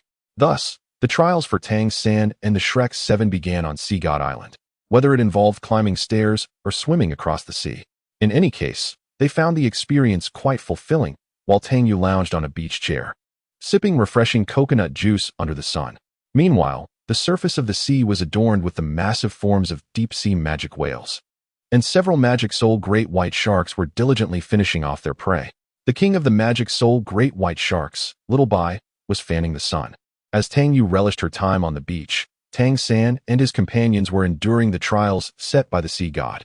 Each of them had, to varying degrees, been affected by the increased difficulty of Tang San's 9 trials of the sea god. However, this was not entirely negative, as it also implied greater rewards. The reason Tang San attained the 9 trials of the sea god was, in fact, partially due to Tang Yu's influence. After all, during his time in the City of Slaughter, he had received her assistance in comprehending the core passive ability, Venomous Sorrow, of the poison goddess' second awakening. Recently, he had also mastered the technique, Heart Devoured by 10,000 Poisons. Simultaneously, through his research on Tang Sek's poison techniques and their integration with his martial soul, he had begun progressing towards the understanding of instants. It is understood that upon achieving this understanding, one could directly ascend to the rank of Divine King in the Douluo world, and if that understanding were to be transformed into the ultimate principle, one could attain the status of the supreme deity. The sea god recognized this potential. After all, he was merely a first-level deity, while Tang San had already begun preparations for a direct leap to Divine King status. How delightful it would be to have a Divine King-level junior for free. As for Tang Yu, without the burden of soul power, she could reach the level of the supreme deity solely through her apostle power. Moreover, Tang Yu inherently possessed the understanding of instants. She merely lacked the intensity of energy. Once she reached the 100th level, her apostle power would evolve, and she would then exist as a creator deity. Particularly now that Tang Yu had attained the 90th level, her energy intensity alone qualified her at the Divine King level, and her understanding of instants had already intertwined with her essence, awaiting the transformation into the ultimate principle at level 100. It can be said that every legacy Tang Yu bestows upon others is akin to a divine inheritance. With sufficient diligence, ascending to the heavens with one's family is certainly within reach. Tang Yu did not concern herself too much with this power. As Willie once mentioned, it was merely for her to squander, and in this world, only a select few, her family, friends, and teachers, were truly worthy. Sister, Tang Yu, basking in the sun, suddenly heard Tang San's call. Putting down her coconut juice, she turned to see Tang San approaching with his 6 companions. Ah, little San, it appears your trials are nearing completion. Tang Yu expressed her joy at their arrival. Although she could easily indulge in leisure, her nature was one of restlessness. Otherwise, how could the deep-sea magic whales on the surface be accounted for? Honestly, why are you all so slow? I've been waiting so long that the flowers are about to wither. Despite the leisurely pace, I've managed to elevate my level to 95 through rigorous training. Tang Yu's words reflected the considerable time Tang San and his companions had spent in their training. She, who preferred to engage in battles with soul beasts for cultivation, had reached level 95. Well, sister, how can we compare to you? Said the plump Ma Hongjun, immediately lamenting. With Tang Yu setting such a high benchmark, their titles as geniuses appeared rather hollow. Indeed, Daimu Bai could only echo. However, upon closer inspection, one could discern that the spirits of the group were remarkably high. Exactly. Sister Yu's training is not like ours, which progresses at a snail's pace, Ning Rongrong teased. All right, now tell me, what levels have you all achieved? Has your second awakening been completed? Tang Yu expressed her curiosity about their progress. Of course, when we arrived, we had already reached the 70th level of Soul Saint. And now, thanks to the gifts from the Sea Goddess trials and your legacy-s imprint, our strength has surged tremendously. Now, aside from Little San, We have all completed the absorption of the 9th spirit ring and attained the level of title Douluo. Oscar spoke with evident pride. Indeed, the first ever food-type title Douluo in history, capable of dominating battle soul masters. The others chimed in, and Tang Yu was mildly astonished by their progress. Had they all risen by 20 levels? Not bad. Little San, why is it that you are not a title Douluo? After complimenting the others, Tang Yu directed her attention to her promising younger brother. Ah, Sister Yu. 3 brothers have a trial that involves hunting the deep-sea magic whale king we encountered before as the 9th spirit ring.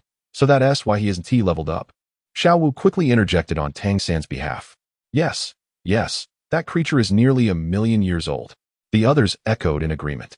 All right, that reason is quite reasonable. Little San, since that is the case, then do your best. I suppose you won't need any assistance. Tang Yu's words left everyone puzzled, casting confused glances her way. Don't look at me like that. I was just feeling a bit bored these past few days. And that magic whale king is the only one in the entire sea that offers a good challenge. It's not like I've been fighting it every few days. I just finished a battle yesterday, and it's likely still recuperating, Tang Yu remarked, attempting to deflect attention by whistling lightly. Her response elicited a wave of embarrassment among the group, realizing the dire fate of their trial target. Surely, they lamented the plight of the magic whale king. Yet they held no doubts regarding Tang Yu's ability to overpower it. Given her previous displays of strength, confidence in her prowess was unwavering. I see, then truly thank you. Sister, Tang San felt a wave of relief wash over him. Initially, hearing about a creature nearing 1,000,000 years old had raised concerns about the difficulty. Now, knowing it was merely half dead made it seem manageable, and one could only assume it had exhausted its trump cards. All right, little Bai, with a call from Tang Yu. A massive magic soul great white shark swiftly swam towards them. The arrival of the shark brought a sense of familiarity, as they had encountered it numerous times during their trials. All right, little San, little Bai will guide you to that big oaf. Good luck. Once you become a title Douluo, we can return to the Douluo continent together. After Tang Yu finished speaking, she stretched and placed 6 beach chairs beside her. Then she lay down first, her intentions clear. The others exchanged encouraging glances with Tang San and then comfortably reclined themselves. Finally, after giving Tang San a loving hug, Xiao Wu also lay down in the space left next to Tang Yu. Tang San, seeing this, could only continue his endeavors with Xiao Bai alone. It was likely that by the time Tang San returned, everyone would be able to return to Douluo continent as title Douluo. Chapter 56. The shocking change in the spirit hall after a fierce battle. Tang San finally defeated the deep-sea demon whale king and acquired a nearly 1,000,000-year spirit ring from it. His divine trial on Sea God Island had temporarily concluded. Next, he needed to return to Douluo continent to search for the sea god's heart, which corresponded to his newly acquired sea god's trident. When Tang San returned to the shore, he was drenched in blood, startling everyone. Fortunately, the blood was that of the deep-sea demon whale king, considering its immense size. Everyone was relieved, though Xiao Wu seized the opportunity to scold Tang San for a while. This was mainly because Tang San, in his haste, had forgotten to wash off the blood in the clean waters after acquiring the spirit ring. All right, this time it's my fault. Tang San repeatedly apologized to Xiao Wu. Xiao San, do you have anything else to do? At this moment, Tang Yu, feeling bored on Sea God Island, inquired. Everything is completed, sister, everyone. Now that I have finished the assessments on Sea God Island, all that remains is to return to the continent to seek the sea god's heart. Tang San felt a sense of relief, as everyone had been away from the continent for some time. The sea god's heart. The continent is so vast. Where will you search for it, third brother? Ning Rongrong exclaimed upon hearing about Tang San's task. It was indeed a daunting prospect to find such a small item on an expansive continent. It might take ages. And by the time everyone advanced through Tang Yu's inheritance to break through to the divine level, they might still not find it. All right, thank you for your concern, Rongrong. This matter will depend on fate. Everyone should diligently cultivate. I have received word from the sea god that if you all focus on the inheritance given by my sister, there is a chance to ascend directly to godhood. This news from Tang San was indeed exhilarating. Given the accuracy of the information from the sea god, it provided the Shrek 7 monsters, now at title Douluo level, with a new goal. Once they reached level 99 and delved deeply into the inheritance bestowed by Tang Yu, they could rely on their own strength to achieve godhood. In truth, as those who had comprehended their second awakening, their combat capabilities had already reached the pinnacle of title Douluo level. However, since they had just recently broken through to title Douluo, their levels were still relatively low. Once they reached level 99, they would discover that the 100-level restriction was non-existent. With extreme cultivation, they could directly break through to level 100. At that point, they could become a level 1 god. Indeed, this was feasible, as it combined the 100-level ascension of the Spirit Master system with the 100-level breakthrough of the Terra techniques, allowing them to reach the status of a level 1 god. Moreover, if they later comprehended the momentary insight, they could even attain the level of a god king. Should they transform that momentary insight into the ultimate mystery, they could further break through to the level of a supreme god. It is essential to note that the highest position in the divine realm is merely that of dual god kings, and even they have fallen. After Tang San completed his tasks, everyone bid farewell to Tang Chun, who intended to remain on Sea God Island, and returned to Douluo continent. After a period of drifting, they finally reached the continent before feeling seasick. After a brief rest, they set off for Heaven-Do City since everyone had reached Tidal Douluo and wanted to showcase their abilities at the academy. However, as they approached Heaven-Do City, they discovered that the city was under strict lockdown. They were halted at the gates, and it was only through Ning Rongrong's token from the 7 Treasure Glazed Tile School that they were allowed entry. Third brother, what is going on here? Ning Rongrong was the first to voice the question everyone was concerned about. I don't know, but something serious must have happened. We need to return to the academy and ask the teacher, Tang San replied, his expression grave. The others sensed the oppressive atmosphere enveloping Heaven-Do City. After hearing Tang San's words, Dai Mubai and Zhu Zhuqing nodded in agreement. As royal family members, they had their own suspicions about the current situation. Soon, they arrived at the academy, and this time no one stopped them, as the gatekeeper was now teacher Li Yusong. Upon seeing Tang Yu and the others, he joyfully welcomed them and led them to meet Yu Xiaojiang. Upon entering the meeting room, they were greeted by the seldom-seen Bibi Dong, who was not wearing her usual papal attire, but rather casual clothing, although her expression was quite grim. Moreover, in attendance were titled Douluo's Yueguan and Guimei. Teacher, what has happened? And why is the teacher's wife here? And what about the 2 titled Douluos? Tang San immediately inquired about the current situation upon seeing Yu Xiaojiang. Seeing Tang San and Tang Yu's group, Yu Xiaojiang let out a sigh of relief. Xiao San, you have returned just in time. A lot has happened since you left. Please, sit down. I will explain everything to you. As Yu Xiaojiang spoke, he gestured for everyone to take their seats, and they each found a place to sit. Yu Xiaojiang then detailed the events that transpired after the Shrek's 7 monsters left the continent. It turned out that shortly after their departure, Bibidong's actions were detected by Qian Douluo. As a result, a fierce confrontation ensued. Bibidong, who was still undergoing the divine trial, was at a disadvantage as much of her strength was constrained by the trial. Although assisted by Yueguan and Guimei, 2 titled Douluos loyal to the Spirit Hall, they still struggled against the 99-level Qian Douluo. Fortunately, the Golden Crocodile Douluo, who was at level 98, had been dealt with by Tang Yu, or the situation could have ended badly. Ultimately, Bibidong managed to regain her strength by interrupting the divine trial's backlash, allowing her to escape the Spirit Hall with the help of the 3. Consequently, Bibidong's position as Pope was lost. Meanwhile, her disciple Hulaina and others avoided disaster due to being out on an expedition. On the side of the Heaven-Do Empire, the poison of the Snow Knight Emperor erupted. As he lay on his deathbed, the crown prince, Xue Qinghe, vanished without a trace. It was later revealed that Xue Qinghe was actually Qian Renxue, Bibidong's daughter. Now, Qian Renxue was likely undergoing Qian Daoliu's angelic divine trial. Ultimately, the snow avalanche ascended the throne, and upon Qian Daoliu's return to the papacy, he restarted the soul-hunting plan, intending to gather the entire continent's power to assist Qian Renxue in completing her divine trial. Due to the previous soul-hunting plan being partially dismantled by Bibidong, although the 7 Treasure Glazed Tile sect and the Blue Lightning Tyrant Dragon sect continued to face assaults, the casualties were not excessively dire, and their living forces were preserved.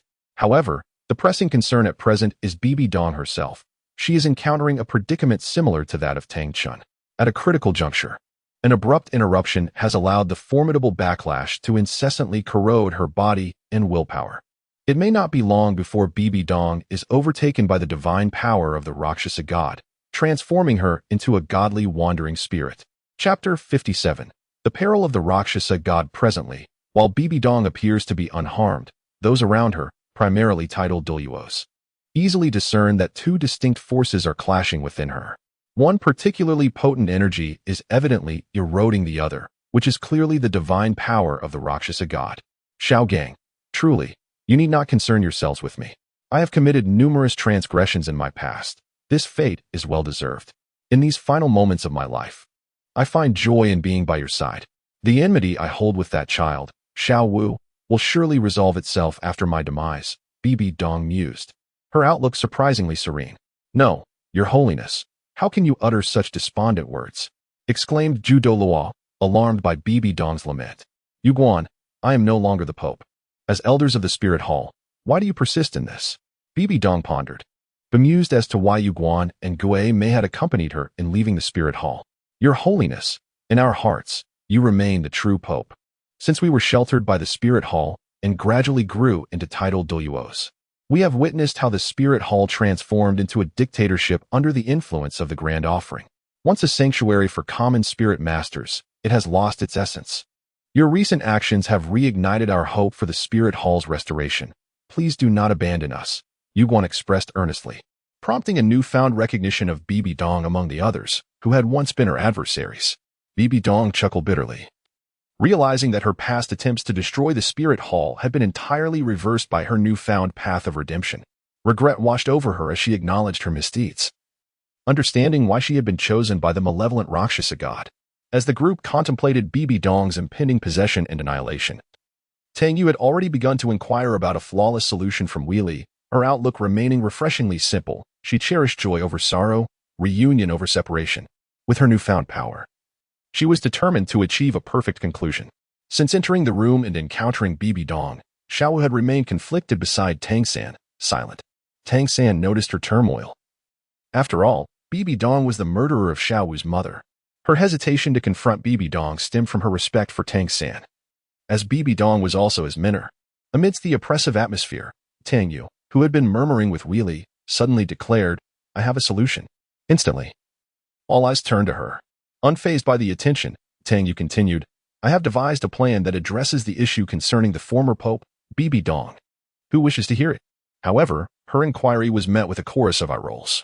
All right, Yuer, enough with the suspense. Please share your solution, urged Yu Xiaojiang, his anxiety palpable upon hearing Tang Yu's claim of a remedy for Bibi Dong, although he was oblivious to the other two facets of her plan. Very well, but first, I must ascertain what kind of deity the Rakshasa god is. The crowd felt somewhat bewildered by this inquiry. Nevertheless, out of trust in Tang Yu, Yu Xiaojiang and Bibi Dong elucidated the Rakshasa god's nature. In essence, the Rakshasa god is unequivocally a malevolent deity, correct? The group instinctively nodded in agreement. Then, there is no issue, Tang Yu reassured them, and they collectively exhaled, though they remained curious about how her plan could involve a deity's moral standing. Let me succinctly outline the plan. First, I require a drop of Xiao Wu's blood. The moment these words left Tang Yu's lips, Tang Sin sprang to his feet, fully aware of the significance of blood in martial practice. Sister, may I inquire about the purpose of this blood? Tang Sin asked gravely. Third brother, what is this blood? And why do you seem so concerned? Xiao Wu noticed Tang San's seriousness and quickly inquired. Blood is fundamental to a person. There are only a few drops throughout the body. Losing even a drop can render one exceptionally weak and damage one's foundation, Tang San explained. And the group grasped the gravity of the situation, casting questioning glances at Tang Yu. While they trusted her, their curiosity remained intact. This is crucial to my plan, Tang Yu stated without further delay, revealing her intentions. This truly is an unfathomable scheme, as Bibi Dong is currently being eroded by the power of the Rakshasa. Her soul power evidently cannot prevent the encroachment of divine strength unless the issue is addressed at its source. By rendering the Rakshasa's divine power into unclaimed divine energy, it can be absorbed directly, yielding considerable benefits. Thus, the first step of Tang Yu's plan is to summon the Rakshasa deity into this realm through the divine power residing within Bibi Dong, and subsequently eliminate the Rakshasa deity. In doing so, the divine energy within Bibi Dong will transform into unclaimed divine energy, which can be effortlessly absorbed. However, if this were all, the immense divine energy left behind upon the deity's demise would go to waste. This constitutes the remaining part of Tang Yu's plan. Given that Bibi Dong's ninth spirit ring is derived from the mother of Xiao Wu, and considering that a 100,000-year spirit ring retains a fragment of the spirit beast soul, Tang Yu intends to capture the divine energy released at the moment of the deity's death. He plans to dismantle Bibi Dong's ninth spirit ring, merging the divine energy with Xiao Wu's blood essence to resurrect her mother. While the residual soul power can be utilized to regenerate the most suitable 100,000-year spirit ring for Bibi Dong. The series of plans executed can indeed be described as a masterstroke.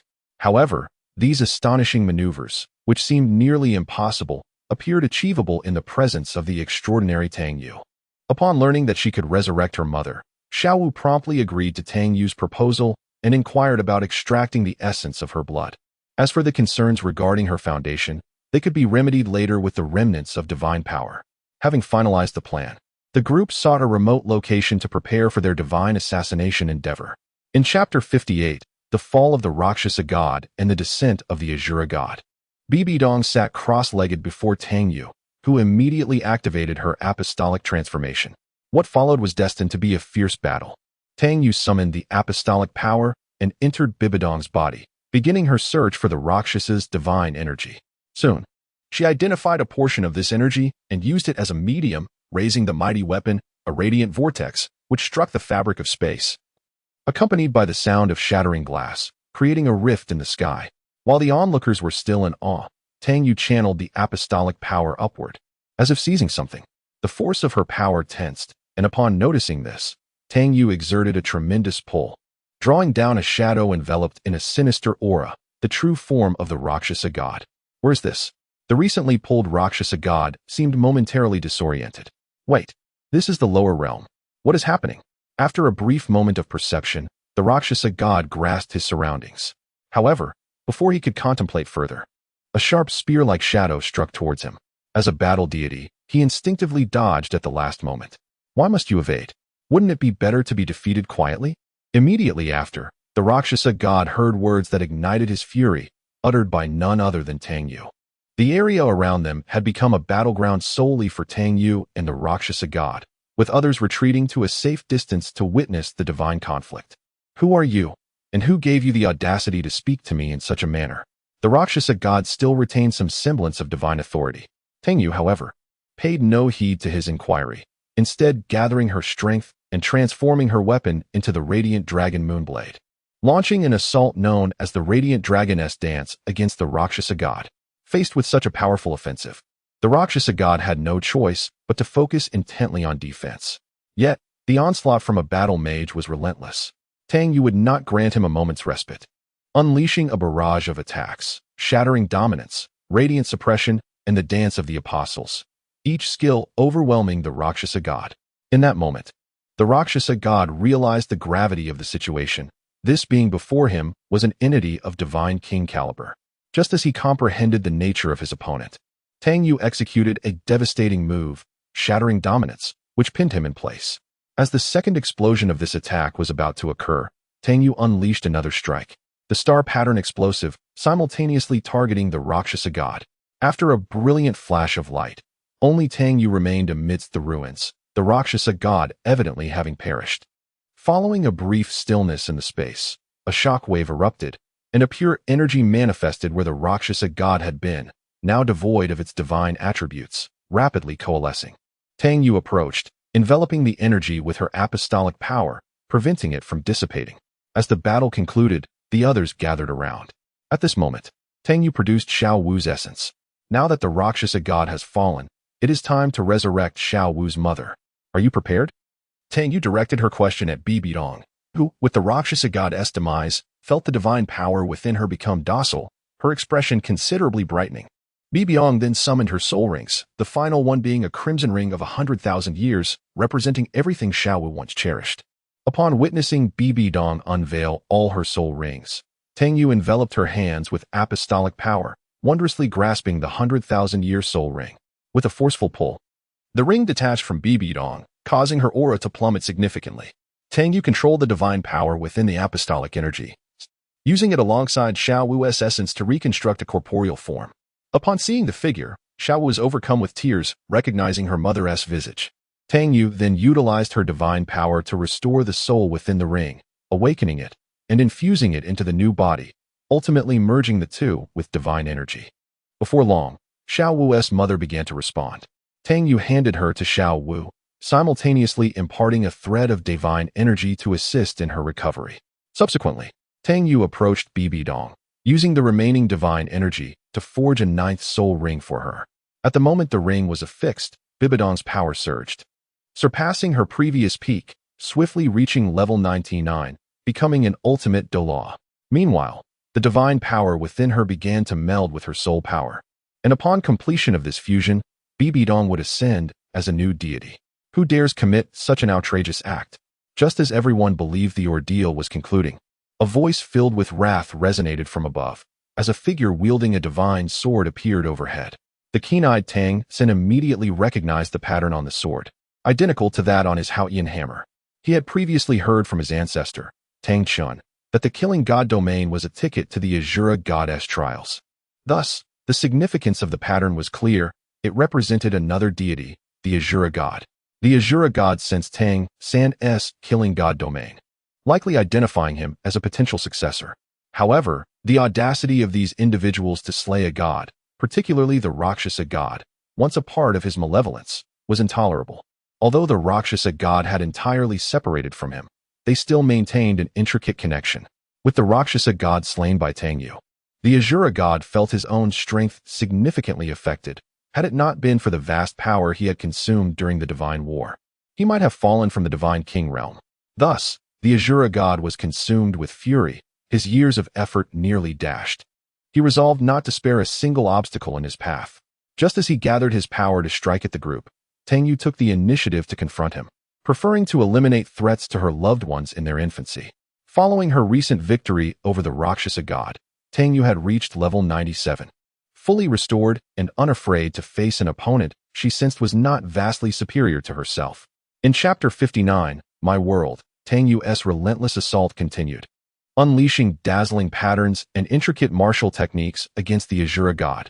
As the enforcer of the divine realm, the Azura god was undoubtedly a formidable warrior. The battle between Tang Yu and the Shura god was marked by a fierce exchange, as the Shura sword clashed repeatedly with Willy, producing a resonant sound akin to metal striking metal. However, it soon became evident to the Shura god that something was amiss. With each encounter between the Shura sword and Willy, the sword, which possessed the ability to devour and absorb the divine power of its enemies, seemed to lose its former might. Instead, small chips began to appear on its blade. The Shura god sensed imminent danger, having previously suffered a setback in strength. He had hastily descended through a closing portal into the lower realm, expecting merely to punish a capable mortal, only to encounter formidable resistance. Now, retreating from the fight was no longer an option, and he began to seek an opportunity for victory. During another bout, as they were pushed apart by their mutual assaults, the Shura god seized the moment to unleash a surge of divine energy towards Tang San, intending to capture this heir as a means to secure his triumph. After all, this heir had shown great concern for his opponent from the very beginning, indicating his importance. Yet, this action triggered Tang Yu's ire. In this world, her family was her utmost priority. To her, the Shura goddess assault on Tang San was tantamount to a death wish. In that critical instant, Tang Yu unexpectedly grasped a new skill, the source of radiance, ancient divine light. A tremendous force of apostolic power gathered at the tip of her spear, forming a colossal light spear that shot directly at the Shura god, enveloping him entirely. In an instant, he was gravely injured, and his divine power was forced to dissipate in midair. Tang Yu hovered before the wounded Shura god, her voice cold as ice. The one thing you should never have done is harm my family. Now, I shall grant you the most terrifying nightmare. Sensing the Shura god's insatiable thirst for power, she encased her left hand in apostolic energy and plunged it into his chest, extracting a brilliant energy sphere adorned with 9 radiant rings. The moment the sphere was removed, the Shura god felt his strength swiftly evaporating, realizing what had just been taken from him, his divine position, the power of a deity, and all that it meant to be the Shura god, stripped away by a being from the lower realm. My punishment for you is the loss of all your power, to live out your days on the Douluo continent, she declared, as the energy sphere carrying the weakened Shura god's sword towards an unknown destination. Tang Yu carefully stored the sphere, intending to present it to her father when the time was right, for it was indeed the divine position of a god king. Below, the onlookers were left in awe of the 2 consecutive heavenly battles, but now that phase was over, and the rift had closed. Xiao Wu's mother had awakened and, upon seeing her grown daughter, embraced her, shedding tears of joy as she now tested her son-in-law. Meanwhile, Yu Xiaojiang tightly embraced the recovering Bibi Dong, only to be pinched painfully by Lu Erlong, causing him to grimace, while Bibi Dong sighed with relief and smiled gently.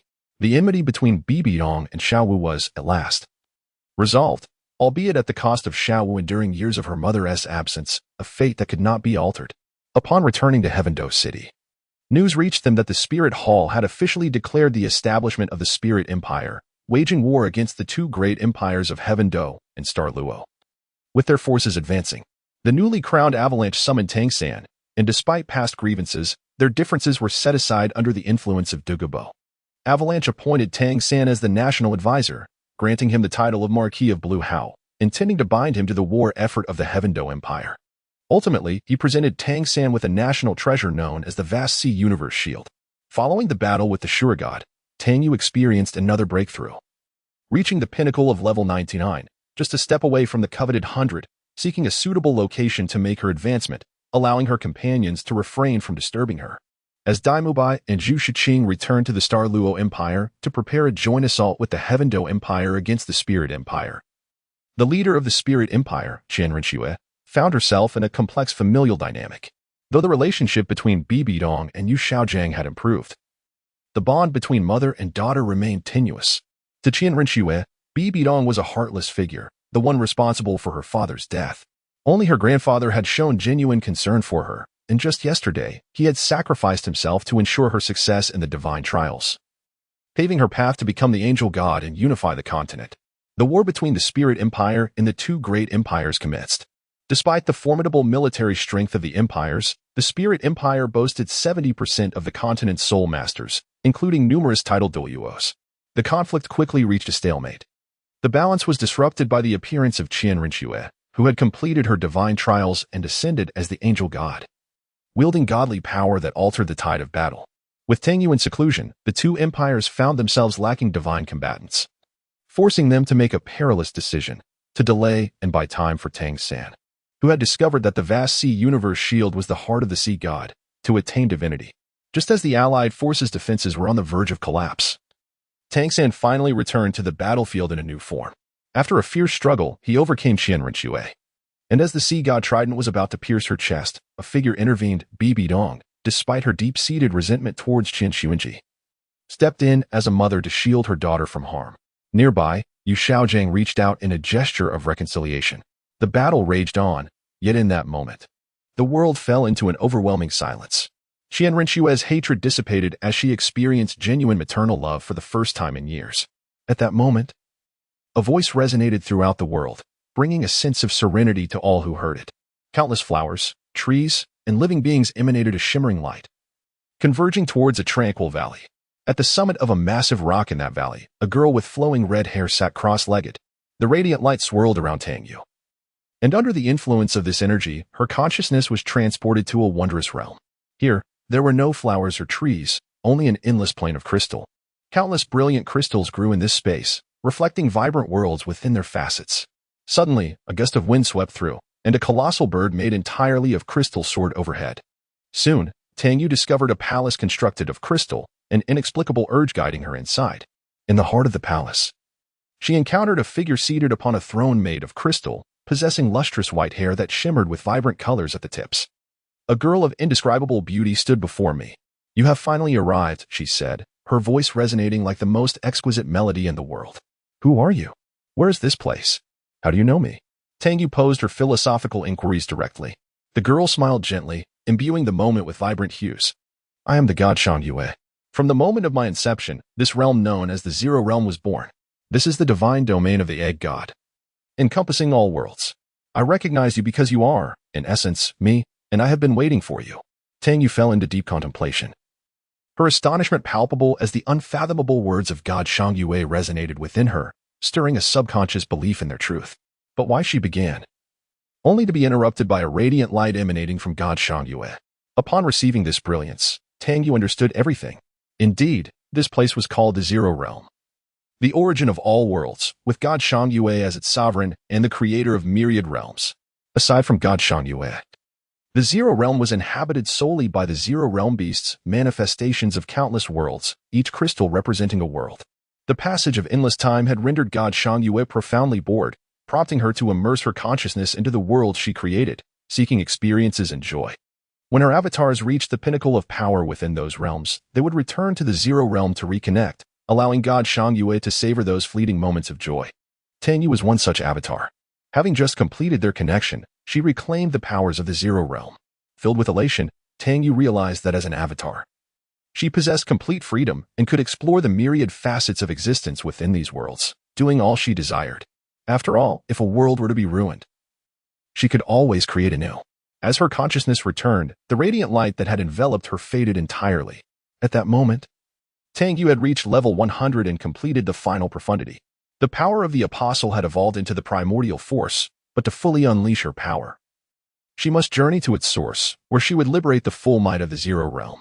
For now, however, Tangyu resolved to address the matters at hand. Upon arriving at the battlefield, she quickly spotted Tang San standing resolute at its center, while beside him sat a weary Qianren Shui, cradling the barely alive Bibi Dong. Xiao San? What has happened? Yet, her inquiry did not elicit the anticipated response. Tang San gazed at the curvaceous woman before him, adorned in splendid attire and wielding an ornate spear. Perplexed by the familiarity with which she addressed him, Xiao San, why are you silent? Tangyu felt a twinge of confusion before recalling that she was currently in her primordial avatar form, prompting her to revert to her original state. At last, Tang San recognized Tangyu, his surprise evident. He proceeded to recount the events that had unfolded during her seclusion. After absorbing the information, Tangyu comprehended the situation. Very well, I understand. Do not worry, Xiao San. I will ensure a beautiful conclusion to all this. After all, this is my world. With those words, she gathered golden radiance in her hands, the light of the primordial. A year had passed since the war between the Spirit Empire and the two great empires began. Peace had returned to the continent. The Spirit Empire was disbanded, and a new Spirit Hall was established, albeit under restrictions, functioning solely as an organization to assist common spirit masters. The new Pope, Beiana, with the guidance of the Chrysanthemum Douluo and the Ghost Douluo, managed the Spirit Hall with great efficiency. Meanwhile, the Crown Prince of the Starluo Empire, Daimubai, had vanished alongside his wife, Zhuxing. In a remote village of the Heaven Do Empire, known as the Spirit Soul Village, a group of individuals was gathered, sharing toasts and laughter.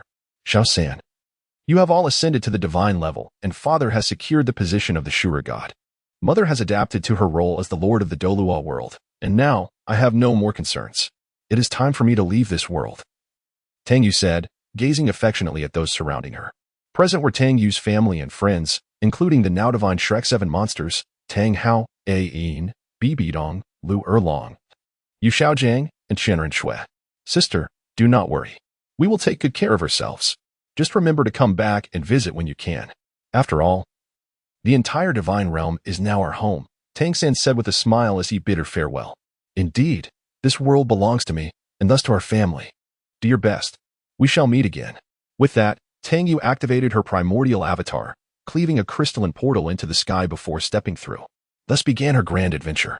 Chapter 60. Terrastar Tangyu had resided in this new world for a week, and she had begun to grasp the situation. Currently, she found herself in a library located in the Central Park area, which she had acquired through some clever means. The nation she inhabited was the research center of the Terra United Council, known as New Covenant City. This city was home to cutting-edge technology and served as the site of the greatest achievements of the Terra scientific community, the birth of the 12 Terra artificial gods. Tangyu chose to settle here primarily due to the lush greenery of the Central Park area. Having come from the natural paradise of Douluo continent, her instinct led her to select a place abundant in flora. More importantly, she felt an inexplicable connection to the 12 artificial gods. Today, with the help of Willie, she finally unraveled the mysteries of her current world. She was in the birthplace of the 12 Beiana god bodies, the precursor to the demon realm, the origin of the 13 apostles, and the battleground of the primordial light and the primordial darkness. She had arrived in Arad. Willie, hand me the wrench, Tangyu called out. Willie, floating nearby, obeyed and retrieved a wrench from the toolbox, bringing it to Tangyu, who was modifying a drilling vehicle. Not this one. It's the 13 wrench I need, not the 10th, Tangyu said without looking, tossing the wrench back to Willie. He adeptly caught it midair. After a moment, he returned with the correct 13 wrench, which Tangyu accepted. After tightening a nut, she tossed the wrench behind her. And Willie rushed to catch it and return it to the toolbox. "Miss, have you finally completed it?" Willie asked, uncertain, as this was Tang Yu's 5th attempt. "Of course."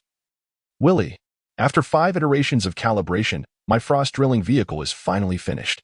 Today, I shall set out to show off to those silly Beiana." With that, Tang Yu seized Willie and hopped into the vehicle, powering it up and injecting a frost snowman. "Let us go. Here lies the underground garage of the Tangwell Library, which has now been transformed into a workshop. Beside it stands a half-carved pumpkin furnace and a colossal mechanical owl, both evidently in a state of incompletion." As for how Tang Wei came to know Beiana and her companions, it all began 2 months ago when Tang Wei first acquired information about this world. Following the threads of her intuition, she transformed Willie into a broom and soared towards a desolate area outside the city. Naturally, she was pursued by a swarm of traffic police along the way. However, as Tang Wei sped closer to her destination, the officers began to dwindle in their pursuit.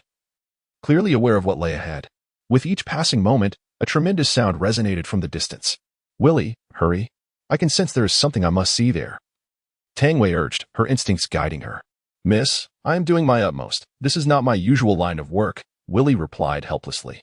"Silence. Accelerate," Tang Wei insisted, undeterred by his protests. Although Willie did not speed up, she soon beheld the scene before her. In that barren expanse, 12 figures radiating a golden glow were engaged in testing their powers, while others encircled them, seemingly engaged in discussion. At that moment, one of the graceful figures seemed to sense something, lifting its head to gaze in the direction of Tang Yu. Their eyes met in an instant. Simultaneously, the other figures also became aware of Tang Yu. One of them immediately darted towards her, gathering immense energy in its hands and launching a powerful attack. Upon witnessing this, Tang Yu swiftly rolled off Willie, grasping it firmly, and activated her divine transformation. An extraordinary surge of power, far surpassing her previous transformations, emanated from her being. Holding Willie, she faced the oncoming beam of energy head-on, channeling her own energy into Willie and thrusting it forward. The beam was forcefully redirected back towards the assailant, who instinctively sidestepped to evade it. Tang Yu's power, intertwined with the beam, soared into the distance, ultimately colliding with a mountainside and erupting in a spectacular explosion, leaving the small mountain obliterated as the shockwave dissipated. At that moment, the shadow intended to strike again but was intercepted by the enchanting figure from earlier. This figure then addressed Tang Yu, inquiring, "Who are you? I can sense that you possess a power akin to ours." Upon hearing this, the other shadows were evidently taken aback, surprised that the newcomer shared such similar abilities. "I am Tang Yu," she replied. "I sensed a force here that resonated with me, prompting my visit. It appears that it is indeed you. However, I must say, you are rather unfriendly." As Tang Yu spoke, the previously aggressive shadow felt a twinge of discomfort upon hearing the enchanting figure's words. Now, confronted with Tang Yu's sarcasm, he replied, "My apologies. I instinctively attacked when I noticed someone intruding upon us. I never expected to encounter someone like you, who shares our essence. Since you possess a power similar to ours, let us be friends from now on." "Very well, let us be friends," Tang Yu agreed. "By the way, I am not yet familiar with your names." Seeing the shadow's sincere apology and feeling an inexplicable connection with these 12 figures, she felt genuinely pleased to forge a friendship with them. At this moment, the graceful figure introduced herself as Sarah, the second sister, bearer of wisdom. "The one who just sparred with you is our 4th brother, Kalia, master of skill. Sitting silently over there is our eldest brother, Cain, master of strength. Additionally, there are our 3rd brother, Elias, master of the sky, 5th sister, Hill, master of form. 6th brother, Reggie, master of death, 7th brother, Anton, master of the earth, 8th brother, Rost, master of the ocean, 9th brother, Carl, master of life, 10th brother, Lewin, master of knowledge, 11th brother, Oma, master of conflict, and 12th brother, Ariel, master of peace." Except for the introduction of our eldest brother, the figure only greeted or nodded to Tang Yu without mentioning anyone else. These 12 figures before us are the 12 artificial deities of Terra, the future precursors of the 13 apostles.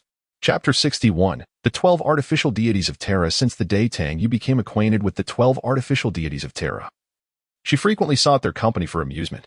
Among them, she enjoyed the closest camaraderie with Kalia and Sarah, followed by Cain, Elias, Hill, and Lewin. Indeed, Tang Yu and the taciturn and aloof elder brother shared a remarkable rapport, as she was the sole individual capable of defeating Cain.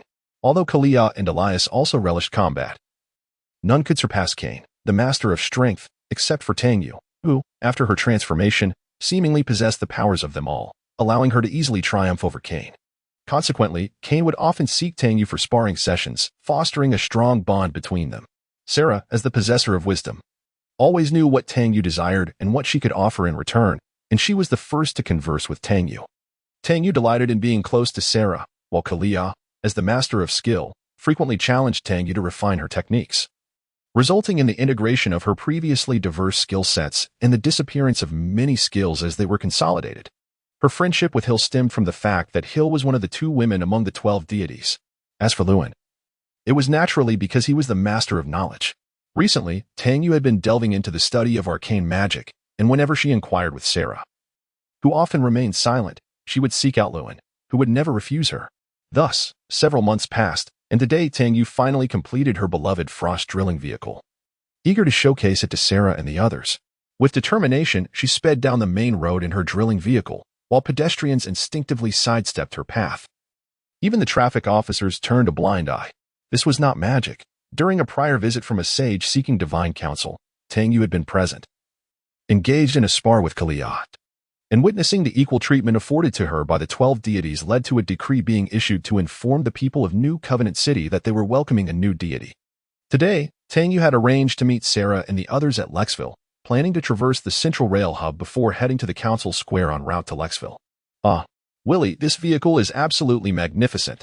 Why didn't I start studying arcane magic sooner?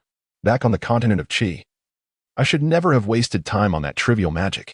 Arcane magic is where the joy lies, Tang Yu exclaimed enthusiastically as she drove. Onlookers waved to Tang Yu as they stepped aside, clearly familiar with her. After all, she resided in the library of Central Park, and since her arrival, the collection had been updated with a plethora of bizarre and eclectic books, including comics and novels covering everything from postnatal care for sows to crafting nuclear bombs by hand in primitive societies. Moreover, Tang Yu's approachable demeanor made her well known among the people of New Covenant City as a welcoming new deity. Young lady, your ease in developing arcane magic can surely be attributed to the magical knowledge you acquired earlier, Willie remarked from beside her. After a moment of contemplation, Tang Yu concurred with Willie's observation, then promptly pressed the accelerator and brake simultaneously while spinning the steering wheel to execute a drifting turn, nearly throwing Willie out of the vehicle as he shouted in surprise. Soon, Tang Yu arrived at Lexville. After proceeding a short distance further, she spotted several gleaming figures in the distance and exclaimed, "Hey, look at that. This is my newly crafted vehicle, how cool is it?" As she spoke, Tang Yu executed a drifting maneuver to park sideways right in front of Kalia. At that moment, Sarah approached with a radiant smile, congratulating Tang Yu on successfully creating the desired vehicle. Haha, what do you think? Aren't I impressive? Tang Yu tilted her head, seeking admiration from those around her. The design is commendable, though the power source utilizes ice attribute natural energy, which is an intriguing concept. However, the stability leaves much to be desired, remarked Luan, already critiquing the creation. Tang Yu only absorbed the first part of his statement. The latter comment regarding stability was of little concern to her. Sarah, do enlighten us about the purpose of our gathering today, Tang Yu inquired, clearly still curious about the reason for their presence. Oh, regarding the objective of our visit today, I am aware it pertains to the power we recently discovered within the core of this planet, akin to our own. Interrupted Kalia before Sarah could finish her thought. Indeed, we have uncovered a force within the planet that mirrors our own. Our intention is to unleash it, reshaping it to welcome our 13th companion, Sarah elaborated to Tang Yu. Upon hearing this, Tang Yu realized they were referring to the 13th and final essence of the primordial darkness. Ever since she had transformed and acquired the powers of the previous 12, Tang Yu had understood through wisdom and knowledge that her abilities were now on the brink of complete awakening. Once both the primordial light and primordial darkness were simultaneously in a state of liberation, she could transform again and fully awaken her true power. However, the primordial light had taken the form of Charis to traverse the cosmos, while the last remaining essence of the primordial darkness awaited its awakening. To facilitate this, the planet of Terra must be opened, which would spell doom for its inhabitants. Sarah, have you considered the will of those residing on Terra? Tang Yu posed the question to Sarah. The desires of mortals are not within our purview, Cain interjected coldly, his words chillingly devoid of empathy. Indeed, in the presence of power, the powerless wield no right to voice their concerns. What are your thoughts, Sarah? Tang Yu pressed once more. Naturally, I wish to welcome our companion, Sarah's reply was decidedly ambiguous. Allow me some time to ponder this matter. I shall respond to you shortly. Surely, you can spare a little time? Tang Yu ultimately refrained from making a decision, opting to deliberate further. Of course, that is not an issue, Kalia responded. Before long, Tang Yu found herself distracted, driving the frost drill vehicle back to the library. At that moment, the doorbell rang. Upon opening the door, Tang Yu was greeted by an unexpected guest. Chapter 62, Helder. As Tang Yu swung open the library's grand doors, she was met by a young woman sporting a neat, short mane of gray-white hair. May I inquire if you are Lady Tang Yu? The woman asked with a semblance of formality. Who else could it be? There is no one else residing here, Tang Yu replied curtly. The woman appeared momentarily taken aback by Tang Yu's bluntness. Noticing this, Tang Yu's mood softened slightly, and she invited the woman inside. The woman settled onto the sofa, accepted the tea Tang Yu offered, and then proceeded to address the matter at hand. Lady Tang Yu, I apologize for the intrusion. I am Helder, the chief researcher at the Terra Institute. I have come regarding the decision of the 12 divine beings. You need not elaborate. I am already aware. Selah and the others informed me personally. However, I must confess my fondness for this planet and its inhabitants. Before Tang Yu could finish her thought, Helder interjected eagerly. I knew you would be on our side. You must find a way to save this magnificent planet. I implore you. I will not align myself with either faction.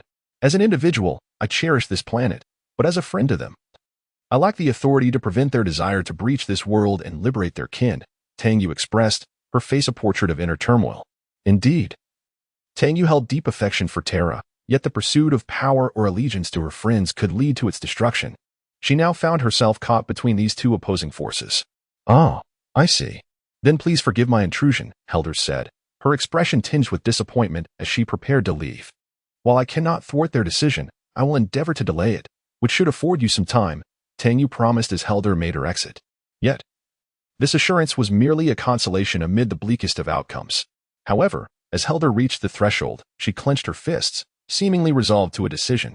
Tang Yu could perceive the profound love this woman harbored for the planet known as Terra, which explained the elaborate arrangements she would later orchestrate to eliminate the Apostles. Yet, the Apostles would not perish, much like the 12 gods who ultimately reincarnated as 12 Apostles. The primordial darkness would never fade. After bidding farewell to Helder, Tang Yu found herself engulfed in distress. Though she had pledged to assist the denizens of Terra by stalling for time, she had yet to devise a concrete plan. Now, how to resolve the situation with Haikao and Quaxia? Tang Yu paced the room for a while, struggling to formulate a solution, before seizing Willie and shaking him frantically. Willie, you must help me think of a way. Miss, please, stop shaking me. Willie stammered amidst Tang Yu's vigorous motions. Seeing Willie's plea for mercy, Tang Yu paused and implored. Think of something, please.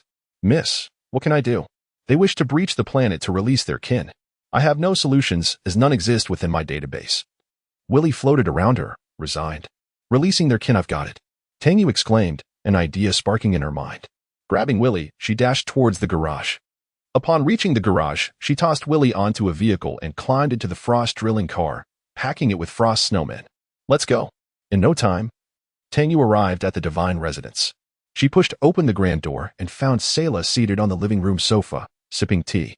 Tang Yu approached and sat directly across from Selah, taking a sip of her own tea.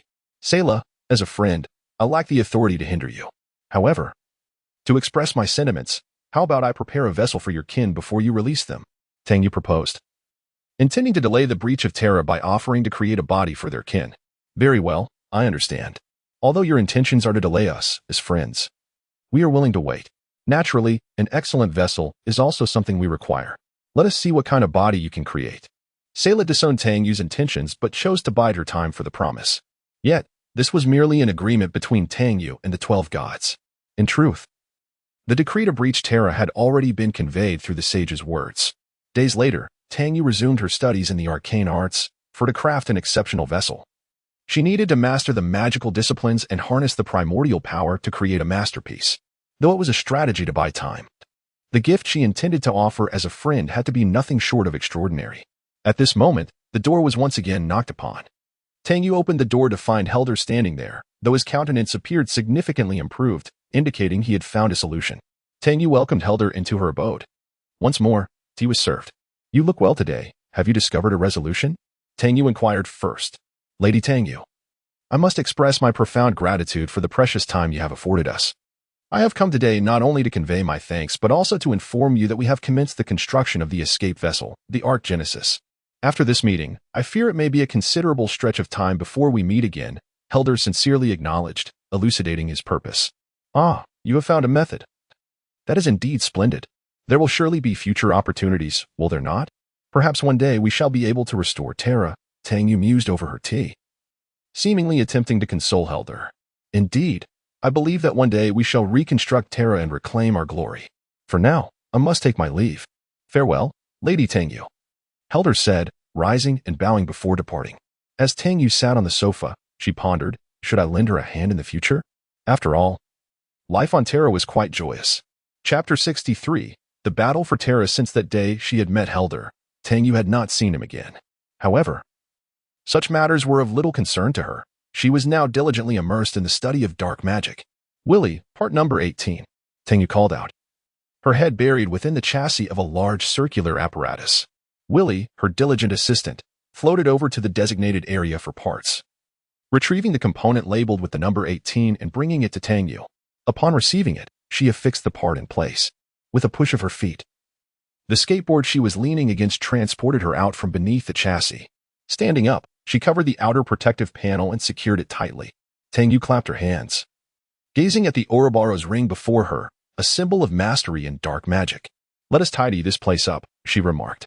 No sooner had she spoken than 4 charming little figures emerged from an obscure corner, swiftly gathering the scattered tools and components, restoring order to the workspace. These are the magical assistants of the Tao of Demons crafted by Tangyu, Himankuluzi. These small entities were crafted through the arcane science of alchemy, enhanced by Tangyu's primordial power, rendering them significantly more potent than the ordinary versions of homunculus. Not only are they imbued with greater intelligence, but they also possess spatial and temporal abilities, allowing them to conceal themselves in obscure corners. A glance around the workshop reveals an array of various apparatuses, both large and small. There stands a colossal cabinet, showcasing numerous vials and jars filled with substances resembling molten red lava or thick, black smoke. These are the products of arcane alchemical endeavors. Surrounding them are machines adorned with eel-like heads, mysterious contraptions resembling felines, boilers with ample pumpkin-like bellies, electric shock devices shaped like rabbits, and snow cone makers that mimic snowmen, among others. The most conspicuous of these is a roller coaster that amalgamates nearly all mechanical features previously seen. At this juncture, Tangyu has seemingly completed her research into arcane science, achieving a remarkable level of mastery. Meanwhile, the training of the Spiral Society naturally progressed upon their arrival on Terra. Now, Tangyu has fully unlocked all her innate abilities. Yet complete integration and mastery will require an inevitable clash between the primordial light and primordial darkness. Currently, she is preparing to forge new bodies to confront Sayla and her companions. Considering the passage of time, it is likely that Helder and her team have made substantial progress with their plans as well. The materials for the new bodies will consist of an indomitable alloy infused with primordial power. Tangyu muses while beckoning Willie and Homunculus for assistance.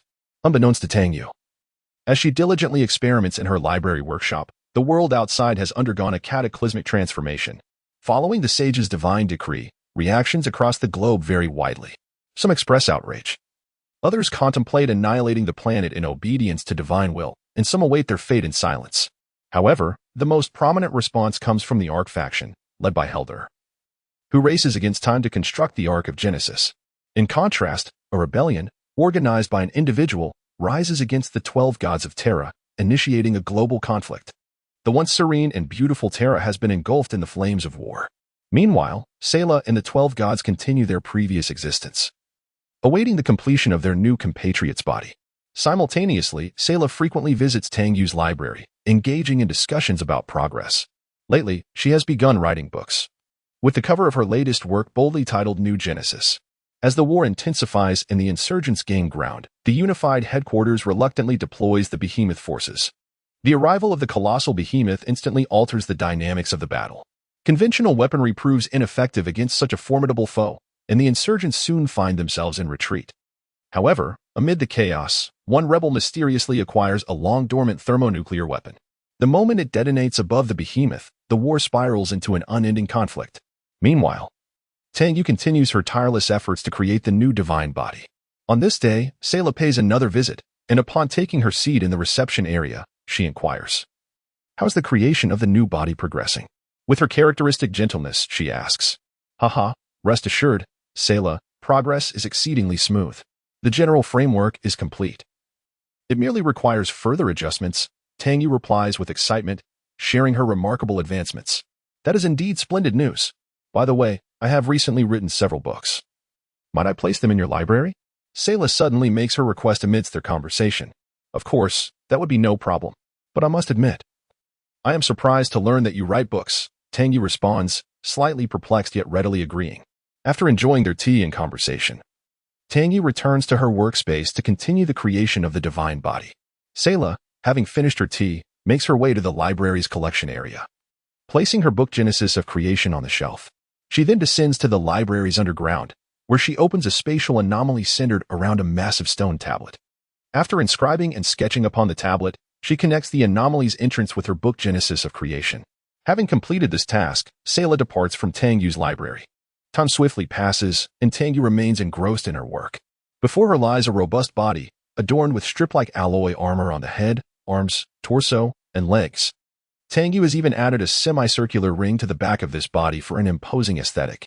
After a prolonged struggle, she finally completes the body as creation. After taking a moment to admire her work, she dons the new form and prepares to seek out Sayla and her companions. Considering the elapsed time, Helder's team should have also reached completion by now. However, shortly after Tangyu steps outside, she witnesses a blinding light and a deafening roar emanating from the horizon. Chapter 64. The destruction of Terra. As Tangyu intends to present her gift to Sayla and her companions, the disturbances from the sky signal impending doom.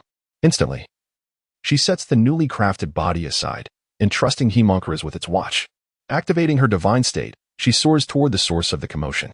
Along the way, Tangyu encounters numerous sights she had previously overlooked in her fervent work: ravaged landscapes, fleeing individuals, and the acrid scent of smoke permeating the air.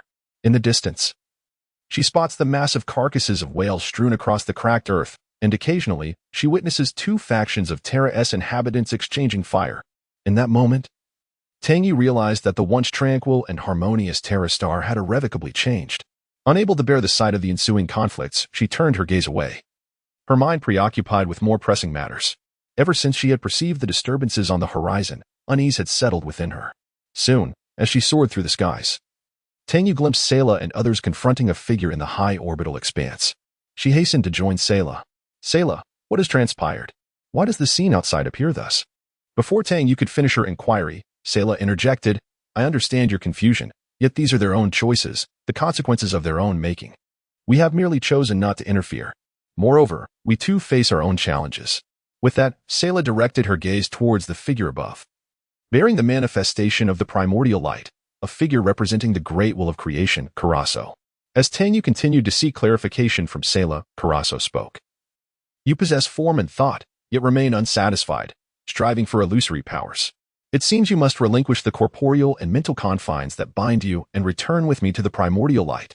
Upon hearing this, the already tense atmosphere grew heavier.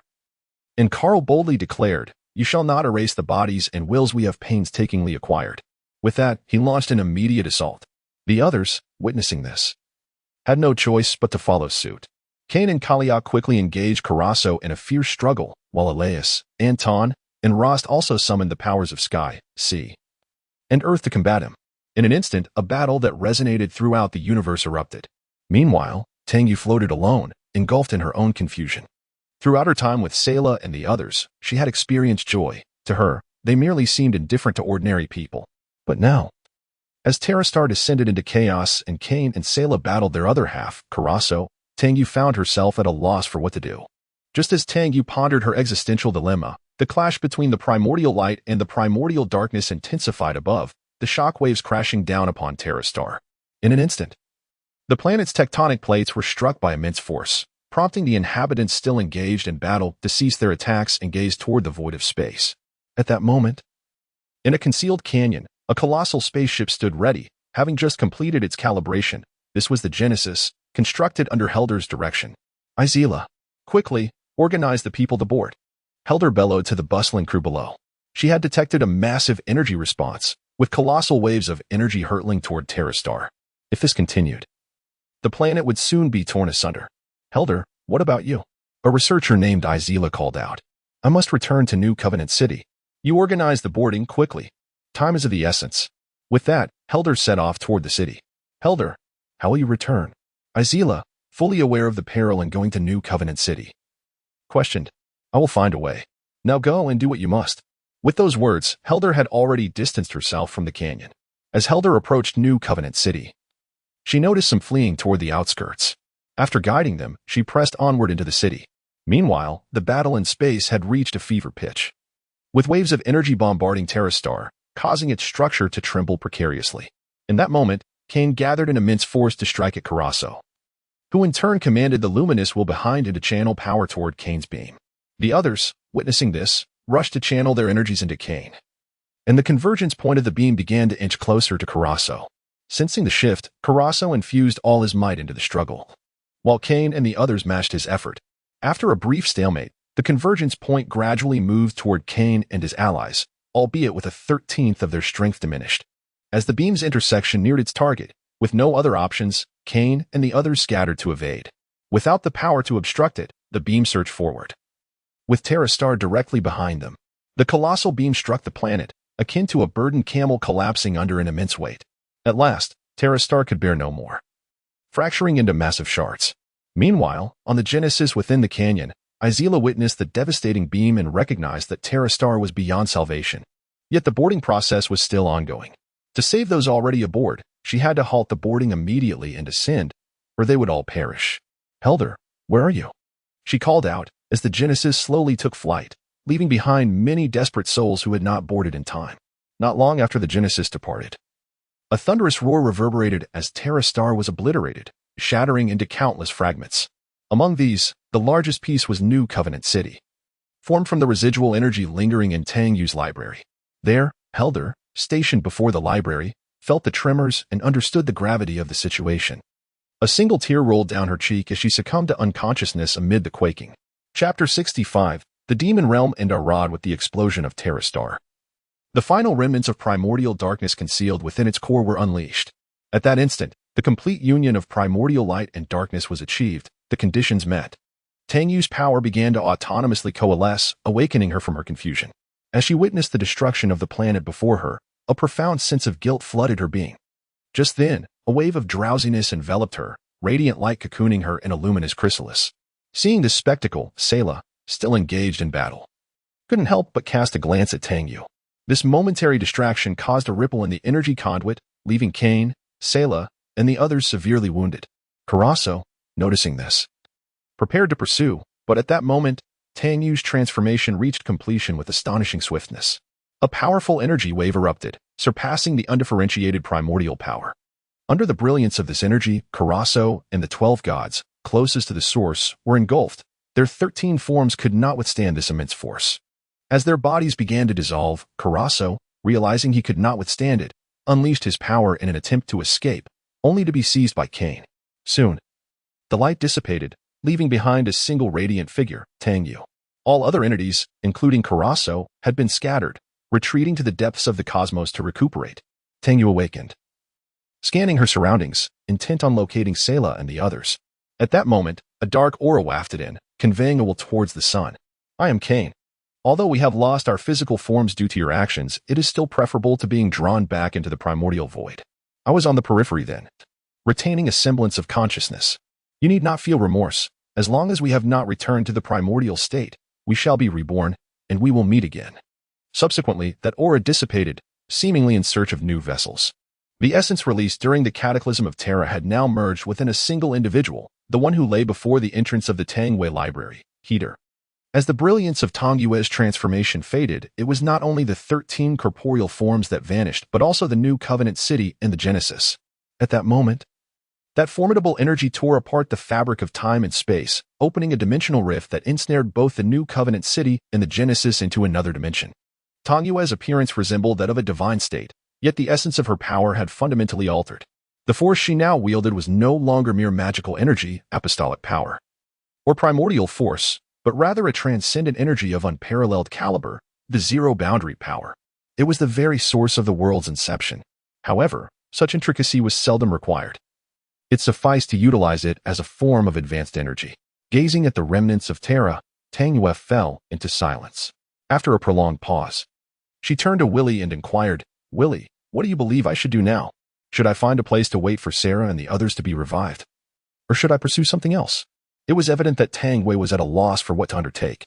After laboring tirelessly to present a gift to her friends, she found that upon completing her efforts, they were no longer present, and her home had vanished. Everything was lost. Lady, Willie truly contemplated offering words of comfort to Tang Yue. At this moment, Tang Yue seemed to have come to a realization. Since they wished for her to await their rebirth, she would reconstruct Terra Star. Thus, when they reunited, they could once again indulge in playful gatherings.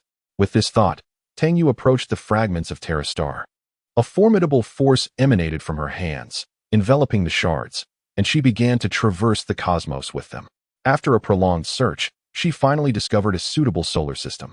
In the habitable zone, there was a small planet almost entirely covered by ocean.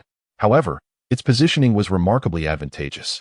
Tang Yue descended to the seabed of this planet and, after thorough exploration, resolved to rebuild Terra Star here. First, she amassed a tremendous amount of power to elevate the ocean, revealing the land beneath.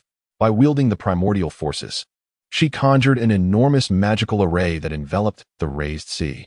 As the array took form, sunlight streamed through, illuminating the ocean floor and creating a cerulean sky. Subsequently, she scattered seeds of life, and verdant forests swiftly burgeoned upon the barren land. Fish and shrimp began to emerge in the remaining sea, new life continuously taking root. Having completed these endeavors, Tang Yue ascended to the surface ocean, drawing the fragments of Terra Star to encircle the elevated sea, forming several continents that basked in the warmth of natural sunlight. She also sowed seeds of life upon these lands. Finally, she constructed a small island amidst the continents, erecting a tower that led to the world beneath the elevated sea. After accomplishing all this, a sense of satisfaction washed over her. With the passage of time, this place would become a second Terra Star. All that remained was for Tang Yue to recover the lost city of the New Covenant. Just as she intended to linger a while longer, a minuscule rift in the dimensional fabric suddenly appeared nearby. Through the fissure, she sensed the presence of her cherished Hemon Karuz. Without hesitation, Tang Yue stepped into the dimensional rift. However, the rift did not vanish upon her entry. After an extended period, it suddenly shattered, and a colossal spacecraft emerged. Indeed, it was the Genesis, which had originally traversed the dimensional rift along with the city of the New Covenant. The Genesis plummeted downwards, passing through the elevated sea and the magical array, landing in a canyon of the world below. As the ship opened, numerous individuals disembarked, scattering in various directions. Some ascended to the continent above the magical array via the towering structure. Once the people aboard the ship exited, it activated sleep mode and concealed itself. As time elapsed, those who had disembarked from the vessel proliferated through generations, gradually forgetting their origins. They named their new world Arad Continent. Chapter 66. The Birth of the Demon Realm. Before long, Tang Yue found herself within the dimensional rift, a passage devoid of the concepts of time and space. Yet, for Tang Yue, having undergone her final transformation, this had no bearing on her. Sensing the presence of her Hemon Karuz, she sped towards the source. Soon, she caught sight of land floating within the dimensional corridor. As she approached, she observed an individual conjuring a barrier to obstruct the influx of external dimensional energy into that territory. Tang Yue advanced directly to this person. "Who are you?" the individual inquired, having recognized Tang Yue instantly. "My lady Tang Yue, it is I, Helder. Ever since the cataclysmic battle that led to the destruction of Terra Star, I drifted here with the city of the New Covenant." Helder responded joyfully, though her tone revealed her exhaustion. "Helder, I thought you were a researcher. Why have you taken to magic?" Tang Yue queried, clearly more curious about Helder's transition from the scientific realm to the arcane. "Do you mean this power?" "Upon regaining consciousness, I found I could sense the elemental energies of nature, and thus, I naturally learned magic," Helder replied earnestly. During Helder's explanation, Tang Yue conducted her own investigation and discovered that the power within her bore an uncanny resemblance to that of Sarah and the others. Yet it was distinct from any of their abilities. It seemed to be the 13th power, now unleashed. "What are you doing now?" Intrigued by Helder's current endeavors, Tang Yue inquired. "My lady, I am currently maintaining a protective barrier. The energy in this space can corrupt the bodies of the Terra people, causing mutations. While I shield them now, Many had already succumbed to radiation before I could erect the barrier. Only a few, under my immediate protection, experienced minor changes. Much like my own pointed ears. Helder turned her head to reveal her ears to Tangyu. Ah, you've transformed to resemble me. How delightful, from now on. You shall be my kin, Tangyu declared, clearly pleased with the pointed ears. Thank you very much. However, my lady Tangyu, may I request your assistance in one matter? Though I can sustain the barrier for now, my magical energy is gradually failing to keep up with the demand, Helder lamented. Very well, I understand. You require a robust energy source, correct? Allow me to address my Hemon Kuru's matters first, and then I will resolve the energy issue. In the meantime, do persevere, Tangyu replied, bidding farewell to Helder, who stood atop the tallest skyscraper in the city of the New Covenant, the Night Tower. After concluding their conversation, Tangyu leaped from the edge of the skyscraper, creating a significant impact upon landing gracefully. Sensing the presence of her Hemon Kurus, she propelled herself forward at great speed. As she neared her Hemon Kurus, the surroundings grew increasingly familiar. Soon, she recognized that she was heading towards the location of her residence on Terra Star, the library in Central Park. Upon reaching her destination, her suspicions were confirmed. The Hemon Kurus had returned to their birthplace, quietly awaiting their master's return. However, as Tangyu opened the door, four adorable voices called out in unison, expressing their regret. Forgive us, Master, we lost your gift. After a round of explanations from the four Hemon Kurus, Tangyu finally understood their plight. The new divine body she had entrusted to them before heading to battle had been swept into the dimensional rift when Terra Star exploded. Recently, a sudden fissure had brought them back from the dimensional space. The Hemon Kurus had been anxious ever since, yearning for Tangyu's return.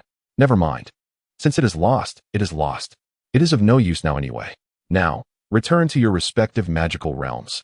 We have a journey to embark upon, Tangyu instructed, gathering the Hemon Kurus into her personal space.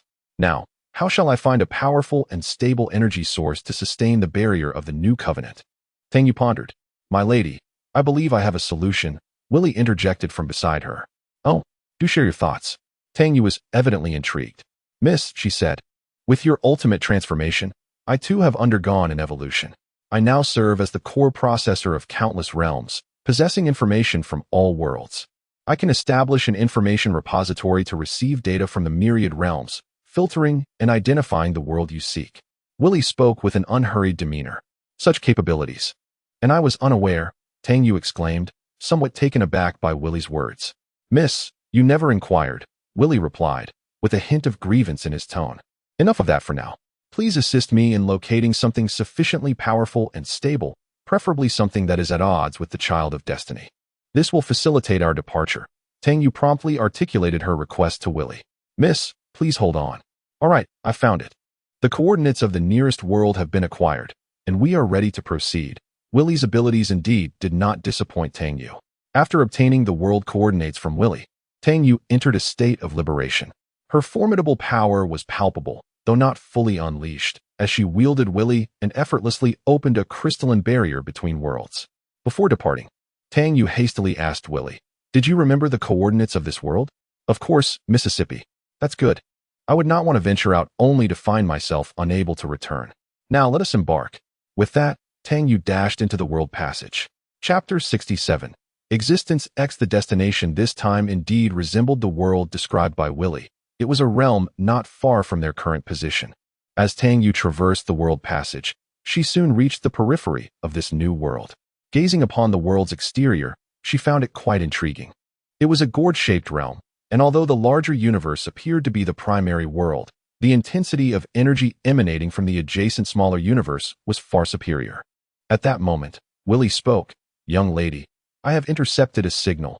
The Child of Fortune resides within that smaller universe. Clearly, our Child of Fortune is quite dissatisfied with our objective. With Willie's reminder, Tangyu also fixed her gaze on the target and made a direct incursion into the space of the smaller universe, arriving at the outer shell, where she wielded Willie to strike the surface. This action opened a crystalline rift. Inside this world, an aerial battle was underway, and the protagonist, Tanya, was engaging her targeting spell in preparation to shoot down the enemy bombers. Suddenly, a vast rift tore open in the sky, its crystalline edges accentuating its extraordinary nature. Tanya paused her incantation, turning her attention to the rift. To her astonishment, Tang Yu began to drift out from within. "Oh, I didn't expect to emerge at such a high altitude," she exclaimed, shielding her eyes from the sunlight above. Just then, a magical energy projectile hurtled towards her. With a casual flick of her right hand, she effortlessly dispelled the projectile. "How rude," Tang Yu remarked, a hint of exasperation on her face. "Don't think I wouldn't recognize you just because I arrived differently, Existence X." Evidently, Tanya had misunderstood the situation. "Existence X? What is that? I am not what you describe," she retorted. "Wait." Tang Yu, solemnly denying Tanya's conjecture, decided to approach Tanya for a closer look. At that moment, enemy bombers approached from behind, launching an assault on Tang Yu. In response, she swiftly turned and unleashed a celestial obliteration, erasing the squadron from existence. Following this, she circled around Tanya, observing her closely. "Indeed, you are the child of fortune," Tang Yu teased playfully. "Interesting. So what you refer to as Existence X is your target, then? What are you talking about? Existence X, are you attempting to deny your identity? How pitiful." Tanya remained bewildered. Suddenly, an unusual force descended, freezing the surrounding time, leaving everything in a state of stasis. "Is this Existence X? Why don't you control this person's body?" Tanya finally realized that Tang Yu was not the Existence X she had mentioned. "Control my body? Does Existence X require a physical vessel for communication? How pathetic." Tang Yu recognized that this so-called Existence X needed a body to express its will. She then casually constructed a basic puppet. As the puppet formed, she relinquished control, and it spoke. "Outsider, I have never encountered an entity like you. Who are you? And why have you come to this world?" It seemed that Existence X also lacked understanding of Tang Yu's purpose. "Ah, so there exists one you cannot contend with. Existence X. How amusing." Tanya laughed at the predicament of Existence X. "So you're Existence X? Allow me to see you." As she spoke, Tang Yu opened her world authority, revealing a pure white book in her hands. Flipping it open, she began to examine its contents. If anyone else were to glimpse the book, they would find it completely blank. This tome was, in fact, the embodiment of the world's history, accessible only to those who wielded the highest authority over the realm. "Oh, how fascinating. A breeding ground for faith? Intriguing," Tang Yu mused, before closing the book and tossing it aside, causing it to vanish into the void. "Now that I understand the situation, allow me to introduce myself. I am Tang Yu, a being from the Zero Realm, the current guardian of New Covenant City, and the architect of the new Tyra Star. I have come here to acquire a powerful and stable energy source. And now, my target is clear. It is you, Existence X." With that, she pointed at the puppet controlled by Existence X. "You are audacious, lacking any reverence for the divine." The puppet retorted angrily. "You are nothing but a useful battery at best. Even at the pinnacle of a lowly world, you are merely a base existence. Having stumbled upon the interstice of worlds and gained management authority, you have forgotten your true identity. But this is fine, since you are merely a powerful administrator. I can take what I desire." With that, Tang Yu pierced through the puppet, simultaneously shattering the stasis of time. Tanya stood beside her, utterly astonished by Tang Yu's words, unable to fathom that there existed a being beyond Existence X. While she was still in a daze, Tang Yu waved Willy, tearing apart the fabric of space to reveal a vibrant, multicolored realm. Without hesitation, Tang Yu dashed inside and unleashed a stellar pressure that shattered the brilliance within that space.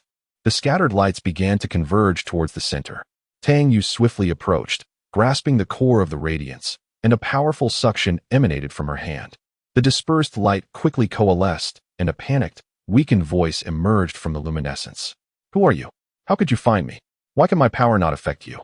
"That is simply because I am far more powerful than you," Tang Yu replied, her voice laced with confidence. "Upon my arrival in this world, it bestowed upon me the highest authority. Your so-called power becomes insignificant in the absence of that authority. Now, I shall erase your will. A qualified battery requires no thoughts." With a smile that exuded despair, she uttered the most hopeless of proclamations. Subsequently, she swept her hand across the glowing sphere, stabilizing its brilliance and erasing its inner consciousness. "To all beings born in this world, your deity has perished. Welcome the rebirth devoid of divinity."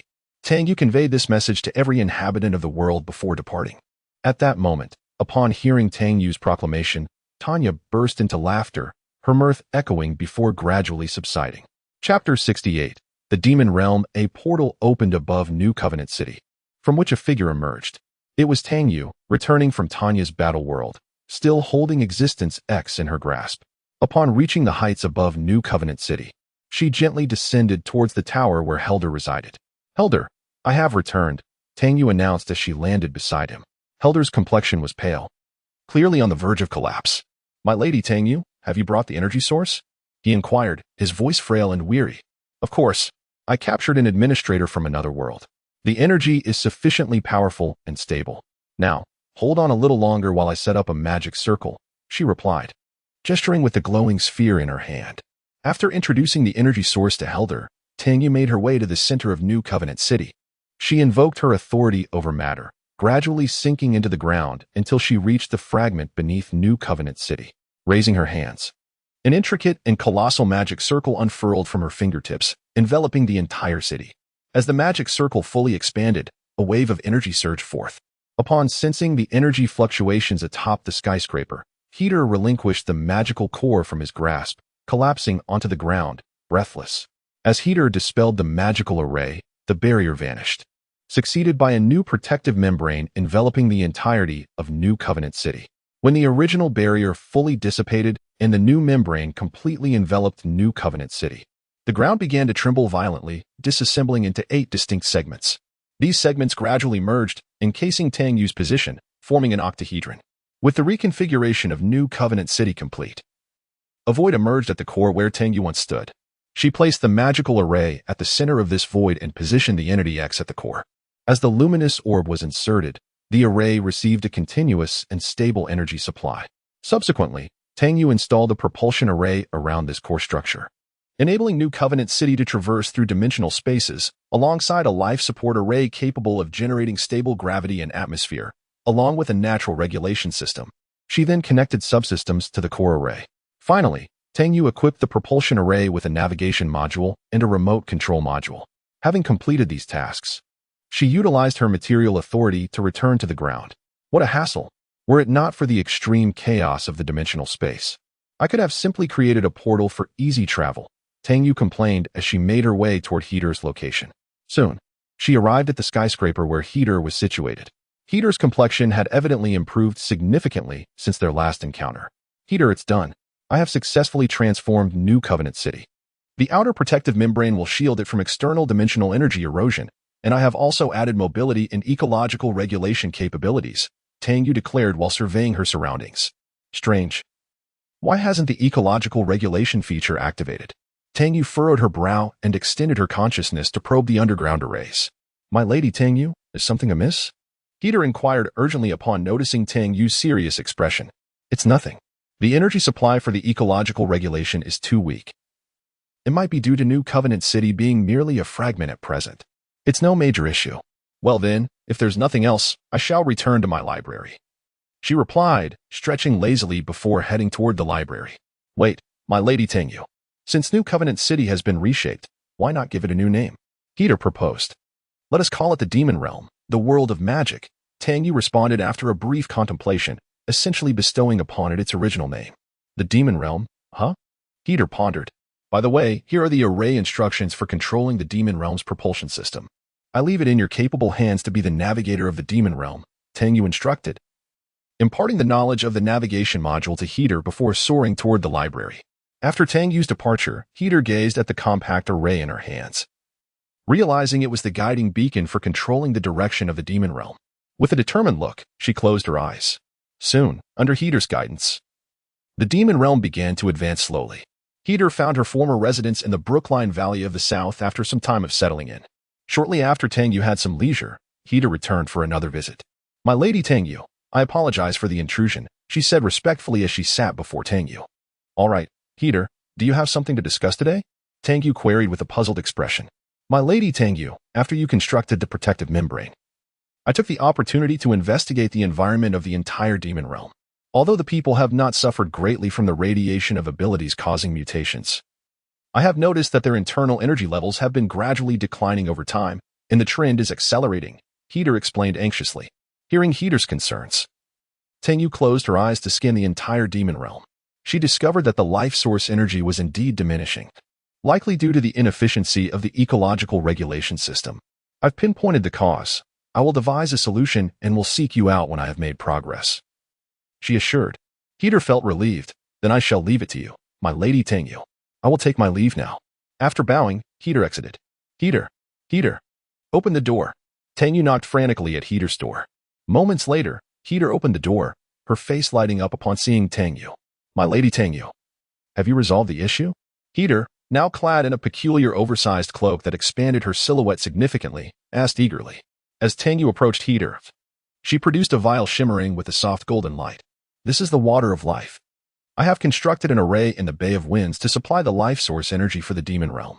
Just add a drop periodically, and once it's finished, come find me. This vial should suffice for several millennia, she stated, tossing the vial to Heater before departing. Thus, the situation in the demon realm stabilized. However, on this very day, as the demon realm traversed through a dimensional rift, it passed a planet known as the World of Power, Grinblad. Chapter 69, The Birth of the Apostles. As the demon realm approached the orbit of Grinblad, under the influence of its barrier, creatures began to traverse the skies and descend upon the lands of the demon realm. Countless colossal beasts invaded, rampaging across the terrain and wreaking havoc upon its inhabitants. Observing this chaos, Heater immediately stepped forward, employing her natural magical prowess to vanquish a few of the beasts. However, the sheer number of the invading creatures was overwhelming, rendering her efforts insufficient. Meanwhile, Tangyu was engrossed in her laboratory, engrossed in her latest inventions, relishing the fact that she had finally found her home again. The commotion outside was of little concern to her. She believed Heater could manage the situation. Yet, at that moment, Tangyu sensed the same tremor she experienced when she first arrived on Terrastar. It was the sensation of Cain, Sarah, and the others. Surely, they were reincarnating. Instantly, she set aside her work and rushed toward the battlefield. At the sight of the monster invasion, Heater continued to fight valiantly, yet her magical energy was waning. Just then, a figure descended from the heavens, effortlessly obliterating all invading foes with a single blow. The formidable presence of this individual evoked memories of the 12 gods from Terrastar in Heater's mind. After dispatching the invaders, the figure prepared to depart. Heater realized that the demon realm required the protection of such a powerful being. But how could she persuade him to stay? In her moment of contemplation, she remembered the water of life Tangyu had bestowed upon her, a treasure capable of altering the life source energy of a region, which might entice this formidable individual to remain. However, she quickly recalled that this precious water was meant to sustain the demon realm. I cannot concern myself with that now. There is still enough water of life, and using it for the safety of the demon realm should not incur Tangyu's wrath, she resolved, calling out, please, wait. Herder produced the elixir of life, intending to retain that fleeting figure.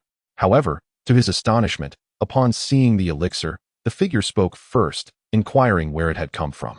Faced with the inquiry of a formidable being, Herder could only respond truthfully that it had been entrusted to him by Lord Tangyue.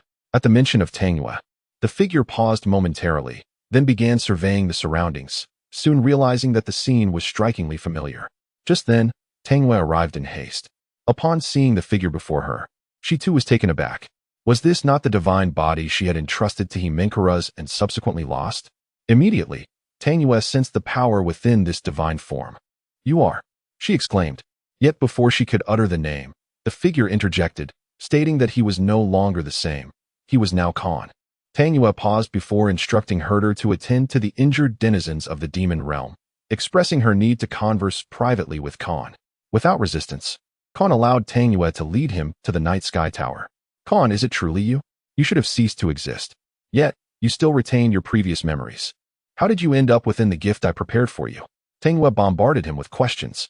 Tangyue, Khan perished in that great battle. His form was lost. I am now Khan. He elaborated on the events of the past. It appeared that since the clash between the 12 gods and Koloros, in which Tangyue's transformative light had shattered their forms, the severely wounded had been scattered throughout the cosmos, while Khan retained fragments of memory and consciousness. Adrift in the vast universe, he eventually arrived at a planet teeming with formidable life forms, Gellenblard. On this planet, Khan discovered a large pit radiating immense heat, indicating that whatever had fallen there had not long arrived. As Khan approached, he observed numerous beings attacking the fallen object, yet no matter how powerful they were, they could not inflict even a scratch. Upon closer inspection, he realized it was a forsaken body, the very divine form that Tangyue had lost. After a thorough examination, Khan found the body to resonate profoundly with him, or rather, with them both, thus he entered it. With his entry, the powers returned. And one of the 12 gods was reborn, though as a new individual, he was now named Khan. Subsequently, Khan lived atop Gellenblard, wielding immense power that rendered his attacks unstoppable. While the body crafted by Tang Wei remained impervious to harm, even Khan's empowered strikes could not damage it. Thus, Khan reigned supreme over Gellenblard until the arrival of the demon realm. Our powers will seek the most gifted individuals among the most talented races throughout the universe's vessels. Perhaps it is fate that led me to your lost gift. Before I claimed it, it was indeed the most promising body in the cosmos. Khan expressed his admiration for the divine body created by Tang Wei. What of Selah and the others? How can I locate them? Tang Wei inquired, eager for information about the others. Do not fret. We share a connection that will naturally draw us together. I perceive a faint yet familiar essence nearby, Khan reassured her, voicing his curiosity as well. Oh, you refer to Herder. She must be the kin you intended to release, but curiously, she has no body as you have taken yours. Tang Wei revealed the identity of the essence Khan sensed. Khan was taken aback, never anticipating that the woman who wished to keep him would be the last kin they intended to free. After a detailed discussion, Tang Wei and Khan grasped the overarching circumstances. Ultimately, the reincarnation of the 12 gods would converge under the influence of fate, and the demon realm had already gained 2 members, ensuring that they would indeed gather here. Khan chose to remain, claiming the council square as his domain. Whenever strange entities invaded the demon realm, Khan would vanquish them. Meanwhile, Herder diligently commenced the revival of the demon realm. Ahead on their path lay a golden planet. Chapter 70, The Prodigy, prays since Khan's arrival in the demon realm. All invaders from the external cosmos had been eradicated by him. Following the completion of his tasks, Khan would return to the council square, bringing a brief period of peace to the realm. As the demon realm progressed, it soon encountered a golden planet, radiating brilliance and adorned with golden oceans, presenting itself as a magnificent celestial body. This was the future birthplace of the third apostle of the demon realm, the prodigy prey, the golden planet Tables. At this moment, what was Tang Wei, our protagonist, engaged in? In her laboratory, at the center stood a peculiar machine, a large boiler painted white, adorned with decorations of bunnies and eels. Willie, quickly bring those Terra stones. The refining machine is finally complete. Let us conduct an experiment, Tang Wei called out after assembling the machine. Soon, with Himekura's assistance, Willie deposited a sizable amount of Terra minerals into the boiler. Amidst the cacophony of operation, a sound reminiscent of an impending explosion erupted, and a beam of light shot forth from the eyes of the bunny decoration atop the boiler. The central boiler opened, and a sphere radiating azure light rolled out, which Tang Wei deftly caught. Excellent, Willie. I knew Terra stones were the perfect material for the energy core. They are rich in interdimensional energy, ideal for powering the interdimensional tier device. Come, let us find Herder. With this device, her navigation duties will become significantly easier, Tang Wei declared, exiting with Willie, the blue sphere cradled in her arms. Shortly thereafter, Tang Wei led Willie to the Malexi Valley. Upon her arrival, she found Herder outside, instructing several demon children. Among them was a little girl with white hair named Katie, a boy with silver locks named Charles Fuzz, and a girl with deep purple hair named Alice. Along with other children, they were receiving basic magical instruction from Herder, akin to a foundational education. Approaching Herder, Tang Wei urged, Herder, come quickly. I have created something new. You must see it. She pulled Herder along, and just before departing, Herder reminded the children, I must step away for a moment. Continue your training diligently. With that, Tang Wei whisked her away. Tang Wei then led Herder to the St. Patrick Cathedral, a site where the Terra people once prayed to Khan. They arrived at the central courtyard of the cathedral, positioned near the forefront of the demon realm's advancement. A peculiar tower has been erected in this place, a magnificent structure composed of 4 distinct mechanical demonstrations. Upon closer inspection, one might recognize it as the very roller coaster constructed by Tang Wei. Herd, look. This is the interdimensional rift device I have built. With it, you can open a fissure to enter the interdimensional space at any time. Of course, should you encounter a planet, the gravitational pull will draw you out of the interdimensional realm. However, after a recharge, it can operate once more, tearing through the interdimensional space. As Tang Wei spoke, he placed the energy core he held into a recess at the base of the machine. With a thunderous roar, the device activated. At that moment, a violent rumble echoed from the nearby council square. It turned out that the demon realm had already arrived above Tybalsi. As the ruler of Tybalsi, Prey Isis intended to investigate the demon realm. Upon his arrival, he caught the attention of the diligent Khan, whose power was also sensed by Prey Isis. Consequently, Prey Isis hovered above the council square, and the two soon engaged in battle. A tremendous surge of energy radiated outward, and the energy fluctuations were visible even from the distant Tybalsi. Prey Isis, endowed with the power of the skies, found himself evenly matched against Khan in the aerial clash. At that moment, Khan was convinced that the being before him was none other than his former brother, the reincarnation of Elis, who also wielded the power of the skies. Meanwhile, the followers of Prey Isis on Tybalsi, sensing the aftermath of the battle above, sought to assist and flew toward the demon realm. However, they were met with severe injuries due to the adverse weather caused by the residual energy from the interdimensional realm and the battle as shockwaves. Among them, the red-legged Hector had his wings destroyed, rendering him unable to fly again. Just then, at the head of the demon realm, a beam of light erupted from St. Patrick's Cathedral, opening a vast interdimensional rift before the demon realm. With the rift's gravitational pull and the inherent force of the demon realm, it swiftly vanished from Tybalsi's view. The beings on Tybalsi appeared ashen, having lost their leader, the illustrious Prey. In that moment, the perpetually sunlit Tybalsi was suddenly plunged into darkness once more. Deep within Tybalsi, the sealed Isis Prey awakened after the departure of Prey Isis. Meanwhile, Prey Isis in the demon realm ceased his offensive, gazing in astonishment at the vibrant interdimensional landscape outside. He contemplated flying out of the demon realm to return to Tybalsi but was intercepted by Khan. Now that the demon realm has entered the interdimensional space, you cannot return to your planet. In fact, your safety is at stake. You must remain in the demon realm until the next passage by your planet allows for your return. Khan's words were devoid of any emotion. Upon hearing Khan's dispassionate remarks, Prey Isis found himself believing them. A strange sense of familiarity towards both the demon realm and Khan washed over him. Consequently, Prey Isis chose to stay, claiming dominion over the skies of the demon realm. Chapter 71. The Conqueror. Caecilius. Years passed since Prey settled in the demon realm, during which time many beings entered to establish their residence. Among them was the small sparrow tribe, an external species residing in the desert between Central Park and the demon realm camp. During this period, the disciples previously accepted by Herd had graduated, led by Alice. One group formed the Terracotta Organization to study elemental magic. Another faction, led by Katie, established the Cyclone Society, while Charles Fuzz gathered the remaining belligerent individuals to form the Cassius sect. Among these groups, the Cassius sect dominated the Harlem region, while Katie and her Cyclone Society undertook efforts to restore greenery to the now deserted Central Park, an endeavor that garnered Tangyue's admiration. Initially, Tangyue had chosen to reside near Central Park, attracted by its lush environment. Now, with Central Park turned to desert, Tangyue found it impossible to take leisurely evening strolls after dinner.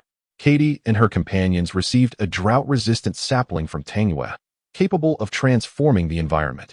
By infusing it with magical energy, the sapling thrived.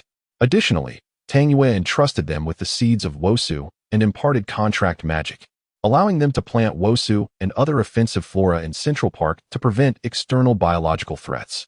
Meanwhile, Alice's Terracotta sought out individuals with magical talent throughout the demon realm, quickly earning an esteemed reputation. As a result, Herd's renown soared within the demon realm. Today, Herd visited Tangyue once more, hoping to find knowledge within the now renamed ancient library, the sole well-preserved repository in the demon realm. Tangyue, of course, obliged Herd's request. After granting him certain permissions, Tangyue resumed his research. Indeed, Tangyue had been exceedingly busy lately. Just days prior, he had taken in a young girl from the demon realm named Monica. This girl was exceptionally obedient, always eager to assist Tangyue, though her lack of training in magical studies often resulted in her being more of a hindrance. However, Tangyue, touched by her eager gaze, felt compelled to help her. Consequently, Tangyue's research time diminished significantly as he devoted substantial hours to teaching Monica the principles of magical studies. Fortunately, Monica displayed remarkable aptitude, quickly becoming a skilled sorceress. Due to Herd's frequent visits to the ancient library, Monica and Herd grew quite familiar. After becoming a sorceress, Monica was appointed as the librarian of the ancient library, although it currently hosted only the two of them. Time passed swiftly, and once again, the demon realm was pulled from the interdimensional space, finding itself beside a yellow-green planet known as Aiken, the eternal battlefield. At this moment, on the surface of Aiken, Caecilius, having completed his uprising, wandered aimlessly in search of worthy opponents. Suddenly, the appearance of the demon realm captured his attention. Sensing its powerful aura, Caecilius recognized that formidable foes awaited him.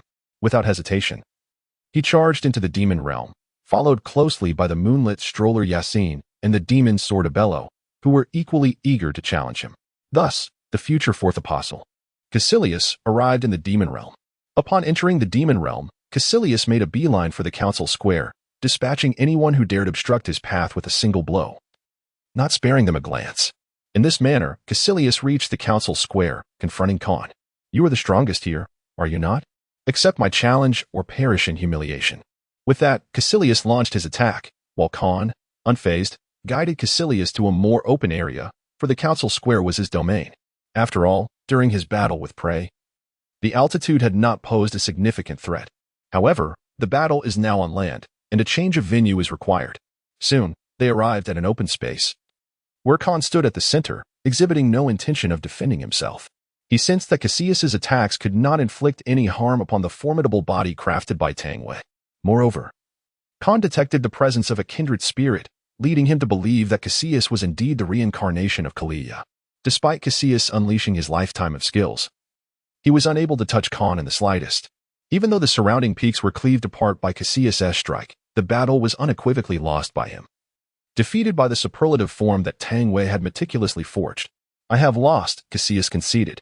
"Your skills still possess room for improvement, and I am not the strongest entity here." With that, Khan departed the battlefield, just as Helder arrived upon hearing the news. Upon seeing Helder, Caecilius immediately assumed a defensive stance and declared, "You are also a formidable presence here. I wish to battle you to ascertain my true standing." In response to Caecilius's challenge, Helder naturally declined, stating, "I am but a mere woman." The formidable beings of the demon realm, apart from Khan, include prey Isis from the golden planet Taboris. Furthermore, Lord Tangwei once informed me that even more powerful beings will arrive in the demon realm in the future, where you may hone your skills. After a brief contemplation, Caecilius acquiesced to Helder's proposal. "Then please enlighten me as to who the strongest here is?" Clearly, Caecilius remained fixated on the notion of the strongest. "The strongest here is undoubtedly Lord Tangwei. She resides in the ancient library, but she does not favor being disturbed." However, before Helder could finish speaking, Caecilius surged in the direction she indicated. Upon arriving at the ancient library, he found the sun basking outside. Sensing Caecilius's aura, the sun recognized him as the reincarnation of Kalia. In response to Caecilius's challenge, Tang Wei delivered a symbolic blow to defeat him, thereby imparting to Caecilius the understanding that he was not the pinnacle of strength within the demon realm, prompting him to continue refining his skills. Simultaneously, Caecilius forged a pact with Katie, who had come to obtain new saplings from Tang Wei, intending to hone his abilities through countless battles. Chapter 72. In the name of the apostle. With Caecilius's entrance into the demon realm, the realm was graced with 4 apostles. A potent allure began to manifest in the unseen. Over the course of an extended period, the demon realm traversed numerous planets, leaving behind several new apostles. First was the luminous planet Zerulopa, steeped in ethereal brilliance. Here, the demon realm welcomed Hylic, a being endowed with the attribute of light and boundless transformations, who is the reincarnation of Sil, the master of form. She resides at the core of the demon realm's orbit.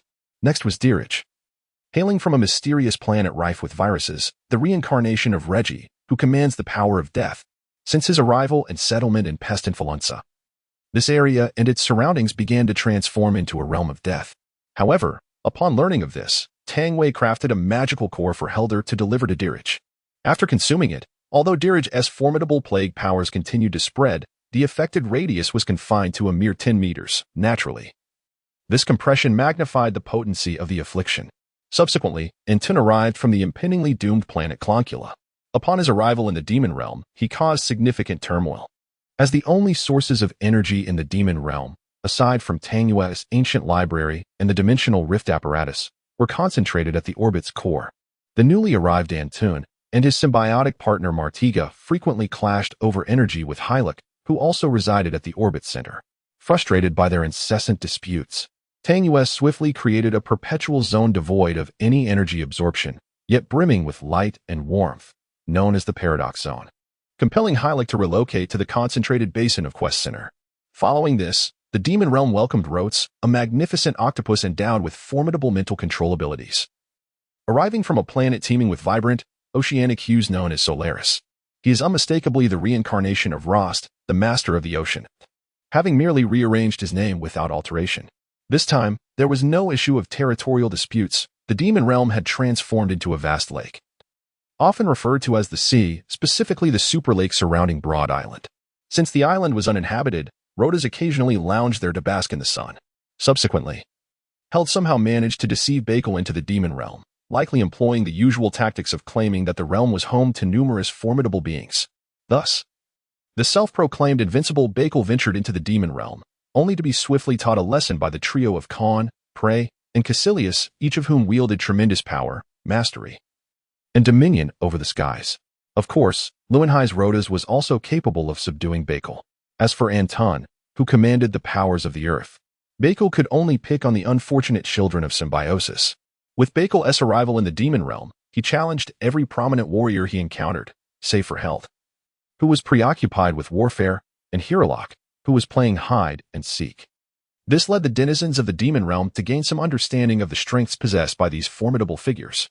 Before long, the esteemed titles of the apostles began to circulate throughout the realm. The first apostle, Fate-bearer Khan; the second apostle, Weeping Eye Held; the third apostle, Celestial Prey Isis; the fourth apostle, Conqueror Caecilius; the fifth apostle, Shadow Walker Epilogue; the sixth apostle, Black Plague Dirge; the seventh apostle, Flame Devourer Anton; the eighth apostle, Longfoot Rhodas; the ninth apostle, Tyrant King Bakel; and at the pinnacle of all apostles, the 0 apostle, Guardian Tangyue. Among these, Held was most revered by the citizens of the demon realm, for she tirelessly engaged in various endeavors and taught the inhabitants the art of magic, earning their admiration. Nevertheless, the utmost respect was reserved for Tangyue, whose past deeds of saving the demon realm and preventing conflicts among the apostles ensured the safety of the entire realm.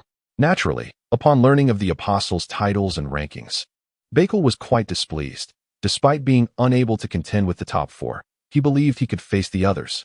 Ultimately, he was pacified upon realizing that the rankings were determined by the order of their arrival. However, upon discovering Tanyue's existence, Bakel sought to challenge her as well. In that moment, Bakel charged forth, only for Tangyue to effortlessly wield the newly replaced rending apparatus, inflicting upon him a most grievous wound. Following this encounter, Bakel spent an entire month confined to his bed. Meanwhile, Tangyue was engrossed in her experiments within her laboratory, assisted by Monica, who was accompanied by a little girl named Ichi, a pupil of Monica. Monica had matured into a young woman, and her studies in the arcane arts had transcended the whimsical level, allowing her to assume the role of the library's director. Unbeknownst to Tangyue, Held was perusing a book, The Age of Creation, that was intertwined with her destiny. Upon encountering its magical content, Held found herself in a concealed space where she beheld prophecies. The arrival of the apostles had been foretold, and everything was ordained by destiny, aligning with Tangyue's assertions that the apostles would gather under fate's influence. Held noted that the stone tablet before her was partially missing, retaining only the first and fourth chapters. From these clues, she deduced that the voluntary sacrifice of the 12 gods' powers could lead to the rebirth of the planet Terra. Held was resolute in her belief regarding this revelation. While others may not be aware, the power she inherited was that of emotion. With the knowledge of how to revive Terra, Held suppressed feelings for the glorious past of the planet surged forth, prompting a plan to take shape within her heart. Yet, the demon realm held many attachments she could not abandon, such as her exceptional disciple, Alice. Chapter 73. Held's plan upon discovering the Age of Creation. Held acquired the book from Tangyue. At the time Held mentioned it, Tangyue had completely forgotten about it, as she had never truly engaged with any of the tomes in the library, which she merely used for display. Shortly after obtaining the book, Held opened a portal, connecting to a serene continent. When she arrived on this planet, she was astounded. Through her powers, she clearly observed a colossal whale gliding between the sky and the sea. Was it not Behemoth? As a scientist who had studied Behemoth in the past, Held recognized it immediately. This new location was, in fact, a lardy constructed from a marine planet and fragments of Terra by Tangyue. Lady Held, are you inside? Came a familiar voice from the portal. It was her disciple Alice. I have just received a new batch of students and came to seek your approval. As she spoke, Alice handed Held a list. Upon reviewing it, Alice prepared to return to the demon realm through the portal. However, an unexpected event occurred. The portal suddenly surged with energy. The entire magical array intertwined with a newly appeared dimensional rift, and in an instant, a powerful force engulfed Alice. By the time Held reacted, She was left with only the artifact, Marilet, which she had pleaded Tang Yue to lend her, capable of performing the requiem. Thus, Alice vanished in this unforeseen incident, casting a shadow over Held's heart. With Alice's absence, Held sought other pursuits to alleviate her sorrow. She first crafted a perfect doll, imbuing it with Alice's appearance and name, and entrusted the artifact Marilet to this doll, which bore Alice's likeness. Subsequently, Held frequently visited Alardi, where she sensed an unawakened power, the power of the apostles. However, awakening it required a few arrangements. Held first approached Behemoth, now renamed the Celestial Behemoth, gliding beneath the sky sea. There, she conducted experiments among the followers of the goddess Venus, modifying a tome that integrated the biological sciences of Terra, which she then entrusted to her followers. In this endeavor, Held successfully created a fearsome entity known as the Yuksha, a preparation for a terrible power, the Curse of Blood. Upon completing her research on the Curse of Blood, Held also left behind several tomes detailing the methods for constructing mental interference shields, laying the groundwork for her future relocation plans. While Held was engaged in these preparations in Alardi, significant changes unfolded in the demon realm. Once again, the demon realm departed from the dimensional space and arrived at a new planet, Hebron, a world composed of steel and machinery. As they hovered above Hebron, Tang Yue sensed a familiar power in her laboratory. She immediately set aside her work and traveled to Hebron, where she encountered Luan, who was seeking solutions for the peril threatening his descendants. Luan, is that you? Tang Yue instantly recognized the essence of Luan's knowledge and power upon their meeting. However, Luke on the opposite side appeared utterly bewildered, completely oblivious to what Tang Yue was saying. I am Luke, the sovereign of Hebron, intending to journey to your world in search of a solution for my descendants' inability to coexist with both light and darkness. Sensing Tang Yue's goodwill, Luke inquired further. Oh, you are Luke. Very well then. I assume you must be an exceptional builder?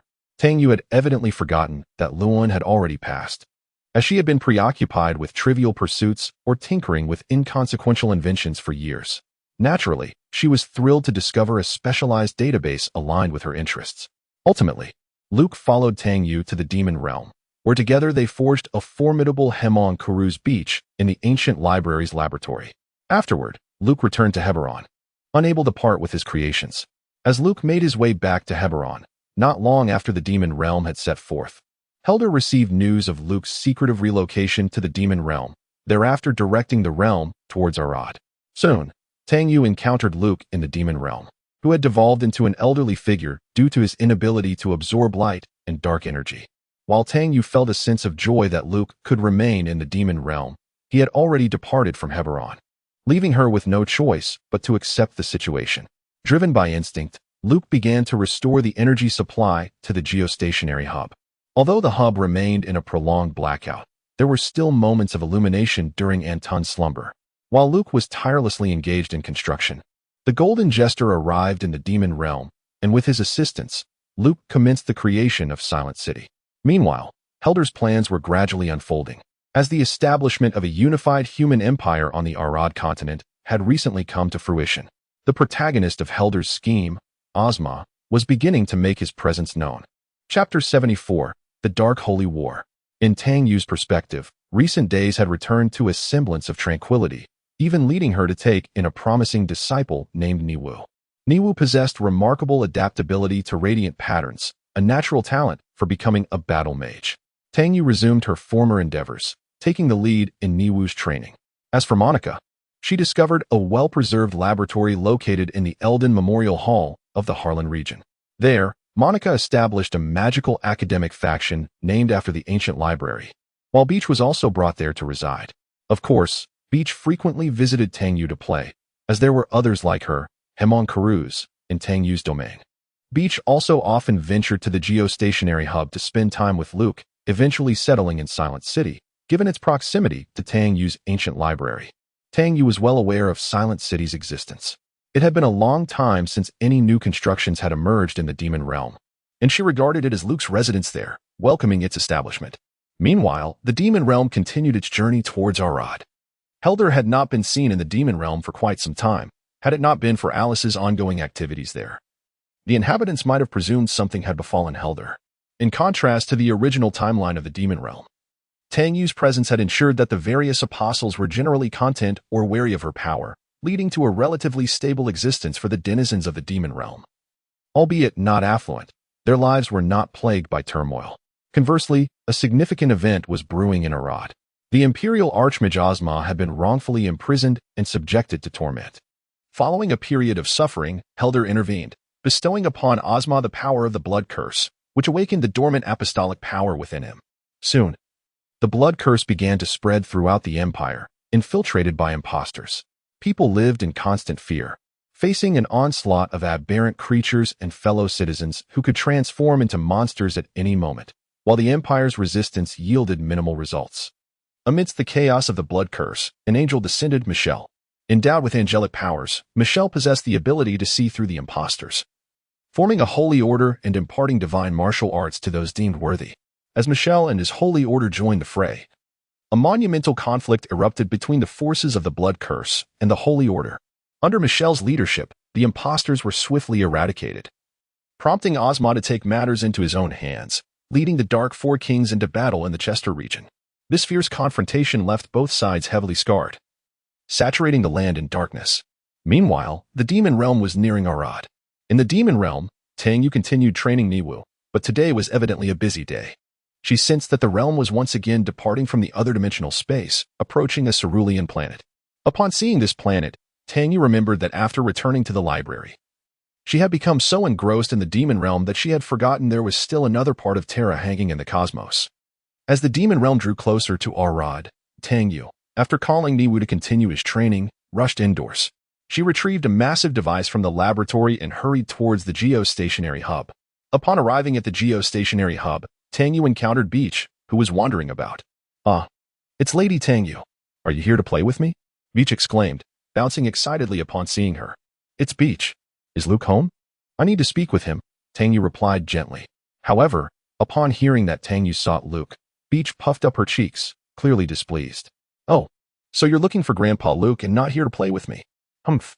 Grandpa Luke is in the city. He even gave me a big slingshot today." Beach, with her childlike disposition, initially sulked but instantly perked up at the mention of the slingshot. Learning of Luke's whereabouts, Tang Yu bid farewell to the still pouting Beach and made her way to Silent City. Upon entering the city, she proceeded directly to the hall, where she found the Golden Jester awaiting her. "Lady Tang Yu, what brings you here today?" The Golden Jester asked earnestly, clearly concerned about her intentions. "I am here to find Luke.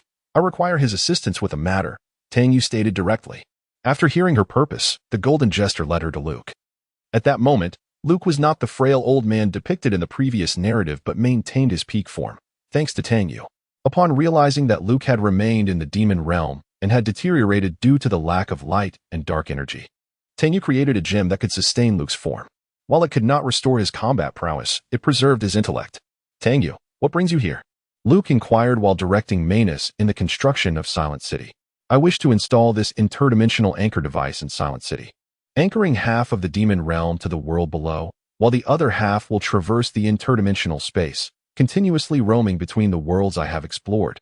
Tang Yu outlined her request. After a moment of contemplation, Luke asked, "So, you mean one half of the demon realm will cease its journey, while the other half continues onward and will once again pass through Heberon? Isn't that obvious?" "Of course, it will. This is a super machine I built during my free time. Hurry, let us install it. Silent City is the perfect location for the anchor point." Tang Yu urged Luke to expedite the installation of her device within Silent City. After some discussion, Luke finally acquiesced.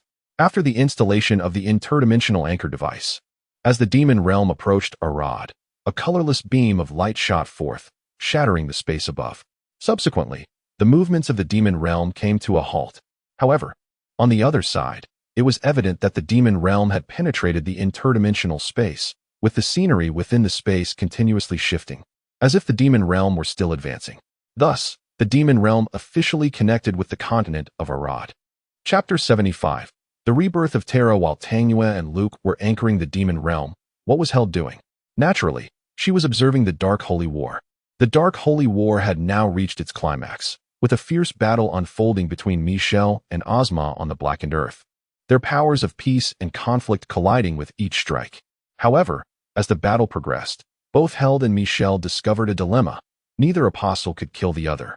Held realized that her plan required modification and thus began to draft a new strategy named transfer. Meanwhile, Michelle sensed the predicament, since neither side could terminate the other. This conflict would persist indefinitely. Just as Held intended to seal Ozma within the interdimensional space, Tang Yue descended from the heavens. Upon arriving on the battlefield, she immediately transported Ozma, Michelle, and Held to the demon realm. Once in the demon realm, Tang Yue inquired of Held, "What are you doing in Arad?" Held revealed her purpose, to reconstruct Terra, though she withheld details of her plan. Reconstructing Terra? Why are you preoccupied with this? Just moments ago, Terra had completed its reconstruction, Tang Yue remarked, gazing at Held with confusion. Held was taken aback by Tang Yue's words. What? Terra has already been rebuilt? She was astonished, unable to fathom that her remaining pursuit had been rendered futile. What is there to be surprised about? Arad was pieced together from fragments of Terra. Moreover, just now, I witnessed the Genesis hovering above Arad, suggesting that the inhabitants of Arad are descendants of the Terrans. Coupled with the recently anchored demon realm, the reconstruction of Terra, in terms of both its planet and its people, has indeed been accomplished. As Tang Yue spoke, Held's mind became increasingly disoriented. Then what have I been striving for? Alice is gone as well. What significance do I have left? Held began to question her own purpose. What? Alice is dead? Wasn't she quite active in the demon realm? Tang Yue expressed her astonishment.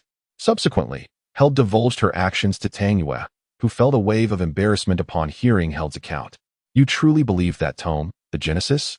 When you took it, I hadn't recalled, but now it comes to mind. It seems that book was a novel written by Sarah and was kept with me.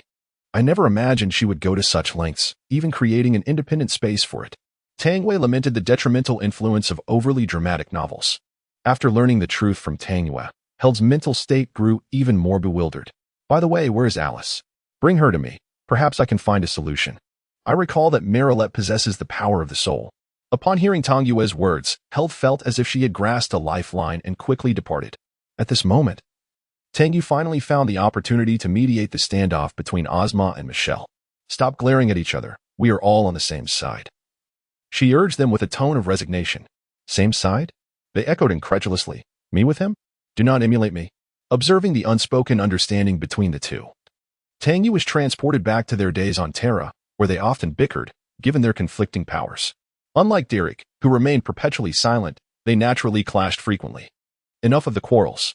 You are both my former friends, reincarnations of the 12 gods of Terra. Fundamentally, you share a common origin, hence you cannot harm one another.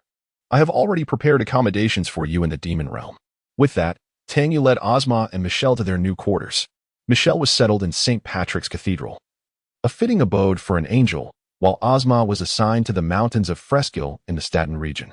With this, the demon realm had gathered all 12 apostles, leaving only the whereabouts of the reincarnation of Selah unknown. After settling Ozma and Michelle, Tang Yue returned to the ancient library. Hardly had she warmed the sofa when Helder burst in with Alice. Master Tang Yue, I have brought Alice, Helder said anxiously, casting a worried glance at her. Alice, a mere puppet with little experience, looked perplexed by Helder's urgency. Let me take a look, Tang Yue said as she circled around Alice. Helder, visibly agitated, could hardly contain her worry. Tang Yue, noticing Helder's distress, decided against teasing her further. Everything is fine. Marilette preserved Alice's soul, and now it is gradually merging with this body. She simply needs to experience emotions. With Tang Yue's diagnosis, Helder felt a wave of relief wash over her. So, it means that by allowing Alice to experience emotions, she will be revived once her soul fully integrates? Helder inquired. Indeed, that is correct. So, there is nothing to worry about. Oh, by the way, please inform Khan and all the apostles to gather at the council square tomorrow for a meeting. Those who cannot attend should be given this. As Tang Yue spoke, she tossed a few small devices to Helder. What are these? Helder asked, catching the devices. Remote projection communication devices, just a little gadget. Do remember not to be late, Tang Yue replied, before reclining once more on the sofa. Before long, the day of the meeting arrived. Naturally, Khan, residing at the council square, was among the first to arrive. All right, no more jesting. I have summoned you all for a significant matter. The demon realm has now welcomed the 12 apostles, yet the 13th remains elusive. Our goal is to locate that 13th apostle. With Tang Yue's words, the first apostolic assembly in the demon realm commenced. Shouldn't there be 13 present? Caecilius interjected, disregarding the atmosphere. Caecilius, I do not count as an apostle, therefore there are 12. Do you understand? Tangyu retorted sharply. After being scolded, Caecilius fell silent. Tangyu, is the remaining one truly Selah? Khan inquired. Indeed, Khan, do you know why? It must be because Selah was closest to you, making her situation more severe than ours. Khan reasoned. What should we do then? Luke, the knowledge bearer, asked. At this moment, Tangyu spoke, revealing the pivotal content of the meeting. I have a plan. Utilizing the sharpened blade of experience, we shall grow together and ultimately achieve awakening. I refer to these blades as adventurers. Chapter 76.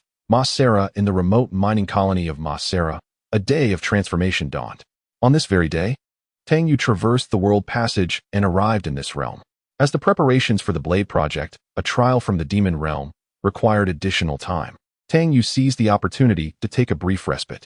Masera is a desert planet, yet it is replete with mineral resources, notably the distinctive silicon ore of this world, which shall henceforth be referred to as crystal ore. However, due to its remote location, the populace is simple and somewhat unruly, necessitating the presence of individuals with notorious reputations to manage the ruffians. Thus, the local sheriff is a member of the infamous Heaven's Demons, destined to wield the Starbreaker revolver. Jim Reno. Inside the Masera bar, a voice incongruous with this world exclaimed, "Give me a large, iced red tea." The only patron, Jim Reno, was taken aback as he turned to the entrance. Typically, no one frequents the bar, let alone orders iced red tea. Hey, it's a self-service bar. But where is the owner? Upon entering, Tangyu noticed Jim Reno sitting at the bar. He, too, observed Tangyu with curiosity. For a girl of her delicate stature and exquisite appearance, standing at a mere 1.5 meters, would typically belong to a wealthy family from the Federation and should be residing in Tisanis. Sir, staring at a lady like that is quite impolite, she remarked. Oh, my apologies. But shouldn't a young girl your age be at home studying? What brings you to a place like Masera? Jim Reno's surprise was palpable, mingled with confusion, for such an occurrence was uncharacteristic of the Federation's usual conduct. Who are you calling young? I am nearly 100,000 years old. You little brat. I simply develop at a slower pace. Tangyu retorted, a single tear of sorrow escaping her eye. Despite having spent nearly 100,000 years in the demon realm, she had not grown an inch, while her disciples, Monica and Niwu, along with their students, had all matured. What? 100,000? Young lady, you must be jesting. Jim Reno, after initial astonishment, dismissed her claim as a mere joke. By the way, what is this iced red tea you mentioned? Evidently intrigued by Tangyu after their brief exchange, he inquired further about the drink. You don't have iced red tea here?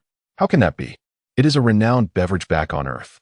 As she spoke, Tangyu produced a colossal bottle of iced red tea from her personal space, astonishing Jim Reno.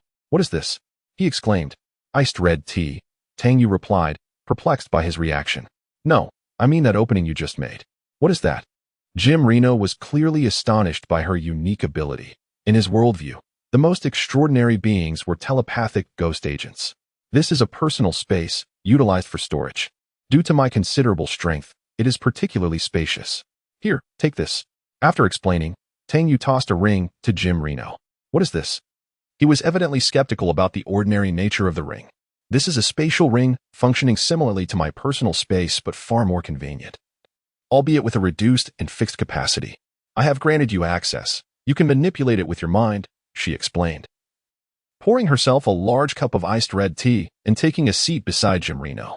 After a few trials, Jim Reno learned to use the spatial ring. Filled with wonder. I am Jim Reno. What is your name? And who exactly are you? I am Tangyu. I thought you wouldn't ask. I hail from another world and can be considered a deity, although my existence surpasses that of mere gods by countless magnitudes, she replied with an enigmatic smile. A god? From another world? You. Jim Reno was clearly taken aback, eager to inquire further, but was interrupted by Tangyu. Why ask so many questions? We are friends now. Come, let me treat you to iced red tea. Thus, after a round of toasts, Tangyu and Jim Reno became friends. It was primarily Tangyu's charming appearance and her extraordinary affinity, combined with the unique powers she had acquired in this realm, that eased Jim Reno's wariness. After all, how could a seasoned warrior easily trust a stranger? Let me tell you, just recently, I assisted the governor of Masera in conducting a simulation drill. Things are not tranquil in Masera. Strange creatures have appeared in the wilderness, some as large as 3 dogs and quite fearsome. Jim Reno began recounting his recent experiences once he had warmed up to Tang Yu. However, their conversation was abruptly interrupted when a soldier clad in combat attire burst into the bar. Sheriff Reno, the governor has reported that an outpost has lost contact. He requests your presence to investigate. Very well, work has come up. We shall continue our conversation later, Jim Reno said, preparing to bid farewell to Tang Yu. Wait, how can I miss out on such an intriguing affair? I want to go too. Tang Yu exclaimed excitedly, having felt stifled from her research in the demon realm. After all, she was a battle mage at heart. This lady is. The soldier, clearly unfamiliar with Tang Yu, inquired. This is my friend Tang Yu. Let her join us. I will ensure her safety, Jim Reno replied. Upon exiting the bar, Jim Reno hopped onto his beloved vulture vehicle. However, when he turned to show off, he found that Tang Yu had already produced the Ouroboros ring and taken a seat inside. What are you waiting for? Lead the way. Tang Yu urged Jim Reno. Reluctantly, Jim Reno had no choice but to drive the small vulture ahead, thus commencing Tang Yu's adventure in the Copulustar region. Chapter 77. Dead Water Camp. As they sped along in the vulture, Tang Yu, under Jim Reno's guidance, finally arrived at the frontline base. A unit was already awaiting them. Several Marines and fire bats saluted Jim Reno upon his arrival, ready to follow his orders. They were momentarily startled by the sight of Tang Yu's Ouroboros ring, which loomed impressively, towering as high as a later model of the Thunder God tank, capable of crushing a tank with ease. Of course, she had not come to the front lines to engage in battle just yet. The display was merely to establish her presence. Jimmy, this should be the destination, right?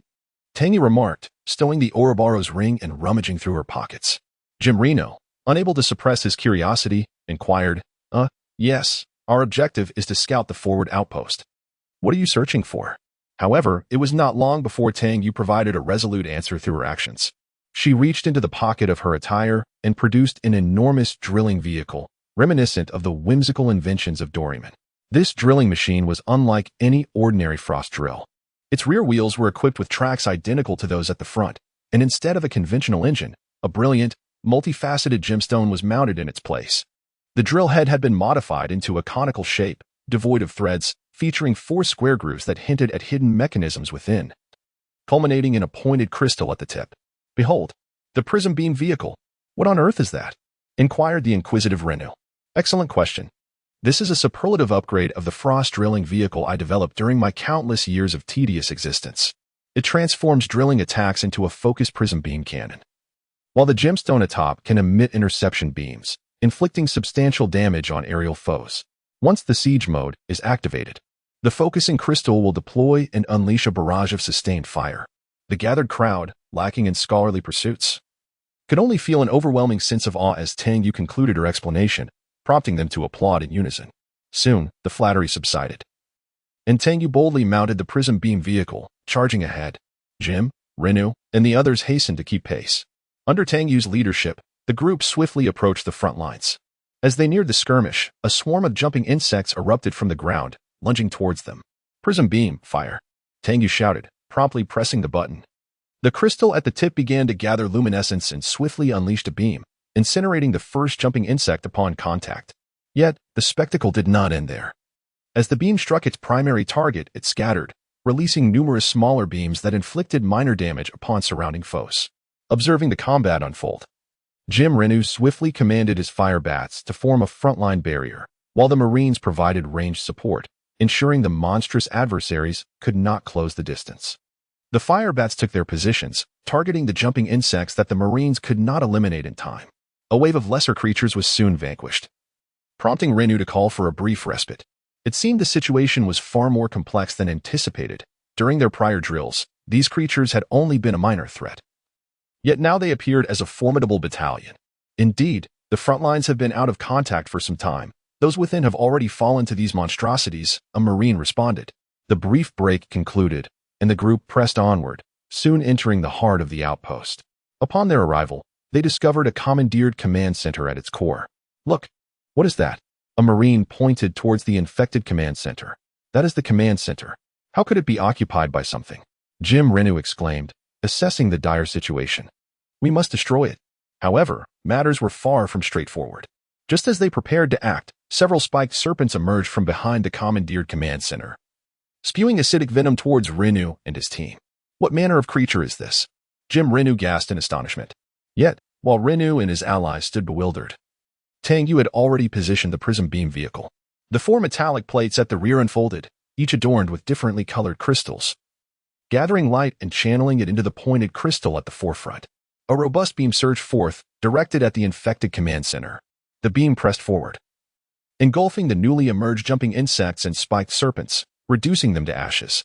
Ultimately, the target, the commandeered command center, was rapidly dissolved under the beam's intensity, culminating in a resounding explosion that scattered its remnants.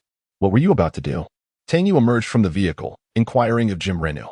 The scene before them finally illuminated the true power of the vehicle as described by the young girl, having obliterated all foes in a single strike. With the mission accomplished, Tang Yu accompanied Jim Renu to meet the governor, of course, aboard the prism vehicle, as the Ouroboros ring was rather conspicuous. However, just as Jim Renu began his report to the governor, a communication interrupted them. This is Duke. The command center you destroyed is federal property. In the name of the Federation, you are under arrest. What? That thing. Renu was clearly taken aback, about to protest when Duke abruptly severed the connection. Tang Yu, witnessing the exchange, remarked, "This Duke must be quite the fool." Indeed, the Federation is truly obstinate, Jim Renu concurred. Chapter 78. Leaving Masala soon, forces arrived, intending to capture Jim Renu and Tang Yu. Naturally, Tang Yu would not allow these fools to imprison her. She summoned Sandal, swiftly dispatching the capture team. Upon their retreat, plans were set in motion to deploy additional troops for action, yet Duke's forces were already facing challenges. The insect nest in Masala had been established, launching a fierce assault on Duke's encampment. Duke was overwhelmed. Naturally, the Dead Water base was also under siege by the swarm, with General Duke's orders being to await reinforcements. However, the forces at Dead Water base were insufficient to repel the insect onslaught. As the governor and Jim Renu found themselves at an impasse, an unexpected communication was received. Greetings, I am Arcturus Monsk, leader of the Sons of Ka. I understand that under the Federation's propaganda, we bear a tarnished reputation. Nevertheless, trust me, we fight for the people. We are the only ones capable of aiding you and will dispatch transport aircraft to assist your forces. However, accepting our assistance will result in a label of treason. The caller was none other than the notorious Monsk. Yet, with no viable alternatives, the governor and Jim Renu reluctantly accepted the aid of the Sons of Ka. Of course, Tang Yu was unfazed. She requested blueprints for the transport aircraft from Monsk. After acquiring the schematics, Tang Yu gifted the prism beam vehicle to Renu and set off to study the aircraft. Although the Sons of Ka would send transport aircraft, their arrival would require time. The governor and Jim Renu had to lead their forces to maintain the defensive line until the aircraft could arrive. Compared to before, with the prism beam vehicle, Renu could personally defend his position, requiring only a simple defense to secure it, greatly easing the challenge. Any enemy approaching Renu's defensive zone would be obliterated by the relentless beams. Even the dragons that dared to approach would be vaporized by the barrage of projectiles emitted from the gemstones. Unless a significant force of dragons came, they posed no threat whatsoever. Amidst their defensive efforts, a transport aircraft, its cargo bay sealed, took flight from behind the base. This was clearly Tang Yu's handiwork. While Jim Renu and his team fortified their defenses, Tang Yu had completed her modifications, creating a formidable transport aircraft. Hey folks, sorry to keep you waiting. I finally finished this magnificent weapon. I call it the Annihilator. I'm off to obliterate their base. Just watch. Tang Yu activated the communication channel and, after a brief announcement, witnessed the transport aircraft, the Annihilator, unleash an intense blaze from its wing-mounted launchers, propelling itself forward with vigor. As it approached the vicinity of the insect nest, a formidable swarm of flying dragons surged towards the Annihilator. The spherical devices on either side of the aircraft's nose opened, emitting a total of 6 beams of light that swiftly swept through the throng of dragons. The dragons plummeted like dumplings into boiling water, their bodies disintegrating into fragments as they descended. The aerial weapon of the Annihilator is the dimensional cutting beam. As it hovers above the base, the Serpent and Spore turrets commence their assault on Tang Yu. In response to the ground attacks, the Annihilator envelopes itself in a protective shield, successfully deflecting all incoming strikes. Subsequently, a vortex reopens beneath the cockpit, revealing a colossal crystal surrounded by numerous smaller energy crystals. As if on cue, all the smaller crystals begin to charge, emitting beams of energy directed towards the central crystal. After a moment of energy convergence, a massive beam shoots downward from the crystal, Tang Yu pilots the Annihilator through the hive cluster, incinerating everything in her path, leaving nothing but scorched earth behind. Truly, the Annihilator lives up to its name. This spectacle is not only witnessed by Jim Raynor at Deadwater Base, but even the Protoss fleet in high orbit above Marcera senses it. Report, high-energy response detected. Its nature resembles psionics, a Protoss operator informs Tassadar. The magnitude of this psionic response raises questions about its origin. It could not possibly be human. From our extensive observations, humans lack the psionic adaptability to produce an individual with such formidable psionic power, Tassadar reflects. Commence cleanup operations. I shall investigate personally. With that, Tassadar departs the bridge, boarding a transport vessel heading towards Deadwater Base. Meanwhile, at Deadwater Base, jubilation ensues. Tang Yu's intervention has incinerated the entire hive, alleviating the pressure of their defenses. With only a handful of aberrant creatures remaining to attack, Jim Raynor and the governor engage in light conversation. Tang Yu, you are truly remarkable to have constructed such a powerful vessel. Of course, who do you think I am? I am the guardian of the demon realm, the founder of demonic studies, the pioneer of the battle mage discipline. Tang Yu boasts, listing her titles. Although Jim Raynor and the others do not comprehend her accolades, they express their admiration. Soon, their casual banter is interrupted as the transport of the son of Kerrigan arrives. Are you really not coming with us? Jim Raynor inquires as he prepares to board. No, I have my own aircraft now. I intend to explore this universe. My prism beam vehicle is now in your hands. Use it wisely. I believe we shall meet again. Farewell. Tang Yu waves goodbye to Jim Raynor. After some contemplation, Tang Yu decides to part ways with Raynor, planning to explore the star sector on her own. After all, she once traversed the cosmos with a fragment of a planet in tow.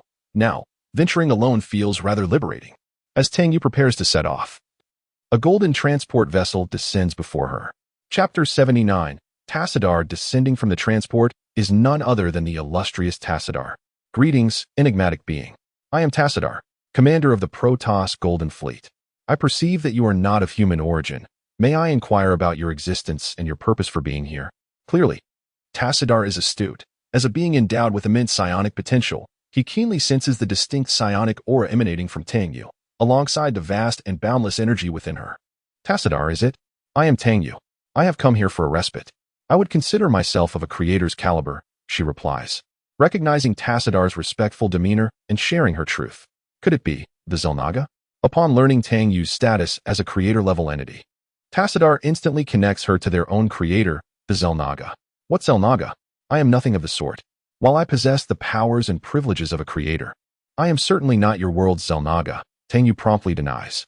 In acquiring the authority of the universe, she has come to understand the nature of the current universe's overseer, the Xel'Naga, as a floating squid-like creature. Our world? Tassadar notes the key information. I hail from another realm, specifically from beyond your void, possessing power far exceeding that of your world. I have come here for amusement. Now, enough of that. I find your species intriguing. Please, show me around, Tang Yu requests. Tassadar, recognizing the potential significance of Tang Yu's claims, has no authority to refuse her. If she is indeed what she asserts, she could greatly benefit the Protoss. Thus, Tang Yu boards Tassadar's transport vessel, arriving at the Star Slicer.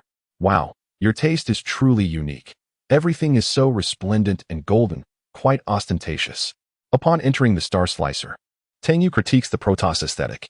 The nearby Protoss, puzzled, glance at Tang Yu, but quickly turn back to their duties upon spotting Tassadar. Lady Tang, this is the natural hue of our Protoss alloy. It is not of our design, Tassadar clarifies, sensing Tang Yu's misunderstanding of their aesthetic. I see. Well, that's uninteresting. Tang Yu replies, continuing her exploration. Before long, she arrives at the bridge, where the cleanup operation on Marcera is nearing completion. Gazing out the viewport, she observes the scorched remnants across Marcera, indicating that the aberrant creatures have been eradicated. Fleet, prepare to set sail for the next target, Tassadar commands, assuming his role.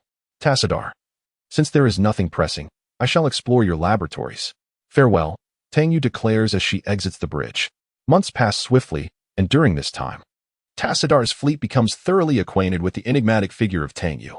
Following her visit to the laboratory, she has concocted an utterly extravagant set of armor. The energy blade generator of this armor possesses extraordinary capabilities, effortlessly manifesting a 1-meter-long blade.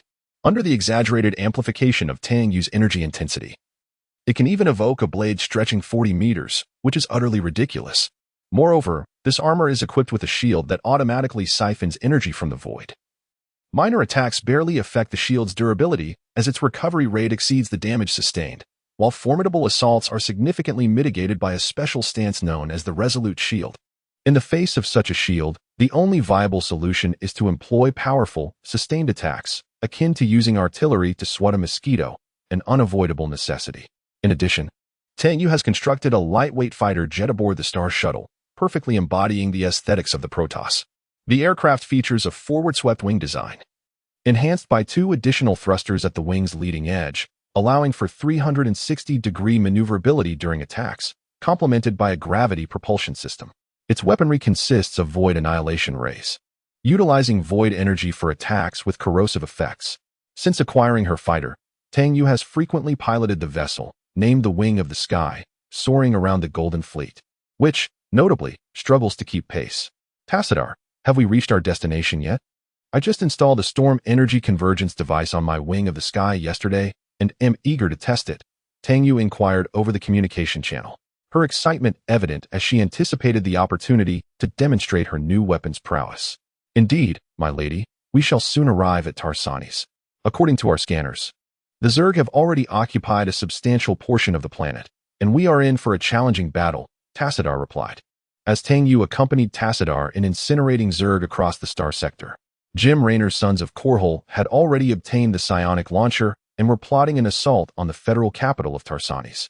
Upon their arrival, Tang Yu and Tassadar found the vanguard forces thwarted, unable to eradicate the Zerg in their initial stages, evidently hindered by unseen interference. Tassadar, what now? Shall we glass the planet? If we don't, it may be utterly ruined, Tang Yu asked, considering glassing as the simplest solution. She sensed a portion of the Zerg had already departed, far fewer than initially detected. If there were objectives, they must have been fulfilled. Then we shall proceed with the cleansing, Tassadar responded, yet the current circumstances made thorough eradication exceedingly complicated. Clearly, the Golden Fleet felt somewhat overwhelmed in the face of a fully occupied planet.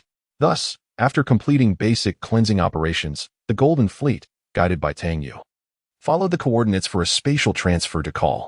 Chapter 80, The Adventure of Khal under Tang Yu's leadership. After traversing several temporal pathways, she and Tassadar finally arrived at the Zerg's home planet in the Coprolus sector, the lava planet Khal. Before them lay the terminus of the temporal fluctuations. Whatever the Zerg had acquired, it had been transported here, stretching her limbs. Tang Yu remarked to Tassadar that she had been leading the way in the Wing of the Sky. Currently, the aircraft rested in the Star Shuttle's hangar, where phase engineers were conducting research on it. After their conversation, Tang Yu returned to her quarters aboard the Star Shuttle to rest, while Tassadar had no time for respite. He needed to organize personnel to scout Khal and uncover the Zerg's machinations. Following a night's rest, Tang Yu returned to the bridge, brimming with vitality. Any discoveries, Tassadar? My lady, the reconnaissance team reports that human forces have been located on the planet's surface, engaged in a conflict with the Zerg in a valley. Tassadar informed her without hesitation. While Tang Yu had been resting, the phase engineers had gained significant insights from studying the Wing of the Sky, leading to the development of gravitational wave technology. The Star Shuttle was now equipped with a new device capable of launching gravitational rays, creating a vortex at the target point to ensnare surrounding enemies. Is that so? I shall take a few laps around them. Farewell. With that, Tang Yu made her way to the hangar and set off in the Wing of the Sky toward the ongoing battle below. As a side note, the Golden Fleet had yet to be overwhelmed by the vast number of Zerglings thanks to Tang Yu's modifications to the Arbiter, enabling it to cloak itself while deploying a stealth field. Tang Yu swiftly approached Khal's surface, and as she broke through the atmosphere, a swarm of Zerglings and Mutalisks surged toward her. Wow, how delightful! What a warm welcome! Tang Yu exclaimed, promptly switching her thrusters to reverse mode, evading the oncoming horde of Mutalisks and Zerglings. The Wing of the Sky's remarkable agility kept the foes at bay while void rays continuously fired, decimating the enemy ranks. Just as Tang Yu engaged in aerial acrobatics, another wave of Zerglings and Mutalisks emerged from a nearby nest, attempting to flank her. Not a chance. My 360-degree maneuverability is not in vain. With a deft drift and reverse, she evaded both groups of adversaries, continuing to kite them. As time passed, the Zerg forces began to amass, forming a vast sea of insects. What a perfect opportunity. Let me test my new equipment, Storm Cannon, Fire. A multitude of psionic arcs converged at the tips of the wing of the sky, forming a storm energy sphere.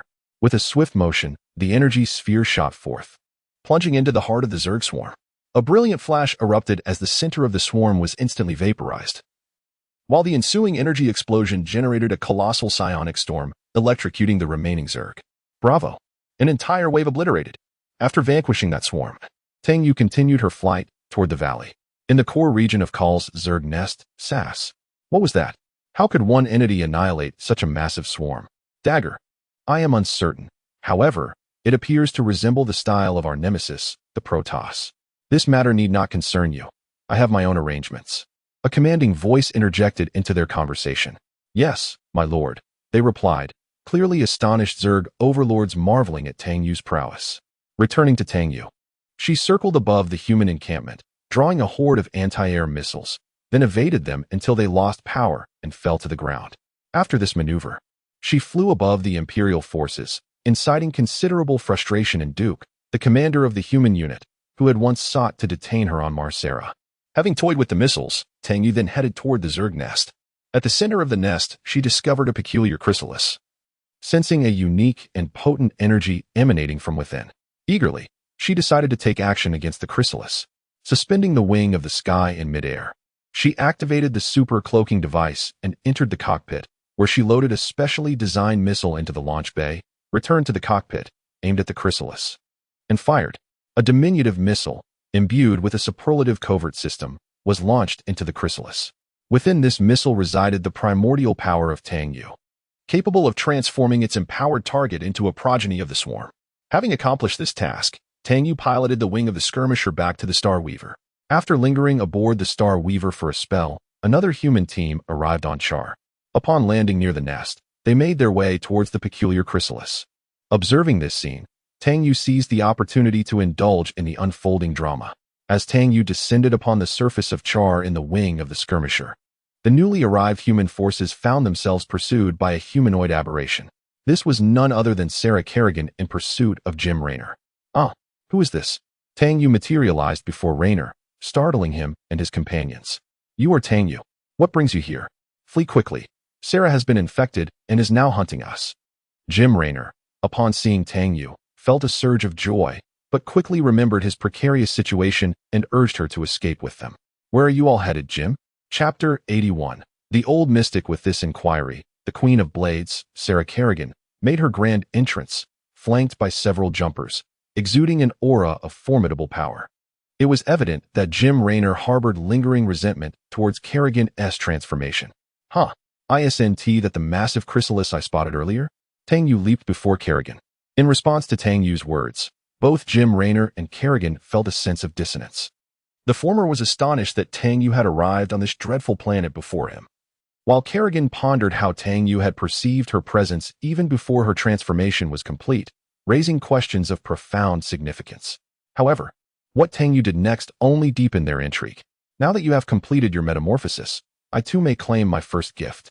As she spoke, Tang Yu gestured towards Kerrigan, summoning a surge of golden energy that drifted toward her. What is this? Jim Raynor demanded, perplexed. This is the genetic coding of the swarm. With this, I can create some new marvels. Tang Yu's response left Jim Raynor utterly confounded, as a dropout striving in the world. He found himself at a loss for understanding her words. As for Kerrigan, despite being a former ghost operative with extensive knowledge and skills, she too was at a standstill regarding genetic engineering, having only recently acquired a wealth of knowledge about swarm genetics upon her transformation into the Queen of Blades. None of this is of any consequence, Jim. Out of respect for our past, I shall grant you mercy this time. Now, hasten and leave Char, Kerrigan. Having clearly lost her patience, chastised Jim Raynor. Meanwhile, Tang Yu, sensing the inherent danger of the swarm and psychic energy, appeared formidable. Sarah Jim Raynor seemed poised to say more, but a small hand grasped his, pulling him away. Let us depart. Ignore this arrogant individual who is utterly oblivious to the situation. Clearly, Tang Yu was incensed by Kerrigan's disregard and indiscriminate mockery. Yet as Kerrigan was now a latent progeny of Tang Yu, the latter placed great value on her. Before long, Tang Yu guided Jim Raynor to the docking site of the wing of the skirmisher. Jim, you still haven't explained your purpose in coming here? It was then that Tang Yu recalled her earlier inquiry, interrupted by Kerrigan. Now in safety, Jim Raynor began recounting the events that had transpired since their separation. In essence, under the leadership of the old rogue and alongside his new companion Kerrigan, they had initiated a series of uprisings to overthrow the old Federation, culminating in a fallout in Tarsanis. What a riveting yet tragic narrative, Tengu remarked astutely. Indeed, the narrative of the uprising was replete with excitement. Yet the aftermath was undeniably grim. After Jim Raynor finished sharing his experiences, it was Tengu's turn. As they exchanged tales, Tengu had already kindled a fire and set about roasting meat. At that moment, Tengu sensed several figures approaching. Who goes there? Tengu directed her gaze toward a nearby clearing. Upon seeing this, Reno immediately grasped his fragmenting star revolver and pointed it in the direction Tengu was looking. Although he could discern nothing in that area. Honorable powerful one, I am Zirathul, the dark high priest of the Nerazim, and I pay my respects to you. Accompanied by an enigmatic voice, a hunched figure emerged from the shadows. Indeed, it was our old mystic, Zirathul. You are a star spirit, are you not? Fascinating. I have yet to encounter a cloaked star spirit in Tassidar's presence. Moreover, your psionic energy is intriguing, infused with void energy and remarkably pure. Tengu found herself captivated by the distinctive attire of this star spirit, having grown weary of the resplendent golden Kara spirit. Indeed, esteemed one, we Nerazim harness void psionics, which markedly differ from the Kara spirits of Ire. Zirathul maintained a humble demeanor, fully aware of the vast and boundless psionic energy within Tengu. Oh. So what brings you here? Tengu inquired while fiddling with the campfire. By the way, I am Tengu. Please refrain from calling me esteemed one. Recently, I dispatched a Cerebrate, and in that fleeting moment, I encountered the mind of the Overmind, whose goal is to annihilate our star spirits and execute a plan.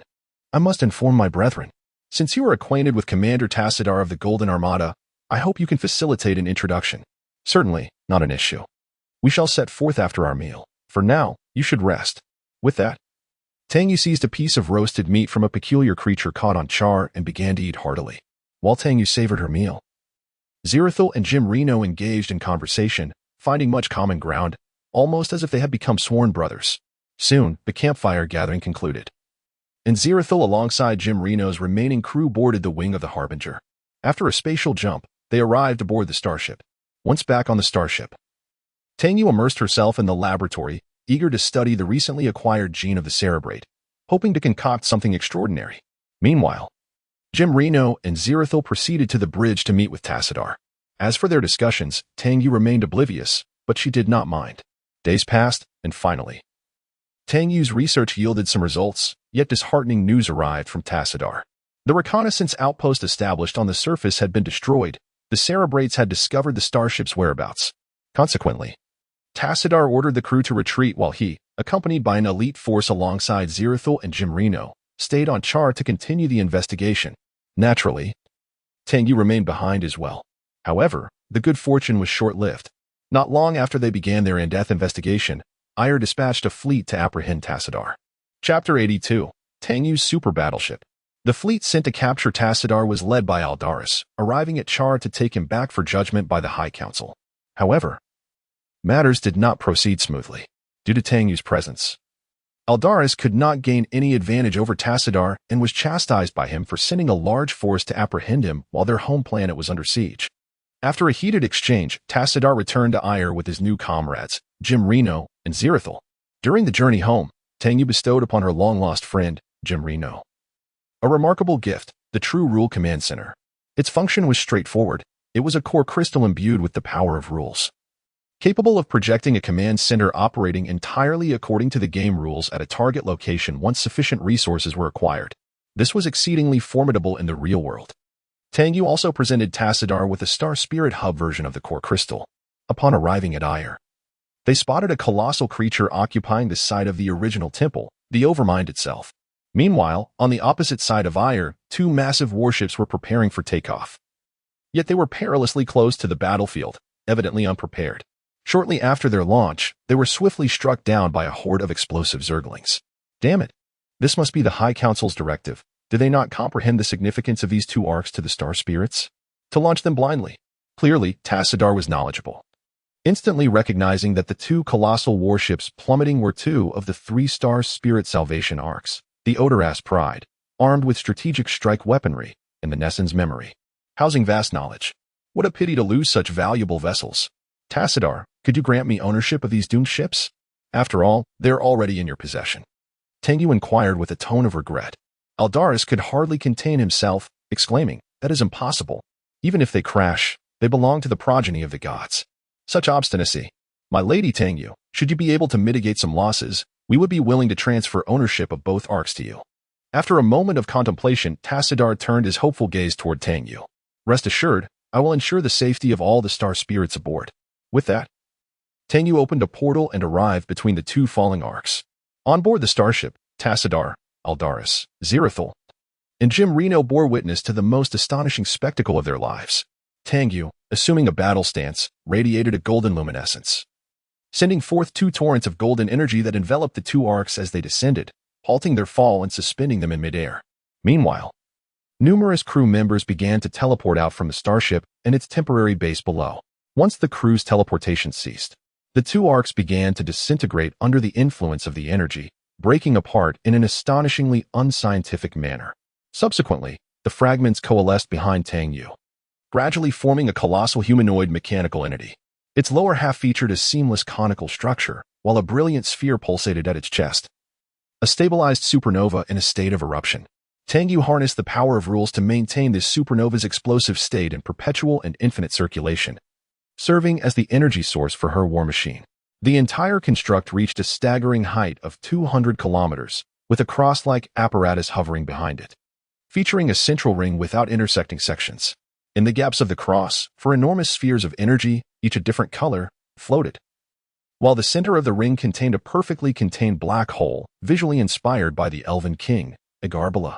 As this new humanoid arc took shape, the supernova matrix core within its chest began to function, its eyes glowing blue. Tengu named this arc Primordial Trial, symbolizing a future haven for those who had completed the trials. Once activated, the Primordial Trial raised its hand, unleashing a colossal beam of light that swept toward the Overmind, purging all Zerglings in its path. Upon passing through the Overmind, it cleaved the creature in two, leaving a trail of scorched earth in its wake. At this moment, Tengu had re-established contact with Tassadar, but their response was rather wooden, clearly still in shock from the spectacular scene of Tengu creating the Arkansas. However, when they saw Tengu preparing to melt glass, Aldaris immediately interjected, "Ire is our sacred home. We cannot inflict such great harm upon the planet." In simpler terms, it meant that glass melting was out of the question. Tengu, understanding the gravity of the situation, refrained from further discussion. After all, it was their planet, and one should consider the opinions of the hosts. Subsequently, several warp beams were directed towards key battlefields on Ire's surface. Emerging from the beams was a creature that none present had ever seen before, hovering in midair with a form reminiscent of the Protoss, yet possessing a massive and broad cranium from which numerous psionic tendrils floated. Indeed, it was the hybrid destroyer Xiaobai. Upon arriving on the battlefield, the hybrid destroyer unleashed a powerful psionic shockwave that directly sent the front line's desperate Zerglings and two thunder lizards flying, while the Protoss remained unscathed. The hybrid destroyer then deployed two gravitational cages, lifting the two thunder lizards, instantly alleviating the tension on the battlefield. Other battlefields mirrored the scenario, with the previously retreating Protoss Templar forces becoming evenly matched. Chapter 83, The Death of the Overmind. With the arrival of Tengu's hybrid on the battlefield, the Templar forces, which were on the verge of collapse, began to reclaim several positions with the hybrid's assistance.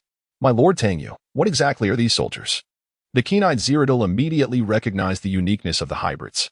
As if by fate's design, he instinctively sensed that the existence of these hybrids was ominous. "These I refer to as hybrids. They are biological weapons birthed from the fusion of Zerg and Protoss genes. Presently, on the battlefield are the variants with a higher proportion of Protoss genes, possessing formidable psionic power, while another variant with a higher proportion of Zerg genes exhibits immense physical strength," Tengu declared proudly, her gaunt chest held high. "What? The fusion of Protoss and Zerg? What an abominable creation! How could you merge our noble kin with those grotesque Zerg?" Both Tassadar and Aldaris echoed Ziradul's sentiments, clearly unable to accept the hybrids. "What is the problem? My hybrids are synthesized using pure void energy materialization technology. They have no relation to your kind. Moreover, during my research into your and the Zerg's genes, I discovered that the underlying architectures of the Protoss and Zerg genes share a common sequence, seemingly designed for fusion." Tengu retorted in exasperation, revealing a multitude of secrets. The speaker was oblivious, but the listener was attentive. Cyrodiil, highly perceptive to such esoteric matters, quickly grasped the crux of the issue. My Lord Tangyu, are you suggesting that our Protoss and Zerg genes possess similarities, and that it may be possible to manipulate this? Do you perhaps have some control over this entire situation? Wait, Cyrodiil. To my knowledge, only two events in our Protoss history are highly influential: the ancient era of cohabitation with the Xel'Naga and the War of the Ancients. Thus, the only possibility linking us to the Zerg could be that the Zerg are also favored by the Xel'Naga, who guided their evolution, Tassadar astutely concluded, his insight resonating with Cyrodiil, who recognized the correctness of this notion. Aldaris, faced with such irrefutable reasoning, found himself at a loss for rebuttal. That being said, my Lord Tangyu, might I implore you to cease your research on the hybrids? Although you have stated that your hybrids are composed of the purest materials, as a Protoss, I would still prefer not to witness the existence of creations that constantly mock the dignity of our kind, Tassadar implored. This is unacceptable. These are extraordinarily powerful and useful entities. I have already devised plans for the next version of an even stronger hybrid. Furthermore, even if I refrain from research, others will undoubtedly pursue it. This is clearly a backdoor design. Tell me, who would refrain from utilizing it? I would not believe it, even if I were to die. And at that time, it would not be as pure a material as mine, but rather using our kin as the very fabric of flesh and blood. Is it not? My Lord Tangyu, regarding this matter, we Nezrim will support you. But we hope you can share the data and weaknesses of the hybrids with us to better prepare for future threats. Cyrodiil swiftly discerned the real solution. Instead of being at the mercy of the hybrids in the future after losing brethren, it was wiser to support the entirely safe Tangyu's research to acquire strategies for future contingencies. Aha, Cyrodiil, you truly are a sensible one. No problem at all. After all, such data is of little consequence to me. Tangyu readily acquiesced, as these were merely trivialities for her, a form of amusement. While the group conversed aboard the starship, Jim Raynor, who had disembarked earlier, had already constructed a base of considerable scale and commenced troop production, marching towards the front lines. With Jim Raynor's assistance, the united forces began advancing toward the Zerg nest. As the front lines drew ever closer to the Overmind, Tangyu's hybrid forces began to converge into one location. With the number of hybrids on the battlefield multiplying, their advance accelerated significantly. Soon, another mobile force penetrated the Overmind's protective perimeter, launching an assault on the Overmind itself. Whether it was the hybrid's energy projectiles or the Templar's psionic blades, both inflicted tremendous damage upon the Overmind, yet it remained unkillable. It was no surprise, after all, a beam from the initial trials had bisected it. And the Overmind was still very much alive. Once its body was anchored within the temple, bolstered by the energy from the Xel'Naga temple, the Overmind gained formidable vitality and regenerative capabilities, rendering it virtually invincible. This phenomenon was also witnessed by Tassatoth and others aboard the starship.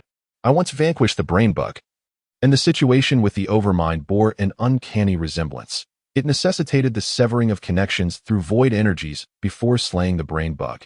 However, the Overmind's circumstances were far more intricate, and I was uncertain whether mere void energies would suffice. Soon, I would pilot the vessel to collide with the Overmind, ensuring our mutual destruction. Cyrodiil volunteered to sacrifice himself to obliterate the Overmind. In the past, when he had slain the brain bug, the Overmind had glimpsed the coordinates of Ire, leaving him with profound remorse. No, simple void energy would likely be inadequate. Since I learned the utilization of void energies from you, I had previously fused two types of energies, resulting in an immense surge of power. I shall pilot the starship, heralding a new era for our people. With that, Tassatoth teleported the others from the starship, leaving himself as the sole intelligent navigator. He proceeded to the core of the starship's energy, channeling the potent energies directly into the core, which then emitted a powerful wave of energy towards the Overmind. Following a blinding flash, where the Overmind once stood, only a colossal, distorted, and withered corpse remained. The first leader of the Zerg had perished on Ire. Chapter 84. Sigulras with Tassatoth's sacrifice. The Overmind was vanquished. Tangyu also initiated the retrieval of the hybrid forces, employing a method reminiscent of a war but distinctly different, as it involved direct disassembly and return to the resources of the primordial trial, enabling immediate utilization. The current state of Ire was dire. The majority of its surface had succumbed to the Zerg. After the demise of the Overmind, many Zerg that were under its direct control rapidly devolved into a frenzied state. This rendered the Protoss initial operations unfeasible, and during the Zerg invasion, the High Council was utterly annihilated, which was one of the reasons Tang Yu was able to acquire 2 arc ships. The situation was far from optimistic. Ire had fallen. Eldaris. Tacitotha's sacrifice had bought us time. Above Ire lies a portal leading to our homeland, Sigulris. Guide your brethren to Sigulris. My kin will welcome you. Until we reclaim Ire. You made well in Sigulris. Zeratul, will your kin not shun us? As the last remnants of the High Council, their perception of the Nerazim remains antiquated. Eldaris. Understand this. Although we Nerazim and you harbor different customs, we are all Protoss and eternally brothers. Zeratul confidently placed his hand over his heart, resolutely responding to Eldaris. So you intend to venture to Sigulris, do you? Tang Yu interjected. I wish to accompany you. I have just upgraded my Harbinger. I have already dispatched it to mine resources for the primordial trial, and I shall not have time to study hybrids in the short term. Now, I intend to explore the technology of the Nerazim. Tang Yu was brimming with excitement. Having delved deeper into the realms of advanced technology since embarking on his studies of arcane sciences. In light of this, let us not delay, we must depart swiftly. The wild Zerg are continuously assaulting our positions, and I believe it will not be long before the portal is in jeopardy. Zeratul, seeing that the discussions were concluded, proposed that they hasten their departure. This time, the journey to Sagulas was undertaken not only by a multitude of civilians who had set out ahead of time, but also by researchers and strategists. Tang Yu and her companions were the last line of defense, tasked with the crucial role of ensuring a safe retreat and sealing the portal. Accompanying Tang Yu were Zeratul, Artanis, Phoenix, and Jim Raynor, while Eldaris had been dispatched to command the main force's relocation. With Tang Yu's assistance, the majority of the Protoss were gathered and transported to Sagulas, avoiding the creation of a significant refugee crisis. After escorting the last remnants of personnel, Tang Yu's group finally broke through the Zerg encirclement and reached the portal. All right. This is the last batch. It's time for us to evacuate, Tang Yu remarked, wiping away non-existent sweat. Indeed, we have performed admirably. Only the rear guard remains. The youthful Artanis chimed in with enthusiasm. Leave the rear guard to me, young Artanis, Phoenix declared, assuming responsibility while stationed in the newly modified prototype of the Super Immortal. A formidable piece of war machinery that Tang Yu had begun developing after witnessing the Dragon Knights. The first to test the Super Immortal was Phoenix, who had narrowly escaped annihilation at the hands of the Zerg. However, only one prototype existed, and the Protoss engineers discovered it was impossible to replicate. Nonetheless, they succeeded in developing the Standard Immortal, adding it to the manufacturing series, allowing warriors who survived by mere chance to choose between becoming Dragon Knights or Immortals. Now, regarding the Super Immortal, what makes it so exceptional? Firstly, the materials used for its construction were personally synthesized by Tang Yu, incorporating void crystals mixed with adamantine alloy, subjected to quintillion-level compression, rendering it virtually indestructible, equivalent to several hundred armor points. Additionally, due to the properties of the void alloy, it gradually self-repairs when out of combat. Secondly, the Super Immortal is equipped with a time distortion shield, which decelerates any projectiles entering its radius, ultimately causing them to dissipate or fail. As for the Zerg, let them gnaw away, they are merely an annoyance. Lastly, in terms of armament, the primary weapon consists of 2 phase ripper cannons, capable of bypassing all forms of defense to obliterate targets directly. Their attacks also generate a gravitational field that draws nearby enemies toward the main target, inflicting area damage, though ineffective against aerial foes. Those are left to the secondary weapon, the dimensional cutting beam, reminiscent of the attack that once felled a dragon. Aside from heavily armored vessels like the Yamato, it can slice through anything effortlessly. I will remain as well, with the command center Tang Yu has provided. I can assist Phoenix in defense, Jim Raynor volunteered, stepping forward to cover the rear. Then let us proceed. Once we reach Sagulas, we must establish a position to receive Phoenix and Jim Raynor, Zeratul stated, leading Tang Yu and her group towards Sagulas. Report. Numerous Zerg biological signals detected, advancing toward us. A scout announced as he entered. Zeratul, Artanis, you must leave. We will handle this, Phoenix urged, prompting Zeratul and the others to depart. Farewell, Phoenix. Make good use of my invention, and you too, Raynor, Tang Yu waved before entering the portal. Indeed, Jim Raynor's current vehicle was that very prism beam car, which he now cherished for its formidable combat capabilities, matching even the Standard Immortal, and its seemingly open cockpit that was, in fact, protected from rain, sun, and toxins. Thus, Tang Yu arrived at the new location within the dark solar system of Sagulas. Chapter 85. The Temple of Rizal after a dazzling display of light. Tang Yu and her companions arrived at the homeworld of the Nerazim, Sagulus. However, they were not only welcomed by the Dark Templar of Nerazim but also by some Zerg who had previously slipped through the portal, due to the Zerg's peculiar nature. Shortly after invading Ire, they discovered the portal, establishing a base here with 2 cerebrates that instinctively took root in the remnants left by the Xel'Naga, surrounding the Temple of Rizal. Nevertheless, the immediate priority was to cleanse the Zerg swarm gathering at the portal's entrance in preparation for receiving Phoenix and Jim Raynor. While simultaneously sealing the portal, the Zerg have occupied the exit of the portal. We must clear them out and swiftly assist Phoenix, Cyrodiil asserted, showcasing his forces. Our High Templar are also ready. They are formidable psionic warriors, the youthful Artanis boasted. Haha, splendid. My Harbinger has undergone significant modifications. Let me test its might. Tang Yu exclaimed, exhilarated by the prospect of conducting armament tests while in combat. Soon, this elite squad was prepared for action. Tang Yu intended to test the support mode of the Harbinger, responsible for providing tactical support from high orbit. Since obtaining the Pride of Otheris, she had conceived numerous new strategies for strategic strikes. On the front lines, Tang Yu donned the super armor she had crafted just before boarding the ship. With a shout, she unleashed 2 psionic blades, charging forward with fervor. For Sagulus, Cyrodiil ignited his master psionic blade and flashed into the fray. For Ire, Artanis followed suit, drawing his dual blades and rushing into battle. Under their leadership, the Zealots, High Templar, and Dark Templar surged forward.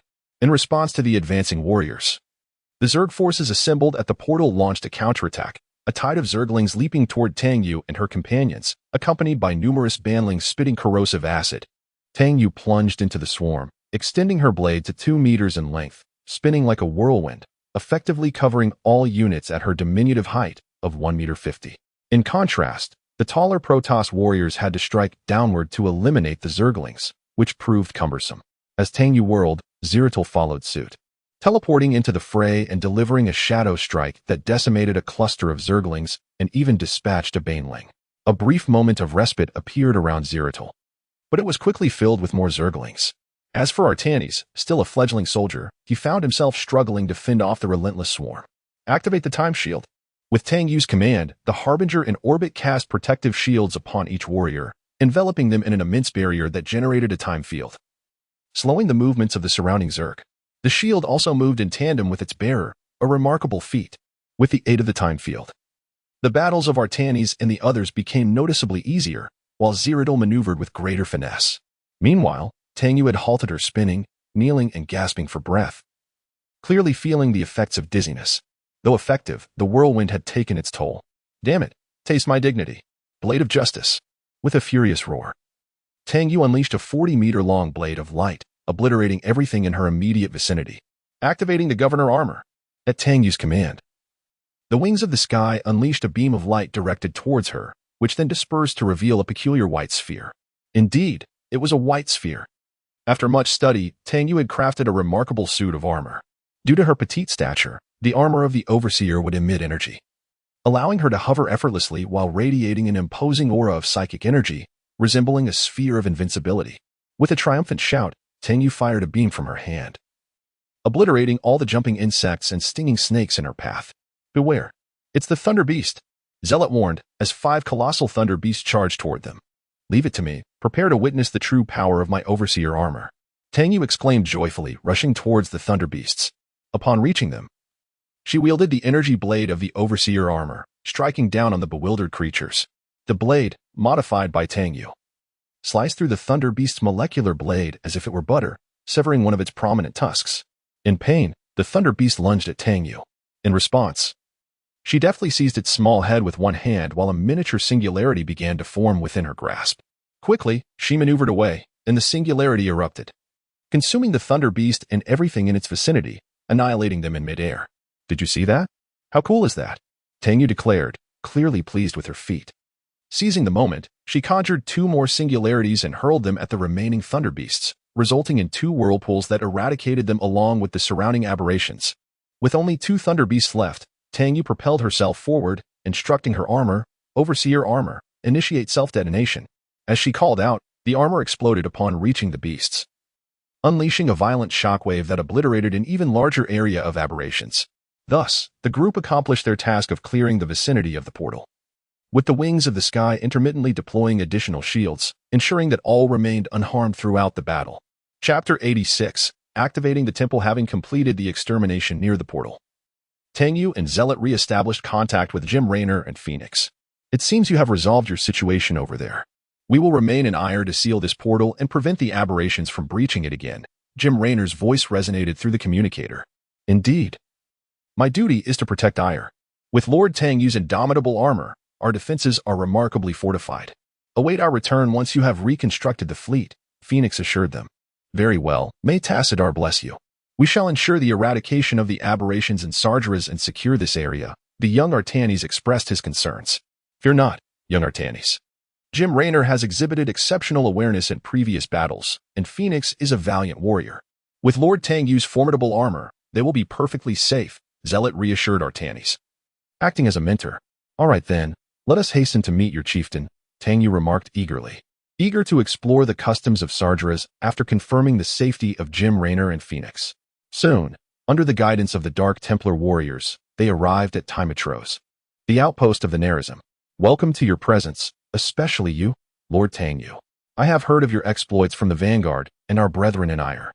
Truly powerful and wise, the Nerism chieftain, Rosagal, praised upon their meeting, evidently well informed of Tang Yu's achievements. Haha, no need for such formality. I am merely here to explore and study your customs, Tang Yu replied, slightly embarrassed by the praise. Then welcome indeed. I shall dispatch our most proficient phase engineer to assist you in your research. I hope you enjoy your time in Tumultuous, Rosagal said. Arranging for Tang Yu to meet the engineer while Zealot accompanied Rosagal to consolidate intelligence. Artanis made his way to the gathering place of the Ire Protoss. With the phase engineer's assistance, Tang Yu swiftly delved into the unique technology of the Nerism, such as their pirate ships.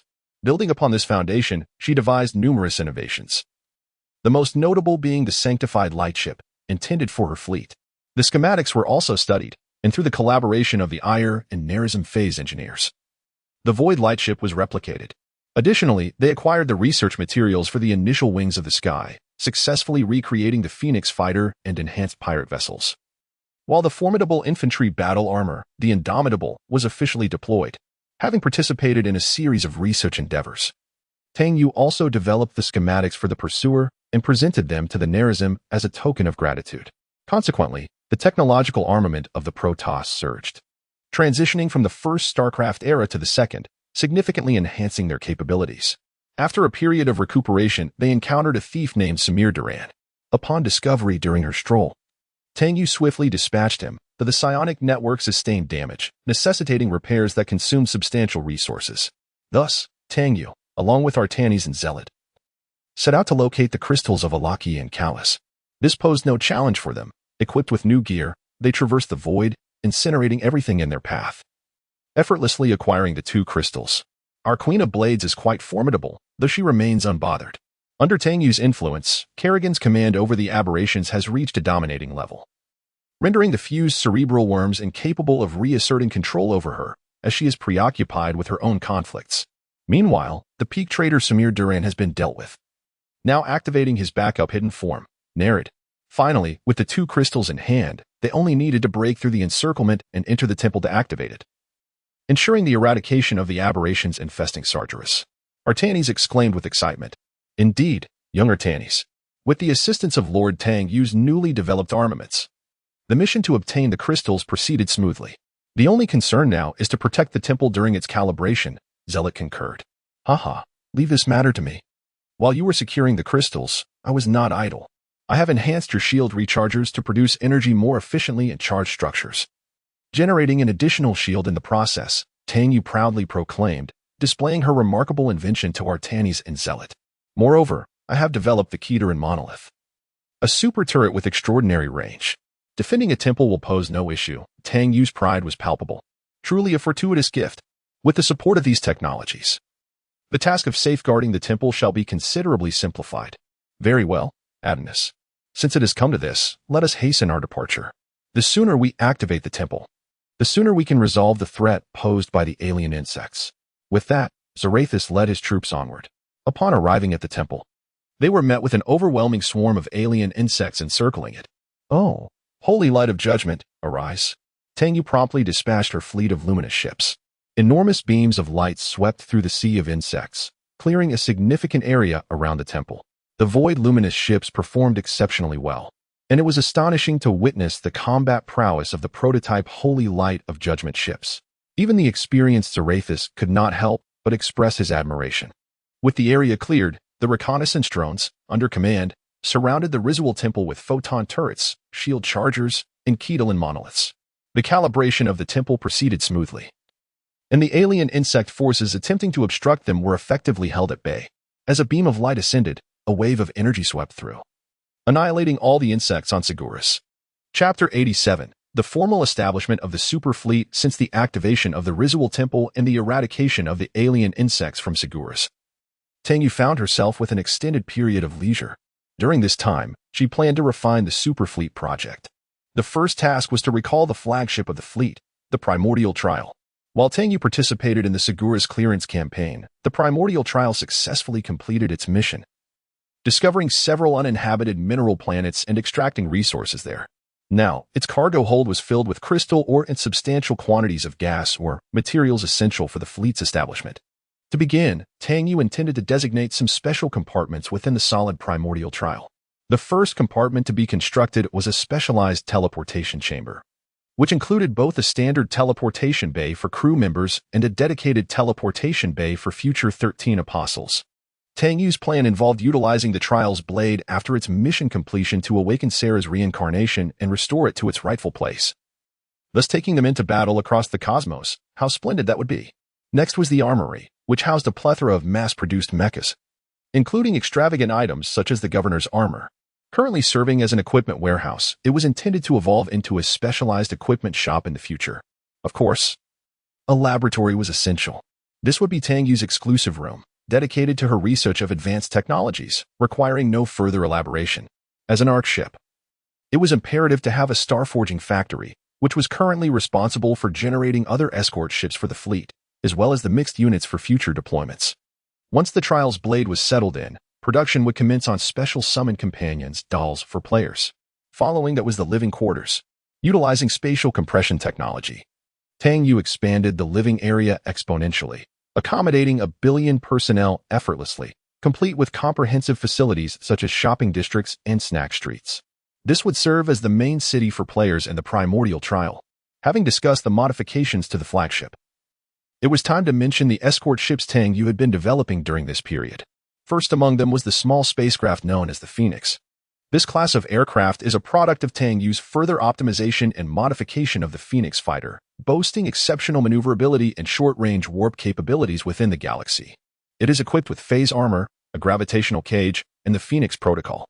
Firstly, the phase armor, upon sustaining an attack, deploys a phase distortion barrier. Consequently, the subsequent assaults within a brief period are banished to an alternate dimension.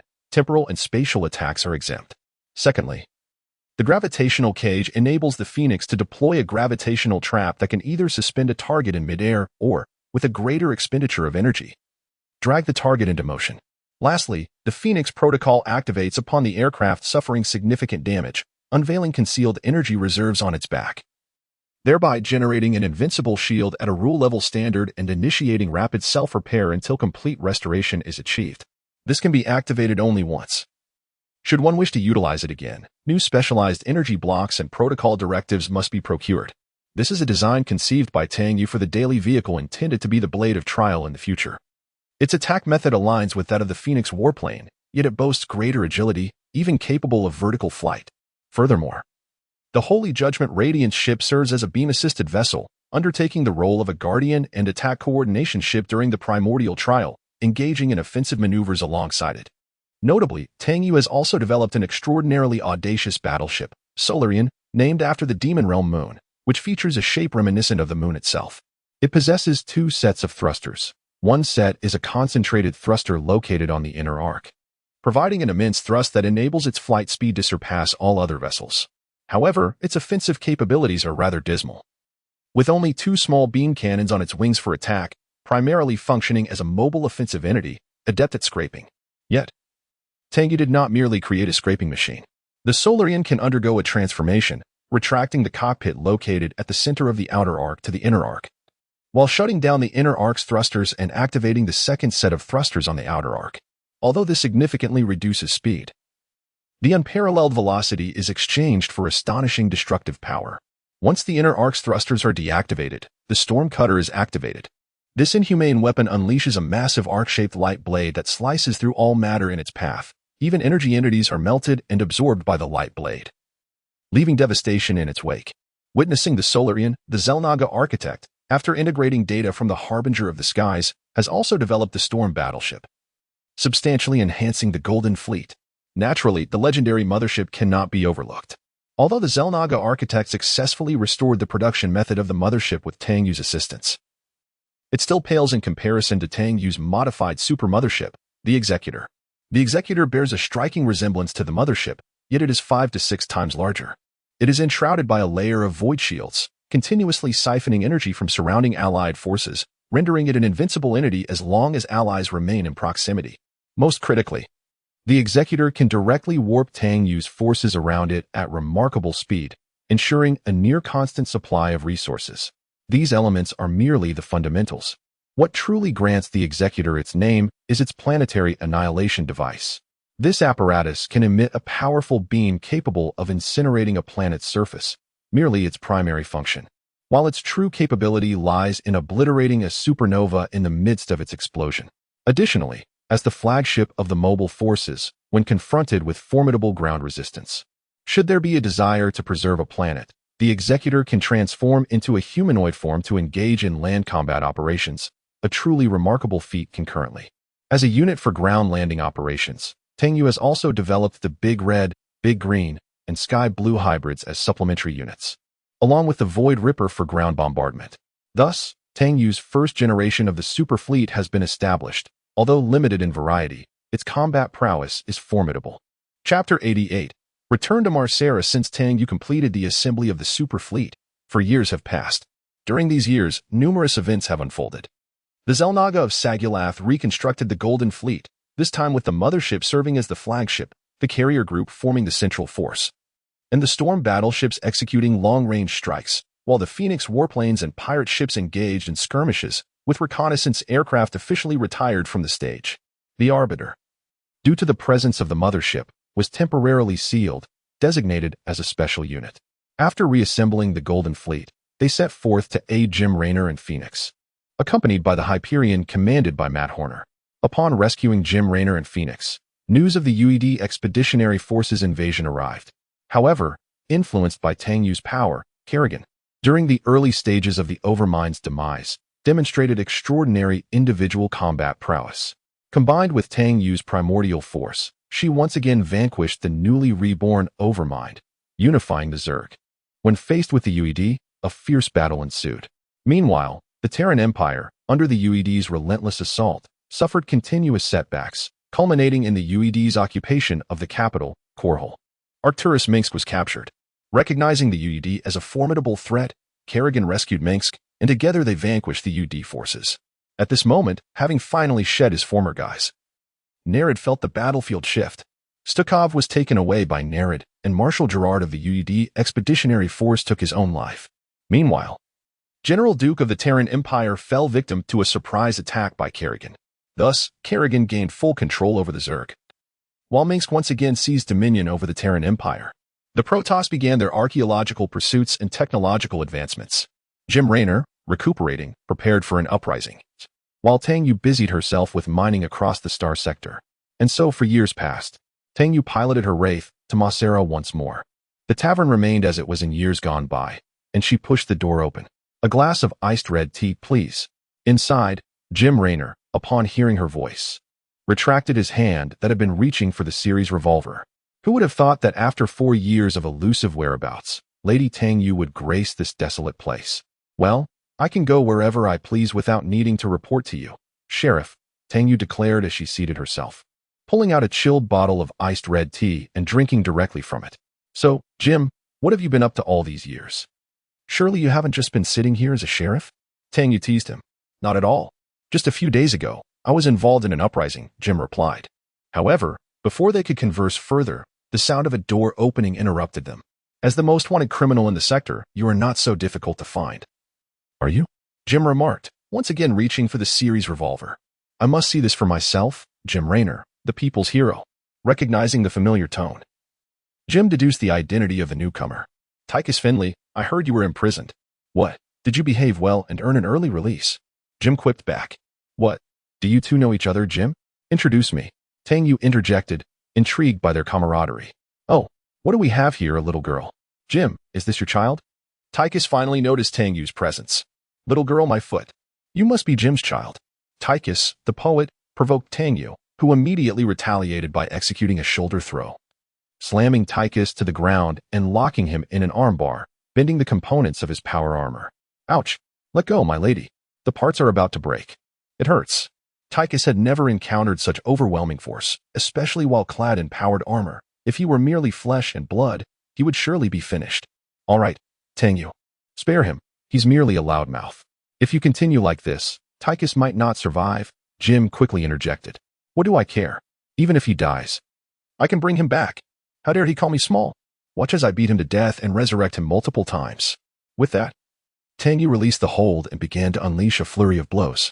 Half an hour later, Tychus, bruised and battered, sat beside Jim Raynor, nursing a drink, while Tang Yu lay on the nearby sofa, having exhausted herself from the commotion. In the corner of the bar, a pile of shattered metal pieces lay strewn about, evidence of the power armor that Tang Yu had so mercilessly ravaged. At that moment, within the imperial palace of the Tyrant Empire, chaos reigned. Damn it, what on earth has gone wrong with that prisoner? Why has the signal vanished? Our emperor was in a fit of rage, throwing objects in a futile attempt to vent his frustration. Enough. No matter what you do, you stand no chance against Tang Yu.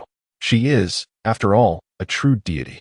We mere mortals should be grateful to engage in amicable discourse with her. Jim Reno was nearby, attempting to counsel Tychus. However, Tychus's mind was preoccupied with thoughts of the powered armor he had rented. He was anxious, concerned about the implications of the armor being destroyed and how he would explain that to the traitor. Just then, Jim Reno's words pierced through Tychus's thoughts. What? A deity? Jimmy, surely you jest. Tychus expressed his skepticism regarding Jim Reno's claim. No, I assure you, I am not mistaken. I witnessed it firsthand while in AEL. I saw Tang Yu suspended in the high orbital path, dismantling and merging two colossal spaceships into one. That spectacle is etched in my memory for eternity. Jim Reno recounted his experience with utmost seriousness. At this moment, Takes began to harbor doubts. If Tang Yu were indeed as formidable as Jim Reno claimed, then being by her side would grant him a semblance of freedom. At the very least, his life would rest in his own hands. By the way, what brings you here? Jim Reno inquired about Take's purpose. I nearly forgot to mention it. I have come with a significant business proposition, regardless of who is behind it. There is profit to be made. Oh, and what kind of business is it? Jim Reno's interest was piqued. Robbery, an alien artifact excavated by the Empire. What? Robbery? Intriguing. Do elaborate. Evidently, Take's revelation had awakened Tang Yu's curiosity, stirring her from her repose. Upon hearing her voice, Takes instinctively recoiled, still haunted by the memory of her previous display of strength. Yes, do continue. I find such affairs most fascinating. Should you amuse me, I shall reward you with a custom-made combat suit. Seeing Takes fall silent, Tang Yu hastily urged him on, employing both coercion and allure. All right, I shall divulge. My informant has relayed information that the Imperial forces have been excavating for several days, seeking alien artifacts. If we succeed, the price will be at our discretion. Takes reluctantly shared the details. So generous? Indeed. Heed my words. This money is easily earned.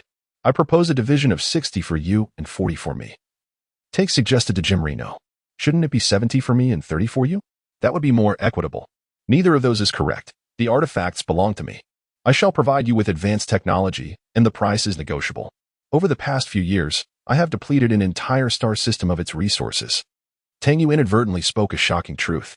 Indeed, while Tang Yu felt that her 4 years of mining were substantial, the notion of having exhausted an entire star system was staggering. In just 4 years, the system adjacent to Line 1 had been completely stripped of resources, with all habitable planets randomly transported to other systems by Tang Yu. This left that region a desolate wasteland, devoid of any resources. Consequently, Takes, due to the Mobius Foundation's intention to wait until the artifact fragments accumulated before acquiring them, inadvertently benefited Tang Yu, leading him to sell his second employer.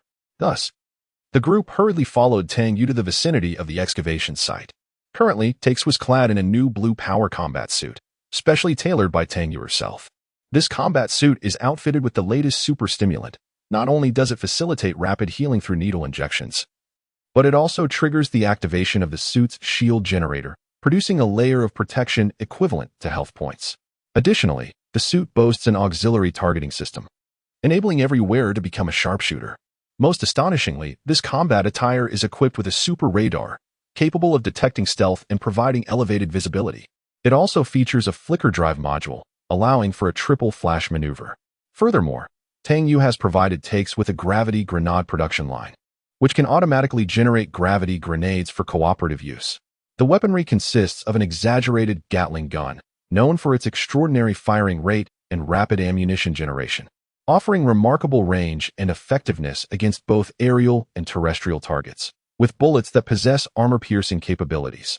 This suit is undeniably superior to the previous version, leaving Takes immensely pleased. Upon arriving at the excavation site, he boldly charged into the bunker alone. "Hey, try this." Tyke threw a gravity grenade, which struck the bunker, unleashing a wave of gravitational force that sent the Marines inside tumbling. Seizing the opportunity, Tyke unleashed a barrage of gunfire into the bunker, and within moments, it was reduced to mere fragments, exposing the soldiers within. "How does it feel to taste bullets?" Clearly exhilarated, Tyke began to taunt. Was it wise to entrust such powerful armor to Tyke? While I have faith in him, I fear he may become uncontrollable. Jim Reno, watching alongside Tang Yu, expressed his concerns as Tyke showcased his prowess. "What's the issue? This is merely a casual creation of mine. The real treasures have yet to be revealed. Here, take this." Tang Yu produced a sniper rifle measuring 1.5 meters from beneath her skirt. Jim Reno, taken aback by the scene before him, felt an urge to speak, but words escaped him. "What is this?" he inquired, puzzled. "This is just a whimsical creation, a Joy sniper rifle. It fires energy rounds at a rate of 5,000 shots per second, with an effective range of 200 kilometers. After charging, it can unleash small fusion energy projectiles. It can also fire penetrating rounds that can pierce through anything in its path, be it enemy or terrain, but it requires a 30-second cooldown." Tang Yu casually downplayed the exaggerated capabilities of the weapon. 5,000 shots per second. That's akin to a machine gun. Jim Reno, a seasoned veteran, keenly sensed the gravity of the situation. He had just witnessed the rifle's true power. Such capability, at 5,000 rounds per second. Was this for real? Of course. That's theoretical. Your bodies are too fragile to withstand such a rate of fire. So one must act within reason. But why not give it a try? Tyke is already flattening their tank positions, Tang Yu suggested, pointing into the distance. While Tang Yu and Jim Reno conversed, Tyke had already pressed forward, capturing the bunker cluster and a squad of armored vehicles. He had dismantled 7 or 8 tanks, leaving only 2 to fend for themselves. As Tyke launched another grenade, the remaining tanks were drawn together, their drivers disoriented by the blast. Tyke then unleashed gunfire, swiftly resolving the situation. "Well, now the tank positions are gone," Tang Yu said resignedly to Jim Reno. "It seems we need only to accept this." Jim Reno, equally resigned, noted that although he had acquired a formidable weapon, his armor was still ordinary, unlike Tyke's new armor, which boasted shields and remarkable durability, crafted from trillion-level compressed Edmund alloy, akin to that of Thailander. Before long, the trio arrived at the excavation site. Along the way, Jim Reno had recruited several rebel troops. Upon reaching the site, they found Tyke sitting amidst the wreckage, smoking a cigarette. "Lord Tang Yu, this is incredible. From now on, Tyke will follow your lead." Clearly, the extraordinary equipment had won Tyke's loyalty. "All right, as long as you perform well, there will be even better equipment in the future." Chapter 90. Evacuating Marsala. The artifact had arrived at the transport harbor, and all that remained was to await the transport aircraft. After recently raiding the excavation site, Jim Reno, Tang Yu, and Tyke sat in a bar enjoying drinks. This time it was celebratory. Indeed, it was that simple. "I charged in and began a massacre, and the spoils were mine." Tyke reveled in his recent exploits. Suddenly, an alarm blared. Warning. A significant number of alien signals detected near the excavation site. Troubling news followed swiftly, and Jim Reno was taken aback. "Damn it, Tyke, how did this become entangled with the alien insects? For years have passed. Why now?" "Fear not. I've faced countless defense battles in my life." Tyke's tone remained buoyant, though it was understandable, Who wouldn't he feel invincible with such powerful gear? But it's not just the bugs. Jim Reno, deprived of the chance to test his new weapons, held little hope for the impending defense battle. It seems this defense battle may be difficult to execute, Tang Yu interjected, delivering surprising news. What? Then what shall we do? Jim Reno, now convinced of Tang Yu's combat prowess, felt a sense of dread. If she deemed the defense battle unfeasible, their situation appeared dire. We won't fight a defensive battle. We'll launch an annihilation campaign. Tang Yu's unconventional thought process emerged. With advanced technology, why engage in a defensive battle when they could simply obliterate the enemy? Well, as expected of Lord Tang Yu. While we ponder how to save ourselves, she is already plotting how to ravage the enemy, Tyke lauded, clearly eager for new toys. Haha. I understand. You desire new toys. Worry not. I have everything prepared, Tang Yu replied, leading Jim Reno and Tyke to the side of the hovering craft. The wing of the sky. Then, from the cramped cockpit, Tang Yu retrieved 3 battle mechs that appeared too large to fit. Behold, these are my newly constructed toys, which I've named the basic battle mech Zaku. They are equipped with resilient plasma shields, a shield reset system similar to Tylander's shield refreshing skill, and a comprehensive attack interception system, the Dragon Knight, floating artillery. After aligning the 3 Zakus, she provided a brief overview. Wow, this is marvelous. I can hardly wait, Tyke exclaimed, clearly unable to contain his excitement. What do you think, Jimmy? Let us each take one and incinerate those bugs, Tang Yu declared, jumping into one of the cockpits. As the battle mech powered up, she charged towards the excavation site. What are you waiting for, Jimmy? I want to wait for you. With that, Tyke also climbed into a Zaku and sped towards the excavation site. Jim Reno, observing the formidable mech before him, noted its robust legs and, based on Tang Yu and Tyke's earlier piloting, its exceptional mobility. The cockpit, exposed to the elements, reminded him of an old, defunct prism beam vehicle. The sides were laden with an array of weaponry, featuring a total of 16 missile bays and a 12-barreled cannon on the shoulders. Additionally, there were devices resembling flamethrowers at both ends, a sight utterly outrageous. While Jim Reno was lost in thought, Tang Yu had already reached the periphery of the excavation site. Roar! Feel the might of my new toy. Missile launch. Tang Yu pressed a multitude of buttons, triggering the missile bays to open. In a seemingly impossible manner, they unleashed a relentless barrage of missiles without a moment's pause. In mere seconds, the sky was filled with a torrential downpour of missiles. Before the entrance of the nest, a relentless bombardment ensued. The troops that had just assembled, poised to launch an assault on the transport port, were utterly consumed in an instant, evaporating without a trace, leaving no ashes behind, an impressive spectacle that spared the cost of scattering remains. At this moment, Tyches hurriedly arrived. Well, whatever, take this, Tyches exclaimed, uncertain of which button he pressed. Among the 3 Zaku units crafted by Tang Yu, apart from a single button adorned with a start symbol located at the top center, only the immense button featuring a skull had any markings. The rest were indistinguishable in color and size. Upon pressing one of the buttons, a cannon mounted on his left shoulder discharged a projectile, directly striking a freshly hatched thunderbeast. The beast's head exploded upon impact, leaving only its lower half intact, as it barely had time to take a breath. This is truly impressive, Tyches couldn't help but marvel. Just then, Jim Raynor rushed in. Tang Yu, how does one control this? All the buttons look identical. Jim, still possessing his rationality, posed the essential question. Control? It's all in the mind. Just think about it. For attacks, simply press the button. The faster you press, the greater the firepower. Quite simple, isn't it? Tang Yu proudly articulated this bewildering method of operation. Is it really that easy? Jim retorted in disbelief. Jimmy, why complicate things? A man should do what a man must. Let me try the skull button. As Tyches pressed the skull button, 2 hatches on the back of the Zaku opened, releasing a total of 24 floating cannons, which began wreaking havoc among the swarm, guided by Tyches' thoughts. Exactly. Unleash a massacre, Tang Yu declared, also pressing the skull button, resulting in a deluge of floating cannons. It appeared that the number of cannons deployed was linked to the operator's mental strength. After a relentless barrage, the entire excavation site had been thoroughly ravaged. During this chaos, Tang Yu discovered a Minotaur Marine's makeshift survival toilet. This is Matt Horner, and they are still living, she mused, realizing it was all resolved. I'll go down to fetch you. Chapter 91. Tal'Darim. After departing from Marcera, Tang Yu and Tyches temporarily resided aboard the Hyperion. Naturally, Matt Horner regarded Tyches as a dangerous individual, harboring considerable wariness towards him. However, with Tang Yu's assurance and Jim Raynor's camaraderie, Matt reluctantly permitted Tyches to move about the Hyperion. Upon entering the Hyperion, Tang Yu eagerly headed to her most cherished laboratory, which should be referred to as the Armory. Following the battle against Char, Jim Raynor had specifically prepared a separate laboratory for Tang Yu between the Armory and the laboratory, although it had remained vacant. Crew members familiar with it had no objections, especially those who had studied the prism beam vehicle, such as Swan and Stepman, who were utterly astonished and eagerly anticipated Tang Yu's occupancy. As soon as Tang Yu entered the exclusive laboratory, she was promptly visited by Swan. "Welcome, Miss Tang Yu.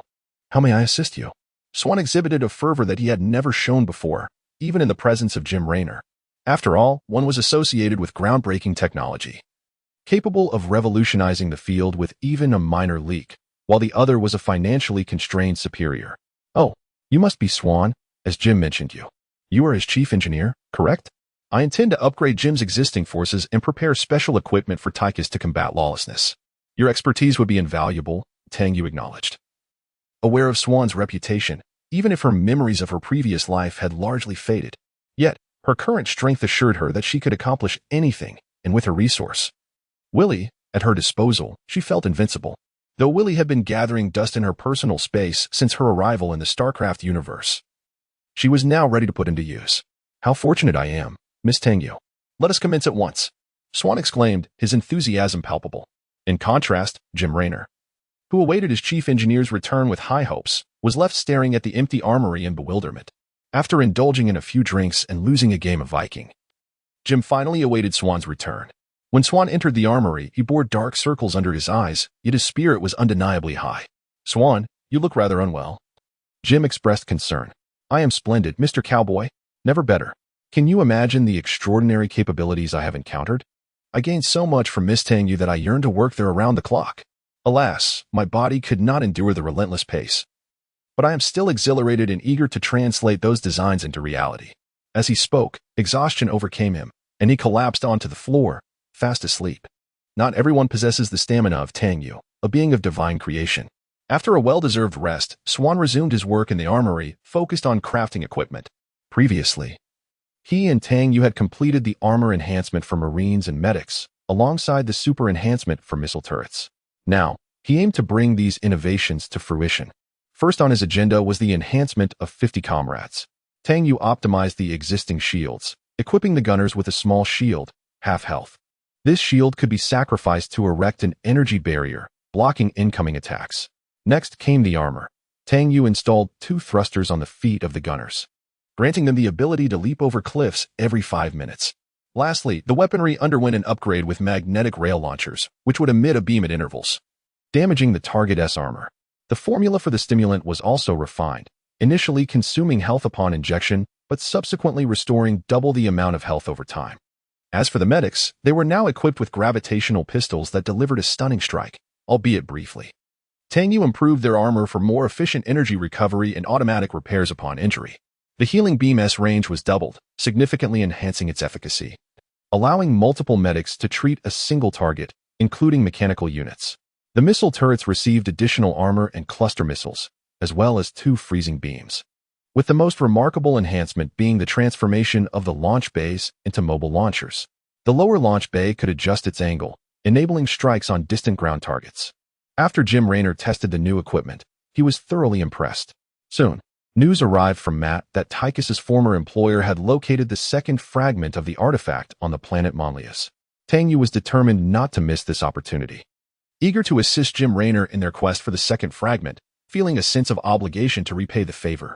Thus, the Hyperion set course for Monlius to secure the second fragment. Upon arrival, the results of the officer's scans revealed the presence of Protoss activity. It seemed this mission would be far from simple, and Jim, having some connections with the Protoss, found himself in a predicament. "Wait, aren't those Tal'Darim?" Tang Yu interjected. "Tal'Darim?" Well, Jim, who has only a slight acquaintance with them, was unaware. "I acquired information from the memories of NYSL. The Tal'Darim severed their ties with Protoss society during the Great War, much like the Nerazim. However, according to my calculations from the primordial trials, the Tal'Darim are a group of zealots," Tang Yu elucidated. "That is acceptable. We just need to." Jim was interrupted by the officer's warning. Warning. Multiple Zerg signals detected. What? We cannot engage on two fronts, Jim. Tychus voiced his strategic concerns. Jim assessed the geographical layout and devised a plan. If fortune favors us, we can land beneath the battle lines of the Zerg and Protoss. While they are engaged, we can carve a path through their chaos. No, proceed at your own pace. I will deploy hybrids to hold the front line, Tang Yu declared. Chapter 92. I want to be promoted. With everything arranged, Tang Yu and her companions disembarked. Jim Raynor and Tychus landed at the predetermined location, and with Tang Yu's previously created portable command center, establishing a forward base was a breeze. Soon enough, Jim's base began to take shape. As for Tang Yu, she was at the convergence of the upper and lower routes. Having recently returned the primordial trials to the Coprolus sector, with its forces encompassing Monlias, ready to mobilize at any moment. At that moment, Tang Yu had established a small camp on the high ground, complete with lounge chairs, snacks, and refreshments, to enhance her viewing experience. She used cliff bombs to demolish the entrance. Onward, my hybrids. Let us engage in physical persuasion. Tang Yu's enthusiasm remained unabated. With the hybrids joining the fray, the battle between the Zerg and Tal'Darim was thrown into disarray. The Zerg were straightforward. They charged recklessly into battle. However, the Tal'Darim were a different matter altogether. What were hybrids? They were the apostles of Amon, the pinnacle of the chain of ascension, a being that many aspired to become. Suddenly, a plethora of diverse hybrids emerged before them. Teradlin's initial reaction was one of bewilderment, swiftly followed by euphoric realization that the great deity had dispatched his messenger. Victory was assured. It was as if they had been invigorated with the essence of life. In the stands, Tang Yu couldn't contain his joy and inadvertently sprayed his drink. The battlefield, once dominated by Teradlin's retreat against the alien insects, had transformed. The hybrids stood resolutely, while the alien creatures charged forth, only to be vanquished by the hybrids. Teradlin, fueled by newfound fervor, launched a desperate charge, managing to gain a slight advantage before being driven back by the relentless tide of insects. Retreating to the safety of the hybrid front lines, the advancing alien creatures were once again obliterated. As for why the hybrids refrained from attacking Teradlin, it was merely because Tang Yu found their fervent enthusiasm amusing and chose to observe the spectacle for a while. The tug-of-war here is vibrant and lively. While Jim Raynor has amassed a contingent of troops, yet they are on a quest for those Protoss relics, which he believes may pique Tang Yu's interest. Indeed, it would catch her attention, for even if Tang Yu is of no use, Stedman could still unearth some remarkable discoveries. Soon, due to the stagnation of the Zerg forces, Kerrigan remotely dispatched a queen to join the fray. Magna is a newly spawned queen, ever since Kerrigan had allowed the ancient father, the Cerebrate, to perish. The Cerebrates have become extinct. However, with Abathur's assistance, Kerrigan has developed a new breed of queen. Magna, being one of the latest to emerge, has been sent by Kerrigan to seize the artifact fragments of Monlith. Yet, the endeavor has proven exceedingly challenging, as she has been intercepted by Tang Yu's hybrid. Given that the lower-tier creatures like the dog and the spine crawler are incapable of dealing with the hybrid, Kerrigan had no choice but to send Magna into battle. I am Queen Magna, here by the command of the Blade Queen to reclaim the artifact fragments. Depart swiftly if you know what is good for you. As she entered the battlefield, Magna bellowed at Tal'Darim and the hybrid, evidently mistaking them for allies from a previous alliance.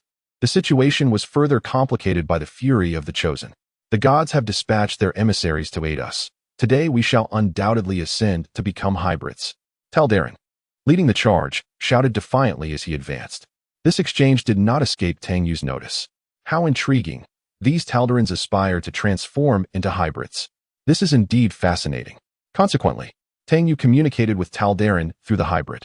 Although her hybrid differed from the original design by Eamon, the tone and timbre remained remarkably similar. Tal'Darim, bravely slay the foes and vanquish more enemies, and you shall all ascend to become hybrids. A deep voice resonated from the large green creature at the forefront. This sudden turn of events was nothing short of extraordinary. Those who had previously harbored even a modicum of doubt regarding the Tal'Darins were now swept away by fervor. I must ascend, they cried, charging forth with unbridled enthusiasm. It was akin to the empowerment bestowed by an Inspirer, Purifier Sentinel, as their combat prowess soared dramatically, plunging into the throngs of insects to unleash their fury. A few strikes exhibited the devastating power of Elven Toxic Explosion. Damn it, press on. We must seize the fragments of the artifact, for the Blade Queen. In response to this fervor, Magna could only rally her spirits by shouting encouragement. leading the alien insect army into yet another clash. This time, Tang Wu withdrew the hybrid, curious to witness just how far these Tatarans could truly go. The situation here has begun to escalate dramatically. The frontline's divine utterance regarding a potential promotion to a hybrid form has reached the rear, prompting the station troops to hastily rush toward the front. Having just completed the collection of sacred artifacts, Jim Raynor and Tychus commenced their advance, only to discover that, apart from the autonomously operating photon turrets, there was not a soul in sight. Thus, Jim Raynor and Tychus arrived at the location of the fragments. Jimmy, it is indeed peculiar. How is it that there are no guards at all? Tychus pondered, his mind swirling with questions. I am equally perplexed. Perhaps there is an issue on Tang Yu's end. We should finish our task quickly and investigate, Jim Raynor replied, equally befuddled. At that moment, the surrounding statues suddenly activated. Be cautious. The frontline battlefield was chaotic. Magna stood in the center, surrounded by the corpses of numerous alien insects, their remains thickly layered upon the ground. Before her stood the leading Protoss, named as Seth, ranked 66 on the Ascension chain. He had previously held little hope for promotion, yet now, emboldened by the battle, he had single-handedly slain 4 Thunder Beasts. Such valor was commendable. Damn Protoss, Magna thought, her body riddled with wounds, her foot membranes tattered. Yet in this moment, she could only seethe in impotent rage. Today, I far surpass my former self. I shall ascend. Though as Seth was also battered, his spirit soared. Splendid. Truly intriguing. Your performance is commendable. I shall grant your wish and transform you into a hybrid. A voice echoed from the mountainside. Chapter 93. The conclusion of Mona Lisa and the redstone mining operation. As Tang Yu's words fell, a beam of light shot forth, striking Aseth. Aseth's anguished cries followed as his form was torn apart by the radiance, the surrounding insect carcasses similarly shredded, merging with Aseth's essence in the air. What is happening? The young matriarch Magna was clearly bewildered by the unfolding events. However, she received no answers, only a powerful psychic shock. Marvelous. I have finally ascended to a hybrid. I have surpassed the high-tier lords. It was indeed Aseth's transformation, completed by the Taldaram. Due to Aseth's commendable attributes and the high-quality materials surrounding him, he successfully transformed into a hybrid dominator, Great Green. Such abundant psychic energy and power. Is this the essence of hybrids? My god is indeed correct, with such power. We shall surely end this all. Aseth exclaimed, reveling in the newfound strength within him. I know not who your god may be, but understand this. Your power is bestowed by me, and is unrelated to any deity you may worship. At that moment, Tang Yu leaped down from the cliff, where a great green caught her midair, gently lowering her to the ground. This sight further solidified Aseth's resolve. No, you must be Eamon, our great god. Newly ascended hybrid Aseth pledges loyalty to you. I shall carve a path through thorns and vanquish all foes. Well, this foolish Taldaram has entirely misjudged the situation. Tang Yu mused. Furthermore, ignorance was infectious, as the trembling matriarch Magna also came to believe Tang Yu was the deity spoken of by the Taldaram. Now, she perceived herself as cornered, facing a multitude of insurmountable hybrids and a god, drowning in despair. Oh, right, I almost forgot you. You must be a new creation of Kerrigan, for there was none like you in the previous insect gene pool. How amusing. Consider yourself a gift from Kerrigan. With that, Tang Yu unleashed a beam of light that struck Magna. Upon witnessing the beam, Magna was gripped by fear, believing her end was nigh. Yet, nothing transpired. Her injuries began to heal. If there was any change, it was simply that her allegiance shifted from Kerrigan to Tang Yu. Truly, Lord Eamon, you effortlessly subdued this insect. Aseth, believing himself to have ascended, promptly began to flatter. I have told you, I am not Eamon. I am Tang Yu. Very well, understood, Lord Tang Yu.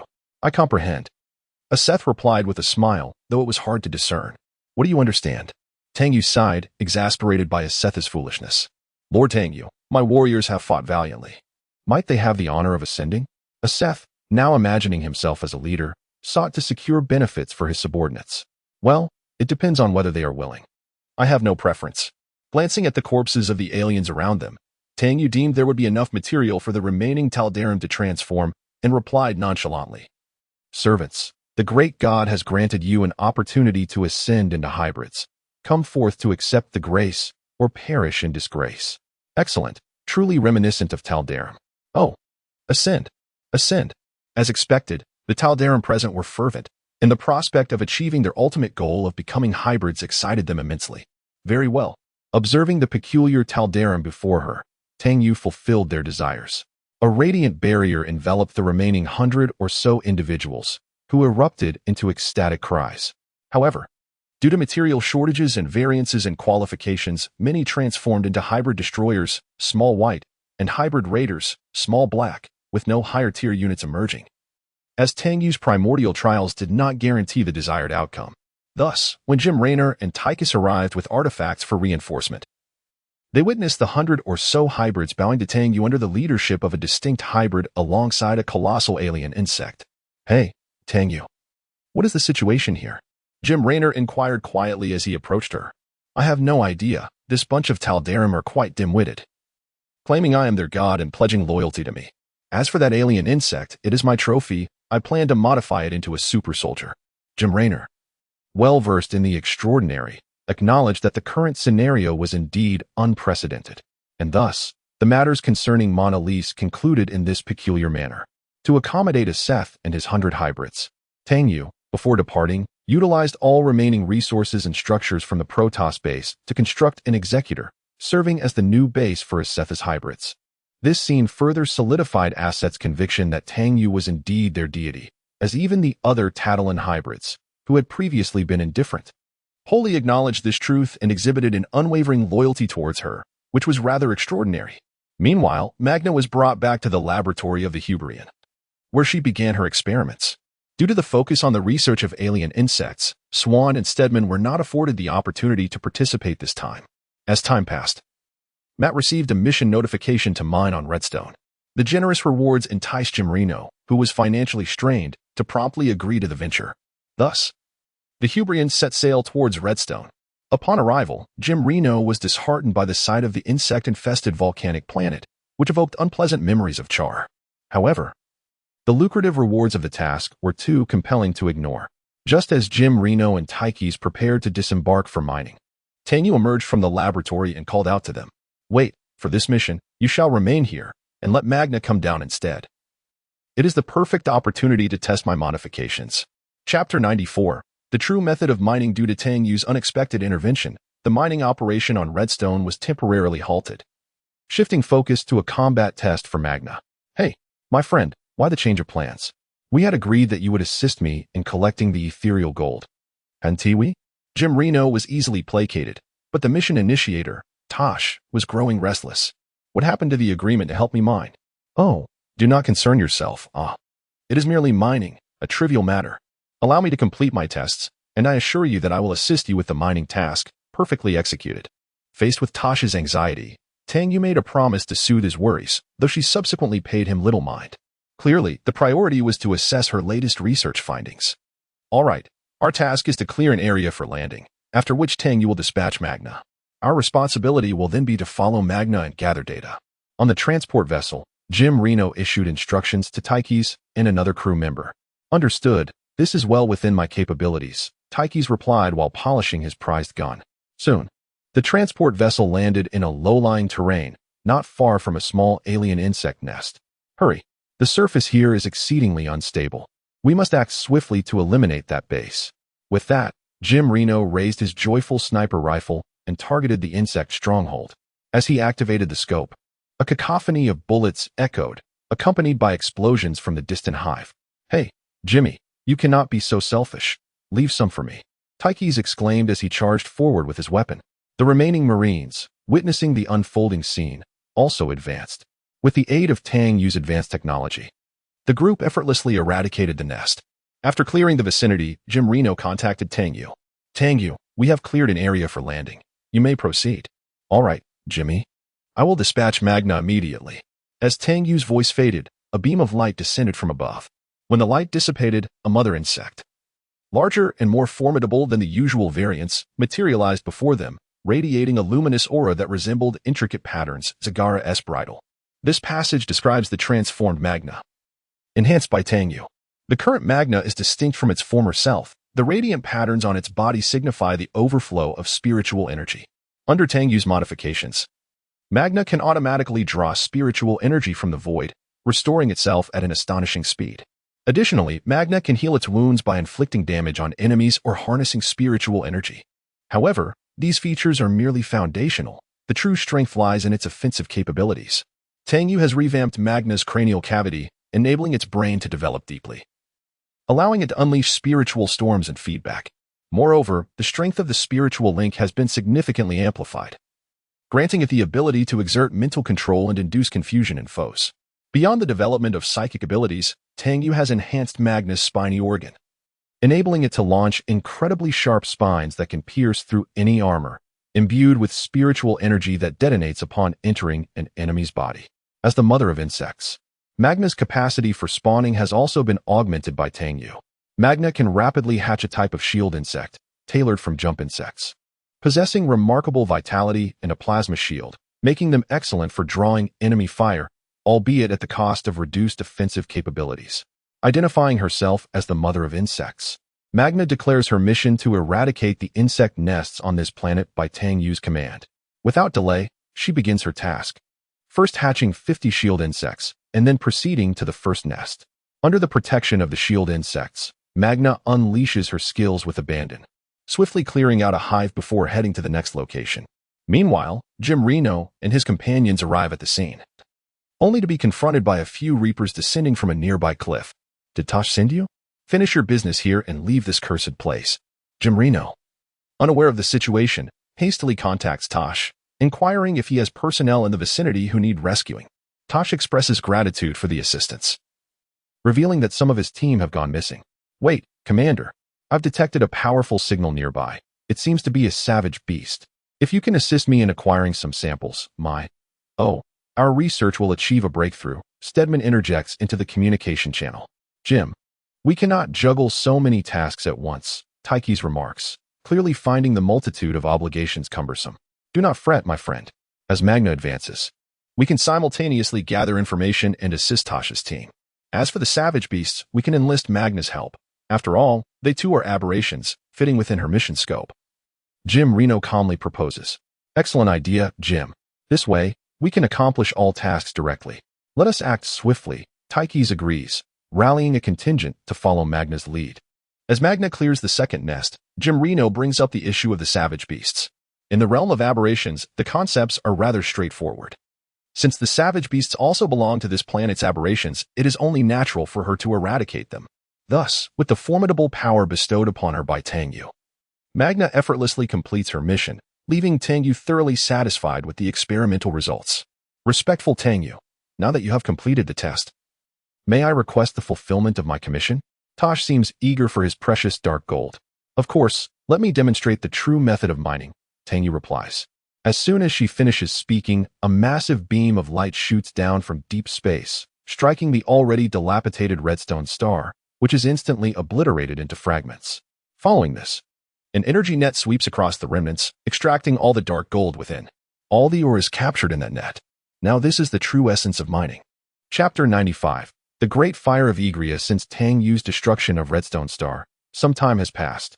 After Tosh acquired an abundance of dark gold, he hurriedly concealed it, resulting in a period of incommunicado for Matt. However, the Rangers always have an endless array of tasks. Just then, Matt receives a distress signal from the remote colony of Egria. Anyone who receives this distress signal, please help us. Our colony is under attack by aberrations. We urgently need assistance. Commander. Matt looks to Jim Reno, who replies, Don't worry about me. I'm just here to fight. Taikis quickly distances himself from the situation, aware that his employer is now Tang Yu, and the Rangers' primary funding comes from her, a mine in a neighboring star system. All right. Let us set out. Those civilians are innocent. We must rescue as many as we can, Jim Reno responds, unable to suppress his compassion. Before long, the Hubrian arrives at Egria. Just as they prepare to disembark, Tang Yu arrives in the nick of time. Wait, why didn't you notify me before taking on another job? Tang Yu appears quite irate. Apologies, but these are lives at stake. Jim Reno defends himself. What does that matter? Whether or not you save lives is your concern. Not informing me about such an interesting endeavor is where you went wrong, Tang Yu retorts, clearly upset that Jim Reno and his team took on the task without including her. Okay, I understand now. Tang Yu is not angry about us taking the commission, but rather about us not inviting her to join in the fun. I apologize. In the future, I will inform you immediately of any opportunities, Jim Reno concedes. That's more like it, Tang Yu responds, her expression softening into a satisfied smile. By the way, I recently upgraded the firebat armor that Swan brought back. The new blueprints have been uploaded to the barracks, with Tangyu leading them. They arrive at the surface of Egria, where they are greeted by the local head, Dr. Hansen. To our surprise, the ones responding to our distress call are Imperial fugitives.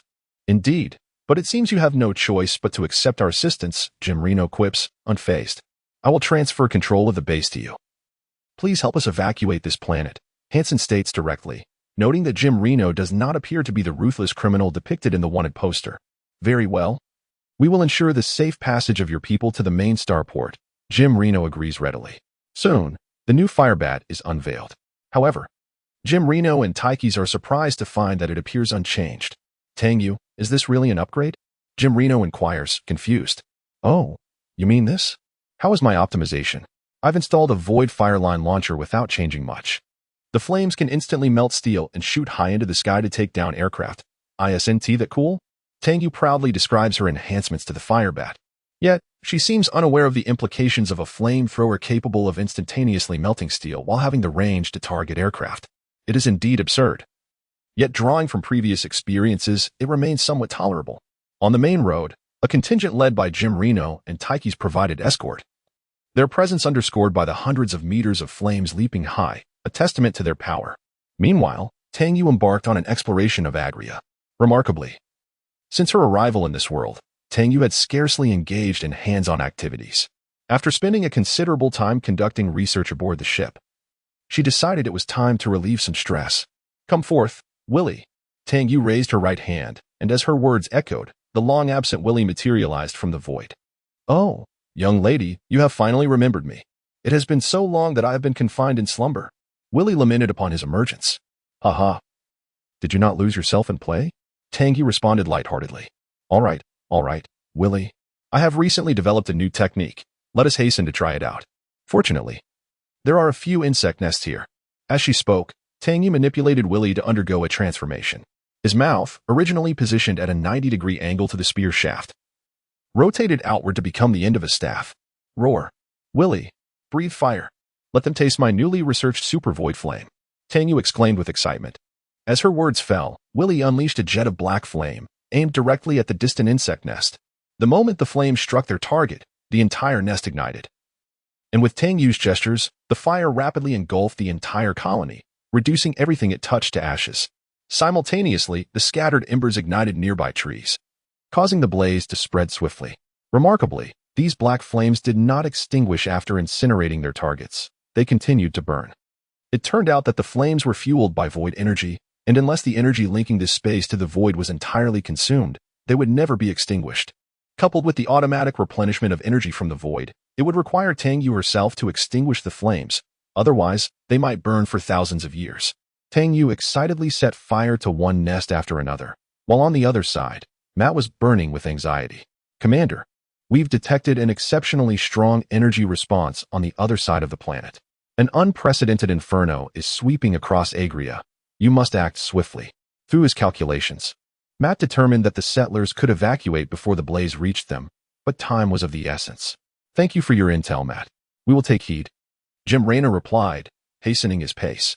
At last, as the black sea of flames became visible on the horizon, the settlers completed their transfer. Seated in the transport craft, Jim Raynor gazed at the incinerating planet and, after a moment's contemplation, deduced the cause. Who else possessed such power but the missing Tangyu? Thus, a once fertile agricultural planet transformed into an eternally burning world, a spectacle in its own right. Chapter 96, Bashir since igniting a massive fire on Agria. Tangyu had temporarily satiated her destructive urges and now found solace in the laboratory. However, there was always work to be done. Having recently acquired a substantial amount of ethereal gold, Tosh seemed to have finally settled his affairs. He soon re-established contact with Jim Raynor.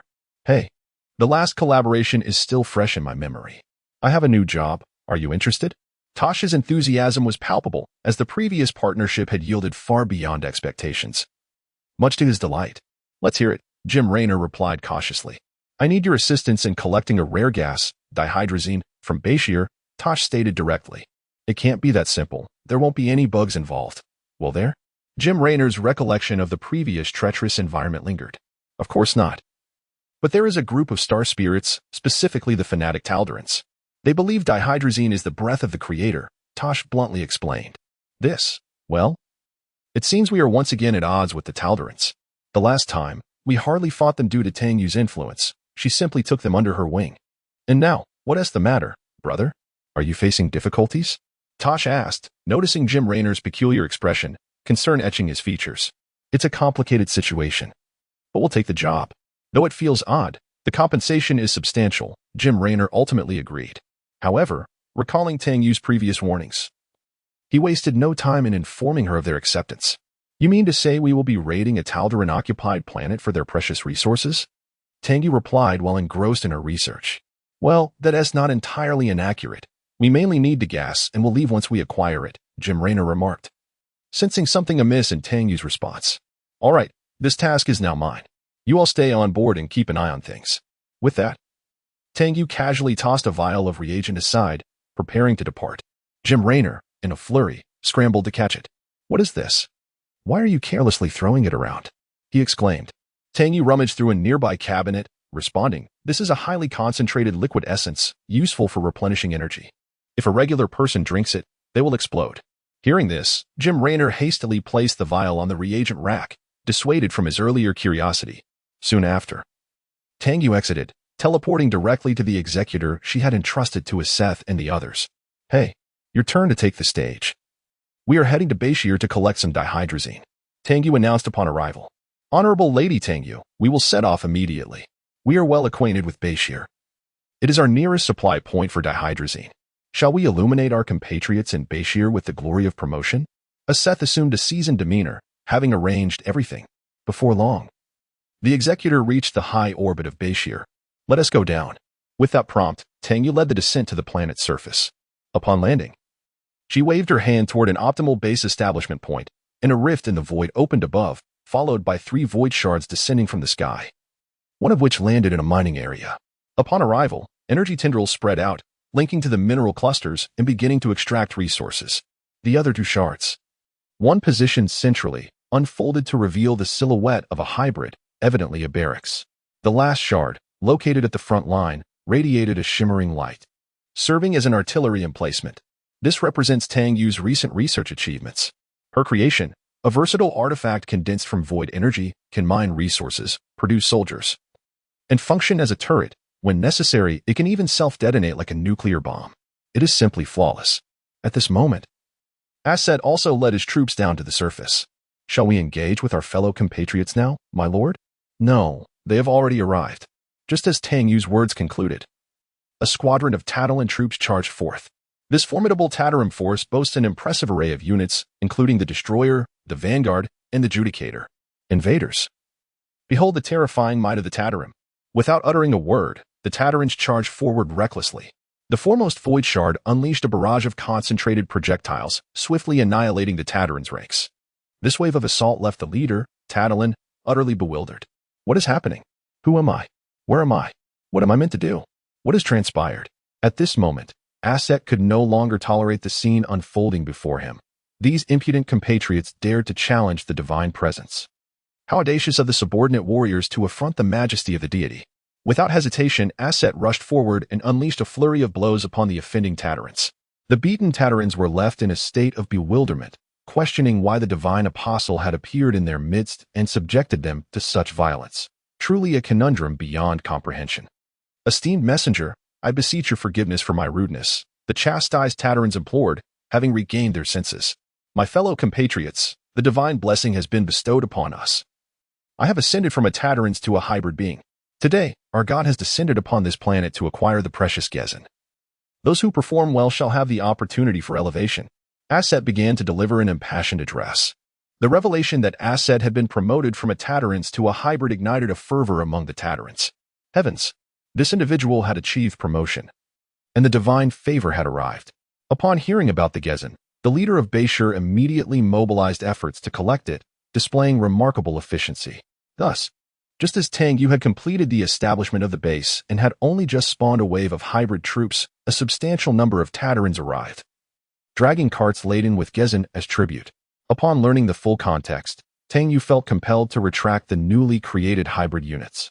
She accepted the Gezin and converted the 3 void shards into barracks mode to transform the Tatarans. In this manner, Asset's forces expanded once more. Tangyu, in a sense, had concluded her experiment with the void shards, leaving everyone pleased. Chapter 97, The Great Eruption. With the completion of the Gezin collection, Tosh, feeling well treated, arrived aboard the Hubrian. Naturally, Nova continued to send messages of discord. However, it was evident that, compared to Monsky, Jim Reno placed greater trust in Tosh. This matter passed without incident, though Tosh felt somewhat unsettled. Of course, these concerns paled in comparison to the new troubles presented by Dr. Hansen's people. A novel type of aberrant insect virus had erupted in their refugee camp, Mainhof, and was spreading across the entire planet. Jim, I implore you to assist us. This virus is now sweeping through the New World, Dr. Hansen pleaded, his voice tinged with desperation. Commander, according to the available data, this new virus is exceedingly potent. It can even infect structures. With our current technological capabilities, we are utterly helpless against it, Stedman reported in a timely manner. Is there truly no alternative, Jim? Doctor. Hansen pressed urgently. At this point, our only course of action is to incinerate all infected materials to halt the spread, or perhaps inquire if Tangyu has a solution. Jim Reno's tone conveyed his helplessness, for he was merely a soldier, unversed in the complexities of genetics. Tangyu? The little girl who spends all day in the lab tinkering with bizarre concoctions? Dr. Hansen, having recently boarded the ship, clearly lacked familiarity with Tangyu. Do not let her hear you call her that. She detests being referred to as little. Besides, she is a creator deity. Her exact age is unknown. And she might as well be your great-great-great-grandmother, Jim Reno cautioned Dr. Hansen. What? A creator deity? If this is true, then perhaps my people truly have a chance at salvation. Dr. Hansen seemed to grasp at the last straw of hope. Thus, Jim Reno approached Tangyu with the latest news. What? An aberrant insect virus infection. Why was such an intriguing matter not disclosed sooner? Please wait a moment. With that, Tangyu returned to the laboratory, rummaging through various items. After a brief interval, she emerged holding a shell. Here, take this. Fire this shell towards the epicenter of the outbreak. It will encapsulate healthy individuals, expelling them from the infected zone, while the infected will be enclosed within a quarantine barrier. This will serve as a temporary measure. I must now create something fascinating. With that, Tangyu prepared to return to her laboratory, but Dr. Hansen called out to her. Excuse me, Lady Tangyu, is there a means to resolve this virus? I mean, is there a solution that does not involve incineration? Only magic can defeat magic. Only a virus can vanquish a virus. Why eliminate such an intriguing phenomenon? Let me study it thoroughly, she stated, turning her back to him as she re-entered the laboratory. Though her words seemed obscure, Dr. Hansen discerned their implication. There was no solution, or rather, Tangyu had a solution but simply chose not to act. Soon, the special shell was fired towards Mainhof. A barrier enveloped all infected areas, and survivors were ejected from the confines of the quarantine, saved from doom. Moments later, Tangyu emerged from the laboratory, exclaiming, completed. The super zombie virus serum. It can significantly enhance the combat capabilities of aberrant combatants. Though it falls short of my expectations, it will suffice. With that, Tangyu ventured into the barrier alone, declaring, for Umbrella. She smashed the serum onto the ground, and as the smoke billowed, the infected city resonated with anguished howls. Before long, tremors were felt as a tide of zombies surged from the horizon. Ah, yes, this is it. I have longed to experience the thrill of being pursued by a horde. Tangyu cheered, spreading her arms wide and sprinting ahead of the oncoming wave, maintaining a precise distance of 50 meters between herself and the horde. Willie, come forth. Oh, young lady, I wonder what occasion has summoned me this time. Old Willie is nearly suffocating. Willie, activate photo mode. Capture some artistically inspired shots for me. Tangyu maintained her poised sprint, the horde rapidly multiplying behind her. And in this brief span, their numbers swelled manifold, interspersed with several aberrant creatures. Meanwhile, Jim Reno and others in the high orbit observed the unfolding spectacle. Jim, having some understanding, felt overwhelmed. In contrast, the seasoned Dr. Hansen was alarmed. What is that? Mutated creatures. We must initiate rescue. Calm down, Doctor. There is no need for concern. Did you not notice the entities trailing her? The previously sluggish infected have inexplicably evolved, and now we have mutated creatures appearing. You expect me to remain calm? You are utterly unreasonable.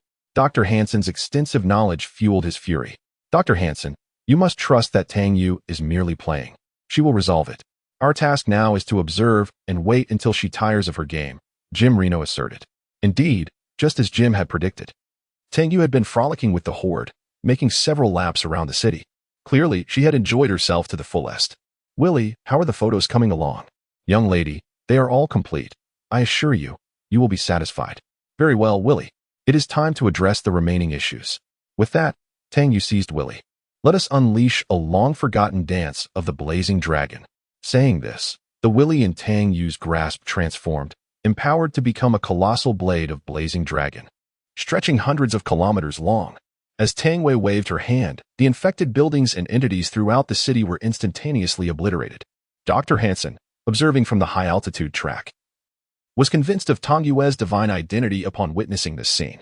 Once the dust had settled, the barrier began to shrink dramatically, ultimately transforming into a sphere that Tang Wei embraced. Thus, the epidemic in Mainhof was conclusively terminated. Chapter 98 Jim, are there any new tasks? Tang Yue exclaimed, rushing through the bridge's grand doors early that morning, eager for new assignments. My lord, we have yet to receive any new commissions, Matt promptly informed her. As Tang Yue's mood shifted from sunny to overcast, Taikis entered from outside. Ah, everyone's here. That's splendid. The Mobius crew has sent coordinates for new artifact fragments, Taikis announced, revealing the eagerly awaited news. Awesome. I'll prepare right away. With that, Tang Yue dashed out of the bridge in a flurry. What just happened? Taikis inquired, bewildered, looking at Jim. Thanks to you, Taikis. Had it not been for your news, Tang Yue might have dismantled my ship. Jim explained the recent events to Taikis. Well, let us hurry and set off. Taikis wiped the sweat from his brow. Thus, the Hubrian arrived at the planet coordinates sent by the Mobius Foundation, the planet Zil. Be cautious, brothers. We still don't know who has cleared this area, Jim remarked as he, Taikis, and Tang Yue led their forces to the surface. Speaking of elite forces, one must mention the outlaws Tang Yue had initially intended to arm for Taikis. During this time, Taikis successfully recruited several members of the outlaw faction.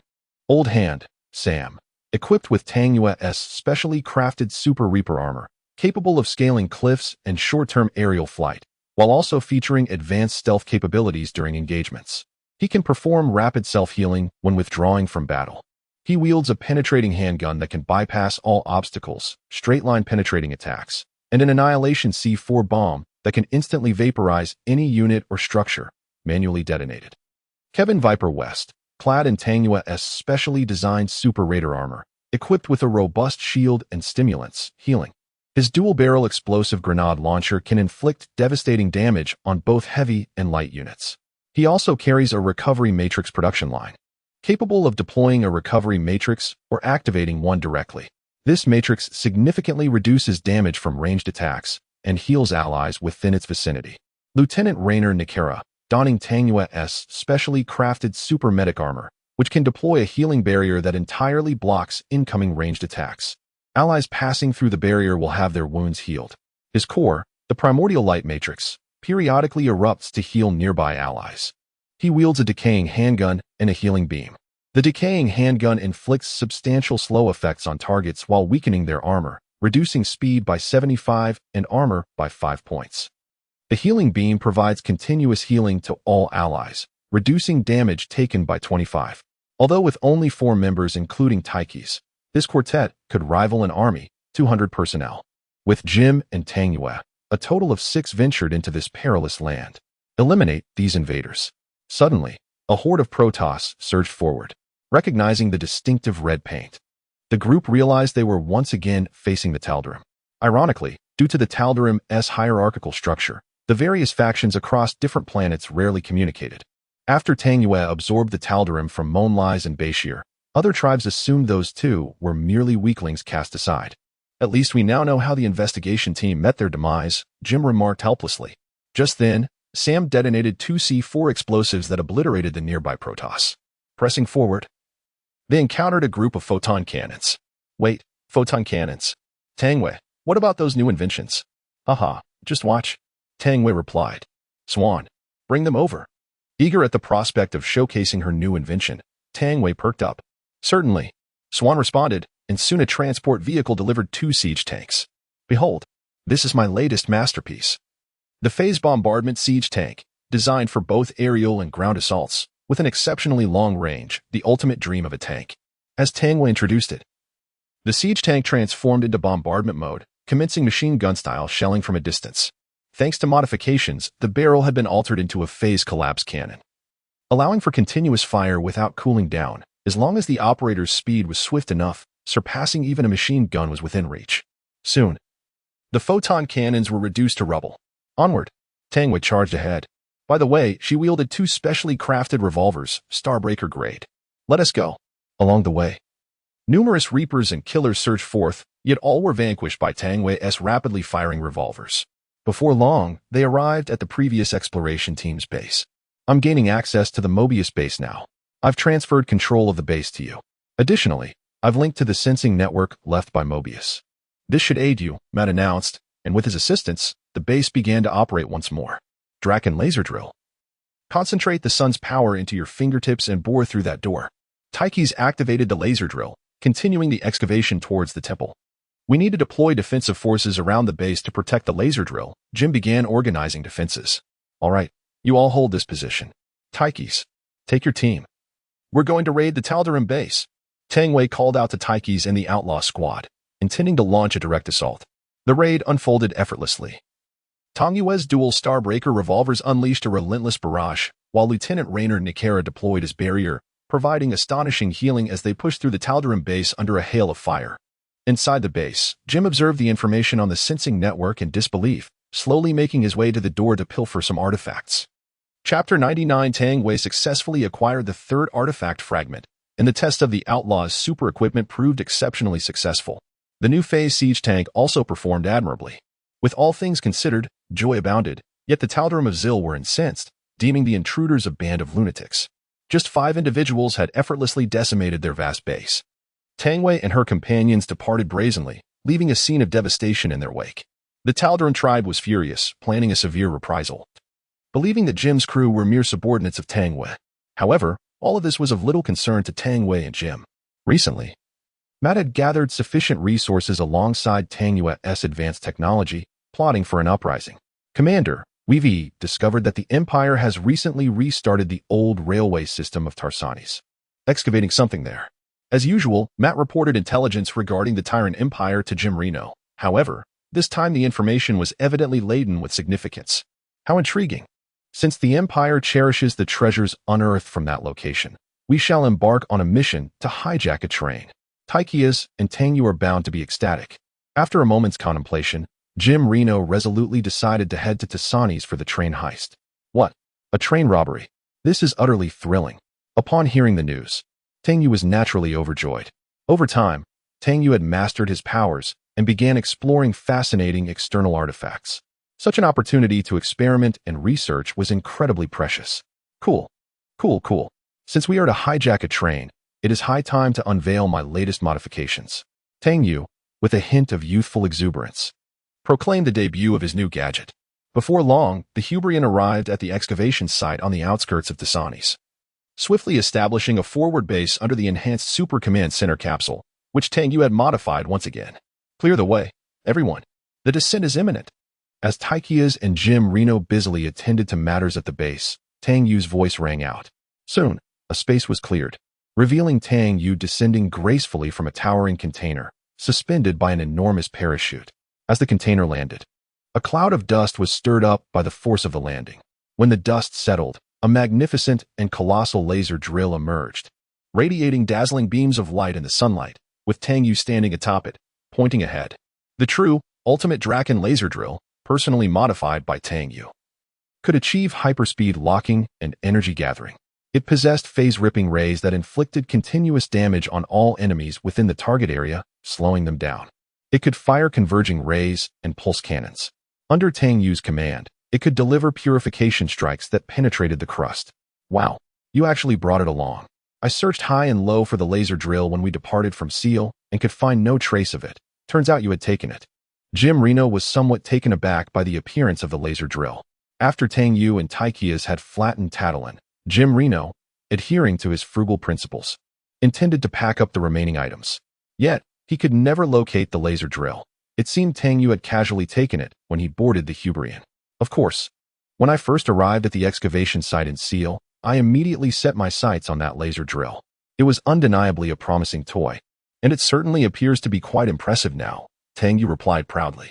Now that everything is in place, let us commence. Tycheus could hardly contain his excitement. Commander, I have detected numerous inactive Federal war vehicles near the base. Matt reported new intelligence at that moment. Hey, cowboy, those are Vipers. I thought they had never developed prototype vehicles.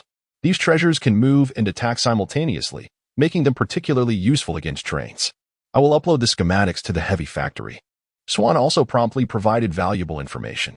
All right, I will be sure to gather the nearby Vipers. Jim Reno readily agreed, seizing the opportunity for such readily available firepower.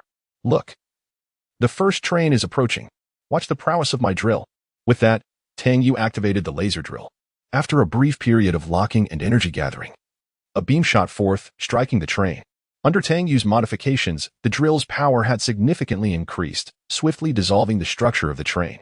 The first train was rendered completely inoperable. Meanwhile, Jim Reno took this opportunity to gather the remaining Viper war vehicles.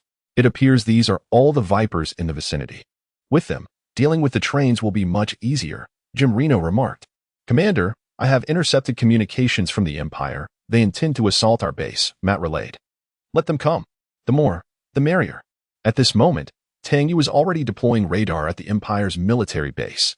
As soon as Tang Yu finished speaking, he commanded the laser drill to commence its relentless drilling into the Empire's base. Following the trajectory of the drill, the Empire's military installation was ruthlessly obliterated.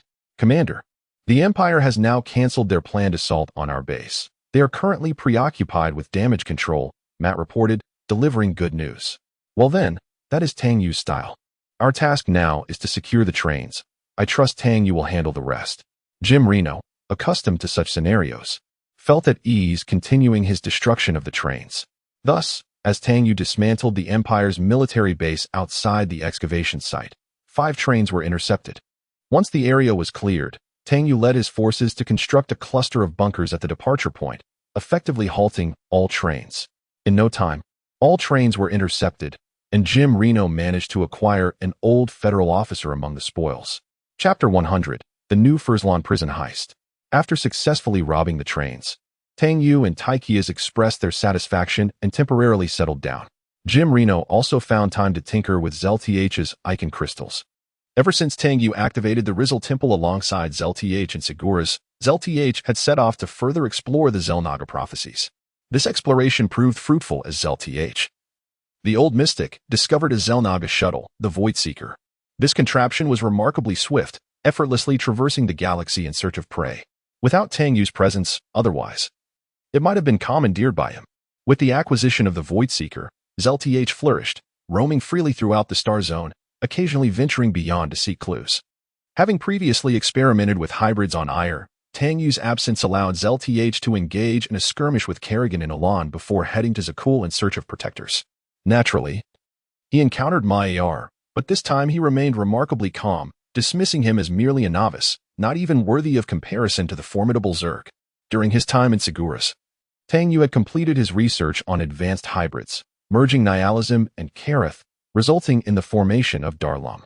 The Protoss of Darlam were well aware of the hybrid's capabilities. While they might not pursue the construction of hybrids due to their values, they still developed a hybrid disassembly device with Tang Yu's assistance. A single shot could disassemble a hybrid back into a mass of Protoss and Zerg biomass. Unfortunately, the method of creating the hybrid disassembly device remained with Tang Yu. Although Darlam acquired numerous devices from him, they were all installed on the Golden Fleet. As one who enjoyed adventures, ZLTH naturally received a unit as well, which was now mounted on the Void Seeker. Upon encountering Maiar, he unleashed a devastating strike, resulting in Maiar's immediate demise. Subsequently, Zeratul proceeded to the remains of the Overmind. While the swift resolution of Maiar was commendable, the emergence of a hybrid entity, not under Tang Yu's control, indicated the gravity of the situation. Ultimately, Zeratul regained the original prophecies of the Overmind. However, having spent considerable time with Tang Yu, his broadened perspective allowed him to discern that the shadow of Tassadar was, in fact, a true projection of a Zerg. Through the Ahan crystal, Raynor was informed of the developments, leaving Jim Raynor feeling quite perplexed.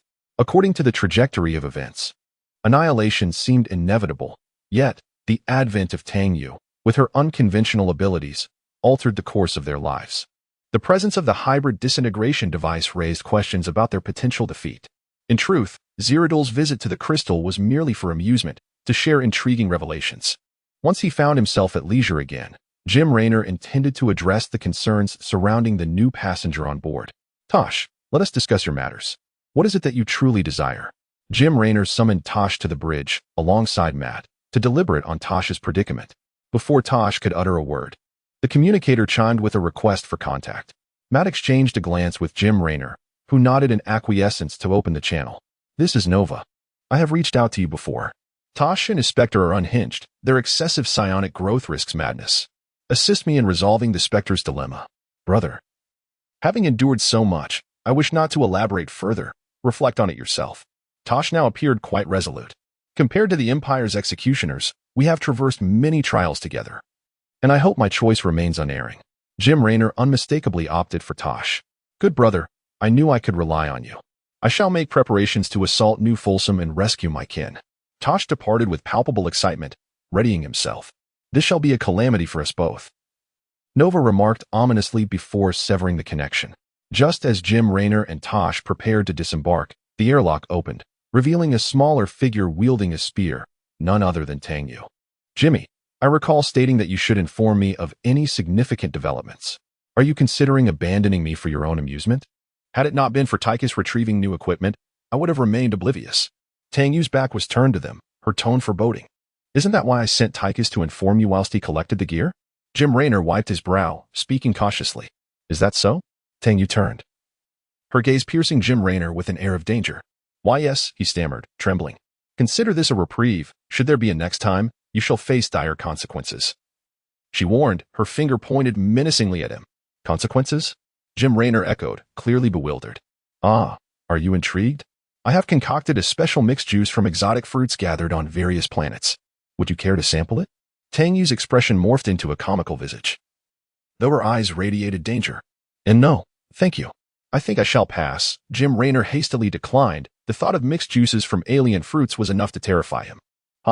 Since there are no objections, let us hasten to rescue my brethren. Tosh urged. This time I shall unveil merely a fragment of my true power. Willie. Let us proceed, Tang Yu declared, leading the charge. Willie floated closely behind her, ready to follow. They soon arrived at the surface of New Folsom, a planet entirely transformed into a prison. The majority of its structure comprised artificial edifices with numerous spaceports scattered throughout the cosmos. This time, with Tosh's assistance, the Huberians successfully penetrated the security system that had invaded New Folsom, incapacitating the outer defenses and achieving a successful infiltration of the surface. Upon reaching the ground, Tang Yu held Willie in her hand, eager to showcase Willie's new form, the dazzling pattern launcher. Chapter 101. The rebirth of New Folsom. Tang Yu's landing could be described as an unyielding descent, crashing onto the surface of New Folsom amidst a blaze of fire, the resounding noise attracting all nearby guards. Intruders. Open fire, commanded the security squad leader. Amused, Tang Yu thought. Today seems to be a day to vent some frustration. Let us take it out on you. Unfazed by the rushing guards, she raised Willie with confidence. Pattern launch, Tang Yu proclaimed emphatically. As her words echoed, the front end of Willie began to unleash a barrage of enhanced patterns, ordinary patterns slightly strengthened and embedded with minor enchantments, directed at the advancing guards. Tat-tat, tat-tat-tat. As Tang Yu marched forward, every guard she encountered, be they Marines or Marauders, was either frozen, incinerated, corroded, or shattered by the overwhelming firepower of the dazzling patterns. With her relentless advance, the guards of New Folsom felt an overwhelming dread of an irresistible force. Soon, the defensive line was breached. The situation shifted from Tang Yu's slow progression against the guards' desperate resistance to her steady advance while the guards fled in utter panic. Meanwhile, what were Jim Raynor and Tosh up to? At that moment, Jim Raynor sat in the newly established forward position alongside Tosh and Tychus. So, we're leaving that young girl to handle the guards alone? Tosh expressed his doubts, having missed Tang Yu's formidable displays each time. Do not worry, my friend. Lady Tang Yu is a bona fide deity, a being capable of rending planets asunder. She can certainly handle this, Tychus affirmed, eager to praise his new superior. Indeed. We have all witnessed Tang Yu's immense power. We can rest assured that she will manage the situation here, Jim Raynor concurred. Moreover, I sensed her mood was rather dark upon disembarking, Your concern should be whether the guards can withstand your onslaught. As Jim Reno took a swig from his flask, he continued, but enough of that. Do you have any special members in your Phantom Squad? I intend to recruit one for the Outlaws. Any recommendations? Tyke's had his sights set on Tosh's Phantom unit. My brother, Nax, is currently imprisoned. He possesses formidable spiritual energy, Tosh recommended after some contemplation. Having some understanding of the Outlaws, he admired their specialized equipment, which seemed almost unfairly advantageous. Then it's settled.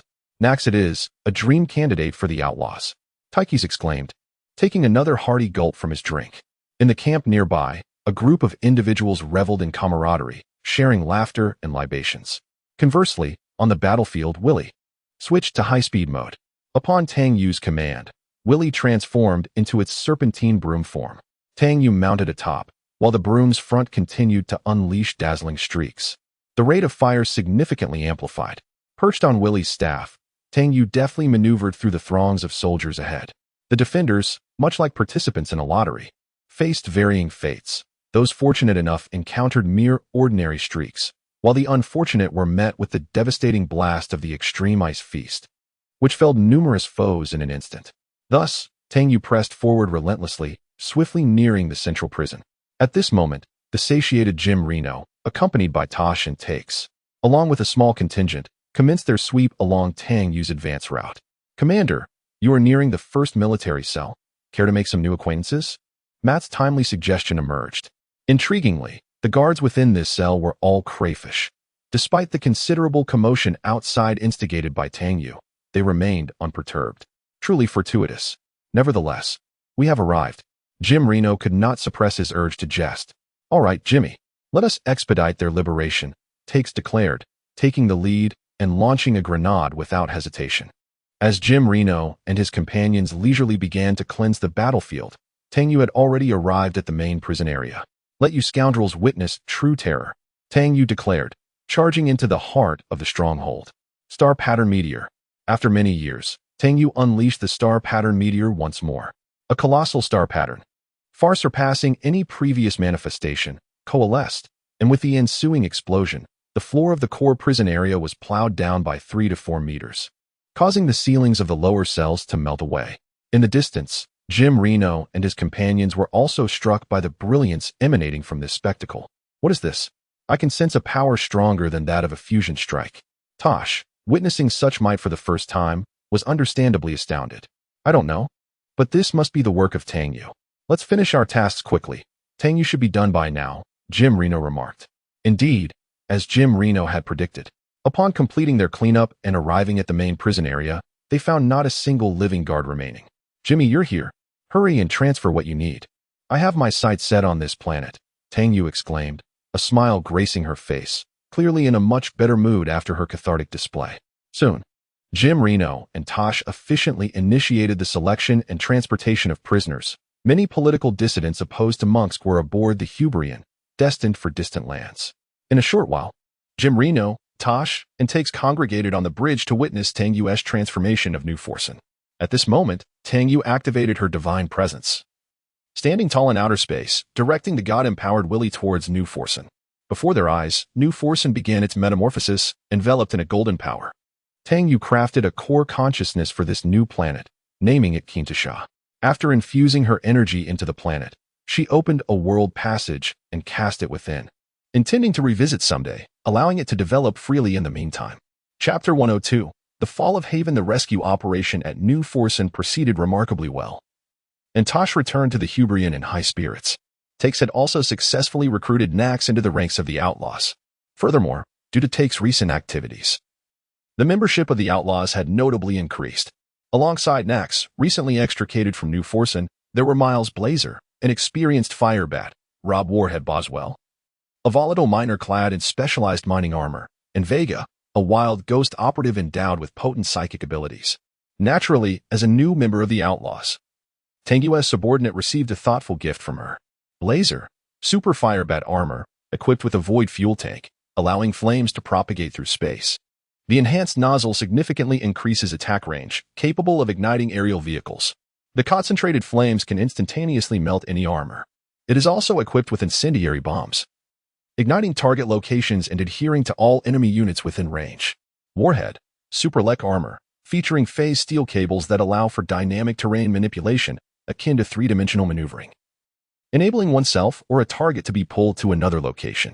It carries a resurrection protocol that, when the armor's integrity drops to 0, triggers an explosive revival, restoring all armor and inflicting substantial damage on nearby foes. The scattershot can inflict considerable damage on clustered enemies and can switch to a drill mode, tearing through heavy fortifications in an instant. Vega, donning a Super Ghost combat suit, equipped with long-range goggles for orbital vision. It features a body control device that, with the aid of psychic energy, can instantaneously control multiple enemy units. The phase trapping device can drag airborne units to the ground. The specialized sniper rifle possesses conventional sniping capabilities, sniping skills converted to standard attacks, usable against any target, including structures. It also has the ability to link to the Outlaw's satellite for precision strikes, amongst many nukes. Nex, wearing a Super Phantom combat suit, equipped with scanning goggles, sensing tower.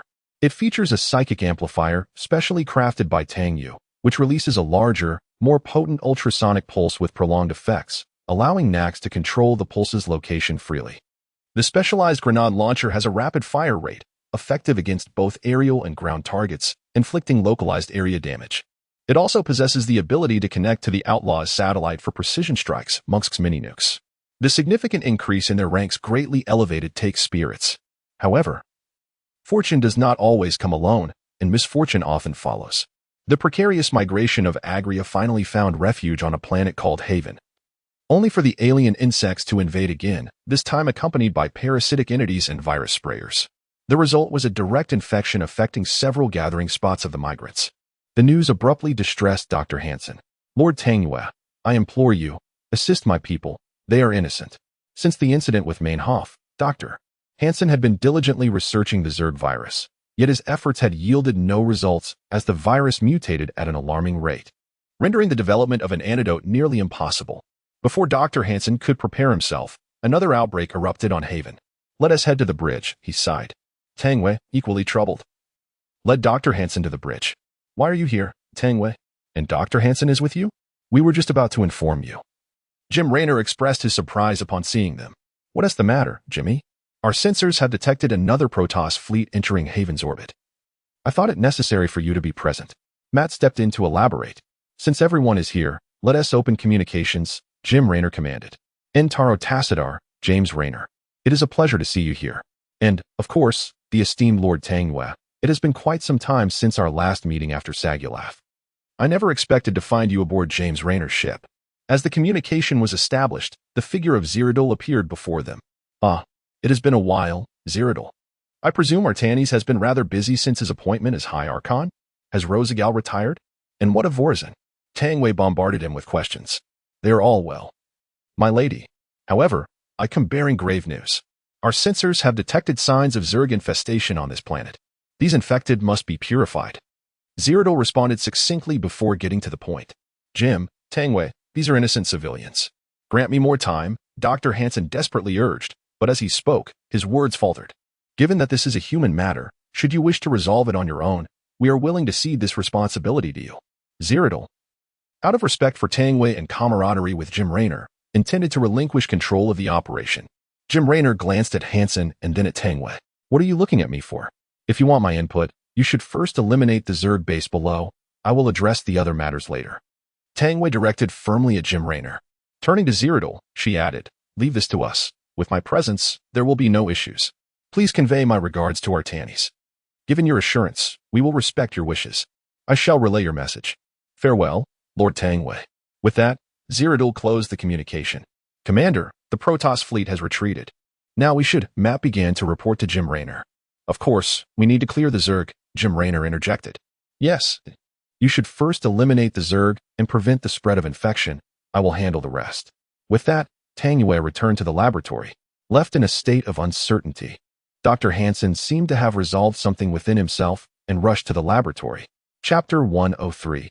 Poison against poison. After receiving their tasks, Jim Raynor, accompanied by Tychus and the crew, headed to the surface of Haven to eradicate the Zerg base and seal off the infected areas to prevent further spread.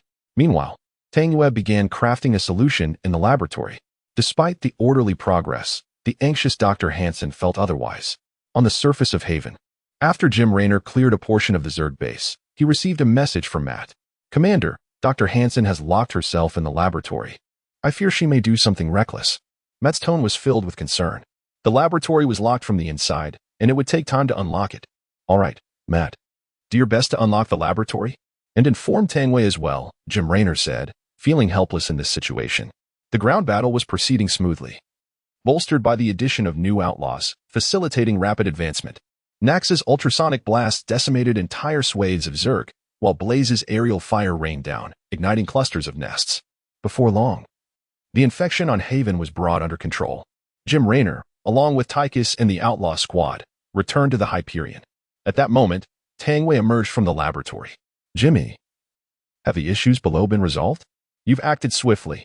Indeed, with the assistance of the outlaws, everything proceeded smoothly, Jim Raynor replied, genuinely pleased with their performance. Of course. You can fully trust old Tychus and his gang, Tychus added with pride. What a Dr. Hansen. I thought I had dealt with it. She locked herself in the laboratory. Matt has just completed unlocking it, and we were about to check on her. Jim Raynor explained, then paused, realizing he had already instructed Matt to inform her. Oh, did he? I was so engrossed I must have missed it. Let us hurry and see. Tangway chuckled lightly and led Jim Raynor and the others to the laboratory. Upon opening the door, they found Dr. Hansen collapsed on the floor, convulsing, with dark, viscous fluid seeping from her mouth. I must develop the antidote. I must save my people, the trembling Dr. Hansen murmured incessantly. It seemed she intended to test the poison on herself to research the antidote. But it had evidently gone awry, and she was on the verge of becoming a corrupted combatant. Tangway instantly grasped the situation. What? Although Jim Raynor's words trailed off, everyone understood the gravity of the circumstance. Faced with this dire situation, there was no choice but to resort to Plan B, pulling a red syringe from her pocket. Tangway approached Dr. Hansen, aiming for her neck, and injected the red liquid into her system. What is that? Tychus, ever curious, inquired.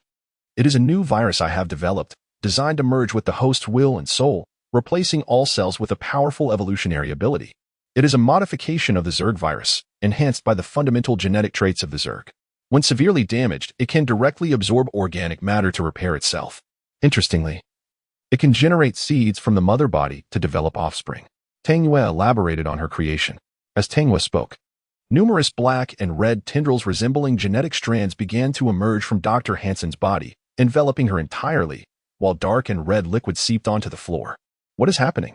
The sight was profoundly shocking for Jim Raynor, who was not well versed in scientific matters. Oh, it's nothing. She is merely expelling impurities. Tangway spoke in a neutral tone. I suppose I should have anticipated that Dr. Hansen on the ground would be gradually awakening by now.